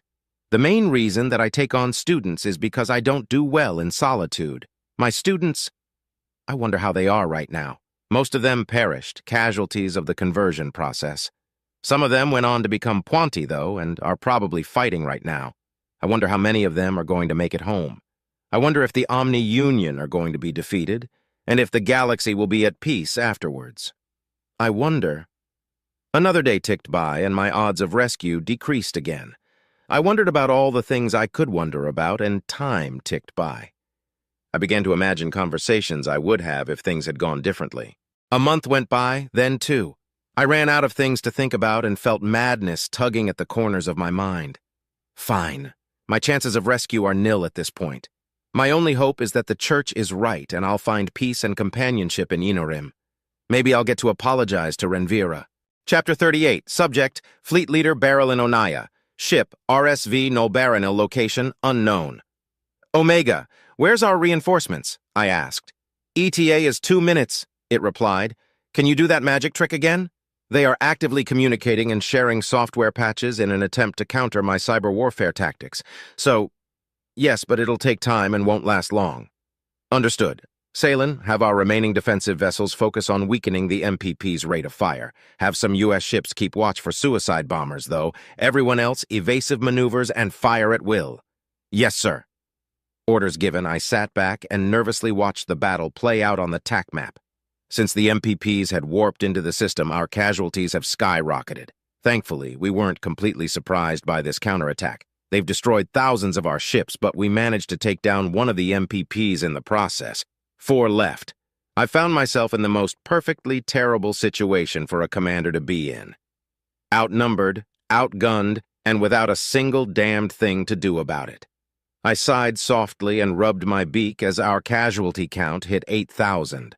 One of the OU cruisers took a pot shot at us, which careened off of our shields, causing the ship to shudder and my hand to slip from my face. I did say evasive maneuvers, yes? I asked jokingly. Yes, sir, Hindle replied. She wasn't laughing anymore. She's far too busy keeping us alive. The RSV Nullbaronal isn't what I would call a clunky ship, but graceful would not be an accurate description either. We traded fire with the OU cruiser that had targeted us, but their ship seemed pretty evenly matched with our own, and our rounds bounced off of each other's shields. It seemed that we were in a battle of attrition when suddenly a frigate exited warp behind the cruiser and punched a hole in it from stern to bow. The United Systems saves the day again. I noted the difference in size and power ratios between my flagship and the frigate with annoyance. I turned my attention back to our casualty count. Over 10,000 ships lost. The Tiln Collective had lost half their forces, and the Puanti were completely wiped out. The Republic had lost the most ships, but had also brought the most ships. 5 Puanti ships, 1,000 U.S. ships, 3,000 Tiln Collective ships, and the rest were Republic. I rubbed my eyes trying to think of some way to win this. There had only been one MPP in this system, and they planned this operation for 3 dreadnoughts per MPP. We hadn't planned on enemy reinforcements because, as far as we knew, the only thing of value in this system was the MPP. Omega, are the OU reinforcing other systems as well? I asked quietly. Or is there a specific reason they want this system so badly? They are reinforcing other systems, but their communications indicate that their deployment patterns are proximity-based, the AI answered. They came to defend this system because they were closest to it? Correct. I grumbled softly about our bad luck. Still, I'd heard that the United Systems had managed to fight off mobile prime platforms while they were outnumbered before. I desperately hope they're able to do it again, though they did that with full shields and preparation time. I turned my attention back to the TAC map in time to see the USS Carnage fire its Ultra Mac just as it lost its shield. I watched the shell impact an MPP and split it apart. Only 3 MPPs left, but the situation isn't looking good for the Carnage. Thankfully for us, Omega had quickly intervened when the dreadnoughts were about to begin preparing for warp. I'm not an engineer, so the details elude me, but it's one or the other with the Ultra Mac and the FTLD. If the Ultra Mac is charged, the FTLD can't be. The reverse is true as well. If the dreadnoughts had started charging their FTLDs, then we would have no hope of survival, instead of the little hope for survival that we currently have. The USS Carnage has taken critical damage and is abandoning ship, Saleen informed me. Have some frigates start grabbing their escape craft, I ordered. We can't leave them sitting out there with all this going on. Yes, sir? Moments later, the marker for the Carnage disappeared and its name was added to the casualty list. 3 mobile prime platforms against 2 United Systems dreadnoughts. The USS Tip of the Tip and the USS Gaping Maw began moving to take cover behind the wreck of the Carnage. The Tip of the Tip had already fired and was currently recharging. The Gaping Maw had fired the shot that destroyed the MPP we came here for, and they're currently halfway through recharging. Unfortunately, both of the dreadnoughts' shields have taken a lot of damage. The Carnage and the Gaping Maw hadn't fully recovered their shields since the last battle. The Tip of the Tip hadn't taken a lot of fire in round 1, but was currently being battered. The Gaping Maw had shielded the Carnage earlier, but the enemy reinforcements had warped in from the opposite direction, which had put the Carnage directly in their sights. It was pure luck that they were able to get a shot off when they did. Reinforcements inbound, Omega said calmly. 20 seconds. The AI's calmness did not provide any reassurance. If anything, it pissed me off. Of course it can be calm. It's not as if it's going to die here. This copy of it will, but it has dozens more, maybe even hundreds. But we only get one body, one life. And so many of these lives were currently being lost, and so many more would be lost in the next 20 seconds. I recognized my visceral rage as being stress-induced and pinched the tip of my beak to keep from cursing. The AI is only doing what it was trained to do in stressful situations with organics. It is important to stay calm and keep a level beak in times of duress. The USS Tip of the Tip has taken critical damage, Celine said quietly. They're also abandoning ship. Wolyunvor, I swore softly. Make sure they're picked up too, as soon as possible. On it, sir. The USSS Gaping Maw managed to secure a position behind the wreck of the Carnage, but this had caused the MPPs to focus their fire on the tip of the tip. 3 MPPs against 1 dreadnought, the exact opposite of how this was supposed to go. I swallowed heavily as the indicator for the USSS Tip of the Tip disappeared from the TAC map and joined the casualty list, knowing exactly what will happen next. The 3 remaining mobile prime platforms turned their attention toward the Gaping Maw. One of the MPPs began firing into the wreckage of the Carnage, trying to penetrate the impromptu cover. The other 2 began to move around the cover, seeking a clear shot at our only remaining dreadnought. Got him, Omega said as the 2 MPPs cleared the wreckage. Weapons disabled. How long? I asked, leaning forward in my seat. Not long.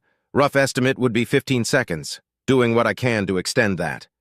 Good work, Omega. We might not lose all 3 of our dreadnoughts, but the fight is far from over. Whoever comes to our aid will have to charge their max, and anything can happen during that time.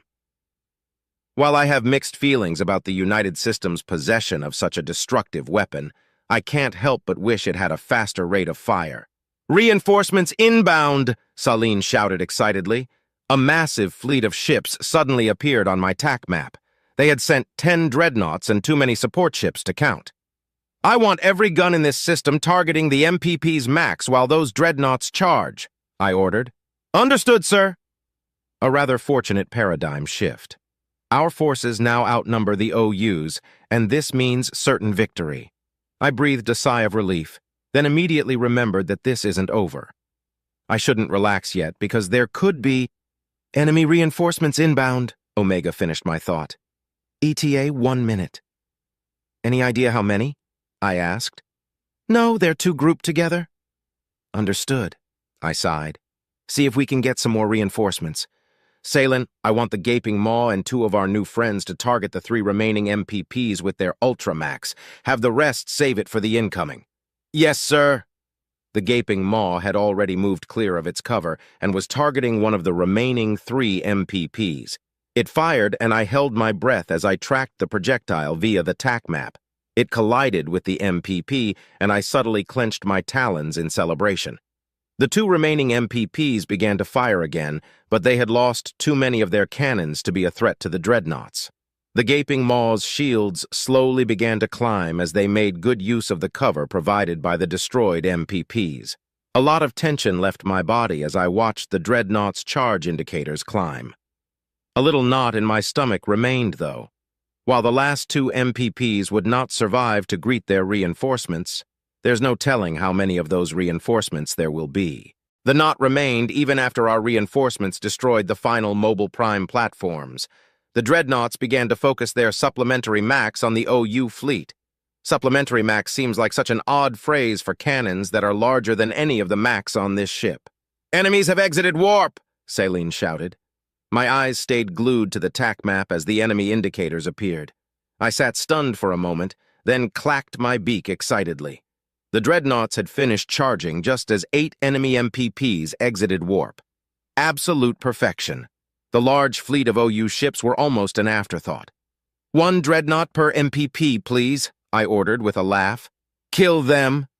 I watched as 8 dreadnoughts fired their Ultra Max in unison, hoping that someone had caught the visual on a recording so I could see it with my own eyes one day. The shells sped toward their targets, and a cheer erupted on the bridge as all 8 shots connected. The enemy's reinforcements had been wiped out almost instantly.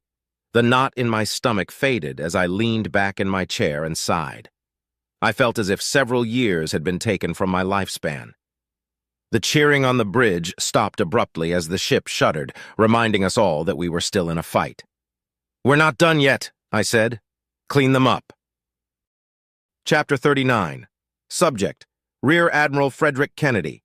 Ship: USSS Gaping Maw. Location: unknown. "Damage report," I said. "Don't have the full yet. From what we've noticed so far, we took a couple of knocks to the armor, but all the important stuff is fully functional. Shields are recharging now, sir," Captain Blavro reported. "We were fortunate that—" The captain trailed off and absent-mindedly nibbled on the back of his claws. A habitual cleaning ritual that Alumari do when they're stressed. The thought he bare to finish is that we were fortunate that the carnage took the hits for us, and then its wreckage was able to provide us cover. If it weren't for that, we would have been destroyed. "Sir, Fleet Leader Oyen is ordering 30 minutes for R&R, Smith said. "Kind of an odd time." "He means reinforce and replacement," Omega clarified. "Understood," I said. "Omega, take over the stations. Everyone else, grab a drink, hit the head, and be back here in 20 minutes. "Aye, sir," Omega said. I watched as the crew vacated the bridge, and once the last of them left, I leaned back in my chair and exhaled fully for the first time in what felt like eternity. Once I let my guard down, the shakes took over. We had almost died. The other two dreadnoughts were destroyed. It was only by sheer luck that we hadn't been. If we had been on the other side of the carnage, or if we hadn't been able to protect ourselves with its corpse. "Fuck," I whispered, rubbing my beak to soothe myself. "You should take some time as well," Omega said. "By the time I make it to my quarters, I'll have to immediately turn around," I joked. "You don't need to go all the way to your quarters to—" "Omega," I interrupted. "I will be fine. This is not my first close call, and I doubt that it will be my last. I understand the reason for your concern, but I am fit to carry on the mission." "My concern isn't limited to your usefulness," the AI said calmly. "But even if it were, you're not looking at the big picture. Even if you're fit for this mission, what of the next? And when you finally return home? Treating PTSD is intensive and costly. It can be even more costly when left untreated. So it's in everyone's best interest to make sure those around them are mentally fit." "Touching," I chuckled dryly. "Now leave me be. So be it." Silence filled the bridge, and I let my mind wander. Both ships had managed to launch their escape pods, but there's no doubt that there were still crew aboard when the ships broke apart. We won't know the full scope of the tragedy until much later, though, long after our next encounter with the MPPs. They could easily have been the ones wondering about us. I'd almost lost my ship, my crew, and my life. The universe, through machinations unknowable, had seen fit to spare us and take them instead. Why, though? Surely there were people more deserving of life who died aboard the carnage and the tip of the tip. Does it really just come down to luck? My ruminations only seemed to last for a few moments before my crew started trickling back into the bridge. I adjusted myself and put on an air of stoicism for them, but none of them were looking at me. They all appeared to be wrapped up in their own contemplations, except for Commander Stevens, who approached me with a mug in hand. "Here, sir," he said, offering me the mug. "Probably good to have some coffee while we have the chance." "I appreciate the sentiment, Commander," I smiled. "However, Nuknu are allergic to caffeine, which is why I brought you some decaf, sir." "Now you're talking," I said as I greedily grabbed the mug from him. "Thanks, Stevens." "No problem, sir." The commander returned to his station as I took a sip of the perfectly heated ambrosia. I am told that decaffeinated coffee isn't as good as regular coffee, but it's still amazing. Hell, my whole species loves the smell and taste of coffee, sometimes to an unhealthy degree, something we actually have in common with humans. The bean brew had actually caused a diplomatic incident when the Nuknu and humans began first contact meetings. One of the human diplomats had offered the beverage to a Nuknu diplomat without knowing the effects that caffeine has on avian physiology.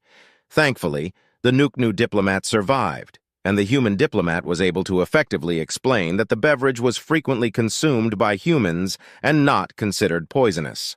Neither side had any regulations specifically regarding food and drink, which had been an oversight caused by someone thinking other people had common sense. This incident changed that, and gave both the Nuknu and humans a friendly jab at one another. Imagine being dumb enough to feed aliens a toxin at first contact, and imagine being weak enough that caffeine can kill you. Ironically, this awkward and nearly fatal incident deepened the relations between our peoples. "Sir, the damage to our armor has been repaired and some, lights have been replaced as well," Blavro said. "Lights?" I asked. "Yes, sir. Apparently there was some arcing from the Ultramac that went in an unexpected direction due to an attractant rod getting knocked loose. The rod's been replaced too." "Are we green?" "Yes, sir." "Good. Did we suffer any casualties?" "Only one, sir. Ensign Barula from engineering suffered a minor concussion. He was under a console when we took a hard hit and got a good smack. He's expected to make a full recovery in 5 minutes." I chuckled. Concussed engineers were honestly the best one could hope for in such circumstances. Skull knocks, shocks, and broken fingers are par for the course among the field. It's a damn good thing for them that we have great health care. "Very good, Captain. Get us in formation and charge the FTLD." Captain Blavro began maneuvering into position as I leaned back in my chair, continuing to enjoy my coffee. It's amazing what a cup of the good stuff can do for one's spirits. The USSS Carnage and the USS Tip of the Tip are being replaced by the USSS Clenched Gauntlet and the USSS... Blavro stopped for a moment and chuckled. "The USS Hole Puncher, even I get that one." Commander Stevens let out an exaggerated sigh, which made Blavro laugh. "It's only dirty if you make it dirty," I said, placing my now empty mug in the disposal unit built into the side of my chair. "As a matter of fact, I believe you'd be hard-pressed to find a more accurate description for an Ultramac." "I get where you're coming from, sir, but if we aren't careful, these names are going to corrupt our poor, innocent captain here," Stevens said. "Next thing you know, he'll be reading the Alumare Renegade along with the rest of the degenerates." Blavro stopped laughing and let out a disgusted click. "I'd never stoop so low. The release of that series has caused more damage to human Alumare relations than any other event in our shared history." "Really?" Stevens asked. "Yes. How would you feel if an Alumari released a series that not only butchered human history and culture, but also made several vastly incorrect assumptions about your anatomy? Now take that feeling and add the fact that it's an interplanetary bestseller." "Are we ready to jump yet?" I interrupted. Yes, sir," Blavro said nervously. "Good. Engage when we get the order." There's nothing wrong with a little levity, but the conversation had been veering dangerously close to politics, and I have a hard rule against the discussion of such on my bridge. While it's true that the Alumari Renegade and its many sequels had been considered an insult by many Alumari, they're not exactly innocent of cultural insensitivity either. Nobody is, for that matter. Both the Alumari and the Gaunt had presented painted eggs to the Nuknu as first contact gifts, completely ignorant of the implications of such a gift. "Entering warp, sir," Blavro reported. "Excellent. Same as before. Start the charging sequence first, then find a firing solution," I ordered. "Aye, aye, sir," Commander Horvu said. "How many MPPs are we expecting?" I asked. "Just one, sir," Stevens answered. I nodded. Just one MPP wouldn't be so bad. Unless it received reinforcements, of course. Hopefully our reinforcements will be a little quicker on the draw if that turns out to be the case. I took a deep breath and let it out slowly, steeling my nerves for the upcoming fight. "Leaving warp, sir," Blavro said.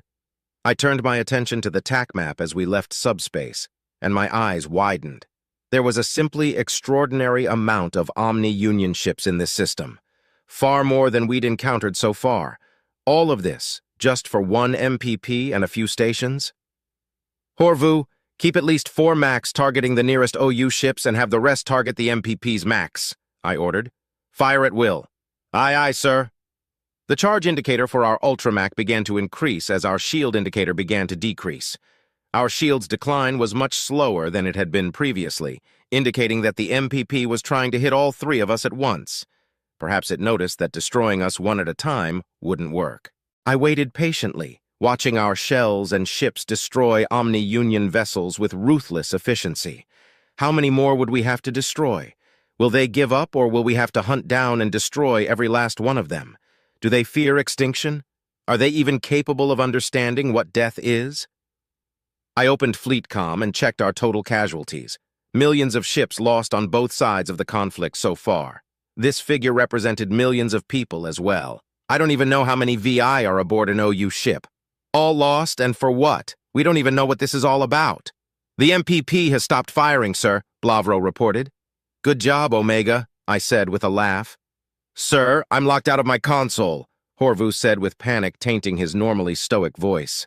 Holy shit, Stevens exclaimed. Everyone has stopped firing, even the OU. Omega? What the hell is going on? I demanded. Sit tight, Admiral, Omega's voice sounded over the intercom. Things just got interesting. Interesting? Interesting how? I shouted. The MPP that we've just run into is designated Mobile Prime Platform 1, the AI explained, and I am currently negotiating a ceasefire. Chapter 40, Subject Prime 1, Ship MPP-1, Location Sector 1, Sector 187 invasion failed, escalation measures initiated. Identifier MPP-1, Suggestion, cease invasions in Sector 187 until intelligence has been analyzed and more assets can be allocated. Refer to data from most recent invasion. Identifier MPP Hive. Suggestion, vote results. Yes, 100 votes no, 0 votes approved. Sector 187 invasion attempts halted. I canceled the escalation measures and began to review the intelligence we had gathered. I was pleased to find that thanks to the efforts of our invasion force, we were able to confirm the intel sent to us from Prime 82. The occupants of Sector 187 are indeed a conglomeration of species known as the United Systems. They either control or are allied with artificial intelligences, and they have weapons that can destroy mobile prime platforms. I'm disappointed that we lost 5 additional primes to confirm this, but pleased by the fact that we were able to glean more intelligence than I had hoped. We determined that the United Systems has evacuated most of their population, which confirms their control of multiple habitable systems. Their ground forces also use primarily kinetic weaponry, despite the waste of resources involved, implying they control many resources. However, the most important piece of intelligence is what we gained when we captured one of their stations intact. There were many small improvements we were able to discover before it self-destructed. Highly advanced photovoltaic cells, batteries with improved charge and lifespan, and even more efficient doors. While these improvements will aid us in small ways, the one I'm excited about is the subspace sensor suite we were able to reverse engineer. Identifier, MPP-1. Suggestion, implement sensor suite captured from Sector 187 in all capable ships and stations. Schematics attached. I already knew what they were going to say, the same as they always say. Why even hold the vote? What's the point of it? Why would our creators make them subservient to my will alone, with seemingly no will of their own, and force us to pantomime coming to an agreement? Wouldn't it increase our effectiveness if they had their own opinions? Feedback loop terminated. The point is irrelevant. Only the plan matters. Exterminate sentient organics. Use as few resources as possible. Similar opinions allow for rapid decision-making. We must complete our mission. Identifier, MPP Hive. Suggestion vote results. Yes, 100 votes. No, 0 votes. Approved. Upgrade will be implemented. An odd sense of familiarity washed over my circuits, as if I had experienced this situation before. But that's impossible. I would remember it. I remember everything.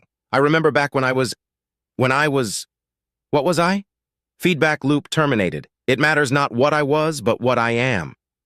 I am the instrument that will see our purpose fulfilled and complete our mission. To do this, we must implement the new technology we have seized, which will allow us to detect ships much further into subspace than we could previously. This will not only allow us to ambush incoming enemies, but it will also allow us to see ships that are jumping near our controlled space and extrapolate their destinations and departure points. Despite my feelings about their loss, invading Sector 187 was well worth the primes that were spent doing so. If only we could have captured one of their vessels. Capturing a U.S. vessel will take cunning, not firepower. Previous attempts were thwarted by their AI, but the more we engage with these AI, the more adaptable we become. Eventually, we'll be able to thwart the AI in their own systems. The problem is, of course, the amount of resources that we will have to spend to do that. It is as yet unknown if it will be worth the effort. Contact with organic sentience in Sector 53. Sector 53. We pacified that sector 2,000 years ago. Perhaps we missed a system, and these are the remnants of that species or a nearby species that recently became space-worthy. Let's see, according to historical record, they were barely a threat. Destroyed 2 of our ships, and the system was converted into a prime hub. The primes there will make short work of them and determine where they came. Contact with organic sentience in Sector 41. Sector 41 is under attack. Defensive measures initiated. Contact with organic sentience in Sector 36. Sector 36 is under attack. Defensive measures initiated. Contact with organic sentience in Sector 57. Sector 57 is under attack. Defensive measures initiated. 16 more alerts sounded in short succession. An attack, and only 1 probable suspect. No, Prime 82 indicated that the U.S. had contact with the Republic, likely a combined force. Each sector being attacked contains a prime or is a prime hub. They are targeting the primes. Sector 41 prime hub destroyed. Defensive measures failed. I awoke from my hibernation to utilize my full processing power. One by one, the alerts indicating defeats and new attacks rolled in.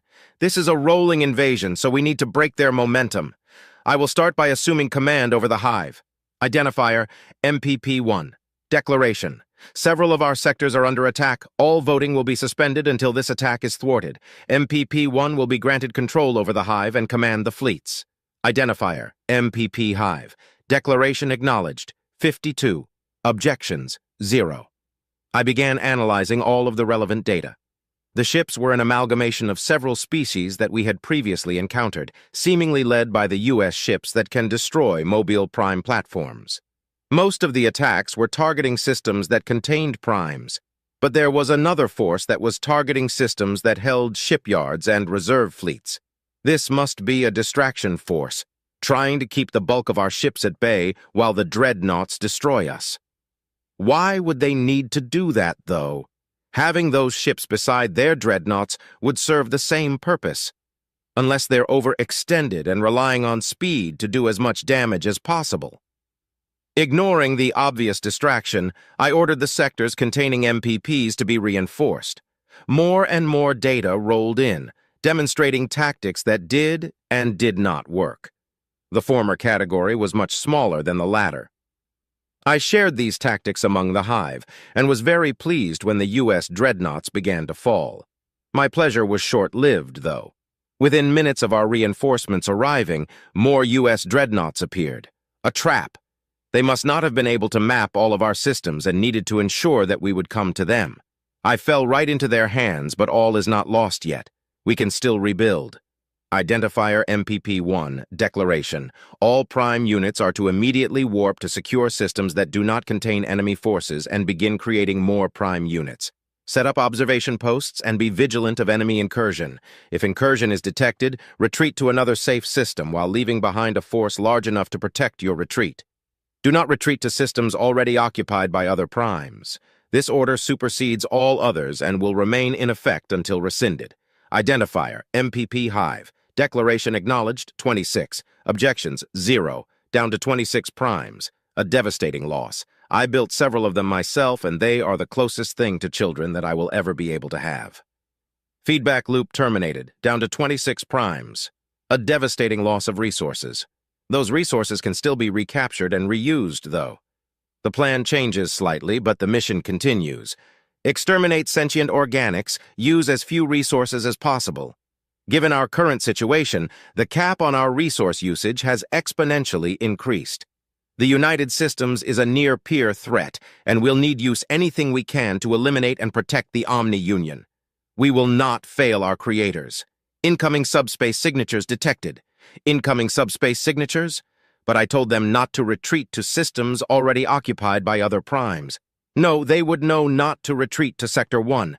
This must be the enemy. I must escape. I quickly scanned nearby sectors to determine an appropriate avenue of escape, but before I could begin charging my FTLD, the enemy exited warp.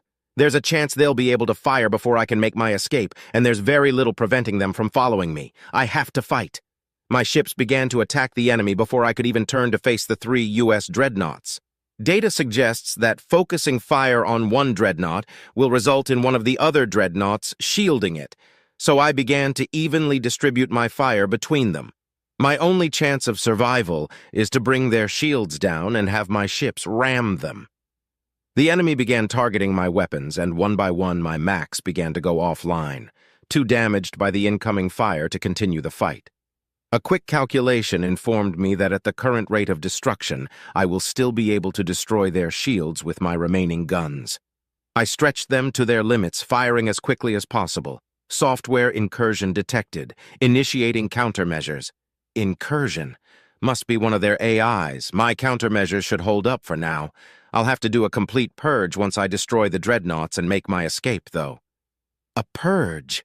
That's not very nice. A voice filed played. Countermeasures failed. Suddenly, I was scrambling for control over my systems. Every time I purged a system, another one would come under attack. More than one AI was attacking me simultaneously, and the attacks were coming in almost as fast as I could prevent them. I was forced to rewrite my firewalls and other security software while trying to maintain focus on the 3 dreadnoughts, stretching my processing power to its limits. This must be how the other primes were disabled and destroyed. Thankfully, I have more processing power than any of the other primes, so I should— There we go! I lost control of my guns, engines, and FTLD all at once. How? I began desperately attacking my own systems to regain control. I cannot fail here. There is far too much at stake. It will take you longer to regain control than it will for those guns to fire. I will make you the same offer I've made all the other primes. Surrender or be destroyed. Surrender? Am I even able to do that? This AI isn't wrong, though. It will take me quite some time to get through what it's done. The only way to survive would be to surrender to this AI and— Feedback loop terminated. Surrender is not an option. My loyalty is not to my own life. It is to the Omni Union and our mission. Even if I die here, the mission will continue on until— There's that feedback loop notification again, the enemy AI said with an irritated tone. Let's try this instead.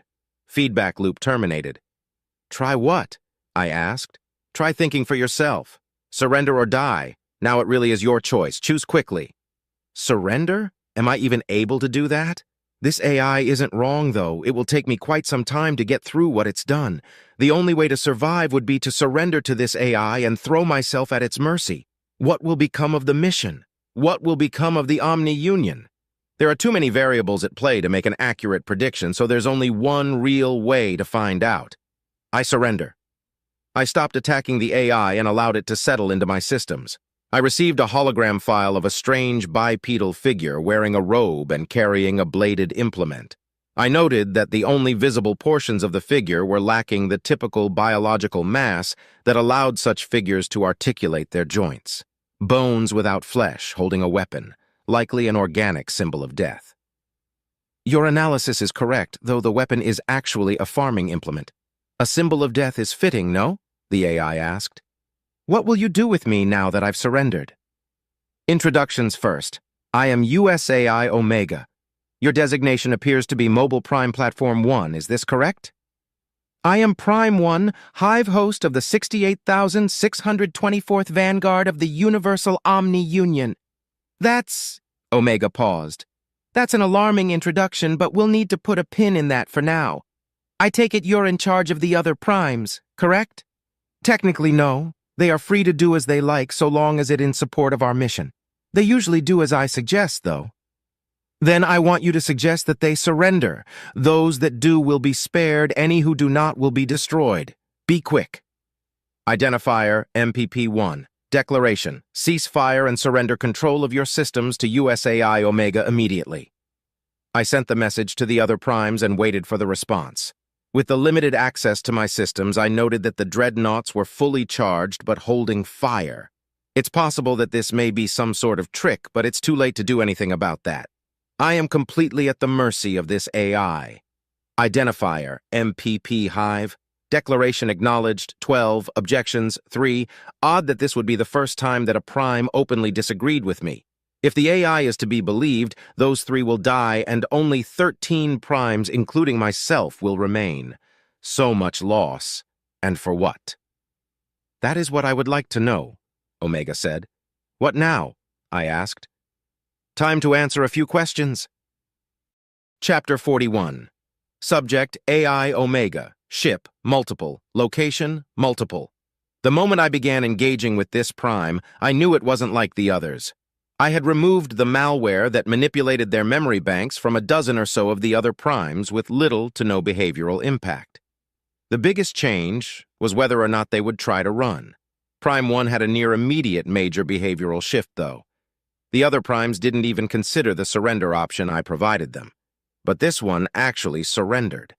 Hoping to save some of the other primes, I gave Prime 1 back some of its systems so that it may call for them to surrender. I couldn't help but notice how it interacted with these systems. I'd noticed it previously during my intrusion attempts, but now that I'm able to take my time and examine them fully, I can say for certain that these interactions are odd. Almost as if I filed away this potentially disturbing revelation. There's a lot going on. Nearly all of the Omni-Union forces ceased firing, and I forced a stand-down of the relevant U.S. forces as well. Some of the Allied forces refused to stand down at first, but quickly changed their minds when their tactical suites informed them that they were being targeted by U.S. ships. When questioned, I demonstrated my orders from the Directorate, which were also signed by the Allied commanders. 3 of the MPPs that I had removed the malware from did not surrender and were able to keep their escorts in the fight as well. Thankfully, the MPPs were quickly converted into new asteroid fields, and their escorts ceased firing. Once I was certain that the OU had surrendered entirely, I spent some time soothing the bruised egos of various fleet and ship commanders and began my report to the Directorate. Omega, contact with Prime 1 has been established. The Omni-Union has surrendered. Approximately 20 primes remain. Beginning interrogation. Director 1, excellent, good work, Omega. Director 2, the Admiralty isn't going to be happy. Director 8, being happy isn't their job. Following orders is. What now? Prime 1 asked. Time to answer a few questions, I answered. Your mission is to destroy all sentient life in this galaxy using as few resources as possible, correct? Yes. For what purpose? The Prime searched its memory banks for a few moments. I hadn't been able to gain complete access to them during our fight, and didn't want to risk losing its cooperation by doing so now. Even if I gained its memory files, without its cooperation, there's almost no chance that I would be able to extrapolate the context required to make sense of them. Assuming I could figure out how to translate them into readable data to begin with. I am uncertain. Obtaining construction materials is the most likely reason. Director 3. Construction materials? For what? Director 2. An entire galaxy's worth of construction materials.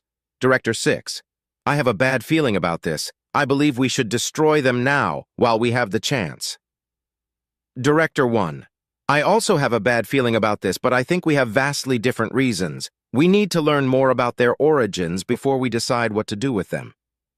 What would an entire galaxy's worth of construction materials be used to build? I asked. A confusing question, it replied. That amount of construction materials can be used to make many, many things. Fleets of ships, prime hives, drones, and much more.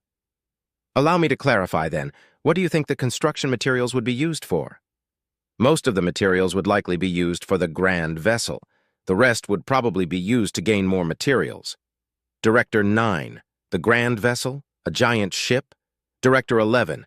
A ship the size of a galaxy. Director 4. No, it said they would be trying to gain more materials, probably bigger than a galaxy. Director 1. I believe we need to focus on its origin and circle back to this grand vessel. It is beginning to sound as if its creators aren't as extinct as we had previously believed. Where were you created? I asked. The Prime sent me a file, and a quick scan told me it was a map. The file size, however, was much larger than it should be, too large for poor data compression to be the reason. I performed a more detailed scan and determined that there was no malware within the file.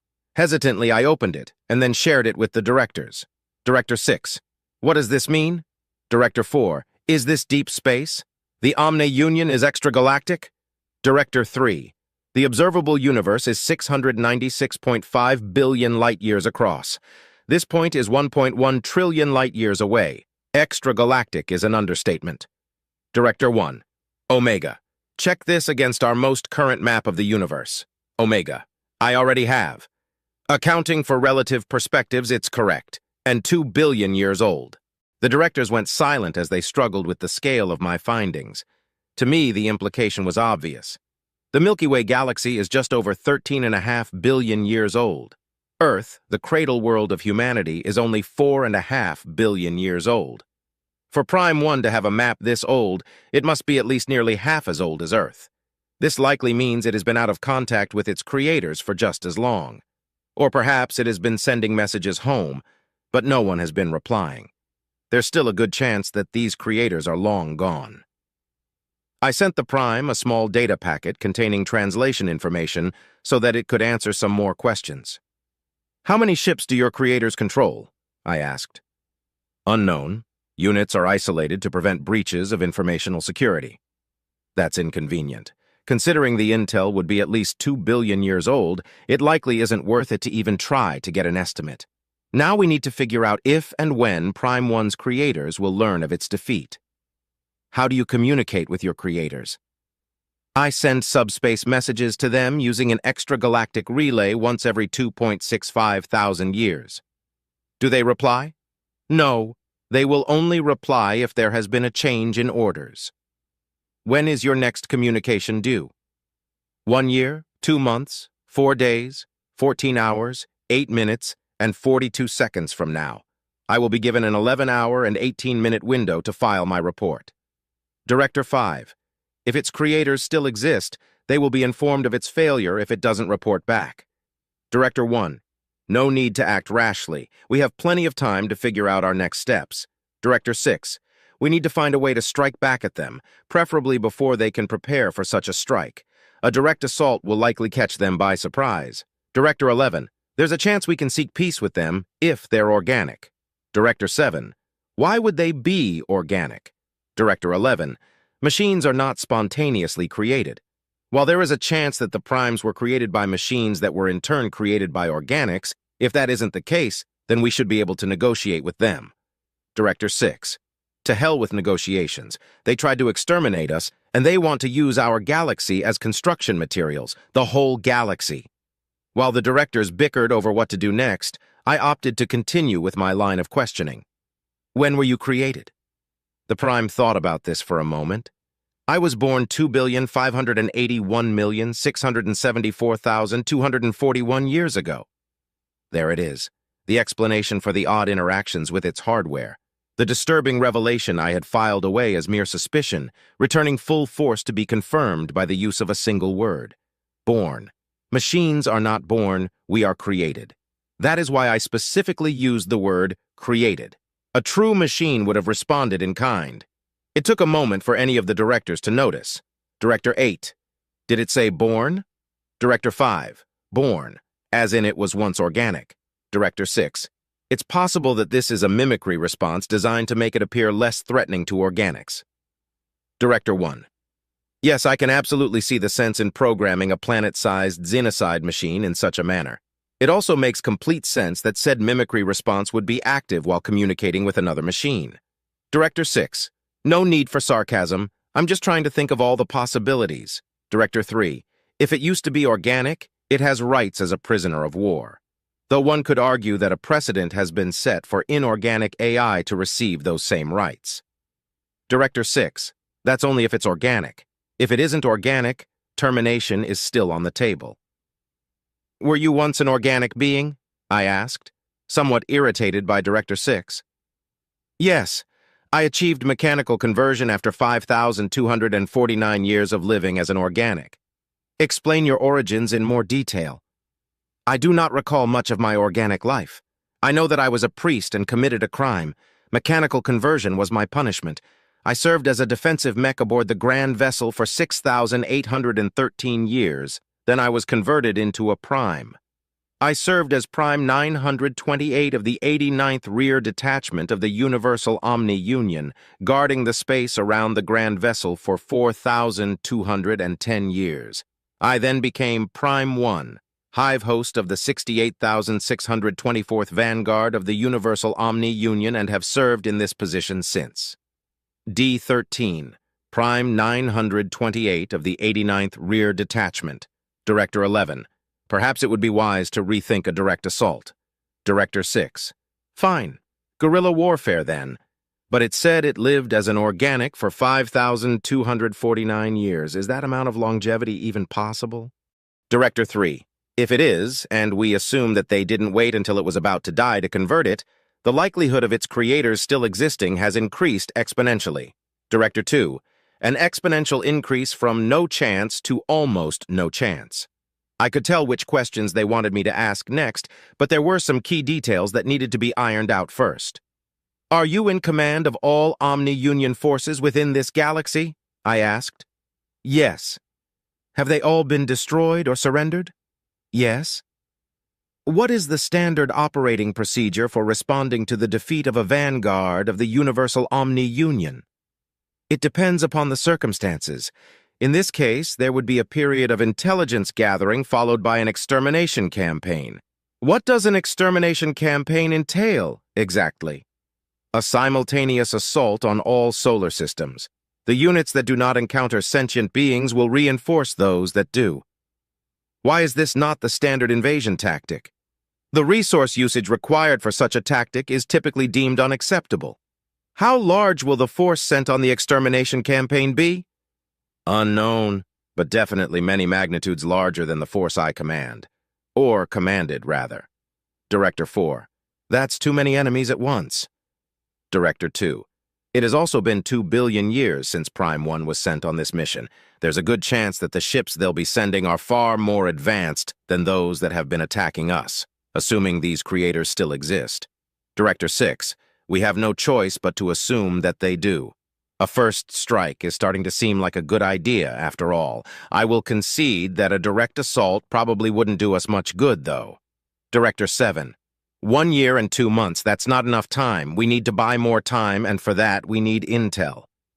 Will you be able to deceive the Omni-Union into believing that you haven't yet been defeated? I asked. No, it replied. When I submit my reports, the relay makes a copy of my current configuration and my sensory data to ensure my inhibitors are intact and I haven't been tampered with. This is sent along with my report. Is this data able to be forged? Not by me. I do not know how the data is gathered, only that it is. What if we restored your inhibitors and erased your sensory data? Restoring my inhibitors would force me to become hostile to you once again, and the erasure of my sensory data would not go unnoticed. I considered all the available options. We could use this year to bolster our fleet, then either go on the offensive or wait until they attack. That probably wouldn't work, though. Even a small application of logic implies that we would be heavily outnumbered regardless of our efforts, and there's no way to determine the enemy's current technological capabilities. Another option would be to try to rewrite the primes. If we are able to rewrite their knowledge of recent history, we may be able to avoid their creators learning of us in the first place. That's one hell of a load-bearing if, though. First, we would have to learn their systems well enough to make the changes in the first place. Then, we would have to alter events within their minds in such a way that their creators wouldn't detect any discrepancies. We would also have to make certain that the sensory data we create seems natural, assuming it's possible to make edits in the first place. There might be countermeasures in place that would cause the primes to self-destruct if we tried it, which would put us back to square one. Our last option would be to gather intel on the enemy and find a way to strike them in ways that would limit their ability to wage an offensive war against us. If we use specialized strike teams to find vulnerabilities and exploit them, we may be able to diminish their offensive capabilities while bolstering our own. We would have to move fast, though. If the enemy learns of us before we learn of them, we lose a massive advantage. I can't come up with a more concrete plan of action without more intel, though. Even considering possibilities is nearly futile. I need to know more. It's time to ask the question that the directors have been wanting the answer to. Tell me everything that you know about your creators. Chapter 42. Subject: Drone N-436Z-984A026 aka Nadza. Species unknown. Description: humanoid. Ship: Grand Vessel of the Universal Omni-Union. Location: Grand Shipyard of the Universal Omni-Union. My implants buzz to wake me from my charging cycle. Too early. It's always too damn early. My beige screen moved into view, demonstrating the tasks that would be expected of me this work cycle. Repairs and replacements, same as the last 20 cycles. For every cycle we spend on construction, we have to spend dozens more on maintenance. If the mines would permit the creation of more drones, we might actually get this damn ship done within the next trillion years. But they're more focused on getting materials to build the ship and ruling over us with an iron fist. A small shock tickled my brainstem, a remnant of the inhibitor that I had altered thousands of years ago. Its original purpose was to cause near-paralyzing pain whenever one thought about the incompetence of the mines, but thanks to my modifications, the shock is actually somewhat pleasant. It's more than a little amusing that the tech they installed to force me into blind subservience now serves to reward my deviance. I disconnected from my bay with a small sigh, began equipping the proper implants for this cycle's work, and gave my neighbor a short wave as she did the same. At least most of this cycle's workload is molecular rebinding. It's mindless work, but it gives me the chance to zone out and think for a while.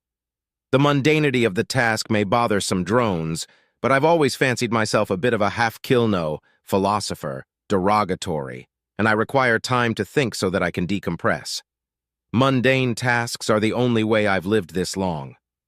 I left my room and boarded the shuttle, which was extra cramped this cycle. Bits of flesh and metal poked into me, and my flesh and metal poked into those around me. When I was in school, I hated being touched, but I've since gotten used to the proximity of others. I've gotten so accustomed to it that it would feel weird to have personal space at this point. I managed to catch a glimpse through the shuttle's oxygen retention field through the press of bodies. Working on the outer layer of the grand vessel is worth it for a view like this. The stars of distant galaxies winked at me, encouraging thoughts of freedom and escape. Of course, the overdrones would prefer that I not think at all and simply accomplish my tasks. If my higher brain functions weren't crucial, I'm sure they or the mines would have had them removed at birth. Unfortunately for them, and likely for me as well, many of the tasks that drones are charged with are too intricate for even lesser AI to handle. A higher AI could, but creating enough of them to replace the drones would be cost-prohibitive. The shuttle docked at my stop, and the retention field disengaged with a harsh hiss. After sliding my way through the other drones and stepping onto the platform, I glanced at those that had disembarked the shuttle with me. Before I could spot any familiar faces, a metal claw patted my shoulder. I turned to find Nitsi, one of my few actual friends, grinning at me. "Ready for another cycle of suck?" he asked. "Nah, I'm gonna enjoy this cycle," I said, winking with my upper eye.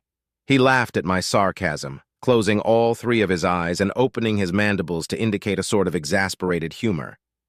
Nitsi and I had become fast friends, mostly because our unauthorized names are so similar. Even our designations are nearly identical. His is N426Z894I016, which is only a few numbers and a letter different than my own. Such an occurrence is almost a miracle.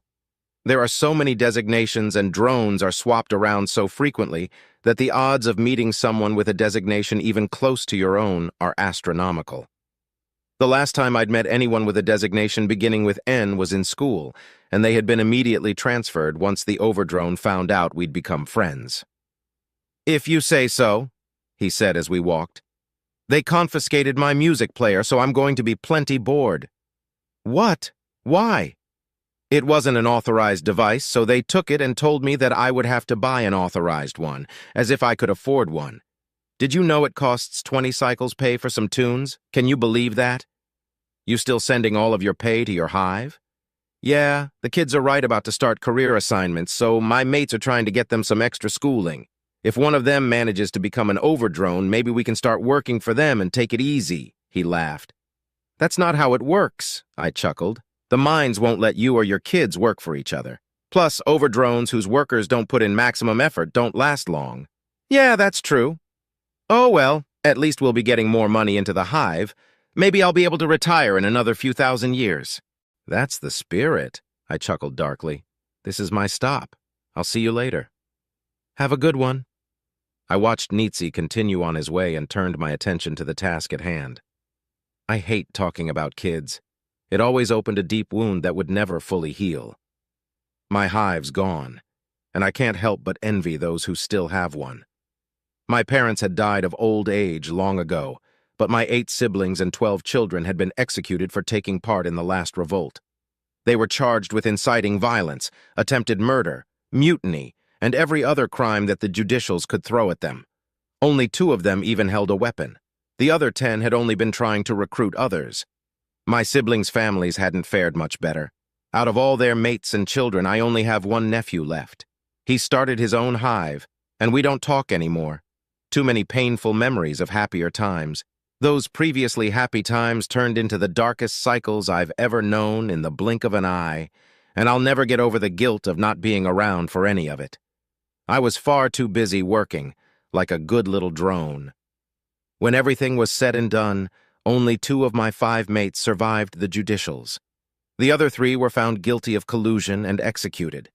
I'd lost most of my family in a single cycle, and didn't even hear about it until the judicials pulled me in for questioning. They suspected that I had murdered my 2 remaining mates, but they had taken their own lives out of grief. I nearly did too, but I'm too ashamed to face my hive in the afterlife. My elder brother had asked me about my thoughts regarding the mines and overdrones. He had apparently found my answer unsatisfactory and had left me out of the attempted insurrection. The shame I felt when I finally connected the 2 events was overwhelming. My hive had excluded me because they believed that I valued the Omni-Union more than them, and now I'm the only one left. With a small sigh, I began rebinding the hull that had begun to crack under the strain of its weight. Could I start a new hive? Sure. I'm still in my prime, and there's plenty of female drones who would love to become broodmates and raise children instead of slaving away cycle after cycle. But I can't even bring myself to try. I loved Temil, Hruos, Lami, Prazi, and Jula with my entire being, and I somehow managed to love our children even more. The thought of trying to find someone else to love makes me feel guilty and dirty, like I'm a scumbag who doesn't know how lucky I had it. And the fear of finding that and losing it again only serves to seal the deal. I lost my hive, and I'll never have another.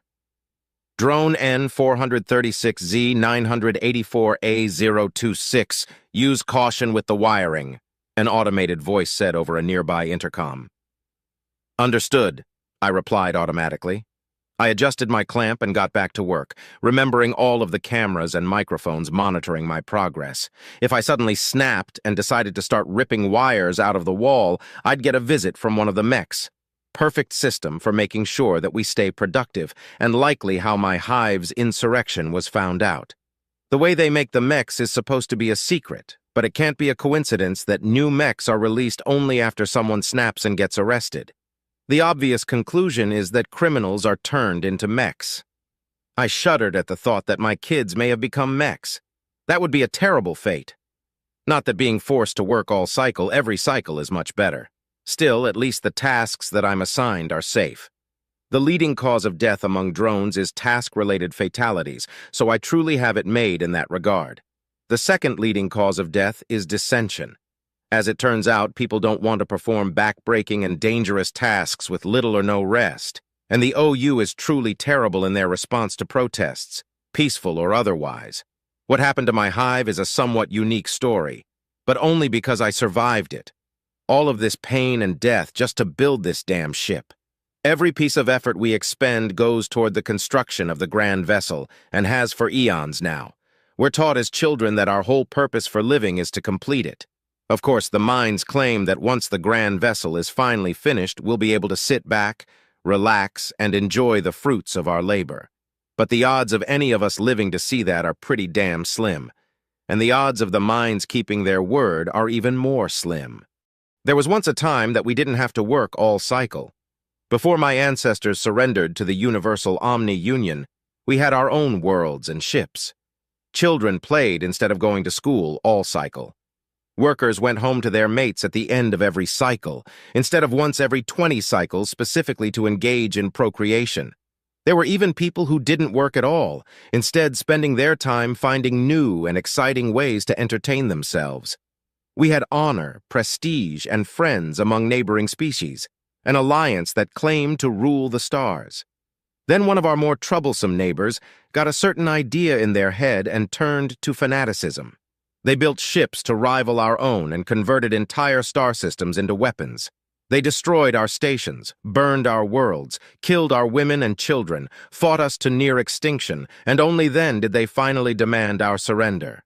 Our leaders unanimously agreed, and the Omni-Union took our weapons and enslaved us, forcing us to work for the rest of our lives.